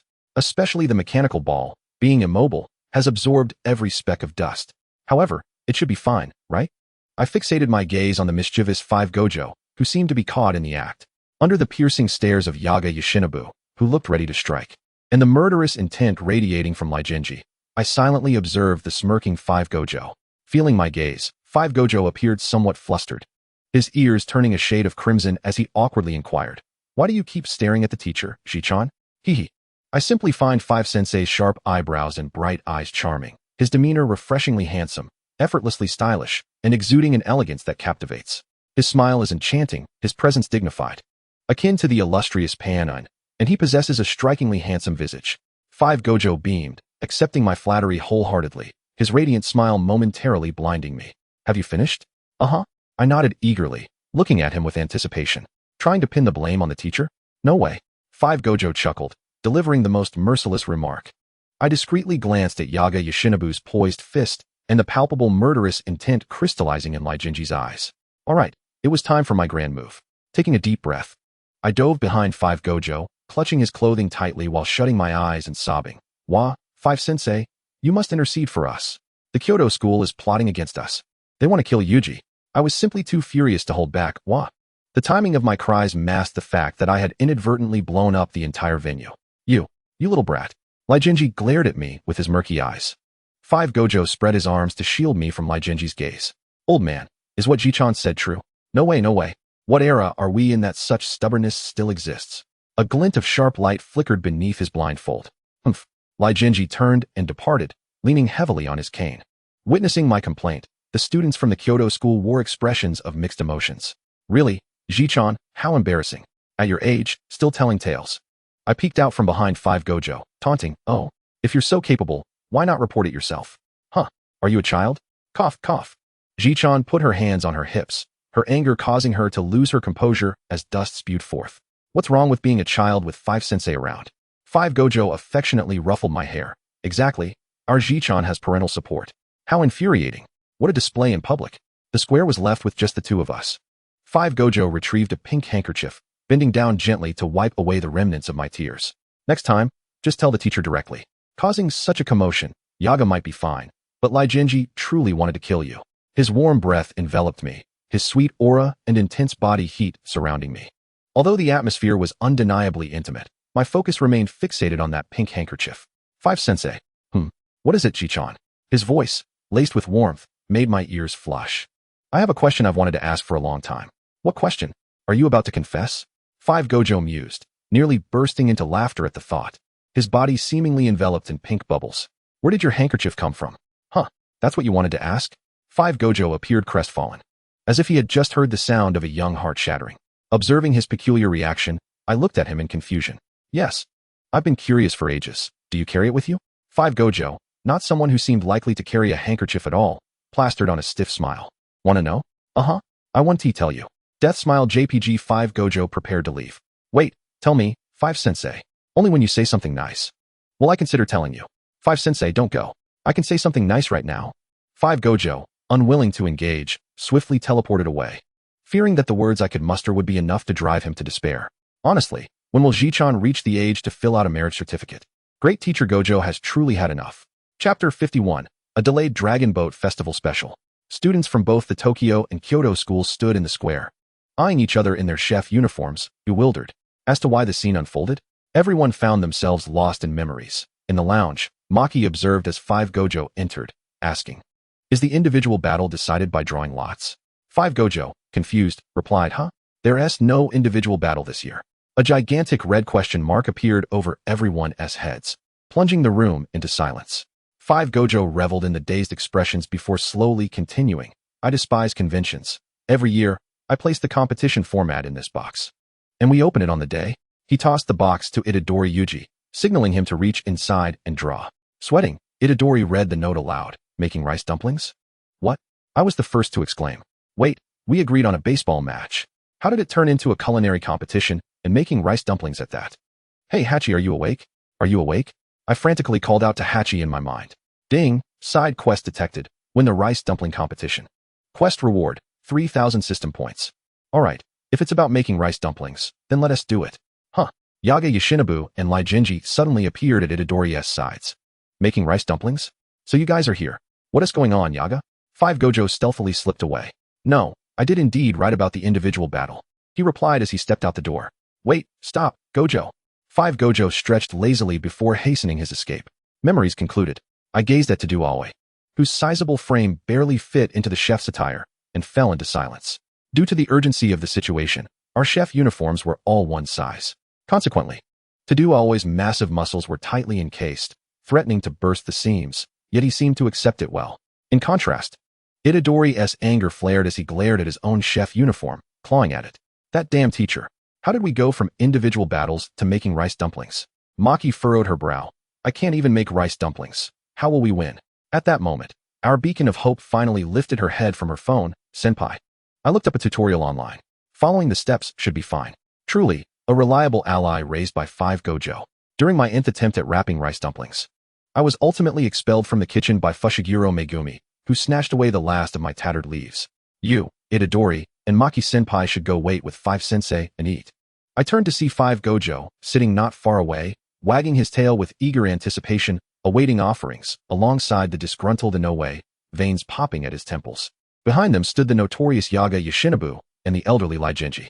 A shiver ran through me, yet I resolved to stand by the side of Maki and the others, reveling in the sight of the diligent male mothers wrapping zongzi, while I pointed and commented on the earnest efforts of those around me.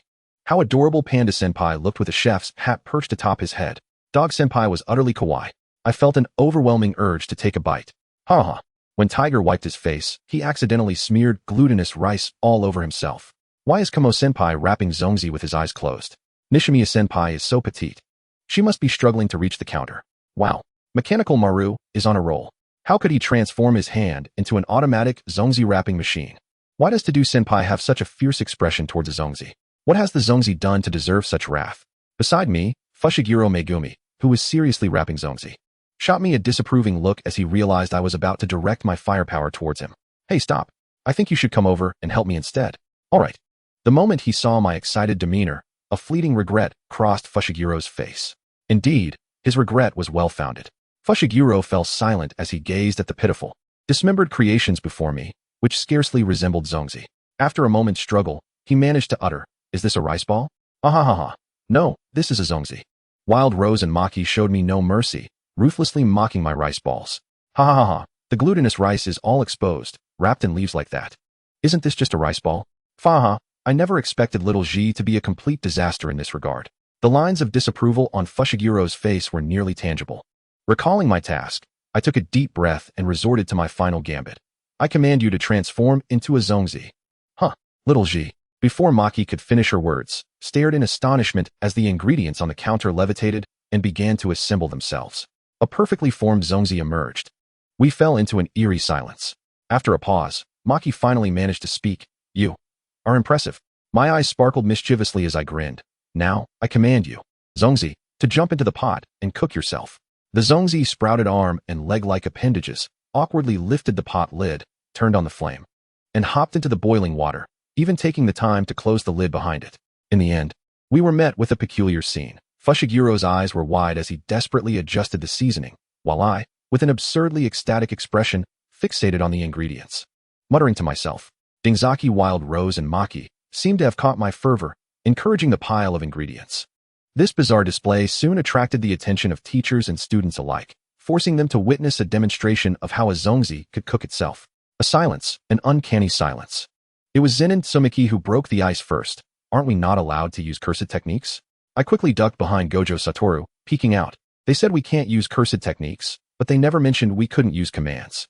Who taught her to use commands like that? Yaga Yoshinobu turned to Gojo Satoru. Did you teach her? Gojo shrugged, not me. Look, Fushiguro doesn't use them like that. Thus, everyone's gaze shifted to the excited Inumaki Toge, as if he had discovered a new continent. The crowd then turned back to Gojo Satoru. It seemed that no matter what I said today, I would face retribution. With a troubled expression, Gojo shoved his hands into his pockets, glancing left and right, finally settling his gaze on the zongzi. Why don't we try these zongzi first? We can discuss the rest later.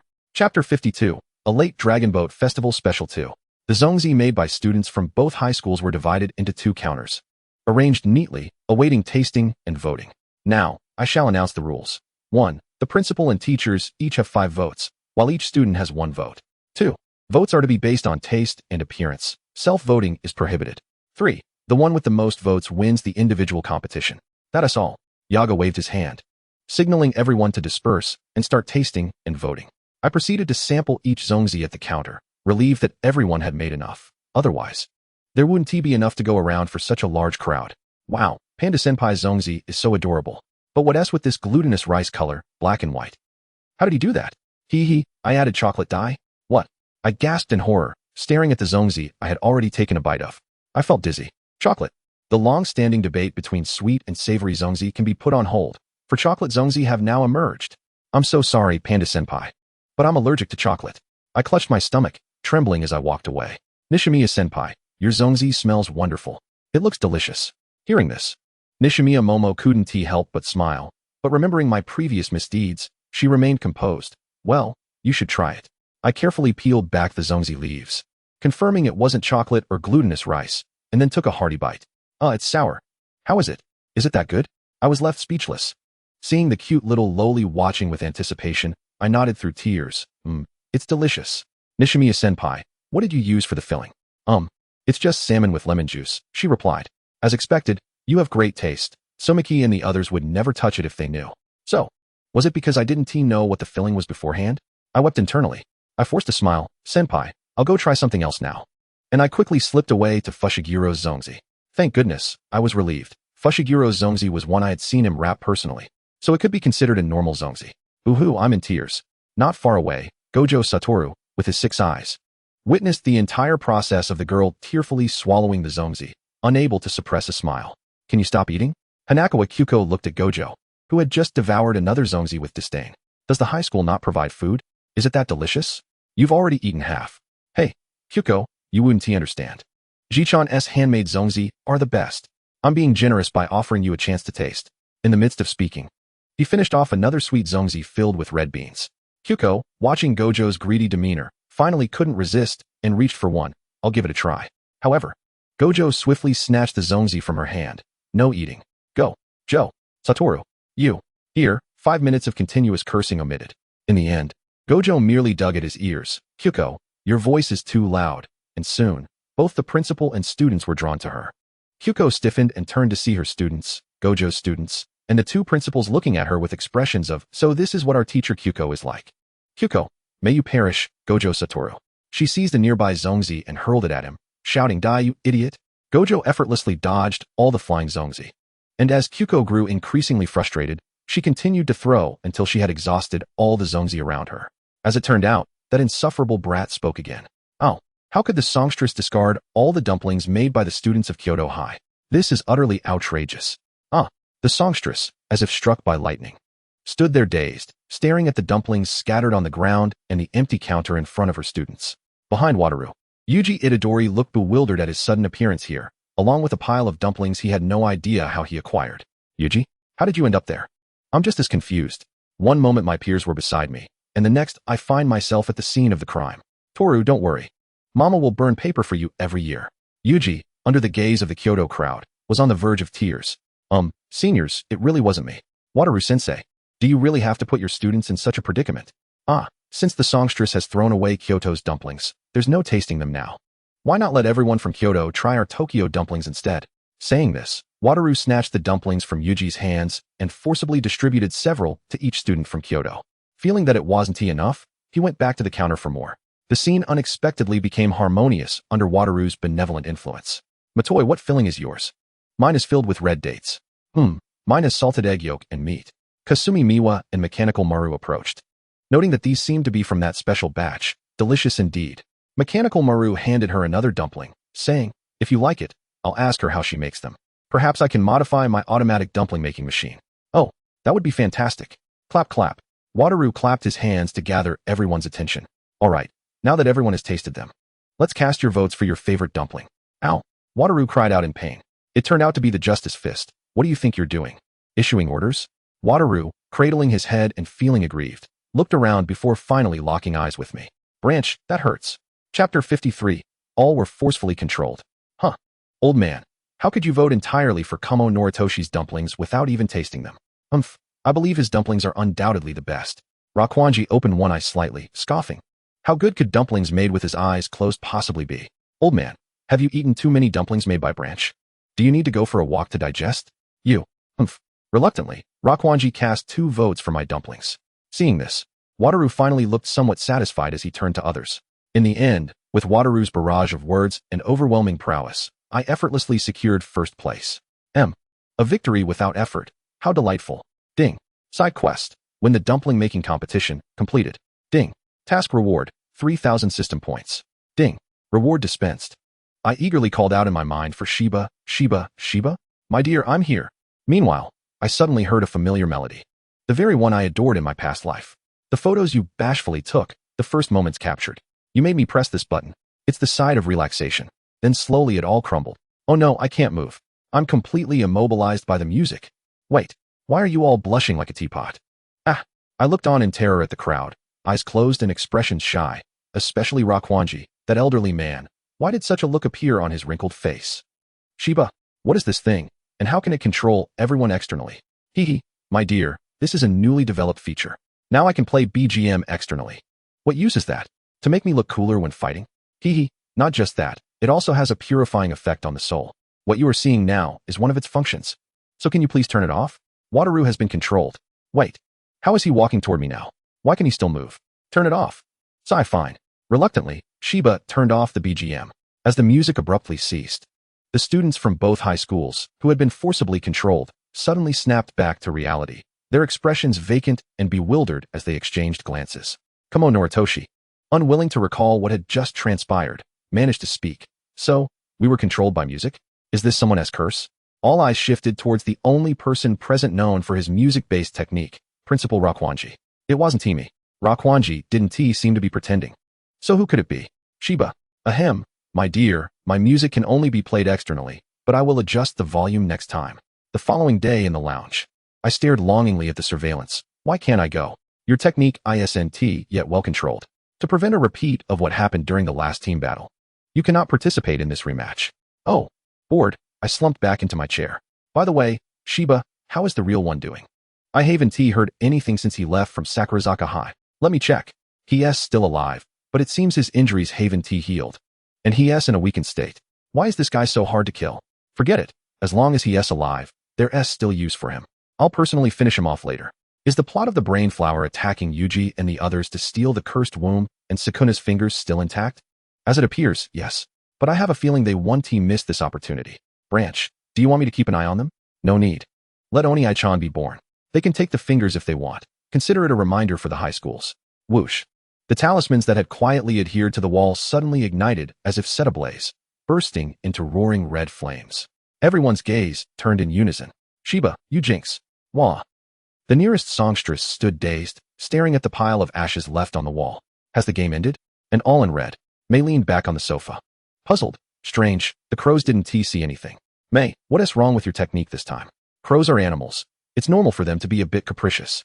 Alright, though I want to say it was the students of great teacher Gojo who exorcised the curse. But unregistered cursed energy can also cause talismans to burn red. Yagasegen's expression was serious. External forces? An intruder? Did Lord Tengen's barrier fail? Rakwanji, with his eyes closed, seemed lost in thought, regardless of the inside or outside. This is an unexpected situation. Yagasegen stood up. I will go to Lord Tengen. Wataru and Principal Rakwanji protect the students. Branch, you assist. May, stay here to confirm the students' locations and report back to Wataru. Understood. Looking forward to your reward. Oh ho ho. It's the charming May. Wataru clapped his hands, capturing our attention. All right, it's time for a stroll. Branch, you should join the teacher as well. The elderly gentleman seems lost in thought. Haven tea we already indulged in Zongzi. It is time for a stroll. I could distinctly observe the wrinkles on Lien Temple's face quivering in irritation, sending a shiver down my spine. We should hasten our pace. Wataru, let us move quickly. Truly, Wataru Gojo is remarkable. How can such a handsome man possess such a loose tongue? Meanwhile, from shadow to shadow, from dimness to darkness, all impurities and filth shall be purged. I eagerly anticipate my coat rack.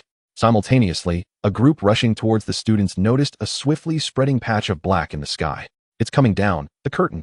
Wataru, get inside before it descends. I anxiously observed the already completed curtain. It was too late. Wataru Gojo explained seriously that the efficacy of the technique took precedence over visual effects. It was indeed clever. However, even if it descends, we can simply break through. As he spoke, Wataru reached out to touch the curtain. With a blinding flash of white light, Wataru's hand was repelled, and he gazed contemplatively at his injured, smoking hand. Wataru-sensei, is your hand all right? I couldn't help but inquire, glancing at his rebuffed hand, and then at my own hand, which had already ventured into the curtain. Wataru Gojo suddenly comprehended. I see now. Elder, songstress, and Jichan, you should enter first. This curtain is designed to repel Wataru Gojo while allowing entry to everyone else. It indicates a sorcerer of considerable skill who possesses intelligence about our side to a certain extent. All right, I will go support Yuji and the others. Wataru-sensei, please be cautious. I quickly stepped into the barrier. The narrative had already been altered. Who knows if besides Hanami, there might be Raso as well? If I delay any longer, I fear I might only be left to collect the remains of my peers. Jichan has already entered. The songstress and the elders should hurry as well. Although I am unaware of their intentions, if any students perish, it would signify our defeat. Chapter 54. Hanami is finished. I suddenly appeared, teleporting the three of us a distance away. This is an unregistered special grade. The one who previously attacked me, Yuji, and Wataru-sensei was her. What brings you here? We detected unregistered cursed energy here, along with that peculiar curtain, so I came to assist you. Indeed, the commotion here was too pronounced. Inumaki Toge made a gesture as if to make a phone call. Tuna mayonnaise. Fushiguro Megumi took out his phone. All right, I'll contact Wataru-sensei. Kumo Noritoshi remained squinting. It was impossible to tell that he actually had his eyes open. Wait, can you understand what he is saying? Don't underestimate the bond between us.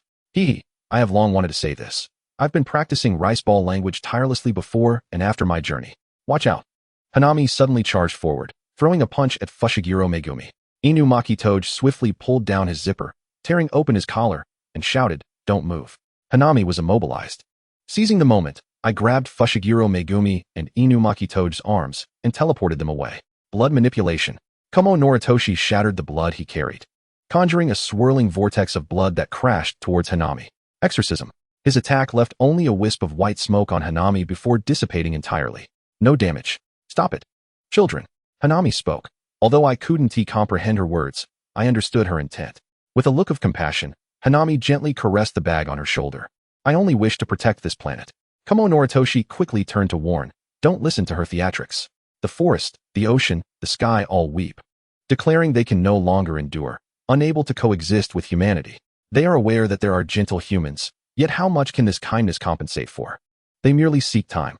Kumo Noritoshi realized something was amiss and ordered Toge to retreat. As long as there is time, the planet can bloom azure once more. Explode. What a jest. If not now to ambush, when will you unleash your ultimate move? Boom. At the sound of the words, a tremendous explosion erupted where Hanami stood. As the smoke cleared, a deep crater several meters wide appeared on the ground. Yet Hanami's figure was nowhere to be found. Her presence entirely vanished. I inwardly grimaced. Thus, I unfastened the silk ribbon and activated the technique. I did not believe this incantation would easily reduce her to ashes. Indeed, don't move. The nearly transparent eyes fixated intently on Inumaki Toge's back. Hanami had appeared behind Toge, summoning a multitude of spikes aimed at him. Noticing her immobilization, I promptly teleported to Toge's side and brought him to a distant open space. Sever your arm. One of Hanami's arms, marked with precise cuts, fell to the ground. Vanish. Seizing this opportunity, I obliterated one of her arms. Wait, her arm regenerates too swiftly. Truly, she is a special grade cursed spirit. I am envious of her recovery speed, even with reversal techniques. However, she expended a significant amount of cursed energy to restore that arm. Then, let us join forces, Maki-senpai.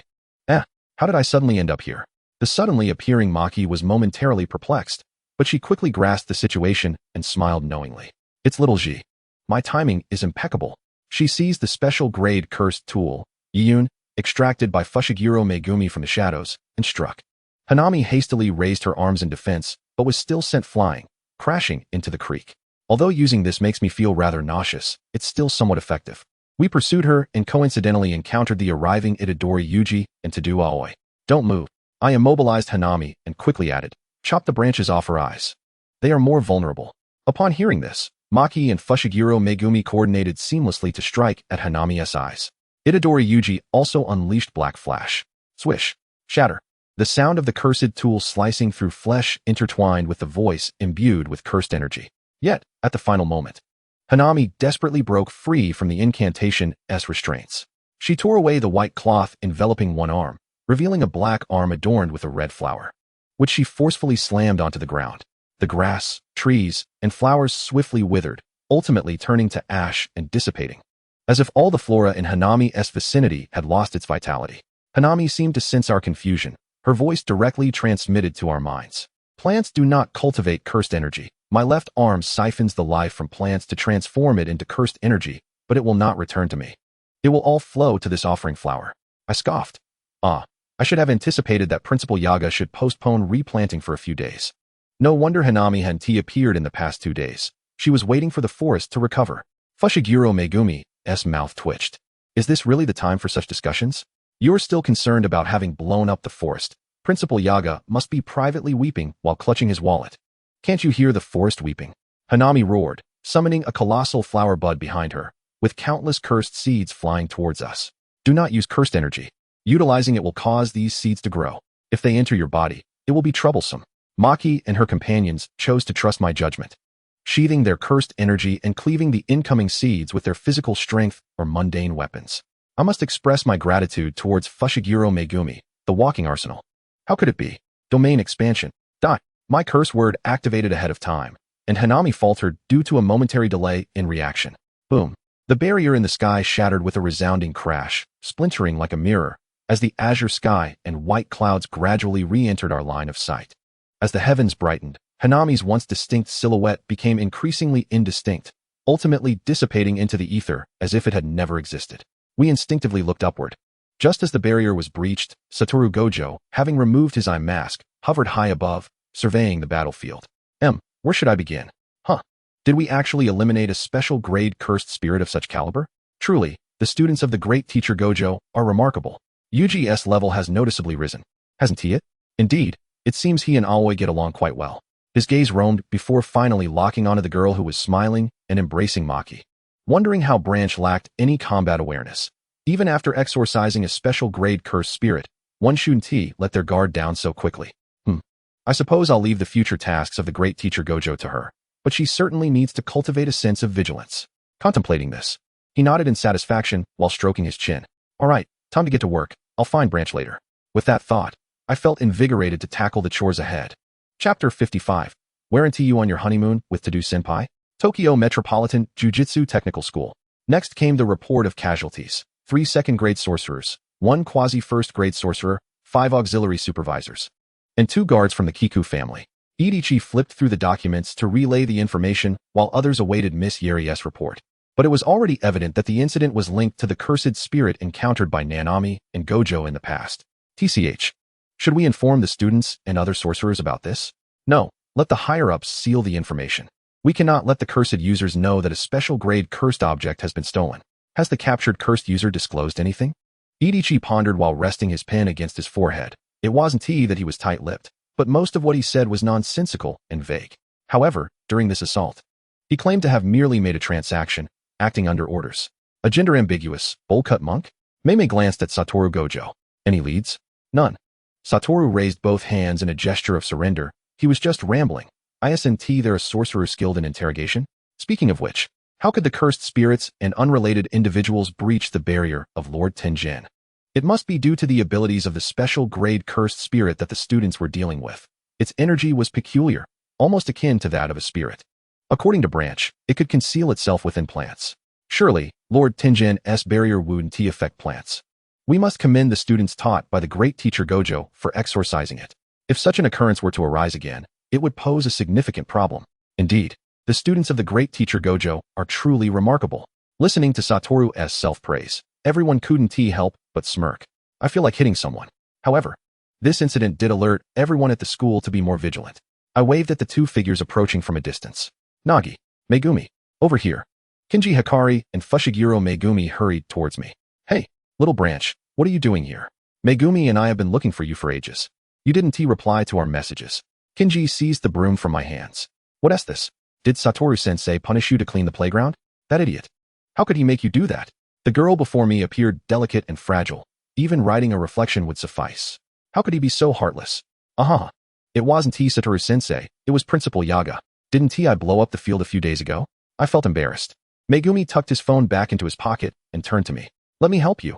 Principal Yaga probably won't allow you to use cursed techniques. Yes. Principal Yaga specifically mentioned that I couldn't use any curse words either. It seems my own cooking disaster left a profound psychological impact on Principal Yaga. I'll help too. But where's Yuji? We haven't seen him today. Megumi seemed to recall an unpleasant memory, his lips twitching slightly. He and Tadu-senpai became best friends and went on their honeymoon together. How did he suddenly become so close to that gorilla? I added, perhaps it's fate. Indeed, the two are destined companions. Never underestimate the bonds of friendship. All the fallen leaves on the playground had been gathered into two large plastic bags, leaving the ground completely bare. Gazing at the two enormous bags filled with dried leaves, I couldn't help but exclaim, is it already autumn? Time flies so fast. Yes, I can't believe we've known each other for so long. Kinji leaped up and wrapped his arms around my neck, hanging on to me. Cough, cough, cough. Why does everyone like to choke me like this? Coughing, I gasped for air. Megumi helplessly pulled Kinji away. All right, Branch can't breathe. Kinji patted my back. What about you?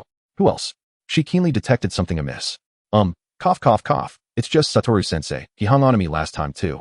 And we both ended up falling. Kinji and Megumi exchanged glances, communicating silently. Satoru-sensei used to do that? No, just to her. That scumbag. So that's why Maki-senpai asked me to look after little Branch. Megumi silently closed his eyes, tightly pursing his lips, and nodded almost imperceptibly. What is wrong with you two? Are you blinking so much because of sand in your eyes? Noticing their lingering eye contact and the tense atmosphere, I couldn't help but interrupt. It's nothing, just, you idiot, be careful around Satoru-sensei. Before I could finish, I was abruptly interrupted by Yuji Itadori, who darted in. Yuji skidded to a halt, kicking up a cloud of dust. You're all here. Yuji, didn't you go on your honeymoon with Tadu-senpai? Why are you here? Yuji's eyes widened in shock, and he turned to Megumi. What honeymoon? Cough. Megumi cleared his throat, a fist pressed against his lips. It was Tadu-senpai who said that. I pushed the now petrified Yuji Itadori along, saying, all right, it's noon, time for lunch. Kinji caught up. Should we eat at the school cafeteria? Jujutsu High has a cafeteria? I exclaimed. I thought a specialized school like this wouldn't have one due to the small number of students. Well, even though it teaches jujutsu, it's still a legitimate school. Megumi sighed in exasperation while explaining to me. True, but I've never eaten there. Sorcerers are always too busy, mostly just grabbing a bite near the mission sites. I continued pushing the still petrified Yuji Itadori forward. Has Megumi eaten there? What is the food like? The taste?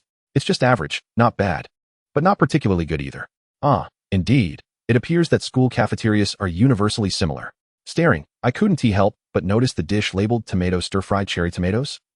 As our eyes fell upon the meal before us, a tremor of disbelief coursed through us, including Yuji Itadori, who seemed to regain his composure the instant he laid eyes on this peculiar dish. I cast a perplexed glance towards Megumi Fushiguro. Are you certain this cafeteria is functioning normally? With great difficulty, Fushiguro replied, I remember it being quite normal before, didn't it? At that moment, the cafeteria worker leaned over the counter, waving a large metal ladle to capture our attention. This, she said, is what teacher Gojo referred to as a culinary style that has fallen out of favor for decades, and he encouraged us to innovate some new dishes for today's youth. If this doesn't suit your palate, I also have stir-fried potatoes with sweet potatoes, corn and sugar braised ribs, old hen stewed with eggs, and the auspicious purple chi emerges from the east. Silence enveloped us like a shroud. Gazing at the enthusiastic auntie, I tentatively suggested, shall we, then, give it a try? In the end, we ordered several portions of purple chi emerges from the east. Thankfully, this turned out to be a delightful concoction of amaranth and eggplant stir-fried with rice, surprisingly delectable. I seem to have unlocked a new menu item. Chapter 56. So, this is the true nature of Senior Inumaki. How splendid. Munch, munch, munch, Itadori remarked, his mouth full. You know, the cafeteria lady's cooking is not too shabby. Fushiguro, seated directly across from him, frowned deeply. Could you possibly swallow your food before speaking? I might end up with rice sprayed all over my face. No sooner had Fushiguro spoken than Itadori indeed sprayed his food across the table. Fortunately, Fushiguro was quick on his feet, deftly dodging the onslaught. Ha ha ha, Fushiguro, you dodged splendidly. Itadori laughed heartily. Fushiguro quickly rose to grab some napkins, casting a glare at Itadori. Pay attention, will you? Witnessing Fushiguro's plight, both I and Nobara Kujisaki couldn't suppress our laughter, successfully earning a disgruntled expression from Fushiguro. Itadori, perhaps we should step outside for a chat. Oh, it's been ages since we discussed anything. In the end, only Nobara and I remained at the table, exchanging bewildered glances. My mouth still filled with food. I wondered, are they really just leaving like that? These two boys are quite something. Shall we go find Maki-senpai and go shopping? Yay, Maki-senpai, just after having dealt with someone. Maki sheathed her knife. Oh, it's you. In no way, in Nobara. Maki-senpai, what happened to Panda-senpai and Inumaki-senpai? I pondered, glancing at the fallen Inumaki, who was sprawled on the ground. Maki kicked the fallen panda. Oh, Toge tried to steal my uniform, and Panda was his accomplice. What? I exclaimed, gazing in shock at Inumaki, whose nose was bleeding from the encounter. So, Inumaki-senpai truly does have a penchant for wearing skirts.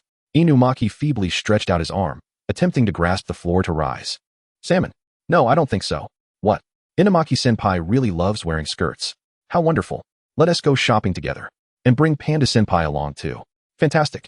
Finally someone to carry our bags. Salmon, tuna mayonnaise. No, please let me explain. I forcibly tugged at Inumaki and Panda, using a spell to cleanse their wounds. Observing their pitiful expressions, I felt a pang of sympathy. Maki-senpai had indeed shown restraint when we sparred earlier. It seems reversal techniques cannot heal bruises. I should ask Shoko if she has any medicinal wine. Shoko, do you have any medicinal wine to alleviate bruises? Before the girl-esque figure appeared, I heard her melodious voice. Shoko Ajichi set down the report she was writing and scrutinized the girl before her. Did you get hurt, Inoue? It's not me.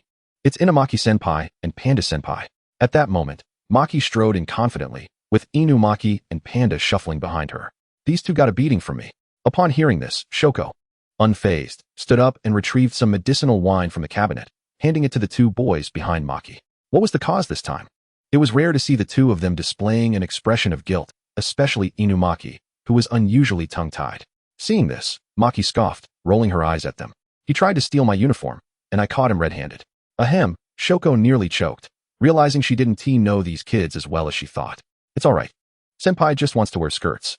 I have plenty of unworn ones in my closet. We can take Senpai shopping today. Salmon. Inumaki was cut off before he could finish his sentence.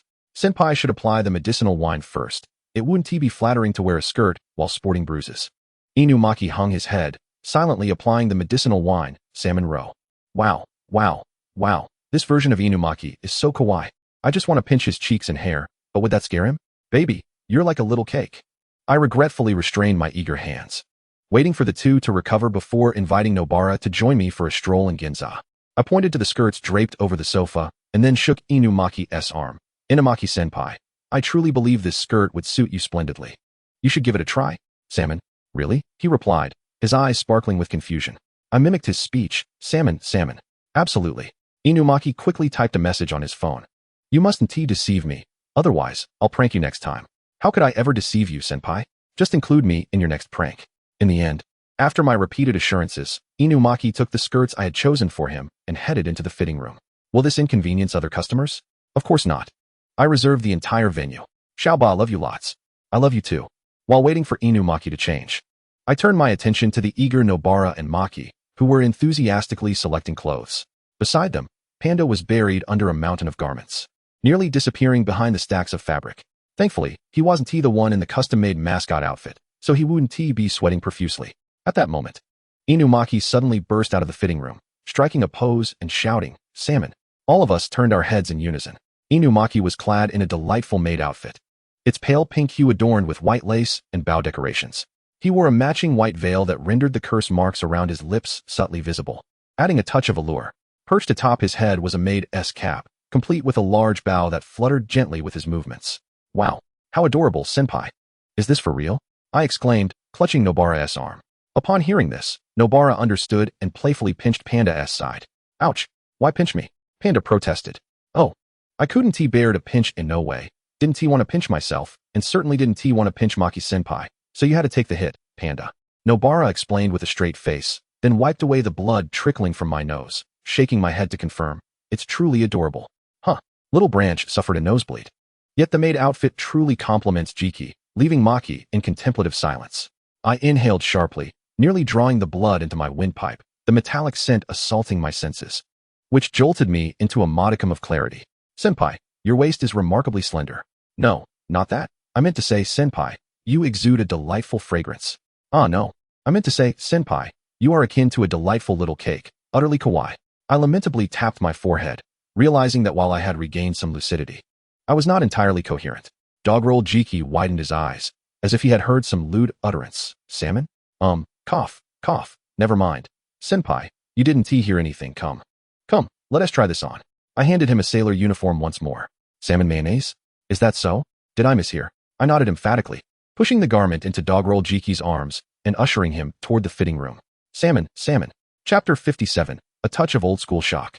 Meanwhile, after countless attempts to call, with no one answering, I was on the verge of seeking out Gojo when Itadori Yuji and Fushiguro Megumi finally connected with me. Hello? Yuji? What is up? Wait, Senpai. Don't take that off. It looks splendid.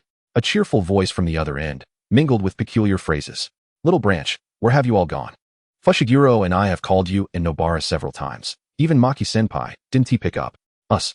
Oh, we've gone shopping in Ginza. Maki-senpai is with us too. Yuji and Megumi, would you like to join? The boisterous voice of Kugisaki Nobara interjected. Itadori and Fushiguro. Hurry, we've bought so many clothes. We can't carry them all. Fushiguro Megumi, arriving hastily, fell silent at the sight of my grim demeanor and Doggerel JJK, who appeared as bashful as a bullied spouse. Itadori, can you believe JJK looks like that? Branch, what have you done to him?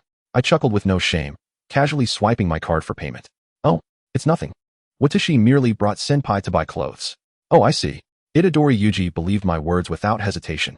Truly, he is an angel. Fushiguro Megumi, however, remained skeptical. After I finalized the delivery time and location with the shop assistant, Itadori Yuji's eyes sparkled. Everyone's here today. Where shall we play? Kugisaki Nobara quickly replied. Branch and Maki-senpai will accompany me for shopping and beauty treatments. Haven't you just finished shopping? How about we all go watch War Man 4? Maki interjected briskly. That's enough. We've done quite enough shopping for today. Panda, JJK, let us head back for training. Panda, JJK, let us go? Hold on tight. If you drop even one piece of clothing, I shall reprimand you. Watching the two depart, I found myself momentarily lost in thought. Maki-senpai truly works diligently. Itadori Yuji posed a question he had long pondered. She's so strong. Why is she only a grade 4? Fushiguro Megumi explained. The Zenin family has been obstructing Maki-senpai's advancement. Never mind, let us not dwell on that. Little Branch, where shall we play? Under the gaze of the three. I glanced at Kugisaki Nobara, who clung to my arm with hopeful eyes, and the fragrant aroma wafting toward me. I apologize, everyone. I choose Nobara. I believe Akihabara would be splendid. There are numerous arcades where we can engage in games together. Alright, playing games sounds delightful. I'm in. Time passed, and I grew weary from wandering, seated beside Kugisaki Nobara at a flower bed as we awaited the return of Fushiguro Megumi and Itadori Yuji, who had gone to fetch drinks. Just then, Itadori Yuji dashed toward us, breathless and empty-handed, coming to a sudden halt before us.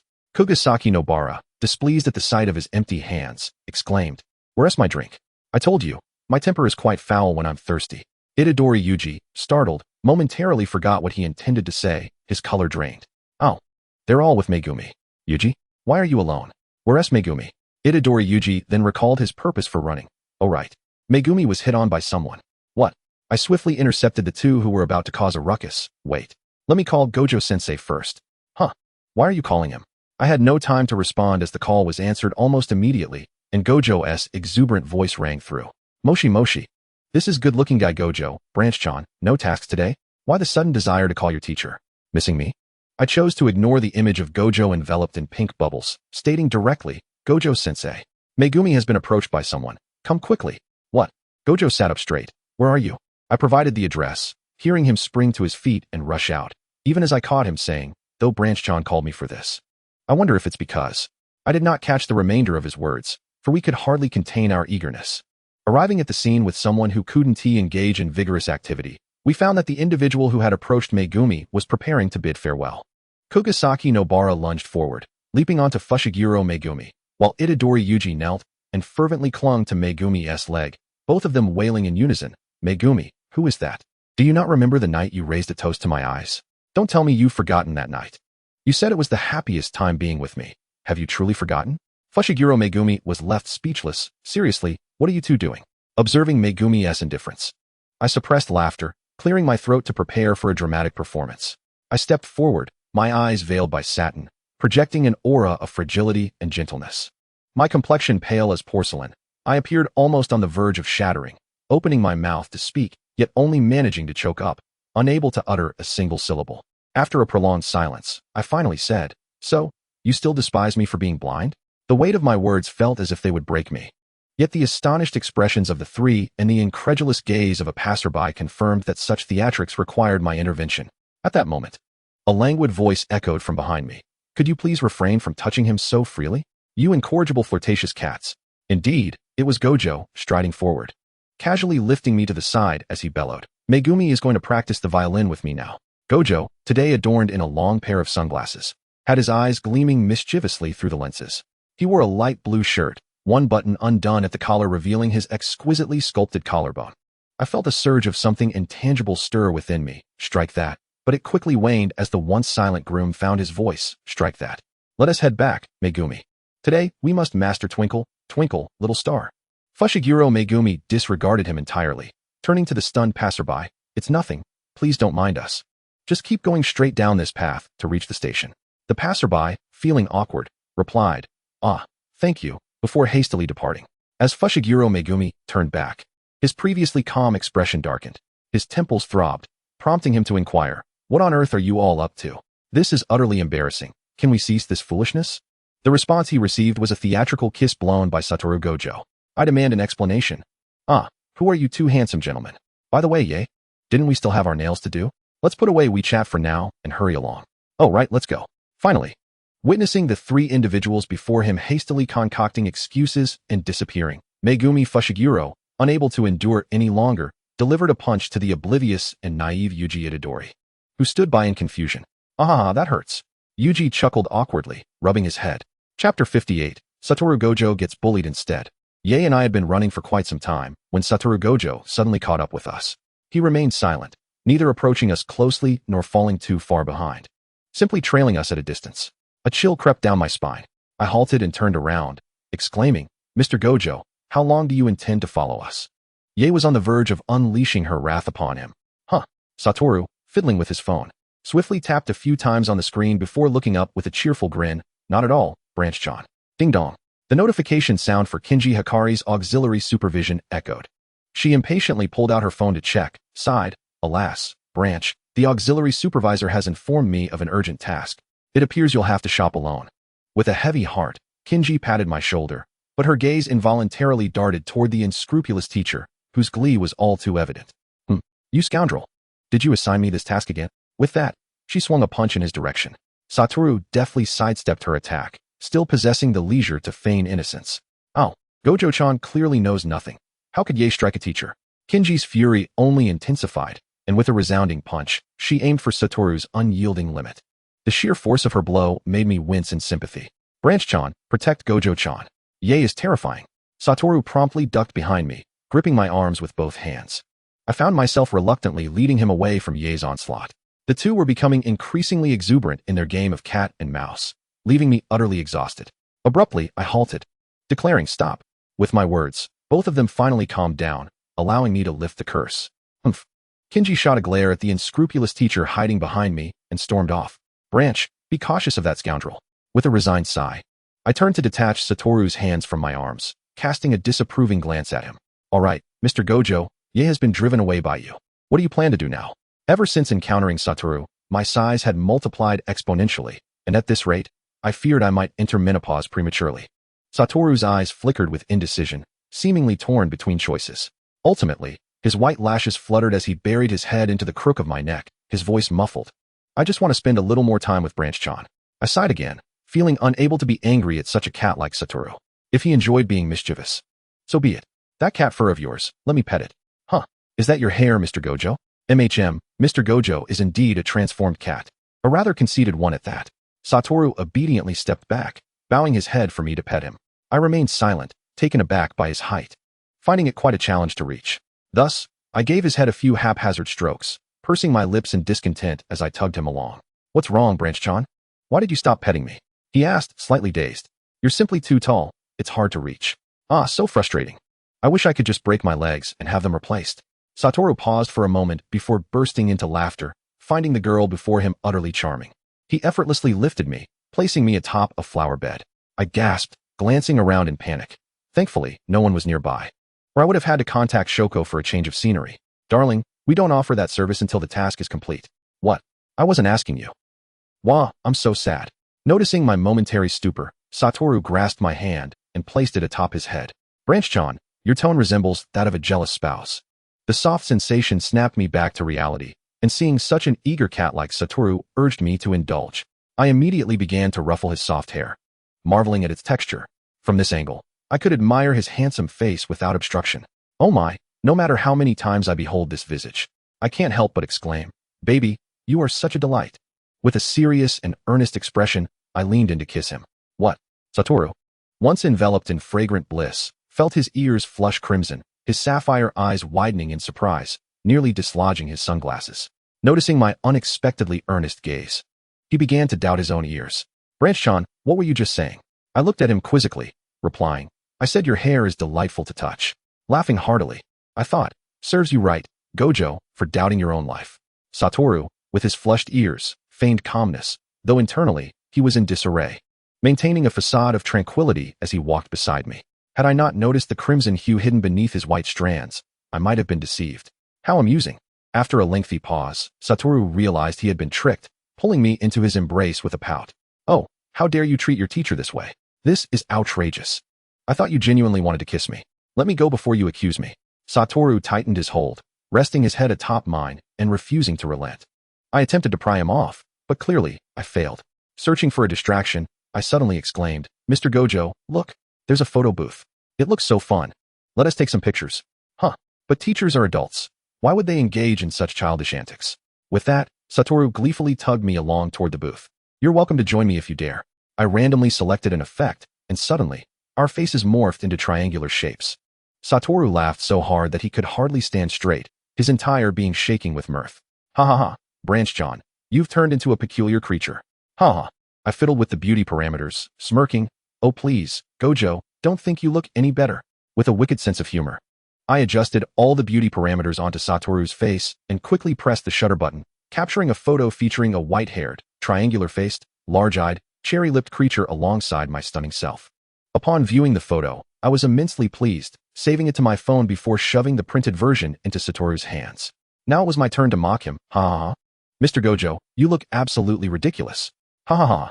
Satoru, not one to be outdone, seized the opportunity while I was still laughing, pulling me close and pressing our faces together as he pressed the shutter once more. The screen of the selfie camera vividly captured the radiant smile of the girl, reminiscent of flowers blooming in spring, alongside the indulgent gaze of Satoru Gojo, imbued with a warmth capable of melting anything. This moment was perfectly frozen in time, as if the flow of time itself had come to a halt. A hand, discreetly hidden behind her, quietly activated the phone's scanning feature, saving that photograph. Chapter 59, Ding. Your student has sent you an invitation to defect. Ding ding ding. The sound of Gojo's phone rang out, shattering the sweet atmosphere. He reluctantly retrieved his phone, answering with a tone of irritation, Idichi, you'd better have something important to say, unless you wish for me to unleash my wrath upon you. Honestly, Idichi was quite oblivious, interrupting the rare date of great teacher Gojo. On the other end of the line, Idichi was drenched in sweat, awkwardly chuckling as he explained in a hushed voice, Mr. Gojo, there's a dual mission involving you and Ms. Taketori. Hearing that they would be assigned a mission together softened Gojo's tone. Alright, I understand. Please send over the mission details. I'll send you a location. Come pick us up. After hanging up, Gojo turned to me with a look of feigned grievance. Ji-chan.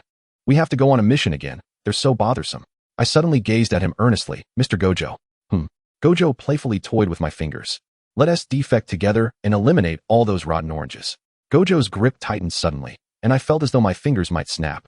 Then, he abruptly eased his hold, casually asking, his 6 eyes fixed intently on me. Why do you think that, Ji-chan? Don't you find such a course of action rather exhausting? It's too perilous. Those rotten oranges only provide a name each time, constantly squeezing us for more.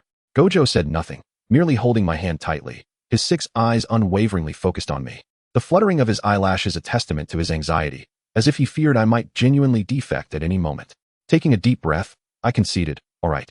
That was merely a whimsical thought of mine. Why do I feel as if I've just been stabbed out of nowhere? I poked his arm apologetically. I'm sorry. Teacher, I was just mentioning it casually. Gojo enveloped me in his embrace. Due to our position, I could not see the tumultuous emotions swirling in his eyes. Only hearing a muffled voice from above, Ji-chan, don't frighten your teacher. After dispatching a cursed spirit, I turned to Gojo, Mr. Gojo. Why do I feel as though there has been an increasing number of grade 1 and special grade cursed spirits appearing recently? This seems abnormal. Gojo effortlessly dealt with the snarling cursed spirits. The reason they're called special grade is because they are indeed special. Now, every task seems to involve a special grade. It's utterly unremarkable. This is quite troubling, especially with this factory. Where are all these high-level cursed spirits emerging from? Even if they're inconsequential to us, this relentless onslaught is exhausting. Rokuro cast a dissatisfied glance at Suguru Geto. Are we merely sacrificing a heap of cursed energy and human blood to test that wretched girl's strength? The method of catalyzing cursed spirits was his idea. The cursed energy was his contribution, and he even tricked us into providing the blood, and this is the result. Suguru Geto remained unperturbed, a gentle smile gracing his lips as he explained, Don't be so hasty, Rokuro. Hasn't she already begun to harbor suspicions? Some things must be discovered by her own accord to maximize their effectiveness. Everything today, including what happened before, is merely a seed. The seed has been sown. It will grow on its own, and they will inevitably lead themselves to ruin without our intervention. Don't play riddles with me. She killed Hanami. For the sake of our great cause, what does a little patience matter? Keep an eye on Mahito. Don't let him seek his own demise, he remarked, his gaze shifting to the still gravely injured Mahito behind him. After working late into the night, we finally vanquished the last cursed spirit within the factory. Despite both Gojo and I having the ability to update our physical conditions with reversal techniques, the exhaustion weighed heavily on our spirits. Ugh, I'm so tired. Gojo exclaimed as we leaned against a large tree. He tilted his body, resting his head on my shoulder, nearly all of his weight pressing down on me. Coughing slightly, I shot him an exasperated glance. Gojo, are you being a bit contrary? Shouldn't it be your favorite student leaning on your shoulder? Gojo playfully kicked his legs. No way. No way. Wuji-chan is really tired. Most of the curses just now were taken care of by me. It was then that I noticed the faint weariness behind his smile. Due to his poor health, he couldn't engage in prolonged battles. So I often handled only a small part of these time-consuming and troublesome missions. With a sigh, I adjusted my position to make him more comfortable. Has Mr. Gojo not been resting properly lately? Gojo hummed a little tune, straightening up before shifting his position to comfortably lie on my lap, one arm shielding his face. The person who has to clean up the mess and work overtime has no right to say such things. Removing his sunglasses, those baby blue eyes, pure as the sky, were hidden beneath his arm, bewildered, like a lost child. Ever since Geto left, it seemed he hadn't slept for more than 6 hours at a time. The girl, feeling guilty, overlooked Gojo's exceedingly inappropriate behavior, though his usual antics played a part. Teacher, you can't sleep. You need me to soothe you. How can you boldly ask your student to lull you to sleep? I poked his soft cheek with 2 fingers. Mr. Gojo, are you a child? Gojo rolled around slightly. No way. No way. Wuji-chan wants a bedtime story. All right, I said, fiercely pinching his cheek before gently ruffling his hair and softly saying, but just so you know, this is my first time telling someone a bedtime story. Seeing he had no objections, I began. Once upon a time, there was a farmer who raised a group of piglets. One day, the door of the pig pen broke, and all the piglets ran out. He was quite anxious. Eventually, the farmer found all the piglets and managed to get them back into the pen. However, as he counted them, he realized one piglet was missing.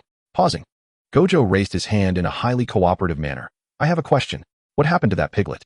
The little piglet is resting on my lap, listening to my bedtime story. Then I recalled something amusing and chuckled. No, to be precise, it's a little white cat, I said, roughly ruffling the head of the cat in my arms. Gojo's ears turned crimson once more, though this time his intense body heat masked his awareness. Suddenly, Gojo-chan, you'll have a sound sleep. Gojo felt drowsiness gradually wash over him, and through sheer willpower, he groggily asked, is this a curse? A gentle female voice, laced with laughter, replied, no, this is a blessing. The response I received was the even rhythm of his breathing. Had he fallen asleep? Perfect, I was feeling drowsy too. Under the starry sky, the The two little piglets nestled together and drifted off to sleep. Chapter 60. Preparations for Gojo-chan's birthday. Soon, the time arrived, 1 week before December 7th. Preparing a surprise birthday celebration for that fool with the blindfold next week? That seems acceptable, but how did you know his birthday, Branch? Dingzaki Wild Rose appeared to have realized something, furrowing her brow as she scrutinized my face intently. Under the weight of their complex gazes, which I found perplexing, I timidly explained, "It's written in the teacher's column." At that moment, Panda stepped in to ease the tension. "All right, Maki Wild Rose. Weren't we just discussing celebrating Gojo's birthday? Don't frighten little Branch." I nodded vigorously in my mind. What on earth was with those looks of disdain? As if their precious cabbage had been trampled by a pig, Fushiguro Megumi cast a casual glance at me. "So, do you have any plans?" I haven't thought of anything specific yet. That's why I'm here to gather everyone's opinions. Salmon. Inumaki Toge indicated he had something to say and promptly began typing furiously on his phone. "Hey, Shuko, is there any way to help Inumaki speak normally?" "I'm not sure, but you can spin the wheel to obtain items. I recall there's one specifically designed to alleviate throat issues. Let me check." A notification chimed in my mind. Ding. System 1008 has cleared its debt points. Due to the host's active assistance in repaying System 1008's loan, the item wheel is now available for the host. Item wheel has been unlocked. Total spins available, 4. Wow. So Shuko was indeed a beta version all along, and the features keep unlocking. Ahaha. This time, luck was on my side, as I didn't need to refresh too many times to acquire a useful item. Universal Watermelon Frost Lozenges 3. A box contains 3 strips, each with 12 pieces. A full box constitutes 1 course of treatment. When taken, it can alleviate any throat issues, and long-term use significantly reduces recurrence. What a splendid find. I must seize the opportunity to gift this to the lovely Inumaki-senpai. Just then, Inumaki finished typing and presented to us. "We are definitely going to give Gojo the most special birthday surprise. Just imagine, after he returns to his dorm, exhausted from his tasks, and opens the door to a room filled with surprises, how touched he will be." Itadori Yuji's eyes sparkled with anticipation at the thought of Gojo's expression. "Hey, great idea. We could also invite Nanami and the others. Everyone can give the teacher a hug and extend our sincerest care. Teacher Gojo will surely be moved to tears." "What about gifts? What do you all plan to give?" Itadori Yuji pondered, scratching his head in distress. "It seems like Teacher Gojo has everything he needs." I patted his shoulder. "I believe that as long as it's a gift from the students, even if it's something he doesn't require, Teacher Gojo will undoubtedly be delighted." Fushiguro Megumi, who had remained silent, nodded in agreement. "All right then, we can start preparing for Teacher Gojo's birthday party next week." "Wow. Cool. I'm already looking forward to it." On the day of Gojo's birthday, a few figures stealthily crouched at the entrance of his dormitory. "Megumi, won't Teacher Gojo catch us like this?" Dingzaki Wild Rose shot him a glance. "Let us hope for the best." "No way. Panda-senpai and the others are stalling for time. But how do we get inside?" I fell silent, and then recited the incantation. "Open door." In the next instant, the dormitory door slid open with a creak. Itadori Yuji, starry-eyed, exclaimed, "Wow, little Branch is amazing." Hi. I feigned nonchalance, though internally I was elated. "You are but a step away from becoming the strongest, a mere tiger version of a bragging machine." Later that evening, I received a message from Panda. "Little Branch, how's it going over there?" Toge is about to crack. Panda glanced at Inumaki, who was sweating profusely as he struggled to converse with Gojo using rice ball language to buy time. Almost there. Hang in there, Panda-senpai." I typed back. "Yuji has fainted from blowing up balloons and is currently being revived." Panda wiped his brow and glanced at Gojo, who was hurrying back to the school. Then gritted his teeth. "Maki, didn't you say you wanted to consult Teacher Gojo about your martial arts?" Maki was momentarily taken aback, and only when Panda waved his phone and made a gesture towards Little Branch did I come back to my senses. "Oh right, Gojo. It's been a while since we sparred. Let us have a match before heading back to the school." Gojo flashed a perfect smile, revealing 8 gleaming teeth. "Oh, is that so? I thought you all were hiding something from me, trying to delay my return." So I was discovered. Finally able to breathe a sigh of relief, Inumaki quickly took out his phone and typed furiously. "Tuna mayonnaise rice ball is high. Gojo seems to have caught on. Danger. Retreat quickly." Gojo abruptly changed his tone. "However, since you don't want me to find out, I shall cooperate with my dear students." "No need. It's not urgent anymore." Chapter 61. Happy birthday, Gojo Cat. "Oh, Maki, it's perfectly normal not to be able to defeat the teacher. After all, he is the strongest." Upon hearing that familiar, irritating voice, I knew Gojo had returned, and I quickly signaled everyone to hide and turned off the lights. As Gojo grasped the doorknob, about to push it open, he paused, a slight smirk playing on his lips, his eyes twinkling with amusement. Maki and the others behind him fell silent. With such a commotion, they didn't need to possess 6 eyes to know someone was inside. Gojo, seemingly recalling something, allowed his smile to widen further, pulled down his eye mask, and abruptly swung the door open. The once pitch-black dormitory instantly brightened, and before Gojo could fully step inside, his 6 eyes had already taken in the scene within. Boom! The confetti in the hands of Fushiguro Megumi and Itadori Yuji erupted, showering the floor with colorful streamers. Happy birthday, Gojo! Kinji Hikari emerged from the shadows, instinctively reaching for a cigarette, but upon realizing students were present, he returned it to his pocket. I told you hiding was a foolish move. It's clear he knew all along. What a surprise this is. Happy birthday, Sensei Gojo. At that moment, Gojo was nearly tackled by Itadori Yuji, but he quickly released his limitless technique and embraced him instead. Not at all, Hikari. Although my 6 eyes saw through it all, I'm genuinely thrilled to see you all, especially that Nanami has come too.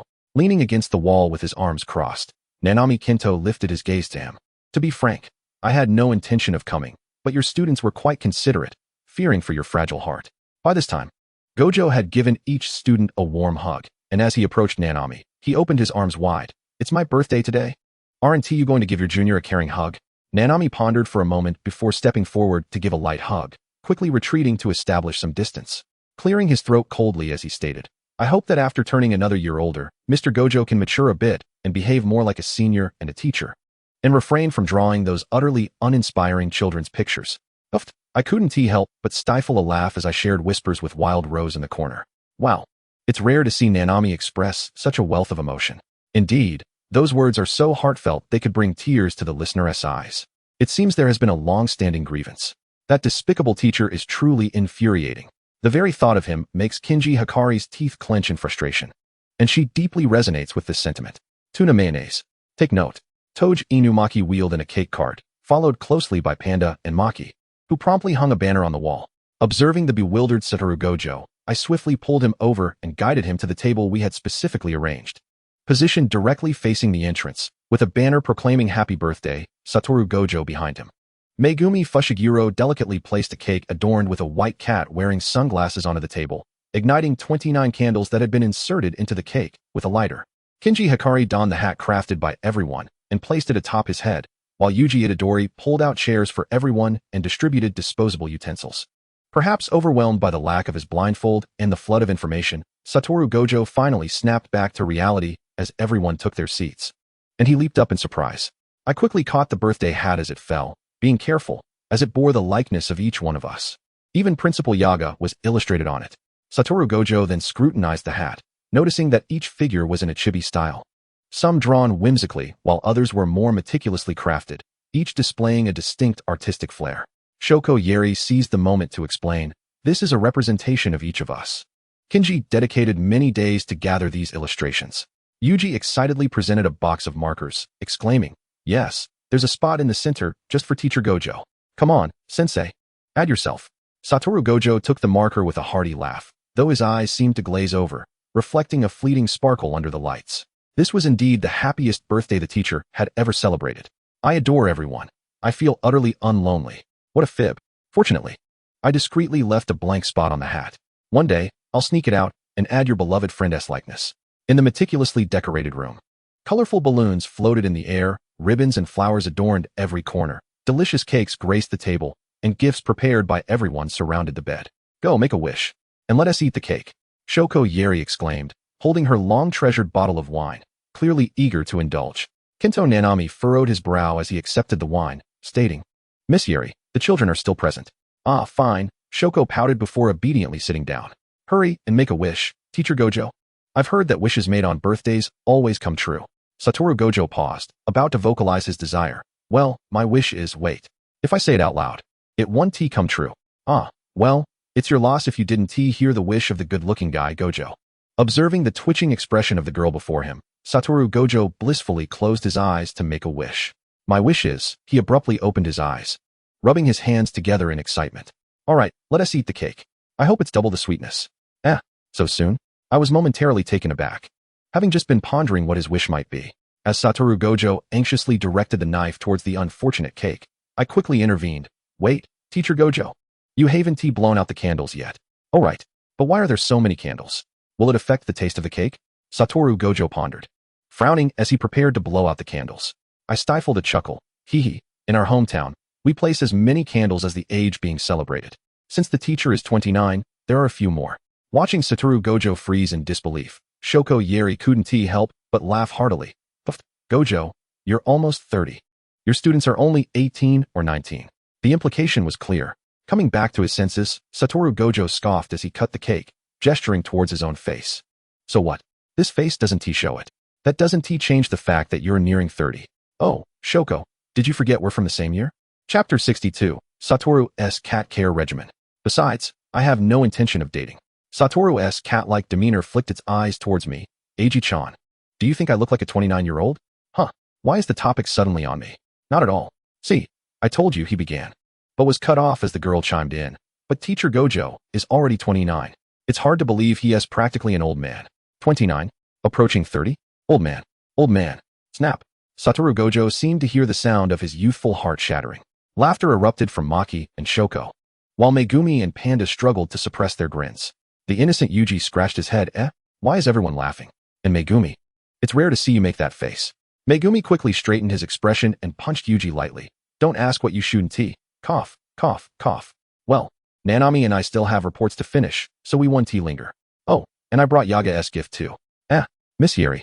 You. Shoko Yeri playfully winked at Kinji Hikari while pulling out her phone to send a message. Quitting smoking. Don't worry, just look at Eiji-chan. That scoundrel will have plenty of headaches ahead. Quitting smoking, but we really do have reports to write, so you all should head home early. Staying up late will affect your looks. Finally, watching the utterly dejected Satoru Gojo slumped over like a puddle on the table, Kinji Hikari recalled the adverse effects of late nights on one's appearance and resolutely pulled Maki away. I leaned against the doorframe. Wait. Why is everyone leaving in such a hurry? Have some cake. I'm already full. Why were only the two of us left? Faced with Satoru Gojo, who was crying and had lost all interest in the cake, I felt flustered. Teacher Gojo, what's wrong? Is the cake not to your liking? I attempted to scoop a spoonful of cake and feed it to Satoru. The moment the cake was shoved into his mouth, his eyes lit up, and he was about to wail, but the sudden taste interrupted him. The rich cream enveloped the sweetness, pleasing his palate with a refreshing burst. I could almost envision a certain someone's tail wagging excitedly behind them. How is it?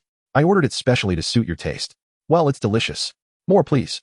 Satoru opened his mouth wide, eagerly awaiting more. You want me to feed you? All right. By the way, how come you love sweets so much, but don't have cavities? I scooped another spoonful and fed it to him. Satoru obediently devoured it. I can expertly control my unlimited protection for my teeth. How marvelous. Can you let me play with that unlimited protection? Dear, my level is too low to provide that service. Oh, how cold. From Satoru Gojo's perspective, the girl was staring intently at his face, her unembellished gaze causing his ears to flush a soft shade of red, resembling a pure-hearted dork. Indeed, this face still possesses its charm. I am certainly not an old man. Wit and mischief danced in the air as Gojo Satoru, affectionately known as Kitty, playfully touched his nose and averted his gaze from the girl, only to secretly smirk with delight. Meanwhile, I, having unilaterally concluded my conversation with Shoya, held up a spoonful of cake, my brow furrowed in confusion as I watched Gojo's head lower. Gojo-sensei? I pondered, as the sounds of chewing filled the air. I nodded to myself, continuing to offer morsels until an entire cake had vanished into his belly. Astounded, I widened my eyes in disbelief at the once 10-inch cake now reduced to a pristine platter, devoid of any remnants. Every crumb had been devoured by Gojo. I blinked, glancing at his seemingly unchanged belly. Gojo-sensei, is your stomach all right? Absolutely, he exclaimed, giving a thumbs up as he pulled me away from the dining table. Come on, Branch-chan. Let us open presents, he declared, handing me one. Isn't this a gift for the teacher's birthday? Why should I unwrap it? Oh, it's all the same, just help the teacher out. Gojo squeezed beside me, nuzzling my cheek with his fluffy head. The soft strands tickled my face, prompting me to coolly push away the purring feline. It tickles. Let us unwrap the gifts first. Reluctantly, he sat still, hands neatly placed on his knees. The first gift was the largest package. It's all Panda merchandise. This must be from Panda-senpai, I exclaimed, unveiling a collection of Panda-themed items, including an enormous Panda plushie. After all, Panda is a member of the Panda faction. Next. The second gift was meticulously wrapped with an exquisite ribbon. Carefully, I untied the ribbon and lifted the lid. Oh, a new set of divine essence. Gojo pulled out a small card, reading aloud. You're almost 30. It's time for skincare management. From Gakuganji Shoko. Abruptly, he stuffed the card back into the box and pretended to be nonchalant as he tore into the next gift. The third and fourth gifts were a moisturizing mask set and an anti-aging kit, both gifts from Itadori Nobara and Zenin Maki. I stared blankly at the assortment of unique skincare products. Did Maki and the others conspire to do this? Gojo inhaled deeply, feeling that if this continued, he might actually develop wrinkles from frustration. So, with a pitiful demeanor, he embraced the girl, his arms encircling her as he rested his chin on her shoulder. Branch-chan. I set down the cream in my hands and leaned down slightly to meet his gaze. What's the matter? He huffed softly, emitting a couple of disgruntled sounds. Humph, they're all too wicked. The teacher wants to see your gifts, he murmured, nuzzling my neck. Truly, he was just a playful little kitty. All right, let us open mine first. I bent down and picked up my gift, a pink package. Unwrapping it, I revealed a fluffy mass. With white hair and a black eye mask, resembling a certain cat who was currently being affectionate. Is this the teacher? Gojo poked the fluff curiously, tugging at its black mask. Yes, I named it Gojo Todo. Doesn't it look like him? Well, it's somewhat similar. But it pales in comparison to the teacher's charm, he mused, casting a brief glance before looking away. However, since it's a gift for the teacher, it belongs to him now. Don't even think about taking it back. Gojo snatched up the Gojo Todo before it could be whisked away by the girl. I regarded him with exasperation. You little rascal. Suddenly struck with a playful idea, I said, Gojo-sensei, if you don't like it, there's no need to force yourself. Though I spent 3 sleepless nights figuring out how to add blessings to it, I wouldn't mind taking it back as a keepsake. I could always get the teacher another gift later. No, the teacher wants this one. Gojo clutched the Gojo Todo tighter, nudging me toward the door. Branch-chan, get some rest. The teacher needs to rest too. Good night. With a resounding bang, the dormitory door shut firmly behind me. It was the first time I had been so unceremoniously cast aside. You little rascal. Gojo-sensei, I joined to add blessings that can improve sleep quality over the long term. It only requires periodic renewal, you know? I know. Gojo's voice rang cheerfully through the door as I turned to head back to my dorm. Inside, Gojo rubbed his belly, a bit distressed. I really overdid it. If I go find Shoko for medicine, the great teacher Gojo will surely be mocked. Chapter 63. The first time so many tasks were triggered simultaneously. Ding. Main quest detected. Completely eliminate Kenjaku. Reward. Puppet Clone 1. Complete. An identical replica of yourself, which can be used as an additional body. Though only one can exist at a time. The long-forgotten sound of the system prompt echoed in my mind as I sat in the vehicle.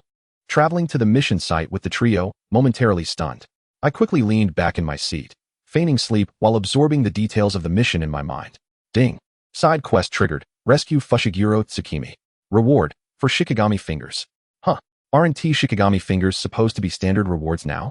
And at this time and place? Triggering the rescue mission for Tsukimi. Could it possibly be related to the Shigehachibushi incident? Shoya. Dear, is there a problem? Is it the Shigehachibushi incident now? And what with the reward of Shikigami Fingers? Will they still have the brain fingers as rewards? Yes. Many people have already fallen into a coma due to the curse's influence. Shoya paused, his voice tinged with a hint of guilt. As for the reward fingers, they're merely high-quality replicas that resemble real ones in both appearance and aura. They lack any other functionality. What am I supposed to do with that? Use it to negotiate with Sukuna and fool the ancient elders? Dear, with your cleverness, you'll surely find a great use for it. Alright, enough with the nonsense. In the Sakiyatama City Urami East Junior High, I noticed. Did you not sleep well last night, Shoya? On the way here, I saw you were sound asleep. Make sure to get to bed early today. As we disembarked and entered the campus, Itadori Nobara and I walked behind, her concerned gaze fixed on me.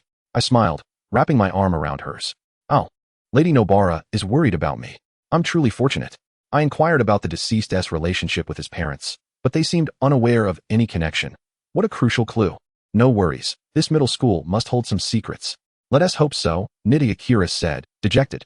I'll go ahead and schedule an appointment with the teacher. I'm counting on you all. Understood. Not far away, 2 boys, styled like delinquent youths, were smoking, one of whom stubbed out his cigarette on the cement ground. Suddenly, Itadori's eyes lit up with mischief, and with a wicked grin, she rushed forward, giving a thumbs up. It's obvious you 2 delinquents need a good beating to mend your ways. Why do we have to beat someone up right away? The 2 boys lifted their heads, casting puzzled looks our way. The 2 individuals, upon recognizing Yuji Itadori and Nobara Kujisaki, immediately stood at attention, executing a precise 90-degree bow with fervor. Thank you for your hard work, they exclaimed. You seem to understand quite well. The aura they exuded was undeniable and could not be concealed. Yuji Itadori and Nobara Kujisaki, lost in their own charming display, were surrounded by blooming flowers, creating a picturesque scene. Is this what the world of anime is like? Carrying special effects wherever one goes. So cool. However, it had been quite some time since they last saw you, Fushiguro. What? Nobara and Yuji's enchanting flowers immediately withered, petrified, and dulled. Haha. I can no longer contain my laughter. I doubled over, nearly unable to stand. Eventually, all eyes turned to the figure at the back, who, with an expression that clearly read, "Don't look at me," was none other than Megumi Fushiguro. I was in middle school. Here, he managed to utter stiffly. Nobara tightened her grip on Megumi's face, which shocked everyone. But that was not the main focus. Show me over here. Yuji shook his head vigorously. What did you do? What happened in middle school? No, it's quicker to ask them. Fushiguro, Fushiguro, Fushiguro. A relentless echo of voices surrounded him. As another voice nearby reminded the flustered Megumi while he nervously rubbed his unusually soft sea urchin-like hair. Hey, you fools, what did he do to you? The two, still bowing, now petrified, lifted their heads at the inquiry. One of them, looking bewildered, began, this generation of delinquents and ruffians have all been beaten by Fushiguro. Oh, they all simultaneously released their grip. Oh, they glanced towards the crimson-eared, tightly shut-eyed Megumi, breaking free from his restraints. Megumi turned his head away once more, unwilling to confront the situation. Stop. Why do you only utter single words from the very beginning? Show me your face. He firmly pinched Megumi's cheek. What are you doing? What on earth have you been doing? He shook Megumi's head vigorously. Fushiguro, Fushiguro, what is wrong with you, Fushiguro? His hair was roughly tousled as history repeated itself. Hey, a voice called out. They all turned towards the source of the sound. Where are you from? Students from other schools are not permitted inside. An elderly gentleman in a blue work uniform approached. Nobara, agitated, shot back. And who are you? Yuji spoke weakly. Shouldn't you be a staff member? Why are you so fierce? We have permission to enter. Akira Nidhi stepped forward, displaying the permit. The old man adjusted his glasses, scrutinizing it closely before finally lifting his gaze back to us. Oh, it's you. You all look so young. Oh, is that Fushiguro? Hello? Wow, I've been remembered. I suddenly felt a wave of darkness wash over me. When I opened my eyes again, I found myself in the system space. Xiaoba. How did I end up here? I stared blankly at the white, glutinous rice ball known as Xiaoba. Dear one, there's a special task. A brilliant light flashed before my eyes, and soon a familiar interface appeared. Ding. Side quest. 39 amp, none. Quest reward, system space upgrade, 3,000 system points. Although I was puzzled by the task being obscured, the reward seemed quite generous. However, would my sudden disappearance truly not alarm Megumi and the others? Don't worry, Xiaoji. To them, it will seem as though you suddenly fainted from a curse relapse. In reality, we are undertaking the task in a spiritual form. A curse relapse sounds even more alarming. Also, what does it mean to do this in a spiritual form? Suddenly, a white light sphere illuminated within the system space, and I felt a powerful pull trying to draw me in. Instinctively, I resisted with all my might, engaging in a fierce tug-of-war with the luminous orb. Xiaoji, don't resist. This is taking your spirit to complete the task. Hearing this, I ceased my struggle, allowing the white light to envelop me. I found myself in an expansive, mysterious space, seemingly endless and filled with infinite secrets and unknowns. Xiaoba's voice echoed in my mind again. Xiaoji, this is the soul tunnel. Passing through it will lead you to your task location. Why are you still in my head? Why aren't you with me? I could almost hear a resigned sigh. This place does not belong to the system space. Once I upgrade, I will join you. All right then. I shall endeavor to complete tasks diligently to exorcise the cursed spirits. Just do your best, dear. I have a feeling that after this task, we'll be very close to an upgrade. After what felt like a long journey, a white mist appeared before me, resembling a mysterious veil obscuring the path ahead. I stepped into it. Chapter 64, Too Obnoxious. Oh, as I emerged from the white mist, I felt myself weightlessly plummeting downward. Upon closer inspection, how am I falling from the sky? Bang! I landed in a familiar, warm embrace that smelled of frosting, but before I could gather my wits, I was abruptly dropped onto the ground. A disdainful voice echoed from above me. Who are you? And why did I catch you? I looked up blankly, only to find myself facing a DK version of Satoru Gojo. Scanning the surroundings, I noted that DK Geto was present too, along with a non-sleepy Nanami. Gojo, you shouldn't be so rude to a girl. After a brief moment of daze, Suguru Geto extended a hand towards me. Are you alright? I'm Suguru Geto. Just as I was about to take his hand, an unexpected hand intercepted and yanked me up. Geto, how can you be so kind to a stranger? Geto rubbed his forehead. Then who just pulled her up? I don't know, but it wasn't some sneaky-eyed person. Gojo, do you want to fight? Are you feeling lonely? I'm more than willing to oblige. I stared in confusion at the two who had wandered off to bicker. Wait, is this really happening? Nanami sighed, patting my head. I don't know why, but you felt familiar the moment I laid eyes on you. Those two scoundrels probably feel the same. Huh. Xiaoba explained. Cough, cough. We have returned to the past. As for why they feel familiar, it might be a closed loop. After all, you interacted a lot with Gojo and Nanami previously. What about Geto? He was definitely staring at me in a daze when I fell. Well, actually, Brainflower has been keeping an eye on you. So it might have influenced him to some extent. I feel like throwing up. You might as well not have explained. Seeing the girl who appeared as if struck by lightning, completely bewildered, Nanami couldn't help but feel a pang of affection. Just then, the two energetic DKs returned from their little scuffle. Pray tell, who might you be? My 6 eyes have informed me of your intriguing nature. As Wataru Gojo's words trailed off, he appeared somewhat reticent, awkwardly omitting the defining term. How utterly disdainful. This familiar sensation surpasses even the arrogance of the 28-year-old Wataru Gojo. I apathetically wiped my face, casting a blank stare in his direction. I am but a wandering soul, trapped in the realm of jujitsu due to my unyielding obsessions, and it is through fate that we have crossed paths. The thought of Gojo discovering I was to be his future pupil filled me with dread. The mockery would be relentless. Ha ha ha ha ha ha. Gojo, with one arm draped over Suguru Geto's shoulders, laughed so heartily that he nearly toppled to the ground. Did you hear what she said, Geto? She claims to be a ghost. Ha ha ha. Suguru, unable to stifle his laughter, glanced at my mortified expression and, out of courtesy, managed to suppress his mirth. Kinji Hikari gazed at me with pity. My dear classmate, you didn't happen to fall from a great height, did you? Such a delicate way to suggest I might have knocked my head. And you too, the artist and the one with the shifty eyes, silence yourselves. I snapped, Hikari. Just indulge me a little. Cough, cough. Gojo finally ceased his laughter. Did you, perchance, suffer a blow to the head? Ghosts are not known to be tangible, nor do they possess warmth. Suguru squinted knowingly at Gojo. Wataru, how is it that you've become so observant in such a short span of time? Hikari's expression shifted to one of disdain as he pulled me away from Gojo's proximity. Gojo's demeanor shifted dramatically, his face flushed with indignation. I possess 6 eyes. Do you comprehend what that entails? Yes, we understand, Suguru interjected nonchalantly, but it wasn't you who rushed to catch someone when they fell. Gojo, now agitated, directed his fiery gaze toward me. Did you employ some trickery? Otherwise, why would I feel compelled to catch you upon seeing you fall? Suguru narrowed his eyes, a glint of coldness within them. Who exactly are you? What sorcery allows you to evoke such familiarity among us? The tension in the air intensified as the two towering figures of 185 centimeters approached me, the atmosphere growing palpable with unease. I instinctively sought refuge behind Hikari, clutching her tightly. Hikari blushed slightly, but did not reject my embrace. She produced a lollipop, popping it into her mouth, and though she appeared to be enjoying a sweet treat, it resembled the pose of someone smoking a cigarette. I cannot assist you here. Your uniform bears the mark of Jujutsu High, though it differs entirely from mine. I assure you, I have never encountered you at the academy. Gojo's playful demeanor shifted as he closed in. You seem intimately familiar with us, as if you've spent considerable time in our company. Pray, reveal your identity. A renegade sorcerer? An infiltrator sent by higher authorities? Or perhaps a well-disguised cursed spirit? The once harmonious atmosphere was suddenly plunged into an icy silence, the air thickening with an oppressive tension. I found myself momentarily lost in thought, realizing the true weight of Gojo's presence, which had never been so overtly displayed before. Such an aura of authority is befitting of one who manages a cadre of individuals, or perhaps a figure who deftly navigates among troublesome adversaries. With a slight smirk, I adjusted my words. In truth, I hail from the future.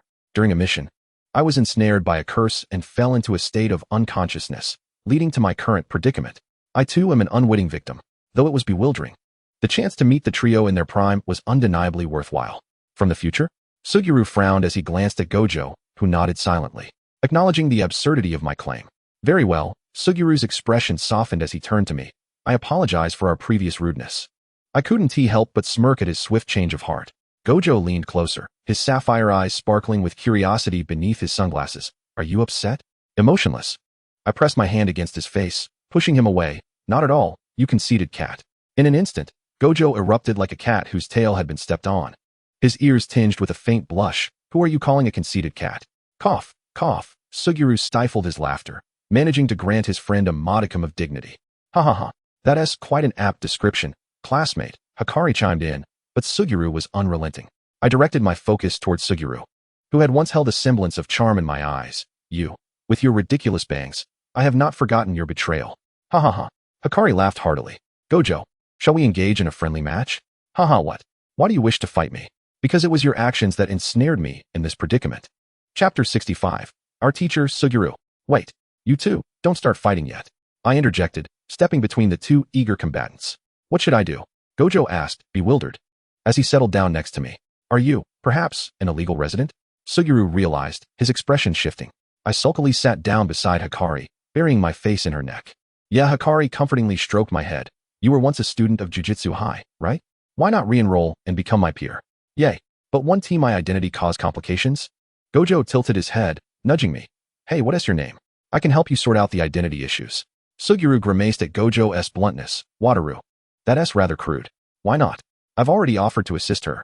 Gojo grumbled, though he altered his tone. For reasons I couldn't quite fathom. I had felt perpetually drowsy since my arrival, so I leaned against Hikari, my voice lazy. Thank you, Wataru. Cough. What with this closeness? You haven't yet told me your name. Gojo's ears reddened slightly as he fidgeted, turning his back and letting his gaze wander. I lowered my head. My long lashes shadowing my eyes. I am Chio. Your surname is Chi? How rare. Then, Chi-san. Hikari introduced herself. I am Hikari Kinji, holder of the reversal technique. Should you ever find yourself injured, seek me out. Just call me Chi. I prefer not to be addressed as San. It feels rather cold. All right, Chi, Suguru grinned. Reaching out to ruffle my hair, let us formally introduce ourselves. I am Suguru Geto, a first-year student at Jujutsu High. Hey. And I am Wataru Gojo, the strongest. A certain conceited cat interjected, forcing his way into the conversation.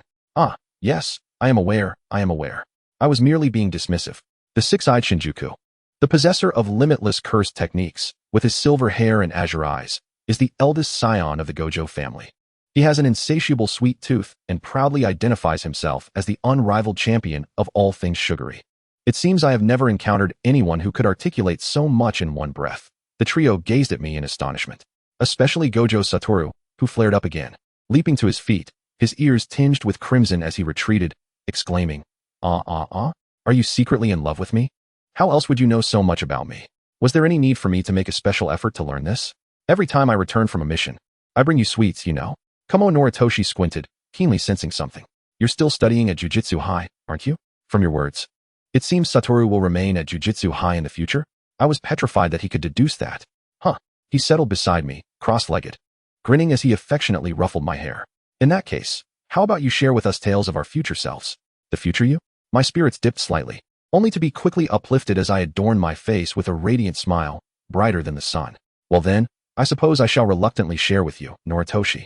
Suddenly, Gojo Satoru burst forth, as if ignited by gunpowder. Wait, why do you call this squinty-eyed Noritoshi Jack? Are you so familiar with everyone? Do you mind, Noritoshi? I turned to inquire. Noritoshi smiled and patted my head. Of course not. I found you quite adorable when I first met you. This amiable side of Kumo Noritoshi was quite charming. No wonder he was even more popular with the ladies than Gojo Satoru. Speaking of which, why do I feel like a little cat being petted? No, it should be a monkey, for my esteemed master. I am your monkey king. The sound of a certain arrogant cat's irritable voice interrupted my thoughts. Noritoshi, you too. Enough, Satoru, let our little friend continue. Aren't you curious about what happens next? Reluctantly, Gojo closed his mouth, glaring daggers at me as he sulkily sat down. Well, later on, Shoko remained at Jujutsu High as the school nurse. But everyone calls her teacher Ainoma. Oh, that sounds rather appealing. However, you are exceedingly busy, with pronounced dark circles under your eyes, appearing utterly fatigued. I gently touched Shoko's cheek. As for that guy, I cast a sidelong glance at Gojo Satoru. Hey, why does he become that guy when it comes to me? You have double standards, don't you? Why are you even arguing about this? Are you still a child? It's clearly you who is biased. How can you call me that guy? Using that guy so casually is quite rude. I am the strongest, and I take pleasure in it. Kumo Noritoshi, unable to endure any longer, delivered a punch to each of us. Enough. What is there to argue about? Instantly, we fell silent, though Gojo still cradled his head, stealing glances at Noritoshi's expression, mumbling about how he was called Jack, so it was obviously fine. I could almost see the cheerful Noritoshi emanating a dark aura. Just an illusion, right? He still looked so delightful. I cleared my throat. Ahem, Satoru will also remain at Jujutsu High as a teacher, albeit one who is officially recognized, yet utterly unqualified. Faha. I can't even imagine what Gojo would be like as a teacher. PFF, he must be utterly unteacher-like. Indeed, the least teacher-like person ends up educating others. Gojo hooked his arm around Kamo Noritoshi's neck. Hey, stop laughing. Where's Jack? Where's Jack? He's also staying at Jujutsu High as a teacher. Our very own teacher Noritoshi. I could hardly believe that these two rascals had chosen to remain in the field of education. Huh. Shoko, you hold a bias. A bias. Once I become a teacher, I must be immensely popular. I leaned against Shoko, teasingly, not at all. As teachers, Noritoshi is far more beloved than you. Disrespectful teacher Gojo and the kind-hearted teacher Ainuma, along with the monkey-destroying master Noritoshi. What do you mean by disrespectful teacher Gojo? I am undeniably far more handsome than that fringe-haired weirdo. Nevertheless, hearing you call me teacher does sound rather nice. Kamo Noritoshi's dark aura was almost palpable. Satoru, do you want to fight again? Huh. Who would want to fight with you and your gloomy little eyes? Bang. With a single punch, the world fell silent. So this was the reason behind Noritoshi's dark transformation. I had discovered it. Just kidding. Noritoshi straightened his impeccable appearance, once again donning a smile as he turned to me. But why do you call me the monkey-destroying master? Because one day, Noritoshi went to the zoo and witnessed a group of monkeys throwing banana peels. He slipped on one and fell spectacularly. Ever since, he has been shouting to eliminate all monkeys. Fa-ha-ha. Gojo's boisterous laughter echoed in Noritoshi's ears. His temples throbbed as he tightly pinched the bridge of his nose, forcibly restraining his rising fists. Satoru, only you could believe such an absurd tale. Humph. I certainly would not turn dark and wish to eradicate all monkeys merely because I saw a group tossing banana peels. You have fallen silent, Satoru. You've uncovered the truth. Noritoshi took a deep breath and suddenly called my name. Little Branch, I believe you are quite right. This guy does not deserve any respect from students. As Gojo struggled against the hand pressing on his face, he exclaimed, Huh? Noritoshi, why have you betrayed me? Chapter 66. From now on, you shall be known as Gojo Chiji. Ding-ling-ling, ding-ling-ling. The sound of a telephone rang out, and Gojo retrieved his phone from his pocket.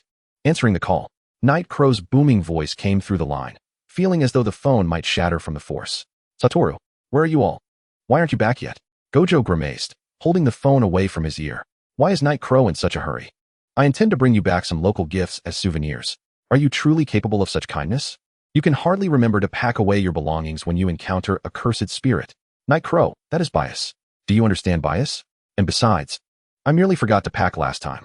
In just a few months at school, you have caused 3 gas leaks, 4 electrical malfunctions, and 5 explosions during thunderstorms. Spare a thought for your poor assistant supervisor. Seeing the situation deteriorating, Kamo Noritoshi quickly grabbed the phone. Night Crow, we just wanted to explore a bit. We will return tomorrow. Remember to pack away your belongings when you encounter cursed spirits, or else you are to write a reflection upon your return. Beep, beep, beep. The call ended. Noritoshi helplessly shrugged at me. Well, you shouldn't have any luggage, right? Perfect time to shop. Little 8. Do I still have any money left? Ahaha, not a single dime, dear. Noticing my troubled expression, Kamo Noritoshi patted my shoulder, gesturing toward the figure in the distance with white hair, who was on the phone. It's all right. He is foolish but wealthy. My eyes lit up instantly. The arrogant cat, shall be generously pampered. Earlier, the same Kamo Noritoshi who had been deemed arrogant by the girls felt an unexpected chill run down his spine. Having ended the call, Gojo, who had approached without notice, looked at me with disdain. Why do you look at me with such a disgusting gaze? Your fists are getting hard, hey? Arrogant Gojo, let us fight. Huh, let us fight then. Kamo Noritoshi quickly restrained his dear friend. Satoru, we are still outside. Let us wait until we are back at Jujutsu High. Keijo Natsuki also grabbed me. Although Gojo is rather despicable, he undeniably possesses a certain level of strength. Kita, if you were to be struck down in an instant, I would be unable to save you. After all, I am a special grade. If I cannot contend with 285, how could I possibly falter against 185? In that case, this cheat would hold no merit whatsoever. Huh, you appear so feeble. Yet you are a special grade?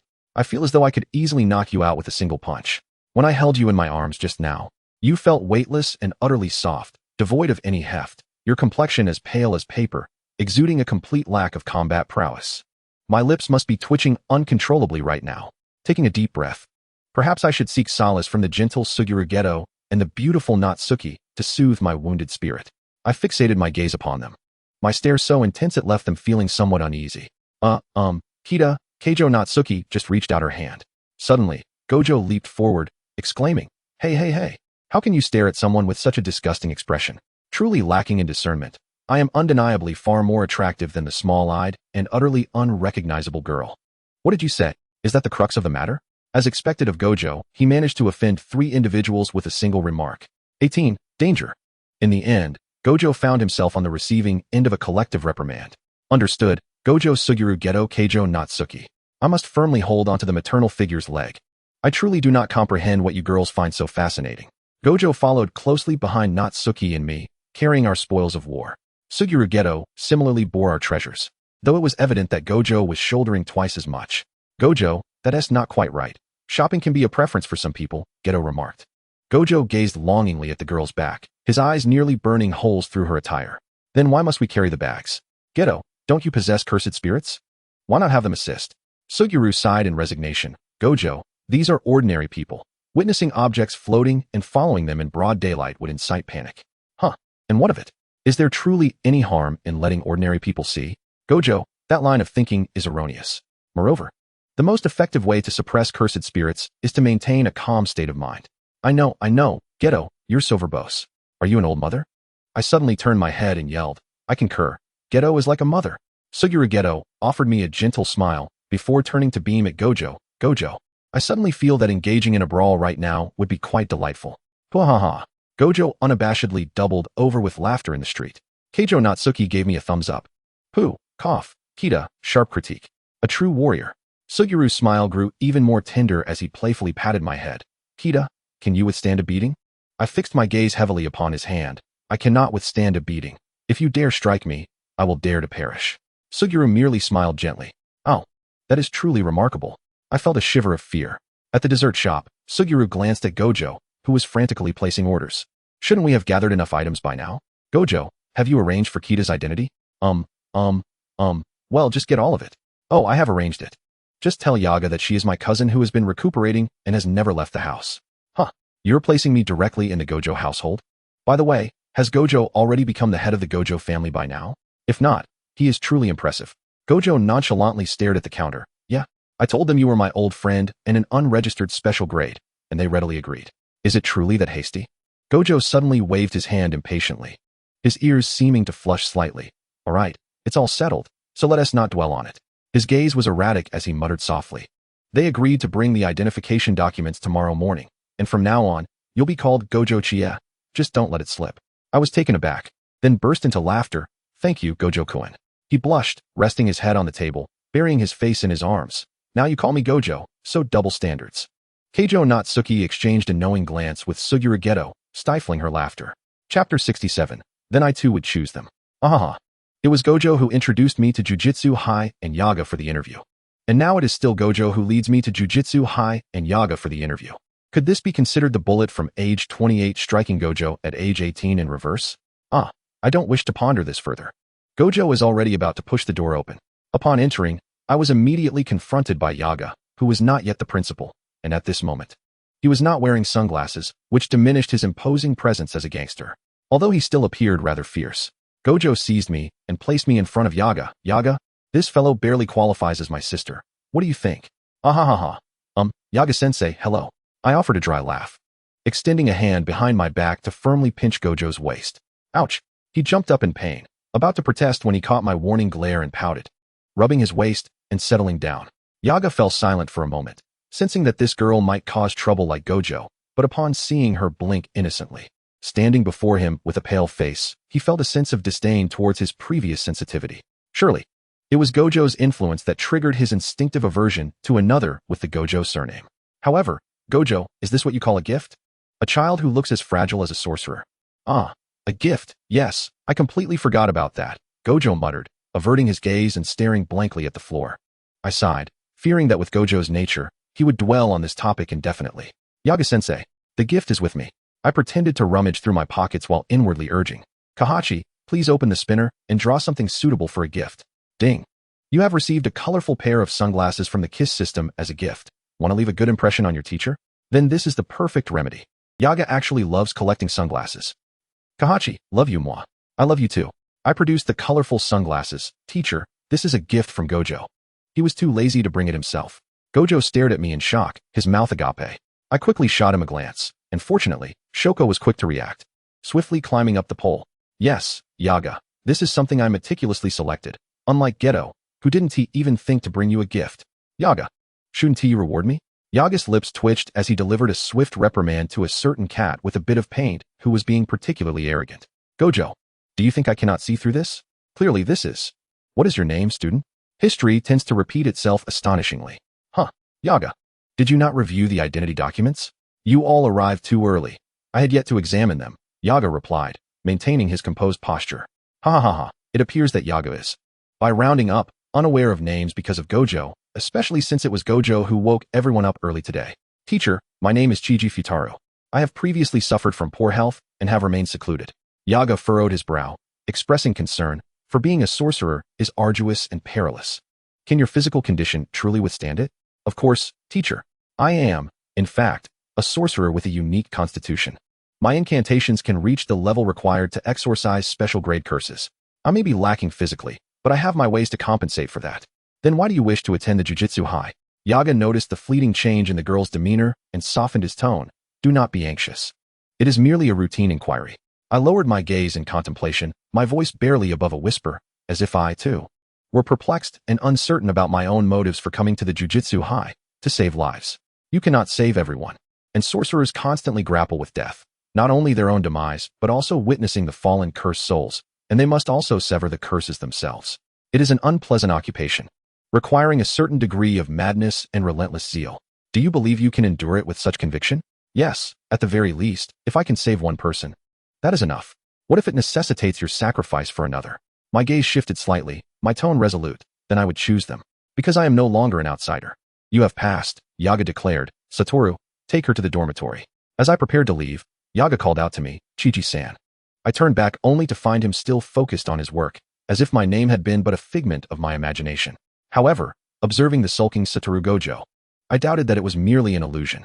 I poked Satoru's arm, but he brusquely swatted my hand away. Don't touch me. Puzzled, I instinctively teased. Then why not open up, Satoru? Are you being insincere, you arrogant cat? You. Let's have a fight, he exclaimed, grabbing me and teleporting us to the playground. I was speechless. Was this a long-standing habit of his? As soon as we landed, Satoru launched a surprise attack, aiming a punch directly at my face. I quickly teleported away. Do you not understand what gentlemanly conduct means? What of cherishing the delicate? Suddenly, I spotted Shoko and Suguru passing by, and my spirits lifted. Humph. You little rascal, I shall reclaim what you owe me. Why can't you learn from Suguru, Satoru? As a close friend. Why can't you show a hint of gentleness? My words astonished the three present, breaking the calmness of the scene and causing a delightful uproar. Satoru's feline demeanor flared up instantly, baring his teeth and shouting, Huh? What did you say? Do you want me to repeat that, Satoru? If it were Suguru facing me, he would never initiate with a sneak attack. Suguru, having grasped the situation, quickly interjected, Wait.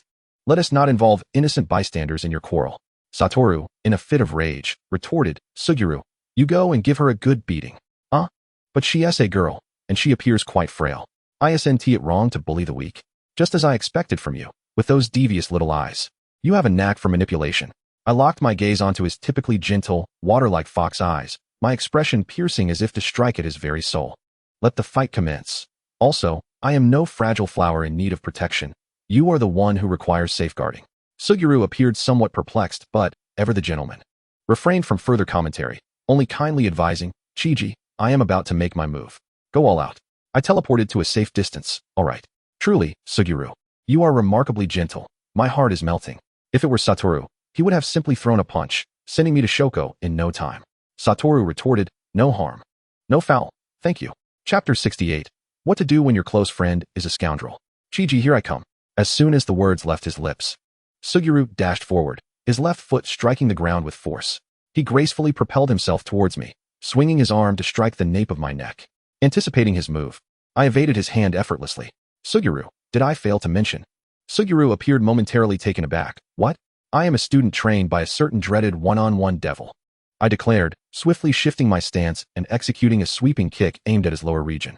Caught off guard, Suguru could only clumsily block my strike. Wait. Who fights by targeting below the belt? If it works, it works. Though Suguru had yet to fully develop, he was indeed a melee sorcerer. My physique limited my capabilities in hand-to-hand combat, and I lacked the confidence to easily best the future sage. I had to rely on my tricks. In the end, I managed to win just before losing consciousness. Though my strength may have faltered, I had undergone the rigorous training of a merciless teacher, and as close friends, we surely shared similarities in technique. With that advantage, I had to take the opportunity to exploit it. Ha ha ha, Suguru, how did you lose to her? Suguru sat on the ground, questioning his existence, while Satoru was in a frenzy. What are you afraid? Satoru, unable to contain himself, shouted, Huh? How could I possibly fear a sickly person? I twitched my lips. Indeed, he had yet to experience the harshness of reality. Satoru's palm glowed with a subtle blue light. Just as he completed his charge, I teleported behind him. He quickly turned, but it was clearly too late. Don't move, disperse. His motion halted abruptly as I appeared before him, poking the astonished face of the true feline version of Satoru. However, seeing his embarrassed, furious gaze, I retracted my finger. Oh, it seems the sensation is even better now. I reflected on the feel of my fingers as I faced him. Satoru, do you not know I am a sorcerer? I spread my hands in a gesture of nonchalance, indicating it was his carelessness. Before me, Satoru looked innocently upset, yet immobilized. Oh, are you very angry? Well, that is simply because you are rather weak, Satoru. Ha ha ha ha, this is delightful. Taunting the strongest for being weak is simply exhilarating. Seeing the enraged Satoru appeared even more delightful to tease. Naturally, I took full advantage of this. After all, he was currently unable to move, and I could always buy him some Daifuka later to appease him. Thus, I thought and acted accordingly. By the time everyone regained their composure, Satoru was blushing furiously, while the girl in front of him cackled maniacally, ruffling his hair. My laughter echoed like that of a maniac. So engrossed was I in my amusement that I failed to notice Satoru's fingers had regained mobility, and the incantation began to wane. Satoru finally broke free, exasperated, and seized my wrist. I gasped, instinctively attempting to chant an incantation, only to find my mouth covered. I struggled frantically. Feeling the softness of his grip, Satoru, now aware of the situation, awkwardly released me, a flush creeping up his ears. After a moment, he became agitated again, exclaiming, That doesn't count. I didn't lose. Let us do it again. With that, he swung a punch at me. However, before he could land a hit, I felt as though my soul had been wrenched away. My eyes closed, my body softened, and I began to slump. Satoru quickly caught my falling form, cradling me in his arms, shouting in panic, Shoko. I think I might have accidentally knocked her out. Jie felt a wave of embarrassment as he pressed his forehead with his hand. Wakaba, don't you think you should take a closer look at this? It's evident that she has fainted. Upon realizing that Natsuki and Jie shared the same thoughts, a sense of dread crept in. Could it be that you, Wataru, have resorted to underhanded tactics when we were not looking? What should we do if our dear friend has turned into a scoundrel? When I regained consciousness, I found myself in the girls' dormitory. As soon as I opened my eyes, I was met with the sight of 3 heads peering intently over the edge of the bed. You're making me feel like a monkey on display in a zoo. Natsuki's eyes sparkled with delight. You're finally awake. How are you feeling? Jie approached with a cup of warm water. You've just awakened. Drink some water first. We can discuss everything else later. I sat up and sipped the water carefully. At that moment, Wataru, who was still leaning over the edge of the bed, grumbled, How did you faint? I clearly didn't hit you, This isn't your fault, Wataru. It's just my body acting up. I tend to faint after strenuous exercise. I reached out and gently ruffled his drooping white hair. Wataru's face flushed crimson upon realizing what I was doing, his body instinctively leaning back. His sunglasses slipped off and fell onto the bed, revealing those innocent, childlike eyes. It seemed he was on the verge of blushing even more, as I noticed wisps of white vapor escaping through his hair. Why you? He stammered, his embarrassment palpable. Natsuki couldn't contain her laughter, bursting into a fit of giggles. Ha! Look at you, stuttering like that. Jie also squinted his eyes, unable to suppress a grin. You all, Wataru huffed, kicking the door open and bolting out. I took a moment to mourn the door that was now in ruins. Chapter 69, Promise Me. Don't shower alone. Wow, Wataru just left like that. Natsuki chuckled behind her hand. Ha ha ha, you can't just bail out like that. I was somewhat perplexed. What are you all giggling about? Wataru seems angry. Should I buy him some Daifuku to apologize?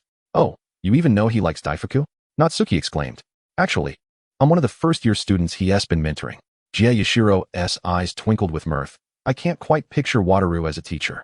He must often be late, right? Yes, he is usually about 8 minutes late. Natsuki replied as she settled into a chair in front of the vanity mirror. Since that is the case, why don't you tell us what is next? Don't worry about Wataru. He'll cool off after running around for a bit. Jie leaned against the wardrobe, his interest piqued as he awaited my response. I feigned a look of distress, pondering before breaking into a mischievous grin. Once, Wataru snuck into the girls' dorm wearing a skirt and pranced around us, and after getting thoroughly beaten, he claimed it was Jie-sensei who encouraged him to do it. In the end, Jie-sensei gave him a good thrashing too. Dear me, does 28-year-old Wataru know that you've been spreading these tales about him? If he finds out, He'll certainly be in for a world of hurt. Hey, but this is entirely something Wataru would do. And it's not all fabricated. Look at Jie. They clearly believed it. Jie Yashiro wore a face akin to someone who had just swallowed a mouthful of dishwater, while Natsuki bore an expression that screamed scoundrel. Jie Yashiro sighed. Indeed, he hasn't changed at all. Still as immature and unreliable as ever. Too much chatter just brings tears of bitterness, I exclaimed. Leaping from the bed and throwing my arms around Natsuki, wailing dramatically. Wah, he dragged me out at night to witness his battle with a special grade curse. And I was in my pajamas. The lake was freezing that night. I could barely get out of bed the next day. And there was another time. He used the excuse of going for sweets to trick me into fighting a curse, and when I got back, he was buying desserts. Jie Yashiro nodded in understanding. Leaving his student behind to buy sweets is indeed his style. Suddenly, I wiped away non-existent tears and looked seriously at Jie Yashiro. Even though I sometimes feel like my heart might give out from anger, I am genuinely happy to be able to share some of his burdens. Jie Yashiro appeared puzzled, seemingly unable to grasp the swift shift in my emotions. It's because Wataru is truly busy and exhausted. He takes on many tasks that clearly do not need to fall on his shoulders, yet those incompetent fools keep piling them on him. And what about you, Jie? Aren't you two known as the strongest? Natsuki asked, twirling a lollipop while swaying in her chair. Because Jie and Wataru had a falling out. He applied for a transfer to promote the advanced educational philosophies of Tokyo Jujutsu High. Those incompetent fools can't find him, so they have to target the only special grade sorcerer still handling tasks domestically. They've been bullying him, and then they bullied me too. I'm distraught. I suddenly turned to Jie Yashiro, who had his head down, lost in thought, and called out, Jie. He instinctively raised his head, a hint of confusion still lingering in his gaze. It seemed the signs had appeared much earlier than I had realized, but thankfully, it wasn't too late. He smiled. What's wrong, little branch? Promise me, don't confide in a blonde-haired, older special grade sorceress, and don't bathe alone. I had anticipated some profound words from Jie Yashiro and Natsuki, yet they stood there dumbfounded. Huh? Little branch, I can understand the first part. But do you really need help with the second? Natsuki looked at me with concern. I remained silent, stubbornly gazing at Jie Yashiro, where a whirlpool seemed to flicker in the depth of my pupils, beneath which lay the whisper of a demon. Jie, promise me. Jie Yashiro, caught off guard, instinctively replied, okay. The binding was established. Hearing his satisfactory response, my lips curled into a smile, my eyes shimmering like crescent moons. Jie Yashiro's fox-like eyes clearly reflected my image. Little Hachi, I haven't even used a technique, so why are my pupils still white? Dear. It's because you are currently in a physical form manifested from your soul, and your techniques affect your spirit, thus altering the color of your pupils. However, it won't hinder your ability to use techniques. Yay. By the way, what's for lunch? I was abruptly woken up for an interview. And now I have to fight. I'm absolutely starving. Jie Yashiro glanced at his phone. Let us go out to eat.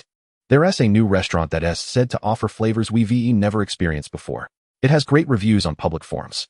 I jumped up and hugged Jie Yashiro and Natsuki excitedly. Yay. Let us hurry and queue up. I'm starving. Natsuki stumbled slightly from the force, but nodded in resignation. Okay, but have we forgotten something? Never mind. I'm too hungry. We'll think about it when we get there. I whined, clinging to her arm. I remembered. I can't go out, Natsuki sighed. As someone without combat abilities and possessing a reversal technique, I can't leave the high school without approval. Last time, it was because Wataru and the others escorted me to treat a certain important person. So you've been restricted from entering and exiting since then. Is it really that strict? She patted my head. It's really impossible. Please eat a bit more for me, little branch. Natsuki shot Jie Yashiro a knowing glance. Jie Yashiro understood and quickly took my hand. We can get takeout for you, little branch. If we don't hurry, we might miss our chance. And then Natsuki won't get to eat either. I hastily lifted my head, tugging at Suguru Geto as we dashed away. Let us move quickly. Suguru chuckled softly and shook his head. Yet, in the next moment, darkness enveloped him, and when he regained his senses, the scene before us had transformed. Someone had suddenly remembered their ability to teleport, whisking the bewildered Suguru into an unknown alley. It seemed that I had forgotten to inquire about the specific establishment. Chapter 70. Acquaintances and Familiar Places. Is your teleportation capable of reaching such distances? Suguru surveyed the alley before us. But did we take a wrong turn? This thought left me a tad embarrassed, and I cleared my throat, clasping my hands behind my back and staring down at my toes. I forgot to ask what shop it was. He appeared taken aback by my answer, his eyes widening in surprise. But I quickly came to my rescue. Apologizing for my oversight. You're making me feel more embarrassed. No, it's my eagerness that caused this. I glanced at the street outside the alley. Let us just explore here for a while. All right, but this time, I'll lead the way, Suguru teased with a grin. I nodded vigorously. Yes, yes. Thus, we strolled towards the hot pot restaurant, exchanging idle chatter along the way. Suguru, do you prefer sweet or savory? Why the sudden inquiry? He replied, for me, I'm fine with either. They both taste the same. I hoped that he truly felt indifferent, rather than having reached a point of taste bud numbness where anything would suffice. Is there any way to alter the flavor of the cursed spirit ball? Suguru noticed my prolonged silence and curiously called my name, Shoko. I snapped back to reality, and he jested, what were you so lost in thought about? You're not like Satoru, believing that sweets are the epitome of deliciousness, are you? Today, Suguru donned loose black attire, his hair half-tied in a bun, with some strands cascading down. Under the midday sun, the light caressed him, making his fox-like eyes appear even more gentle. Such a Suguru should not meet a tragic fate. I suddenly broke into a smile, simply finding his outfit exceptionally charming, which only accentuated his gentleness. Suguru was momentarily taken aback, seemingly unprepared for my teasing. And he shyly replied, ahem, thank you, Shoko, you look beautiful too. The rest of the journey was marked by silence. He hesitated to speak with me, while my smile remained unyielding. Eventually, we halted at a well-familiar establishment, a vibrant red sign and doorway, adorned with the glaring inscription, Authentic Chinese Hot Pot. The familiar, throat-tightening spiciness wafted from within. Suguru, I don't think this place has many good reviews. He quietly took out his phone for a glance, then checked the door number again. All right, we didn't go wrong. Closing his eyes, the public rating merely stated it was an authentic taste never experienced before, and that it was a newly opened venue with decent decor, urging everyone to try it, with no further comments. How could a group of strangers be so uniformly negative? And it was a new establishment. Did that mean it would close down in 10 years? Suguru, how about we? I tugged at his sleeve, ready to back out. Recalling that the last time we had authentic hot pot, everyone returned home with swollen lips. Before I could finish, we were abruptly interrupted by Satoru Gojo, who exclaimed, get inside. I've been waiting for you two for ages. I almost thought I had the wrong place. Suguru and I were forcefully pushed forward. Wait, Satoru, how did you know we were coming here to eat? Satoru, appearing a bit sheepish, then boldly declared, I returned a while ago and happened to overhear your conversation. You're just too weak for anyone to notice me. Suguru's forehead twitched in irritation. Satoru, do you want to fight again? Huh, who wants to fight with you? Little-eyed one. Come on, Shoko, let us eat and ignore him. I quickly grasped Suguru's arm to prevent being dragged away. Hey, wait. Are you sure you want to eat here? Don't you dislike spicy food? I've already queued up in advance. What is there to fear? You two were too slow. I lost a number. But how do you know I don't like spicy food? I felt embarrassed. It was certainly because we had dined together before, and he had messaged me at midnight, lamenting about his stomachache and asking me to fetch him some soothing food. Resolutely, I wiped my face and pulled both of them inside. If that is the case, don't complain about your stomach hurting at midnight and ask someone to get you food. Satoru, being dragged along, grumbled, what? There's no way I would do something like that. Heh. Chapter 71. Guess why I'm so skilled. Cough, cough, cough. The further we ventured inside, the more Satoru coughed, to the point where I feared he might cough himself sick. Unable to resist, I patted his back. Oh. Isn't this our diligent Satoru? Why is your face so red? Cough, cough. What are you talking about? I'm not. He retorted, and stop using that mocking tone. You're still a Gojo. Satoru forcibly suppressed his urge to sneeze, composed himself as if he had just been on the brink of expelling his stomach, and led us forward. I rolled my eyes at his noticeably faster pace and turned to the ever-silent Suguru.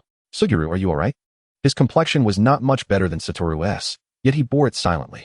Suguru mustered a faint smile and shook his head to indicate he was fine. Sigh.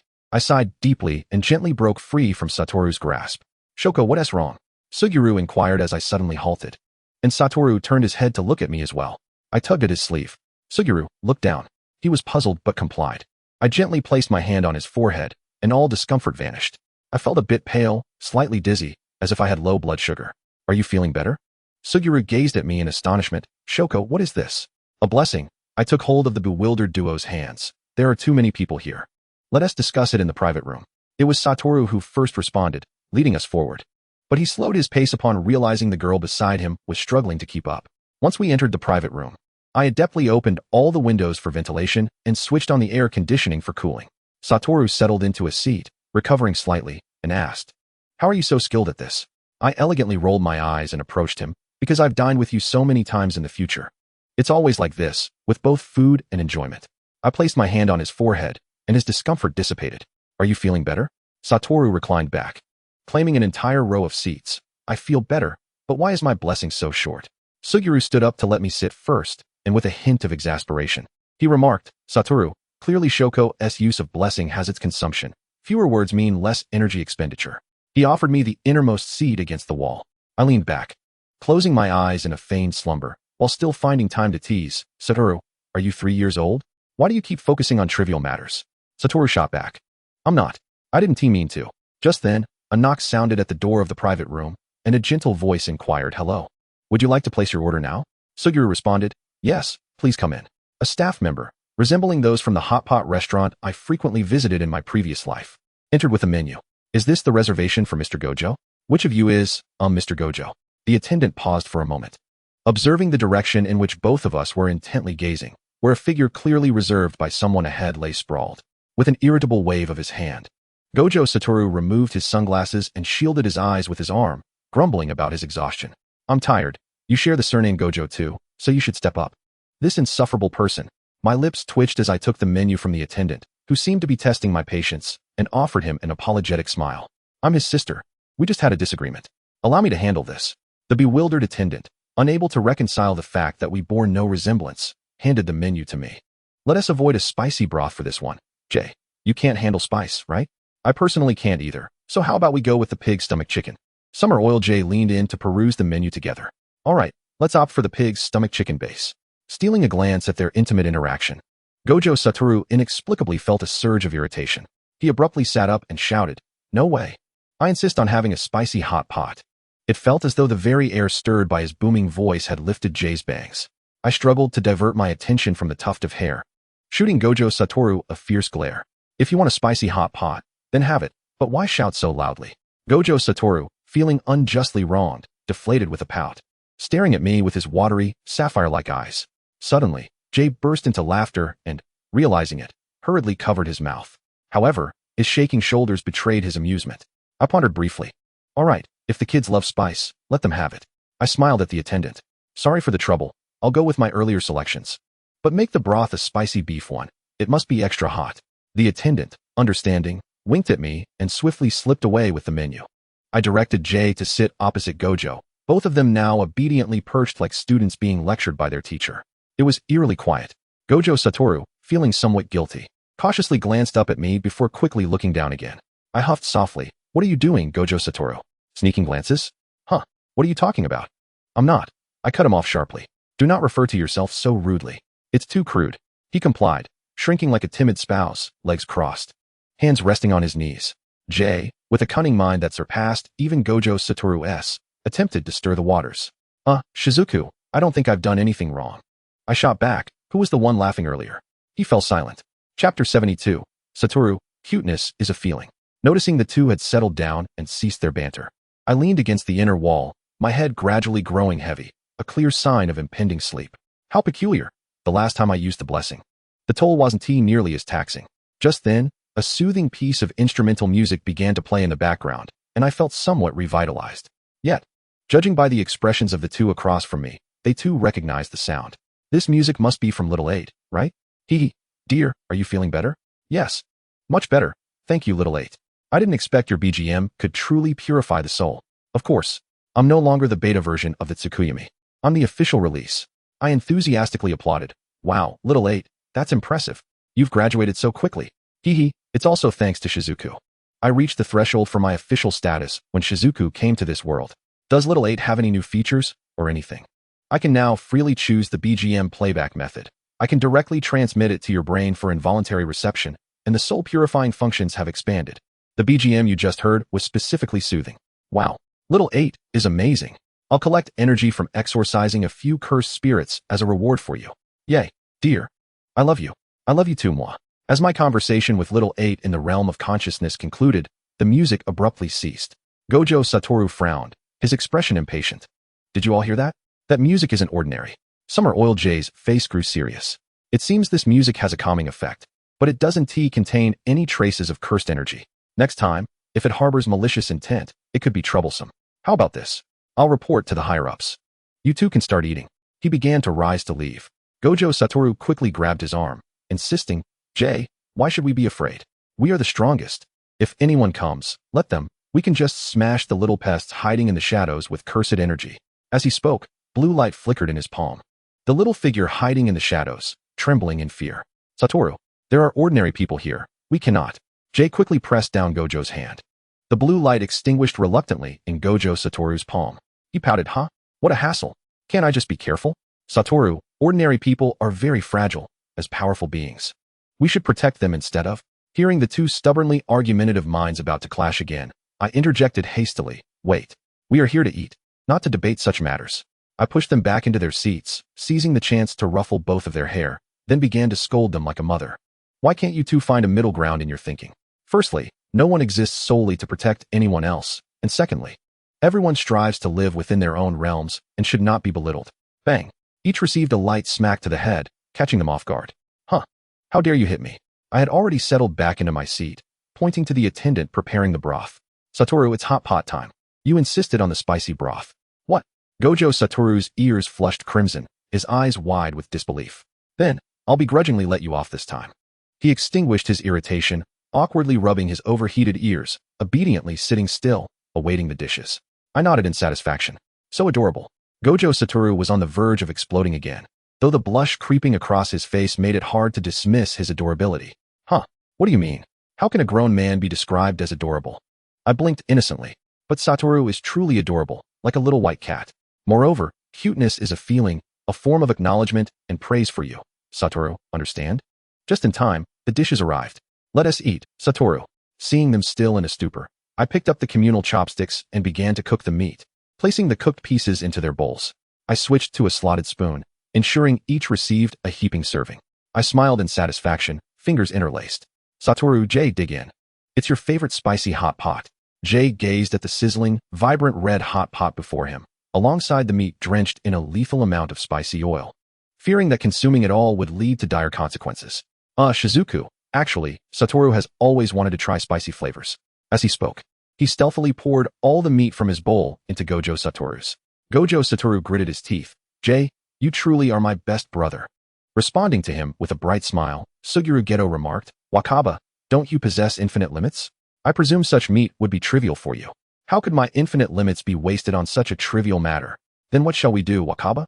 In a swift motion, Satoru Gojo pinched a piece of meat and stuffed it into Suguru Geto's mouth, declaring, if you expect me to eat, you shall not escape unscathed. Cough, cough, cough. The moment the spicy meat was thrust into his mouth, a fiery sensation surged through his palate, the spicy oil trickling down his throat, provoking a violent fit of coughs from Suguru Geto, tears streaming down his face. Ha ha! Geto, you poor soul. Satoru Gojo continued to frolic around Suguru Geto's discomfort, until finally, Geto could no longer restrain himself and delivered a punch. Ouch!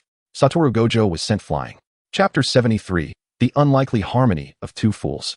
Observing Satoru Gojo's wariness as he hesitated to pick up his chopsticks, I resolved to sacrifice myself. I selected a piece of meat, dipped it generously into the sauce I had chosen, ensuring the spicy oil was mostly absorbed, and then resolutely took a bite. Wow, this is delicious. It's not spicy at all. My eyes lit up, exclaiming in delight. Satoru Gojo, intrigued yet cautious, remarked, you aren't pretending, are you? Geto just had it rough. Geto out. Noticing this, I repeated the process with another slice of meat, reasoning that surely, Geto simply couldn't handle spice. But Wakaba wouldn't be so weak as to avoid it entirely. Huh, how could I possibly be worse than Geto? Do you think everyone is incapable of handling spice to that extent? Geto out. Sitting nearby, the ever-innocent Suguru Geto chuckled gently. Wakaba, you must try it. It's truly delicious. Perhaps it's merely that I cannot handle spice.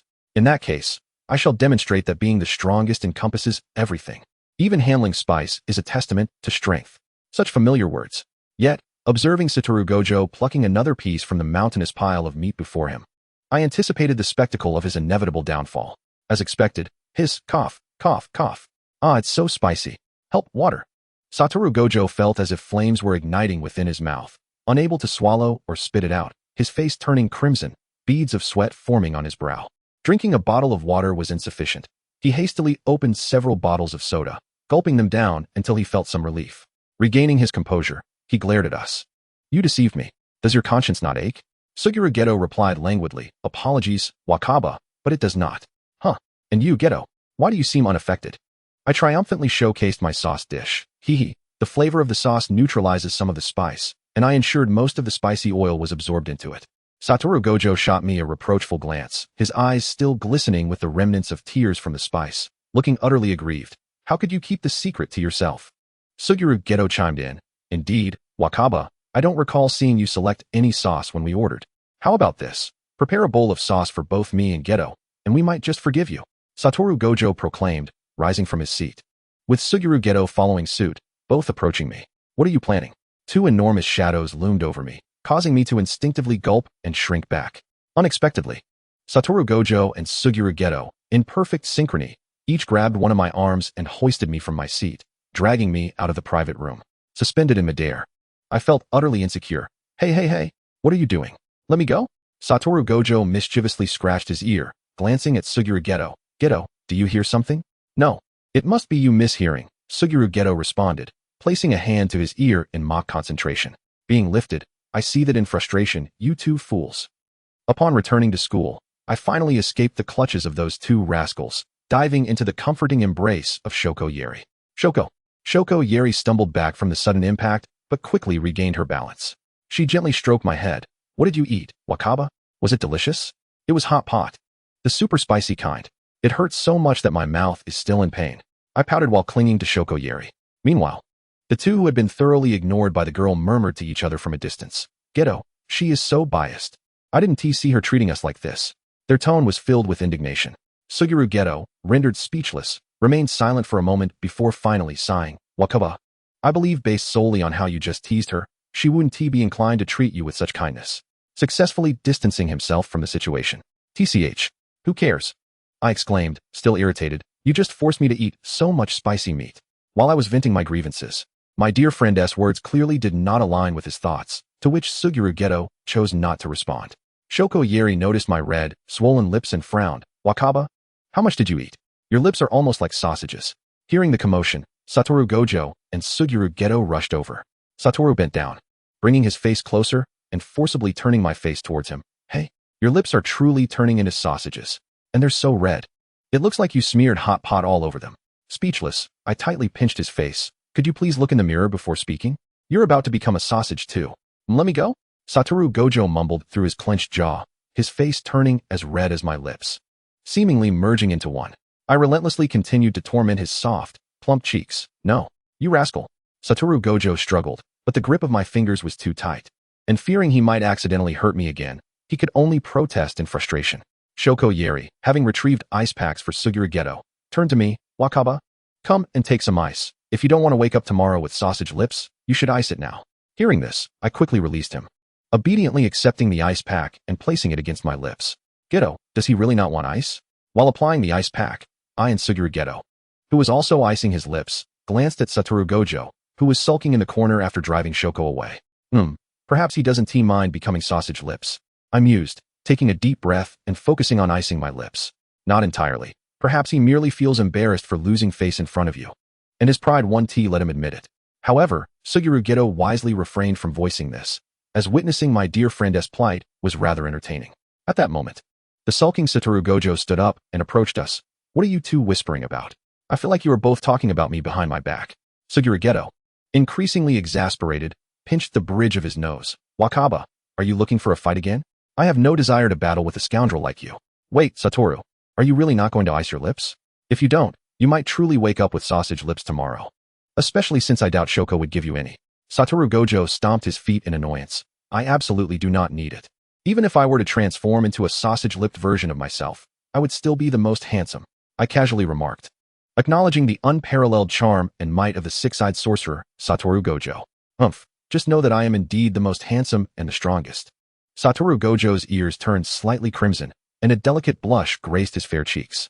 Chapter 74. The late-night male dormitory is quite chilly. In the dead of night, as I drifted between slumber and consciousness, I buried my head into my pillow, attempting to ignore the incessant knocking at the door. Knock, knock, knock. The sound only grew louder, making it impossible for me to dismiss it. Suddenly, I sprang up from my bed, ruffled my disheveled hair, and shouted, "Who is it? What on earth are you doing knocking at this hour?" The air fell silent for a moment before the person outside finally spoke. It's Shizuku. Satoru's stomach is bothering him because of the spicy food, and he believes it's your fault, so I was sent to find you. In truth, Satoru Gojo hadn't said it quite like that, but Suguru Geto thought that if he recounted the exact words, he would surely incur a beating. Grumbling, I climbed out of bed, threw on a jacket, and opened the door. grumbling about how I knew he would end up in discomfort for disturbing the peace at this hour. As I swung the door open, I found myself face to face with Suguru Geto, who was also clad in pajamas. Is Satoru really in such a hurry? Why are you still in your pajamas? I inquired. Suguru glanced at his own attire and then at mine, falling into a brief silence. Well, we were playing games before this happened. The term happened was rather apt. A gust of wind swept through, causing me to shiver, and I hastily adjusted my jacket. Noticing that Suguru was only wearing light pajamas, I asked, "Aren't you cold? You came all the way here without a jacket, and the girls' dormitory is quite a distance away." Suguru smiled, his eyes narrowing slightly. "Not at all. Sorcerers generally have robust physiques. It's your body that's too weak." He then ruffled my hair and added, "Let us hurry. If we wait any longer, Satoru might get worse." I obediently allowed him to take my hand, the warmth of his palm radiating to me. Oh, Suguru truly is a gentle and considerate person. He positioned himself against the wind, shielding me from the biting cold, even though his hands were somewhat chilly. I grasped his hand in return, whispering, "Warm." A wave of warmth surged from my palm, flowing through our intertwined hands. After about half a minute, I felt his hand gradually regain its warmth, prompting me to release my grip. Hee, I've unlocked a new method. Suguru, with a hint of exasperation, tapped my forehead. "This will take a toll on you." "It's not far at all. I told you, sorcerers usually have excellent health. I simply didn't want him to feel cold. That would be quite uncomfortable." He shook his head, remaining silent, and gently patted my head. Inside, the commotion escalated, with Satoru's voice ringing out, "Ouch, it hurts. Suguru, am I going to die?" Hearing the robust sound of my friend, Suguru blushed with embarrassment. "Satoru, are you feeling worse? Shizuku is already here. Just tell her." Without hesitation, I settled down beside his bed and poked the pitiful figure that had become a puddle of misery. "Satoru, who was it that said he wouldn't have stomach pains in the middle of the night? Ouch. No matter. I'm in pain now because of you. You owe me compensation." Satoru moaned, lamenting like a wounded creature. "What does this have to do with me? Besides, with that brawny body of yours, you should be fine by now." Satoru, having abandoned pretense, rolled around on the bed, insisting, "I don't care. You need to buy me some jikofuku to soothe my wounded spirit and my ailing stomach." "Satoru, that's my bed." Suguru glowered at his meticulously arranged bedding, now being ravaged by Satoru's antics, veins throbbing on his forehead. Satoru, unbothered, continued his antics. "Come on, Suguru, don't be stingy. I'll just buy you a new one." Watching Suguru's forehead vein pulse, I couldn't help but inwardly cheer. Fight, fight, fight. Suddenly, Suguru seemed to have an epiphany, calming down and smiling gently. "Well then, Satoru, you'll have to compensate me with something nice." Satoru buried his face in the pillow, muttering, I know. I'm not short on that." "All right, you both can continue," Suguru said, sitting down and gesturing for us to carry on. Satoru, momentarily taken aback, asked, "Continue what?" "The conversation we were having earlier. Didn't you say you wanted to eat jikofuku?" I thought for sure that Satoru had seen my gleeful anticipation for some chaos. Satoru abruptly sat up, nearly colliding with me. "Hey, what about my jikofuku? When did I say we'd go by it now?" He seized my shoulders and shook me vigorously. "I'm not listening. Where's my jikofuku?" "Whoa, Satoru, calm down." Satoru suddenly released me, ready to debate. Bang! Something crashed onto the bed with a resounding thud, leaving me once again dazed from the shaking. History always seems to repeat itself. "Satoru, you scoundrel." When I finally regained consciousness, I was met with the teary eyes of Satoru and the stern expression of Suguru. It appeared Satoru had a bruise at the corner of his mouth. Got it, he must have been hit by Suguru. "You brought this upon yourself." "Oh, Shizuku. You're finally awake. If you hadn't tea, I would have risked being stabbed by Shoko with a scalpel just to get her to come see you," Satoru cried, tears brimming in his eyes as he embraced me tightly. "I think if you don't let go soon, you'll choke me back into unconsciousness." Satoru quickly released me, patting my back, though the force behind it felt suspiciously like an attempt to silence me. Cough, cough. "Satoru, are you trying to kill me?" Suguru hurriedly rescued me from Satoru's grip, ignoring the indignant look I shot at him, as he helped me catch my breath. "Satoru, a girl's body is naturally more sensitive to pain, especially since Shizuku is already frail. If you're too rough, you might hurt her." I nodded vigorously. Suguru was indeed considerate. He continued, "At the very least, you should wait until Shoko arrives. Otherwise, if you injure her, no one will be able to treat her." "Suguru, get lost." "All right, now I understand. You two are playing good cop and bad cop against me. What on earth do you want?" Satoru shrugged and pushed up his sunglasses. "Nothing much. Just thought we'd go get some jikofuku." "At this hour? Where are you going to find it?" "Hey, it's almost dawn. The shops will be opening soon. We can catch the sunrise and then go get jikofuku. Are you two not planning to sleep at all?" We pulled an all-nighter gaming and then braved the cold. We're wide awake. Suguru and I are true night owls. We don't need much sleep. I quickly jumped out of bed, but I definitely need sleep. Also, there's no way I'm going to watch the sunrise with a sausage-lipped guy and a weird-haired one. Seizing the moment while they were still processing my words, I slammed the door and made a quick escape. Hey, did she just insult me? I think my hairstyle is quite dashing. Where's the dashing? It's a weird hairstyle. And I hope my lips aren't really swollen, Satoru lamented as he touched his lips with a frown. Suguru, observing the comical scene, nodded in agreement. Yeah, it looks like it could fit right into a hot dog. Chapter 75, Satoru Gojo became notorious Satoru. It is utterly inappropriate to trespass into the girls' dormitory. Suguru Geto, with a throbbing headache, cast a concerned glance at his eager friend, poised to scale the wall and invade the sanctuary of the female residents. What's the big deal? Suguru, you're such a coward. Satoru retorted nonchalantly, curling his lip before extending his arm to grip the wall, climbing with the agility of a nimble cat. Suguru, in a fit of anxiety, attempted to restrain him, hoping to pull him back down, but before he could react, Satoru had already vaulted over the balcony, wanting to shout a warning. He was stifled by the fear of awakening the occupants within, ultimately resigning to glare at Satoru. Satoru, come down at once. You will be misconstrued as a peeping Tom. Not a chance. Are you coming or not? Satoru glanced down at the height of the balcony, grumbling. Thankfully, Jie's dorm is on the second floor, otherwise, I might have to teleport. Gritting his teeth, Suguru realized that even if he were to leave, he would still be implicated. Better to keep an eye on things and prevent any trouble for little Gigi. Thus, he reluctantly nodded and mimicked Satoru's actions to ascend the balcony. Upon reaching the balcony, he quickly reminded, Satoru, we agreed to just take a look. Keep it down so you don't wake her. Besides, we're right next to Natsuki. If we're discovered, we're both doomed. Satoru waved his hand dismissively. I know. You're such a nag, Suguru. You're practically turning into a mother. Stop calling me that. Suguru snapped. I know. Jie's the old mother. Before Suguru could finish his retort, Satoru abruptly flung open the balcony door. Once inside, he began to rummage around like a curious child, creating a delightful mess. What's this? It's just like my dorm. There's no difference.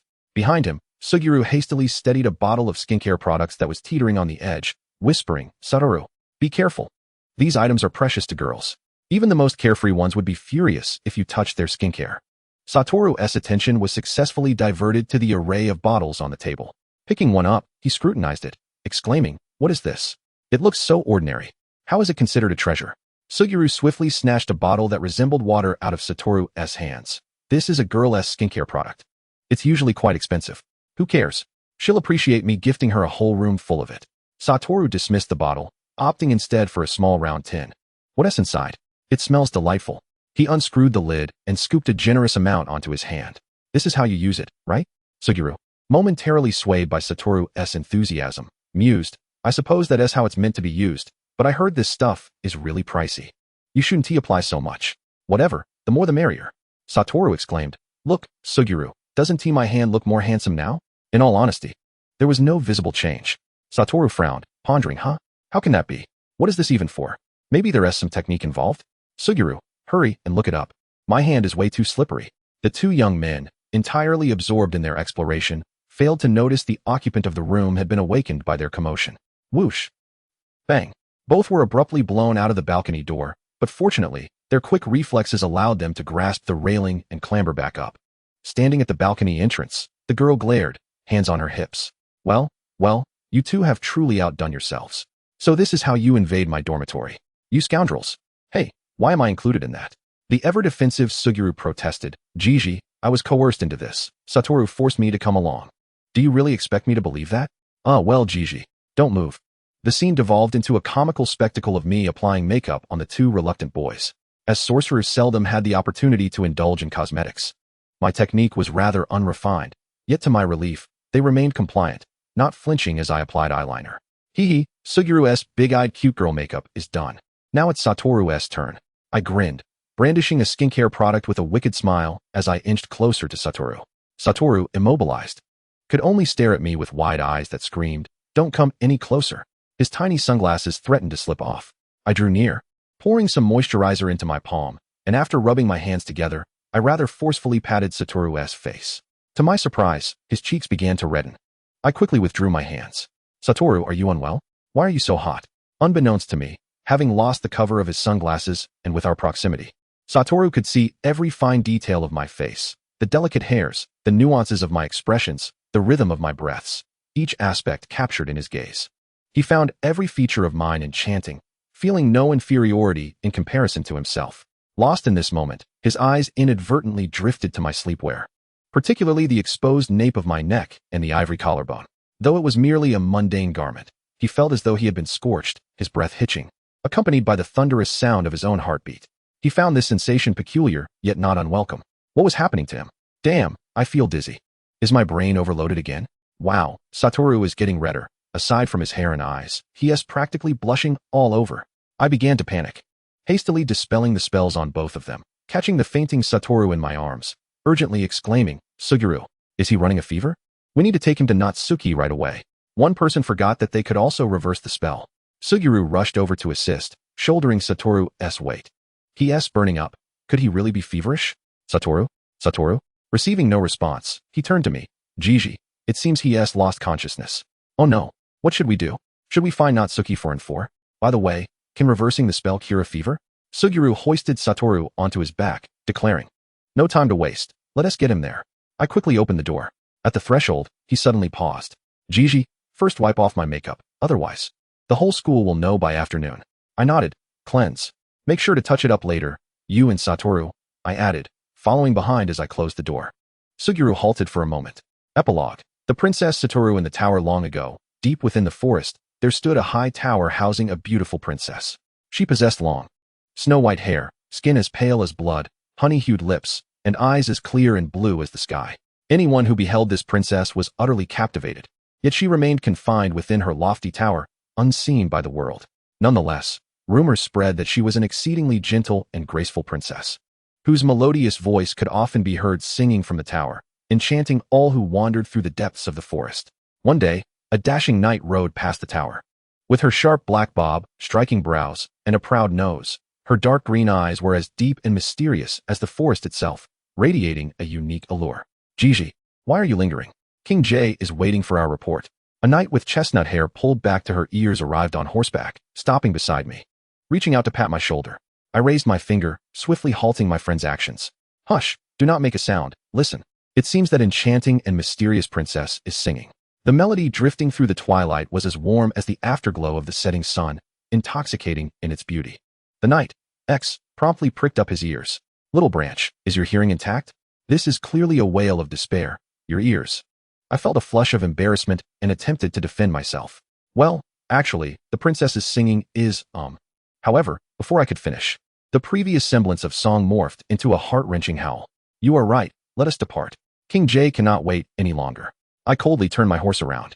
Suddenly, an indignant roar echoed from the tower above. Hey, I am a princess. Are you just leaving like this? The voice reverberated in my ears, deafening. Little branch, I shall return to report. You are on your own, said Knight X, heavily patting my shoulder, his brown eyes filled with sympathy. With that, he swiftly rode away, leaving me standing there, flustered. Hey, don't go. I believe I can still salvage this. At that moment, the princess spoke again. Hey, brave knight. Will you not come? If you delay any longer, I shall finish for the day. Her voice rang out, insistent and mocking. This princess bore an uncanny resemblance to someone I once knew. I inhaled deeply, ultimately resolving to fulfill my duty as a knight and rescue the princess trapped in the tower. Thus, I circled the thorn-laden walls in search of an entrance, eventually discovering a wooden door draped in climbing ivy. Drawing my sword, I carefully sliced through the thorns guarding the entrance, cautiously removing the rusted iron lock from the door. With a forceful push, I opened the heavy wooden door, which seemed to have been abandoned for ages, unleashing a cloud of dust that sent me into a fit of coughing. At last, I stood beneath the tower, yet after several laps around its base, I found no door leading to the summit. Hey, knight, are you ready yet? I am dreadfully bored waiting here. Do speak with me. Beautiful princess. How may I rescue you? I ground out my customary line through clenched teeth. Ha. You calling me princess sounds so odd, haha. It was Wu Qiao Wu Jing, laughing heartily as he sat at the window of the tower's apex. I threw a punch at his face, though I missed. Still, at least he was somewhat serious now. I cupped my hands to my mouth, mimicking a trumpet. Princess, how might I save you? I cannot leave the tower, but you may climb up via my long hair. She replied. Before long, a long, white braid appeared before me. I tugged on it, and found it sturdy enough to attempt the ascent. However, her voice rang out. Do not step on my beautiful hair. Remove your feet at once. Fine, I would endure. Thus, I painstakingly climbed up her hair, my feet braced against the wall. cradling her hair gently. From that day forth, I visited this gentle and graceful princess daily. One day, my friend Knight X expressed great interest in my love story with the princess and wished to observe.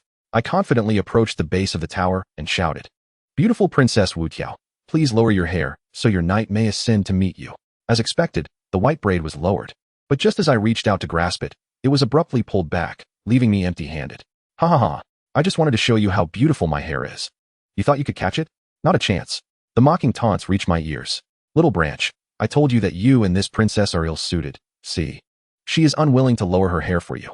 She clearly does not fancy you, Knight X said, patting my shoulder with a serious expression. My eyes welled with tears, and I gazed up at her, feeling utterly wronged.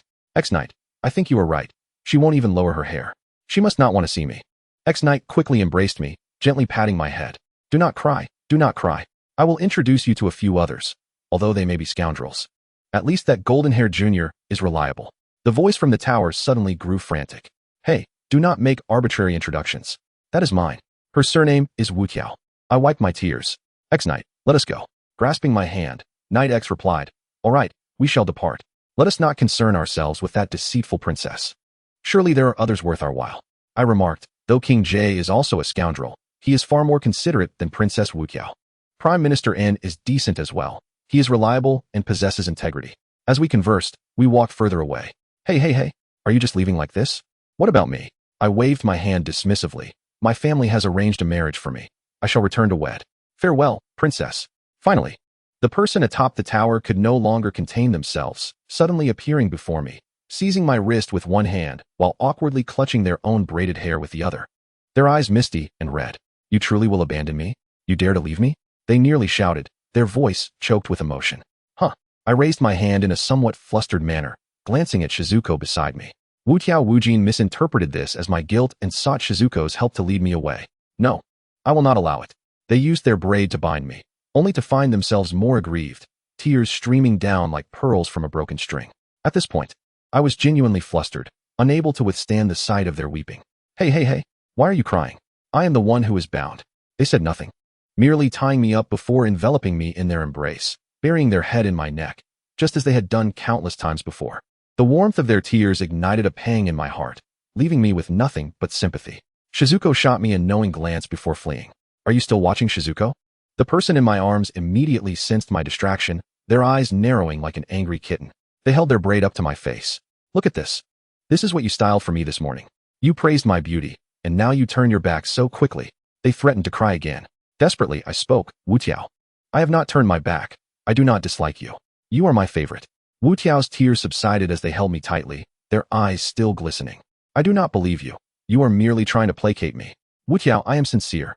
Just think, how could I ever like anyone else after meeting someone as adorable, beautiful, and comforting as you? This declaration could be seen as a confession, causing the innocent DK to blush and have their heart race upon hearing my heartfelt admission. Really? Indeed. You are my favorite. Of course, who else would I prefer?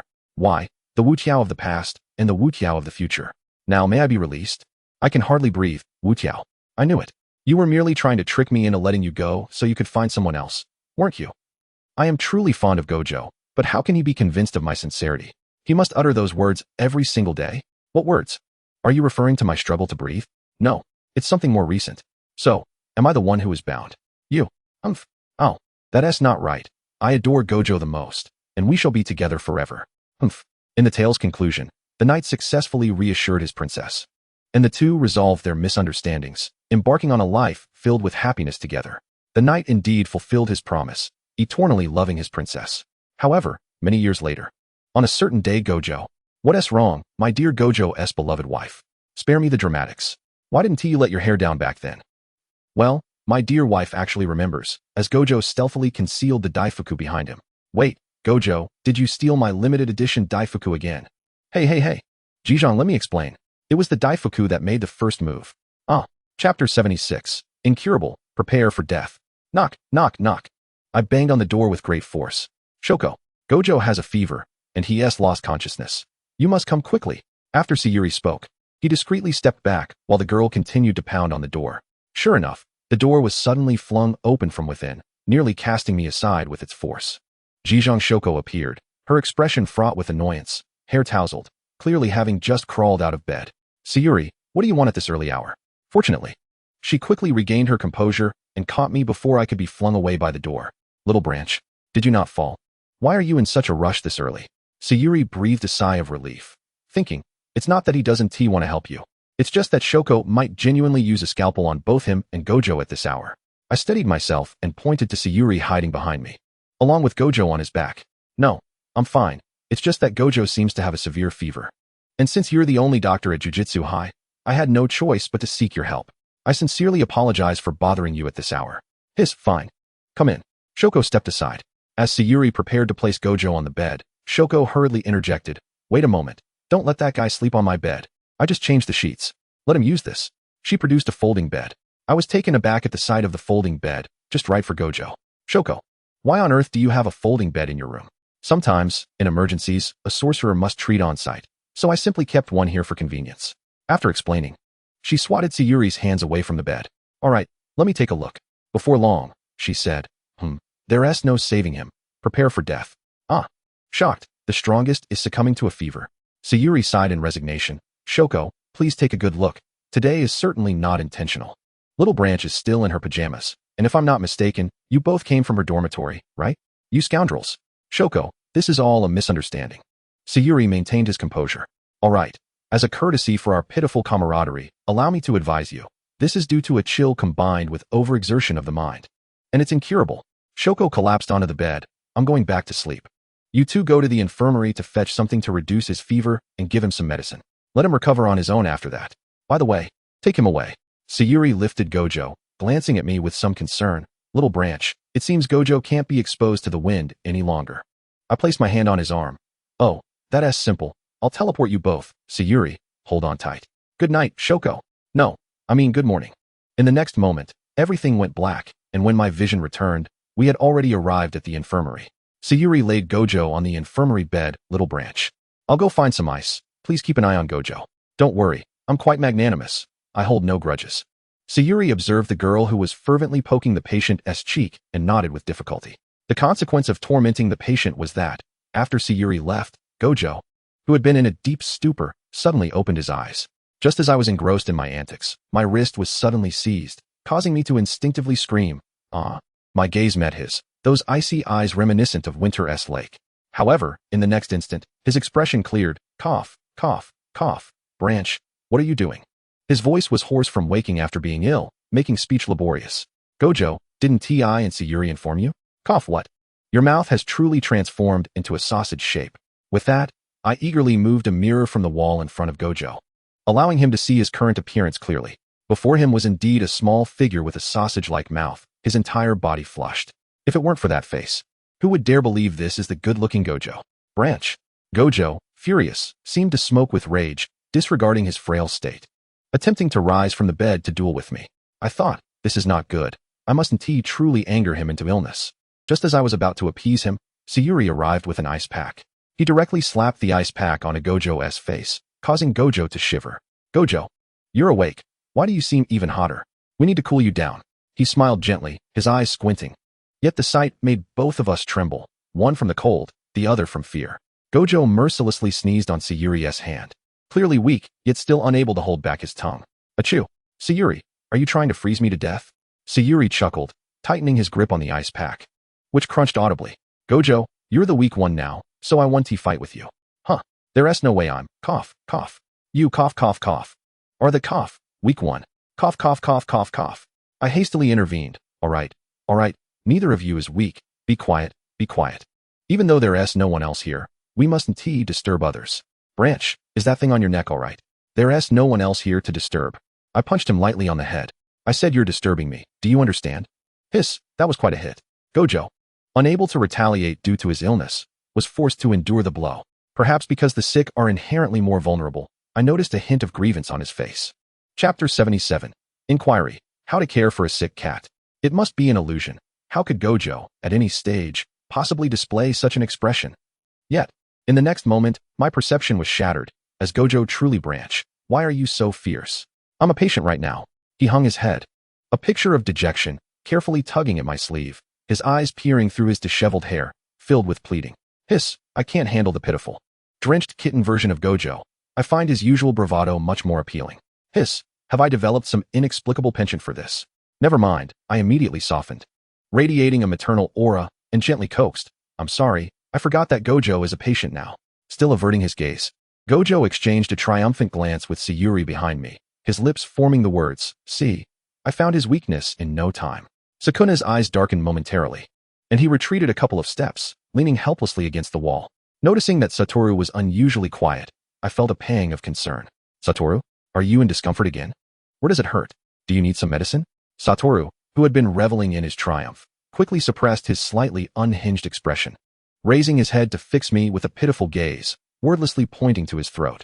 After a moment, he managed to utter a strained, "It hurts." His throat moved up and down as if he were desperately trying to swallow the discomfort. I felt a surge of urgency and furrowed my brow. I'll go find some medicine for you.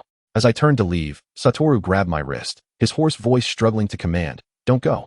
Let Sukuna go." Sukuna forced a stiff smile, glancing at Satoru before nodding at me. "I'll handle it. Please take care of Satoru." I nodded in agreement. But just as I was about to respond, Satoru yanked me back, exclaiming, "Look what he's doing. I'm the patient here." Hearing this, Sukuna stiffened, rolling his eyes before swiftly pushing open the infirmary door. "Honestly, how can you still have so much strength when you're sick?" I pulled my hand away, rubbing my reddened wrist, shaking my head at Satoru's stubbornness. "Your throat is in such a state, yet you still insist on talking. Is it really you?" Defiantly, he retorted, "I am the strongest. It's just a minor ailment." "Indeed, a mere trifling illness cannot possibly defeat the great Satoru," I said, attempting to placate him. "Let's apply some ice to cool you down. You seem to be burning up even more." I gently ruffled his hair, silently admiring the softness of his white locks, while casually dismissing his protests. "I absolutely refuse," he declared. "You're burning up like this. A high fever can seriously harm your brain. You wouldn't want tomorrow's headlines to be about how the six-eyed sorcerer turned into a fool, would you?" I took the ice pack that had been resting nearby and firmly pressed it against his forehead. Despite his attempts to resist, I easily subdued him. "Cough, cough. I'm not feverish. I interrupted him, ruffling his hair again. "All right, be good. Once you feel better, I'll take you to buy some sweets." "Why do I feel like you're trying to placate a child?" Satoru remarked, slightly uncomfortable, though his flushed cheeks concealed his true feelings. "Isn't Satoru just a child? He strikes me as the type to whine about bitter medicine and insist on pairing it with sweet treats." As expected, he exploded in indignation from the bed. "I am not a child. Just you wait and see." I sat on the edge of the bed, propping my chin on one hand, tilting my head as my hair, hastily tied up, fell into my face, and I couldn't help but smirk. "Sukuna, I've just solved a major problem for you." Sukuna seemed to sense the opportunity and quickly entered, carrying medicine in hand. "Satoru, it's time to take your medicine." "Huh, no." I raised my head with a bemused smile, tilting it as if to question who had just claimed not to fear taking medicine. Satoru quickly backtracked. "It's just taking medicine. I could take 100 boxes. Sukuna shook the medicine bottle, smirking coldly. "That's enough, Satoru. Taking too much will harm your brain. Did you two conspire about this?" Satoru finally caught on, his already feverish body radiating frustration. "What are you talking about, Satoru? Sukuna and I are just in sync, all right?" "Exactly, Satoru. Just take your medicine first. Fighting can wait until you recover. I have no intention of picking on someone who's ill." The flicker of blue energy that had barely formed in Satoru's palm extinguished immediately. "You guys." "Humph." He snatched the medicine from Sukuna, grabbed the cup of water I had conveniently handed him, shot me a glare, then closed his eyes and swallowed it all in one go. "What?" Sukuna shot me a conspiratorial glance, and I returned a smile, silently mouthing, "Pleasant cooperation." Under Satoru's insistence, we ultimately managed to escort him back to the dormitory. I cast a spell to render him immobile and had Sukuna carry him while I teleported us. Throughout, Satoru was both embarrassed and furious, wanting to use his powers but finding himself utterly powerless. This was quite the delightful experience. Hee. I tucked him in under the covers. "Rest well, Satoru. Still upset?" He glared at me without a word. I sighed in exasperation. "You look so weak. Your glare lacks any intimidation. I have no desire to argue with you." I reached out and patted his head. "What would make you feel better? Are you hungry? Would you like some noodles?" Speaking of which, I realized Sukuna's dormitory had a small kitchen. Indeed, we are in Sukuna's dormitory. The reason being, when we reached the entrance, Satoru adamantly refused to go to his own room. The spell was also lifted, and after consulting Sukuna, we decided on this arrangement. Whenever a request is made within reason, the higher-ups are always accommodating, Sukuna explained as he held a cup of warm water. Satoru pouted, his lips pressed together in dissatisfaction, his hair already showing signs of standing on end. "I want to eat sweets." I patted his head, pushing his hair down. Sukuna took a sip of his warm water and spoke leisurely. "Satoru, when you're sick, You should eat less sweet food. I suspect that your illness stems from not eating properly. No way. I want sweets. That is not acceptable, Satoru, I said with a smile, pinching his cheek. You can have them once you recover. For now, let us stick to some wholesome food. I approached the kitchen, pondering whether to make noodles or porridge. He suddenly asked a bizarre question. Can you cook? I was taken aback, but nodded resolutely. Yes. Of course, if my spell can cook, isn't it still me cooking? Rounded up, it amounts to me being in the kitchen. Satoru, you must be secretly delighted. Fine, I'll reluctantly give you this chance. I nodded, and the other two witnessed a culinary showdown between rice and noodles. Hey, Sukuna's eyes widened to match Satoru's. Satoru, are you dizzy? Did the fever make you faint? No way. Chapter 78. Students, who understands? I found a cat that insists on following me home. In the sweltering summer. The heat was so intense that even dragonflies dared not fly far from the shade, as if fearing the sun would scorch their wings. The sun blazed down, wilting flowers and grasses, and the ground shimmered with heat. Summer had arrived again. It had been several months since I donned Satoru's high school uniform. The semester was nearing its end. Speaking of which, the limitless potential of the sorcery seems to block ultraviolet rays. No wonder Satoru remains so fair even after a decade of missions. I truly envy him. After this semester, the plot would be drawing near. What a tormenting summer it would be.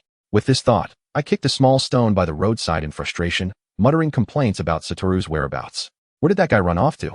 It's supposed to be a duo mission, yet he left me behind. At that moment, I heard rustling from the grass where the small stone had rolled. Leaning in closer, I heard a faint meow. I quickly parted the grass, and indeed, I discovered a filthy little kitten, cradling it in my arms. It was unafraid, finding a comfortable position in my embrace, gazing up at me with its wet, pitiful eyes. Its pure, baby blue irises sparkled like gems under the sunlight. It suddenly struck me how similar those eyes were to someone else's. The little cat affectionately rubbed against my palm. Its expression innocent. I felt an urge to curse. In the next moment, the little cat in my arms appeared impeccably clean, its snow white fur dazzlingly visible. I gently stroked its head. Little me, what brings you here? It's quite perilous. Indeed, being near the high special barrier, but not yet within its confines, is undeniably dangerous. Little me could not speak, merely nudging its head against my palm, complying with my affectionate strokes, occasionally emitting a contented purr. Had it truly transformed into a cat? Was there no consciousness left? Or had I simply mistaken its identity? Was this merely an ordinary little kitten? Let me probe further. I refused to believe that Satoru Gojo could endure hearing someone speak ill of him without a reaction. Oh, little me. Have you ever encountered an individual with striking white hair, adorned with sunglasses reminiscent of a blind man, who struts about like a pompous landlord's foolish son? Meow? Meow.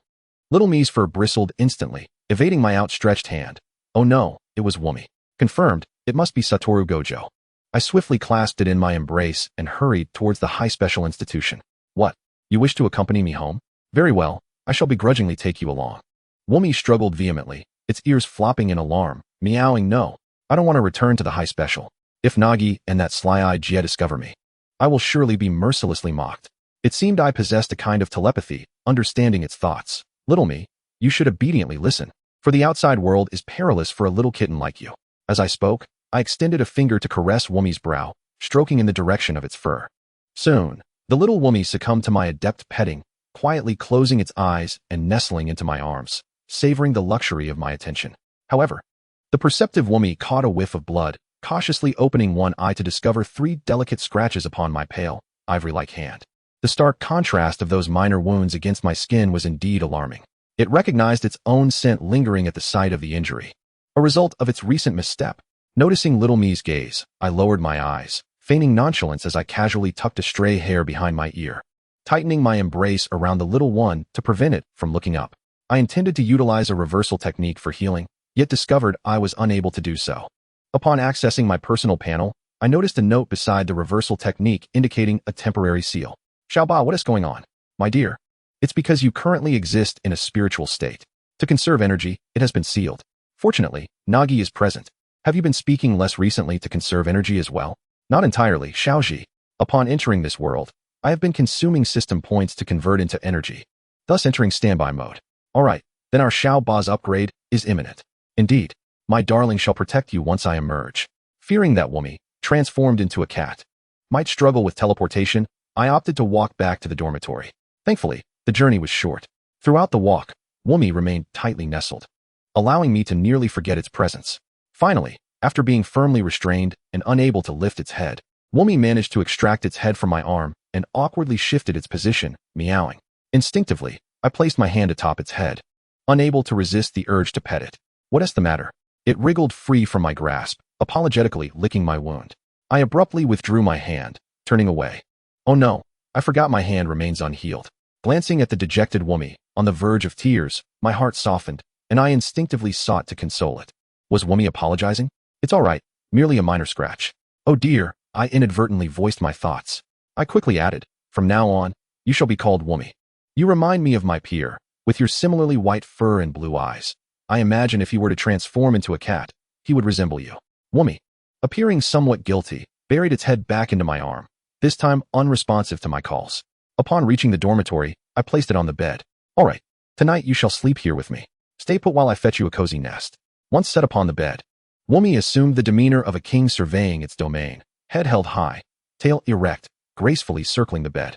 Noticing my gaze, it obediently sat down, blinking its round, gem-like eyes, meowing softly. Seeing this, I felt reassured and left the dormitory to procure feline essentials for Wumi. Upon my return, I was greeted by a chaotic mess resembling a chicken coop, leading one to believe a crime had taken place. Spotting me struggling to enter with numerous bags, Wumi eagerly approached, its tail entwining around my leg. However, upon witnessing the disastrous state of the dormitory, I erupted in anger, cruelly lifting Wumi to meet my eye level. Wumi, what have you done? Wumi, guilt-ridden, averted its gaze, looking anywhere but at me, meowing softly. I shook the suspended Wumi vigorously. Oh, my dormitory, my newly purchased clothes, and my precious skincare products. Meow, meow, meow. Stop shaking. I'll compensate you. After a moment of frantic despair, I suddenly regained my composure, fixing Wumi with a mischievous glare. Wumi, I demand retribution for your transgressions. Chapter 79. The lengths a little kitten will go for a complete feline existence. Faced with my relentless pursuit, Wumi subtly retreated to the corner, meowing. What are you doing? Don't come any closer. I'm just an ordinary cat. It had been cornered, pressed firmly against the wall. Unable to contain myself, I leaped forward, seizing the kitten's head and giving it an enthusiastic rub. As a little cat, its destiny is to be thoroughly pampered. You shall compensate with your flesh. Ha ha ha ha. I laughed maniacally, embodying the essence of a villain. Meow, meow. Wumi struggled desperately, its eyes wide with fear as it attempted to free its head from my grip. Yet, as a mere kitten, it was utterly powerless against me. I pinned Wumi down, inhaling deeply before burying my face into its soft belly. Wow, kitten, you smell divine. Perhaps due to the intoxicating effect of petting a cat. I became increasingly lost in the moment. By the time I realized it, I had pressed my lips against Wumi's forehead, emitting a series of affectionate sounds. Then Wumi, overwhelmed, sat in the corner, its entire being tinged with a rosy hue. I poked Wumi, eliciting a melancholic meow in response, and it irritably shifted its body, its tail flicking restlessly. Gazing at its fluffy, bushy tail, my heart fluttered, tears welling at the corners of my mouth. I calmly wiped away the tears. After all the times I dutifully bought Satoru Gojo desserts, what was wrong with him reciprocating now that he had transformed into a cat? With that thought, I reached out with eager hands, grasping its swishing tail and gliding my fingers from the base to the tip. Meow. Wumi yelped, its fur standing on end as if electrified, its ears transforming into airplane ears. Instantly, its once pristine white fur was dusted with a delicate pink, and it turned its head to look at me in disbelief. From his gaze, I discerned the indignation and anger of a respectable woman, humiliated and wronged, as well as a hint of helplessness that led her to embrace self-despair. Thus, the two of us, human and cat, stared at each other in silence, immobile in the corner.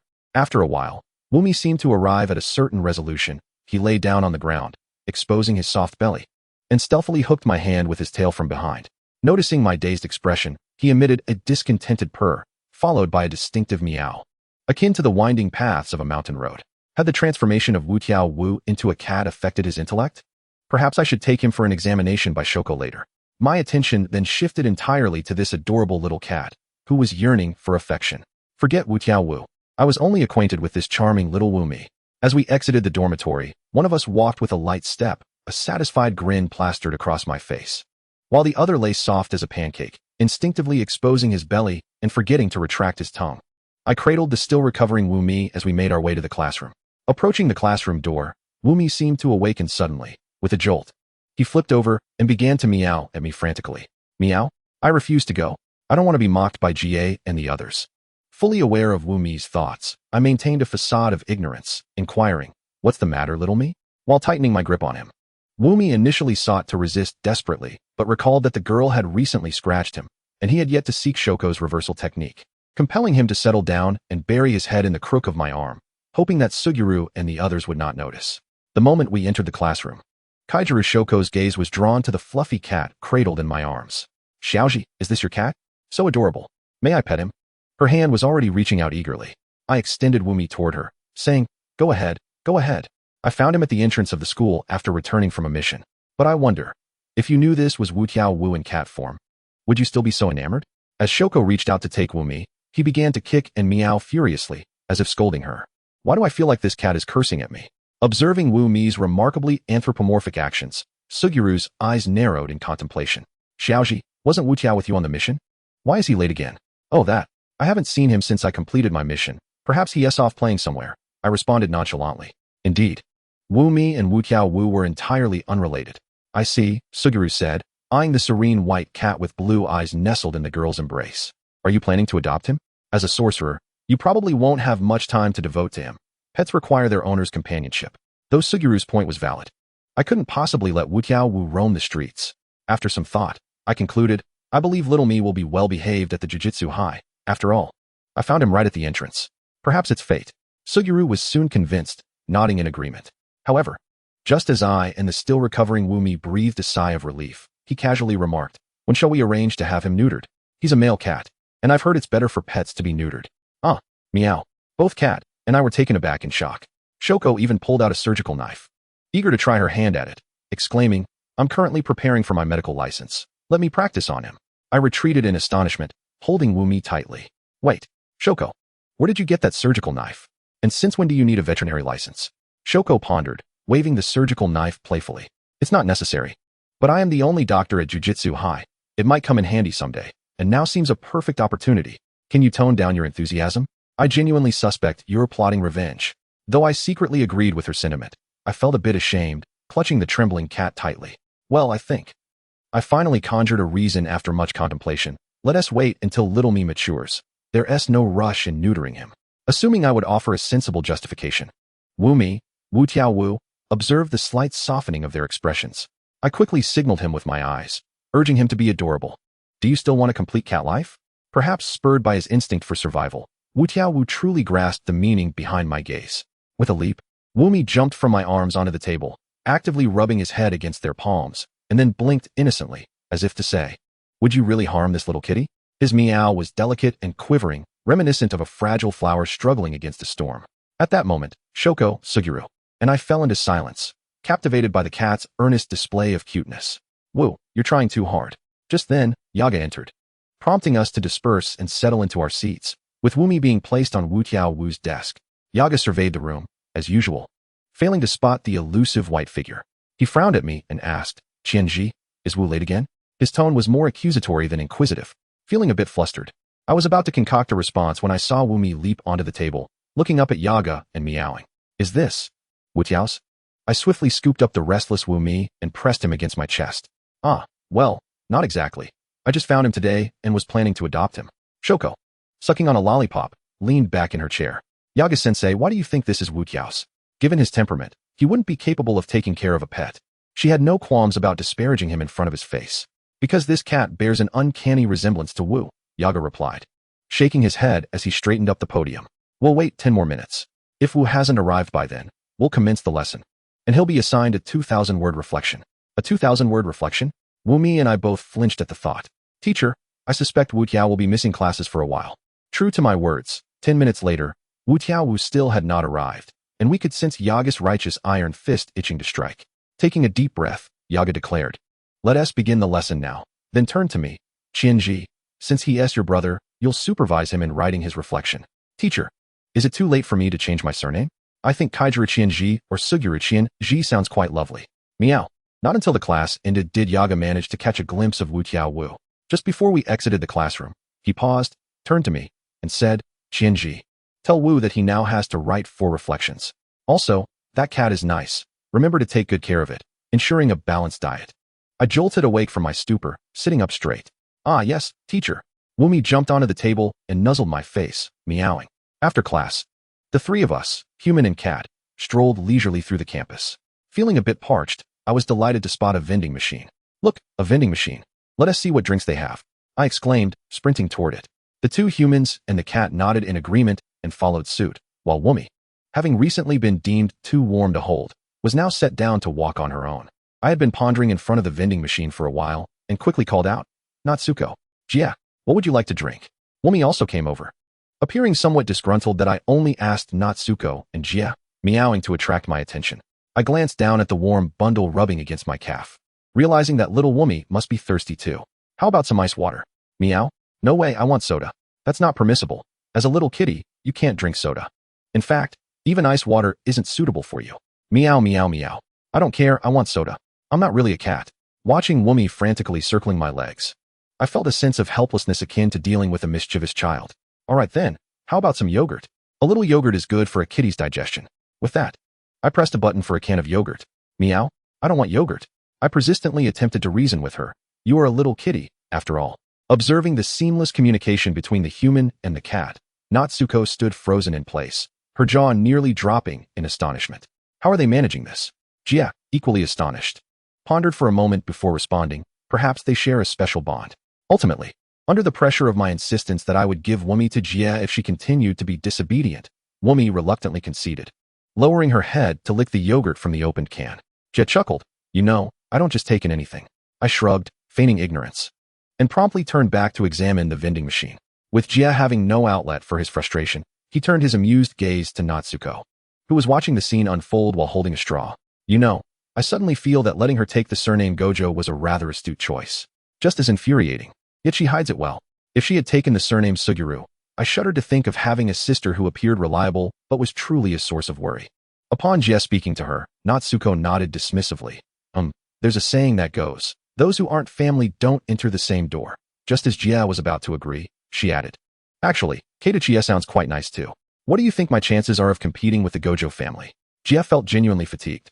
Natsuko, long time no see. The JK version of the idol, and leapt towards her.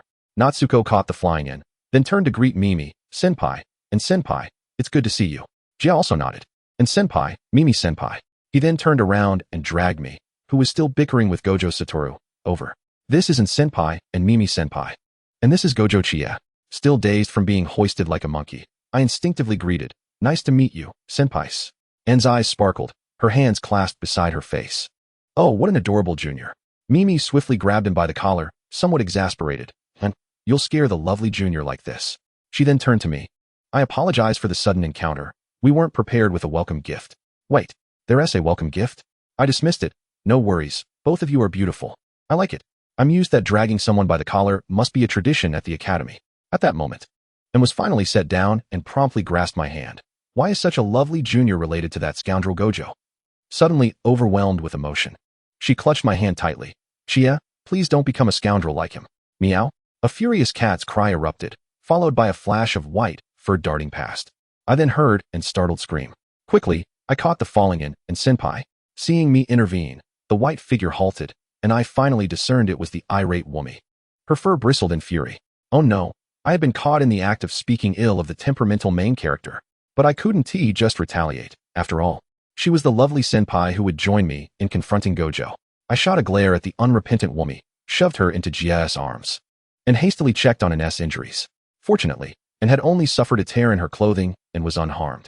She stood there, somewhat shaken, gazing at her damaged attire. That filthy cat.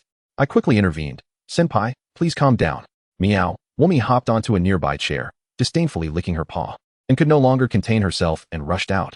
Aw, Chia, don't stop me. I must teach that filthy cat a lesson. Meow, I let go. And lunged at the taunting cat.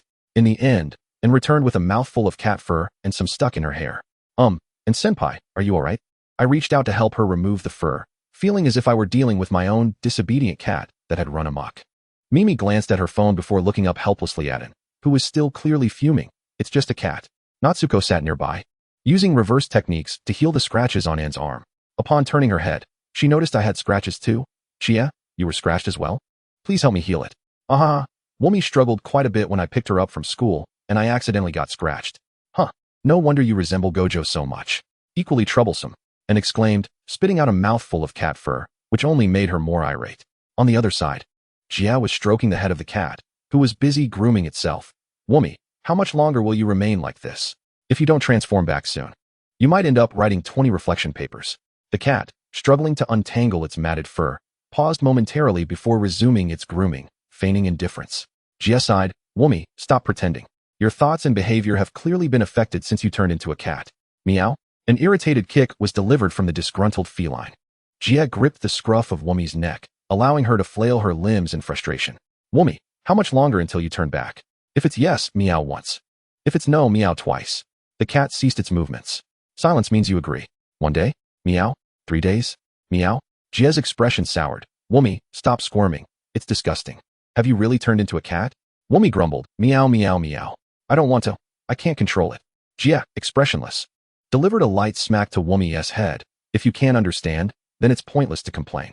So is it a week? Meow. Jia furrowed his brow, his expression grave. If that's the case, it could become troublesome. After all, my dear friend is quite a handful. A month?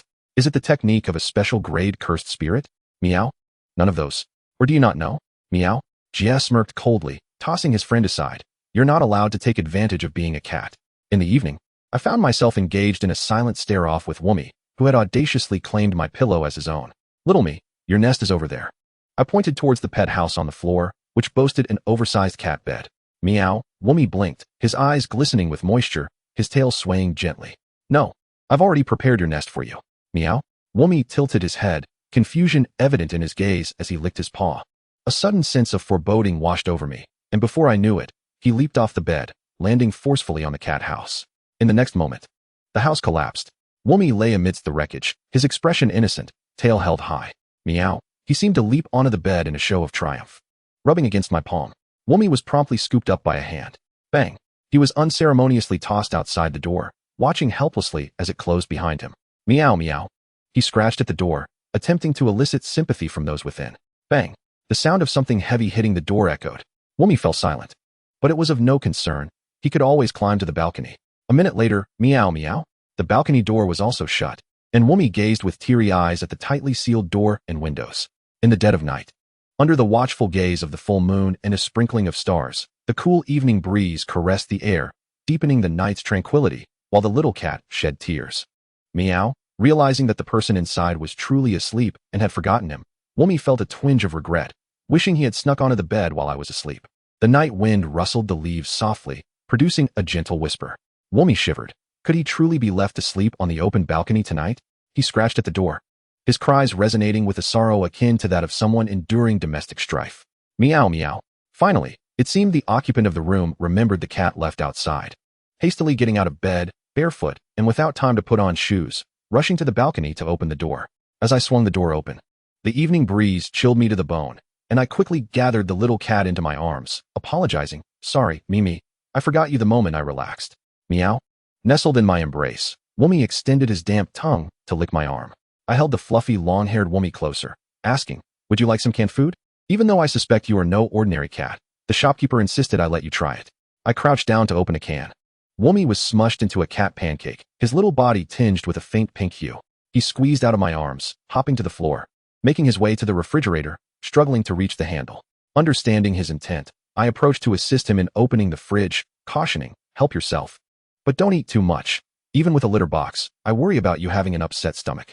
Seeing him pick up a chocolate daifuku, I quickly snatched it away, exclaiming, oh no, you absolutely cannot have chocolate, little kitty. It's toxic. Woomy turned back with an expression of displeasure, but eventually swapped it for a strawberry daifuku, bounding onto the bed with it. I wondered how such a small cat could carry it so steadily. I gently stroked his head as he buried himself, taking small bites of the daifuku. All right, today you can eat on the bed. Soon, it was time for sleep. Woomy cautiously observed my expressions before burrowing into the covers, hiding himself away. Honestly, your tail is still sticking out. I lifted the blanket, and despite his look of indignation, I pulled him into my embrace again, covering him with the blanket. Meow. Woomy poked his head out, looking a bit puzzled. I patted his little head, instructing, close your eyes and sleep. Tomorrow, I'll send you to Jia. Meow. Woomy nuzzled my cheek in a show of affection. Feeling the soft fur against my face, I opened my eyes. He had truly transformed into a cat, and it was rather adorable. Chapter 82. Woomy, Woomy. The moment I awoke, my mind still hazy. I instinctively stretched my arms and turned to the side to reach for my familiar warmth, only to find nothing but emptiness. I frowned, slightly opening my eyes, momentarily blinded by the sunlight streaming in from the windowsill. Quickly, I shielded my face with my arm. When I opened my eyes again, clarity began to return. Turning my head, I exclaimed, "Wait, where's my cat?" The window by the bed was ajar, sunlight pouring onto the bed. Had he run away? Meanwhile, in the boys' dormitory, Suguru Geto rubbed his temples in annoyance as he faced the early morning disturbance caused by Wumi scratching at the door. "Wumi, what are you doing here so early? Did you not sleep well last night?" Meow. Wumi feigned ignorance, playfully tilting his head. "Wumi, stop meowing." Geto scooped the sitting Wumi by the scruff of his neck, bringing him inside and shutting the dorm door. He sensed a change in the cat he held. "Wumi, have you gained weight?" Meow. Wumi fluffed up, claws outstretched, charging toward Geto's bangs. Geto's lips twitched as he effortlessly held the cat at bay, allowing it to claw at the air in frustration. "All right. Now can you explain why you're here bothering me so early?" Geto sat in a chair, facing Wumi. Meow, meow, meow. Geto pressed his fingers to his brow. Unable to comprehend, "Can you type now?" Meow. Wumi leapt onto the table, signaling for him to place his phone on the surface. "Let us use your tablet instead." Geto observed Wumi, who had noticeably grown since yesterday, and fell into silence. Wumi struggled to type on the tablet with his large paws, making numerous mistakes and correcting them repeatedly. After what felt like an eternity, he paused. Geto leaned in to read the text on the screen, which stated, "I woke up this morning and found myself like this, so I came to find you." "Are you saying you grew overnight?" Meow. "It might have something to do with the timing of your transformation. You should be reverting soon." Meow. Observing his once dear friend now transformed into a cat who meowed sweetly, Geto felt a pang of discomfort. "Wumi, can you behave normally?" Before he could finish, a knock echoed at the door. "Geto, little me is missing." "Gee, you came all this way just to find the cat?" He chuckled, along with the sound of Kinji Hikari yawning. Geto approached the door, assuring them, "No worries, little me is with me." As he turned to indicate the direction, he was met with an empty space where Wumi had just been. Geto's eyes narrowed, a massive question mark seemingly forming on his face. The awakened Hikari was in a foul mood. "Where's the cat?" "I don't know. He was just here." Geto's explanation fell flat and unconvincing. At that moment, I crouched by the bed, having discovered several stray cat hairs scattered on the floor. "Gee?" Kinji inquired, puzzled. I quickly gestured for silence and pointed towards the bed's underside, mouthing, "He's hiding here." In the darkness, the withdrawn Wumi sensed an unfamiliar presence approaching from behind. He immediately fluffed up, ears erect, baring his teeth and twisting around, only to relax upon recognizing the familiar scent. However, in that moment of relaxation, he was seized by fate, yanked from his hiding spot. For what cat has a waist? Meow, meow, meow, meow. As light flooded back into his world, he cursed profusely. I swiftly restrained him from attempting to flee back under the bed. "Little me, did you run away this early just to hide under here? It's filthy. You'll turn into a little gray cat." Suddenly, my subordinate Wumi fell silent. I was somewhat perplexed, having expected Wuju to scold him for a while longer. Nevertheless, I proceeded to cleanse him with a spell. There we go. Now he is a pristine little cat once again. However, little me, what on earth happened to you overnight? Why is your fur so disheveled? Oblivious to the fact that I had struck a nerve with the little cat, I continued to poke fun, remarking that he seemed to have gained quite a bit of weight. "If only I had known, I wouldn't have indulged you with Daifuku last night." Kajiri Natsuko, arms crossed, leaned against the wall with a lollipop in her mouth, looking somewhat speechless. "Little Branch, how could he possibly gain that much weight in just one night? And what possessed you to feed a cat Daifuku?" I felt a twinge of guilt as I petted the cat, contemplating that perhaps me, being extraordinary, might actually enjoy such delicacies. Yayoi Jie cast a meaningful glance in our direction. Indeed, me was no ordinary cat. Meow. The cat issued a warning through bared teeth, though the one consumed by guilt failed to notice. Natsuko wanted to remind her friend of this, but alas, Jie stopped her with a shake of his head. Well, she was also quite curious to see how Wuju would fare as a cat. She hoped her beautiful, kind-hearted friend wouldn't be the one to suffer. After all, someone often treated her with gifts from Wuju's card. "Me, you've really put on weight," I said gravely, sorrowfully gazing at the hefty cat that was now nearly as tall as my calf. "Meow Wuju," the cat, echoed my lament. Listening to his woeful cries, my spirits sank as I continued to stroke him in an attempt to soothe myself, only to quickly realize something was amiss. "Me, you're not running away from home this early because you feel fat, are you?" The cat's mournful meow paused. So, it turned out that becoming a cat made one quite self-conscious about their appearance. I gently patted his head, reassuring him that even if me had gained a few pounds, he was still adorable. Upon hearing this, Natsuko's mouth twitched. Standing beside her, Jie looked puzzled. "Natsuko, what's wrong?" Telling a cat, who was already grappling with self-image issues, that he was still cute despite being chubby was akin to confirming his weight gain. He sighed, Ah, little branch. You truly are a steel-hearted woman. GA, somewhat perplexed, raised an eyebrow, realizing the situation. Natsuko sighed even louder. Ah, steel-hearted man. GA smiled gently. Chapter 83, The Scheming Fox and the Violent Cat. Me, don't worry about your looks. You're still quite adorable. I coaxed, dragging the withdrawn cat from beneath the bed. Meow meow meow. Woomy continued to grumble. I lifted his front paws, meeting his gaze in an attempt to calm him. Me? How about I groom your fur? I promise you'll look just like your old self after a trim. Meow. I could distinctly sense a hint of impatience in his feline expression. Then, he leapt onto GA's bed, lying down with his back turned to us. Me? That is my bed, GA exclaimed, visibly distressed at the fur scattered across his bedding. Meow. Woomy disdainfully licked his paw, flicking his tail contentedly and rolling around on the bed to ensure his fur clung to every corner. After completing this ritual, Woomy shot a challenging look at GA. Sporting a mysterious smile, Meow, this expression was unmistakably Wujuu-esque, and I could already envision how perfect he would look with a pair of sunglasses. But for now, I needed to pacify GA. I tugged at his sleeve, gesturing for him to lean in, and he complied, albeit confused. Forgotten in the corner. Woomy glared at this interaction with bared teeth. I whispered, GA, we can do this soon. Natsuko's eyes lit up, joining in on the discussion. Oh, then mine will definitely come in handy. I enthusiastically nodded, clutching both of them. However, little branch, can you really groom him? If it doesn't turn out well, me might get even angrier, right? GA expressed his concerns, fearing his room would be overtaken by cat hair. I waved dismissively. No worries, as long as I have hands. And besides, I have my spells. Having witnessed the versatility of my magic firsthand, GA's expression turned inscrutable. Natsuko, somewhat dissatisfied, twirled the lollipop in her mouth, producing a crunching sound. Little branch, are we still good friends? GA knows, so how come I don't? I quickly embraced her, burying my head in her shoulder while nuzzling her. Ah, is Natsuko-sama feeling jealous? Natsuko's cheeks flushed slightly as she gently pushed me away. All right. I was just saying that casually, her gaze drifting elsewhere. I stifled a giggle, my eyes narrowing into crescent moons. GA, observing this scene, found it amusing and shook his head, casting a glance at the cat who was now glaring at him from his bed, indulging in a rare moment of mischief. I approached and lifted Woomy, whispering, she doesn't want you anymore. Meow. As expected, this remark ignited Woomy's fury, causing him to struggle in midair.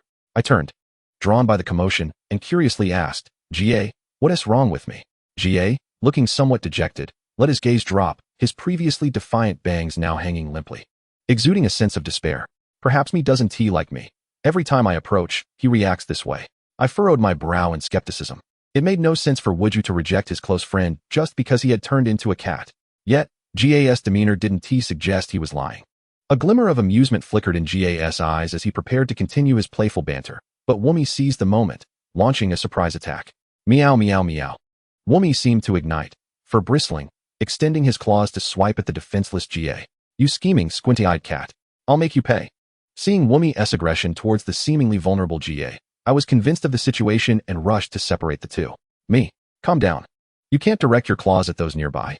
I turned my attention back to GA. GA, you weren't hurt, were you? GA shook his head, his half-tied hair falling forward, giving off a fragmented vibe. I'm fine. Yet he didn't appear to be fine at all. I shook my head vigorously, dismissing the notion that GA was the victim. How could I think that of him? As I observed the increasingly guilty look in Natsuko's eyes and the mounting frustration in GA, it struck him that he had perhaps overdone the performance. He quickly tried to mend the situation. Little branch, weren't we supposed to groom me? Let us hurry, we might have a task later. My heart ached further. How could this child be so understanding? He didn't even voice his grievances. Natsuko, exasperated, sighed. Is this what they mean by those immersed being oblivious while outsiders see clearly? That scoundrel just pretends to deceive the young lady. GA was beginning to break a sweat, hastily persuading Natsuko to focus on grooming Woomy first, urging her to set aside her own concerns for the moment. I prepared to cut Woomy's fur, but realized I had no tools. Yet, seeing the impatient mewing of Woomy, I knew there was no time to buy supplies. Thus, I decided to employ a spell, taking a deep breath as I focused on Woomy, grooming style. A sudden burst of white light enveloped Woomy, causing everyone in the room to instinctively close their eyes. When the light dissipated and everyone opened their eyes, they beheld Woomy transformed into a sleek, pristine little cat. However, me, you've truly gained weight. Cradling the now hefty cat in my arms, I lamented, this is quite distressing. Meow meow meow. With a flick of its tail, the cat, Woomy, expressed its displeasure, leaving a tuft of fur upon my face before gracefully leaping from my embrace onto Suguru Geto's bed. Nikaido was somewhat at a loss for words. Both Koji and Wumi were so particular about their appearance. Let's not provoke him further. Meanwhile, Suguru maintained a stoic expression, remarking, "That is my bed." Ahaha. I felt a twinge of guilt as I promptly scooped the cat up from the bed, casting a spell to rid the sheets of fur before making my escape with Wumi in tow. Observing this, Nikaido extended a hand, a hint of regret in her gesture. "Hey, weren't we supposed to dress Wumi up in a little skirt? Let us wait for her in her dorm. We must teach Wumi a lesson today," Suguru suggested. Pushing the door open, Nikaido followed closely, suddenly realizing, "All right, but wait, you noticed too?"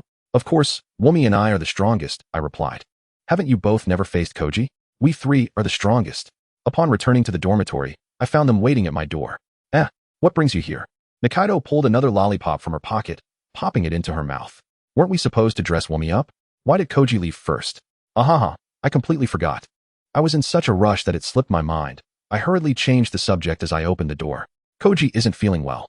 He must have needed to rest, so we naturally arrived before you," Nikaido explained as she entered the dorm and casually pulled up a chair. What if I teleport?" "That won't work," Suguru retorted.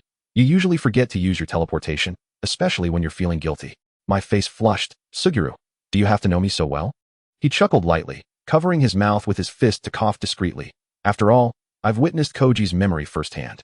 For instance, during missions, he would confidently say, 'I'll go in first,' only for us to finish fighting the cursed spirit without him ever stepping in." Indeed, after Satoru Gojo and Suguru Geto, another forgetful student had emerged, although this one genuinely lacked memory. Chapter 84, The Cat's Transformation. Recalling my own blunders, I felt a wave of embarrassment and stepped aside to gesture for Suguru to enter. "Ahaha, please come in." Suguru, with a twinkle in his eye, walked in and took a seat. "Koji, let us get started." As I was petting Wumi, I paused, utterly bewildered. Start what?" Suguru tilted his chin, signaling me to look down at Wumi, who was licking its fur on my lap. "Focus." Wumi suddenly felt a chill run through its fur and, upon raising its head, was met with the eager gazes of the three of us. "Meow?" The pollicking ceased. "Hee. Let us get ready."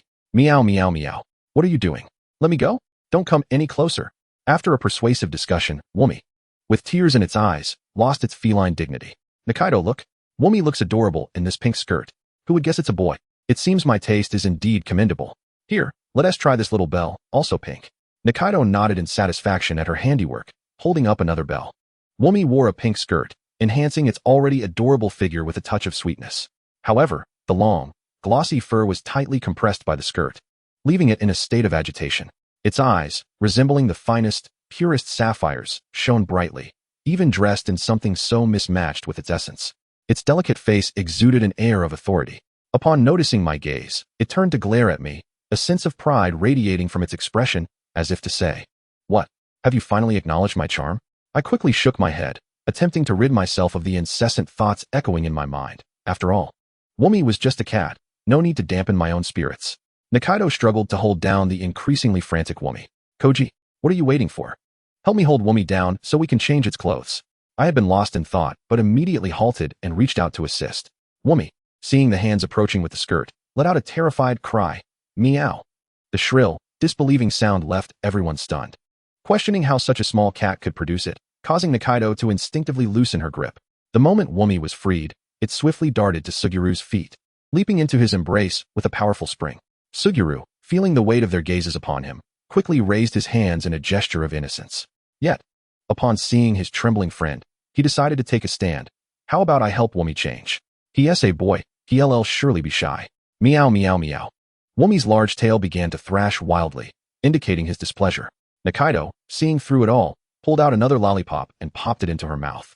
"But Wumi is just a cat." I raised an eyebrow. "Are you shielding Wumi? You've betrayed the organization. Or should I remind you of the last time you and Wumi dressed as girls?" Before I could finish, Suguru covered my mouth with his hand, the roughness of his palm causing me discomfort. His ears flushed slightly as he gritted his teeth. "Koji, spare some dignity for your peers." Wumi, stuck under his armpit, also meowed in protest. I shrugged and spread my hands. "All right, then it's up to Suguru to dress Wumi in the skirt."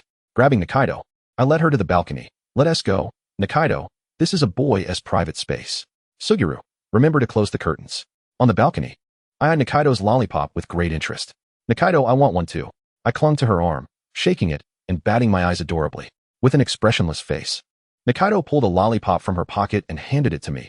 This is the one you bought for me, to help me quit smoking. You didn't bring any for yourself? I smiled charmingly, accepting the lollipop, tearing off the wrapper, and popping it into my mouth. This is for your health. After all. Plus, I bought over 20 flavors to ensure you won't get tired of them. Are you not worried about me getting cavities? Nikaido crossed her arms, glaring at me. The lollipops are meant to satisfy your cravings for cigarettes. If you keep eating them, that is out of my hands. With that, I abruptly pushed open the balcony door, rushing inside while calling out, Nikaido, I sense Wumi is done changing. Moments later, I locked eyes with the one cat and one person in the midst of changing clothes, both frozen in surprise. Meow. Wumi, having managed to half remove the skirt, jumped up with a sharp yowl. I attempted to soothe the innocent feline. Ahaha. Wumi, you're a cat. Changing clothes doesn't require modesty in front of others. Because you're shy about changing in front of people, it doesn't mean you can't do it since you're a cat. As I watched Sugiru's eyes widen in shock, realizing the absurdity of my words, I tried to clarify. Wumi. I made another attempt to calm him down, but Wumi turned away, presenting its backside to me, prompting me to enlist Sugiru's help in the persuasion. Ultimately, we presented the reluctant Wumi, whose face clearly displayed its displeasure at being dressed in a new skirt, to the camera. On my left sits Kinji Hikari, while on my right is Suguru Geto, and precariously balanced atop my head is the feline Wagami. Kinji adjusts the angle of his phone. All right, on the count of 3, 1, 2, 3, cheese. The screen captures 3 individuals erupting with laughter alongside a disgruntled cat. Kinji fiddles with his phone. I must set this photo as my screensaver. Hikari, send me a copy. When Wug returns, I wish to showcase it all day long. Xiaoba, this photo will remain securely with you, won't it? Indeed, my dear. Kinji exclaims. I want one too. That night, I glance at Wagami, who is curled up at the foot of my bed, and I can't help but feel a sense of helplessness. Mimi, if you keep this up, you'll become my foot warmer tonight. Wagami, tightly coiled, radiates an aura of aloofness that clearly signals, do not disturb. Upon hearing my words, he lifts his gaze to cast a disdainful glance in my direction before burying his head back into his body. Well, it seems that even after transforming into a cat, Satoru Gojo retains some vestiges of human thought. With all that fur, one can hardly see anything. Feeling a bit despondent, I collapse into slumber, yearning to hold the fluffy creature that is simply too enticing to resist. In the midst of the night, Wagami, who had been sleeping lightly with his eyes half closed, sensed something amiss. With great effort, he wriggled free from beneath my feet, moving with the grace of a shadow as he silently leaped off the bed and out onto the balcony. During this escapade, he cast a fleeting glance back at the slumbering girl, his eyes shimmering momentarily. Knock, knock, knock. Suguru Geto, still hazy with sleep, approached the door. What's going on? Wug. He stood momentarily stunned, his drowsiness vanishing, as he gazed in astonishment at the cat that had transformed back into a human. You reverted so quickly? Satoru Gojo shrugged, abruptly shifting the topic. Geto, do you accept special grade cursed spirits?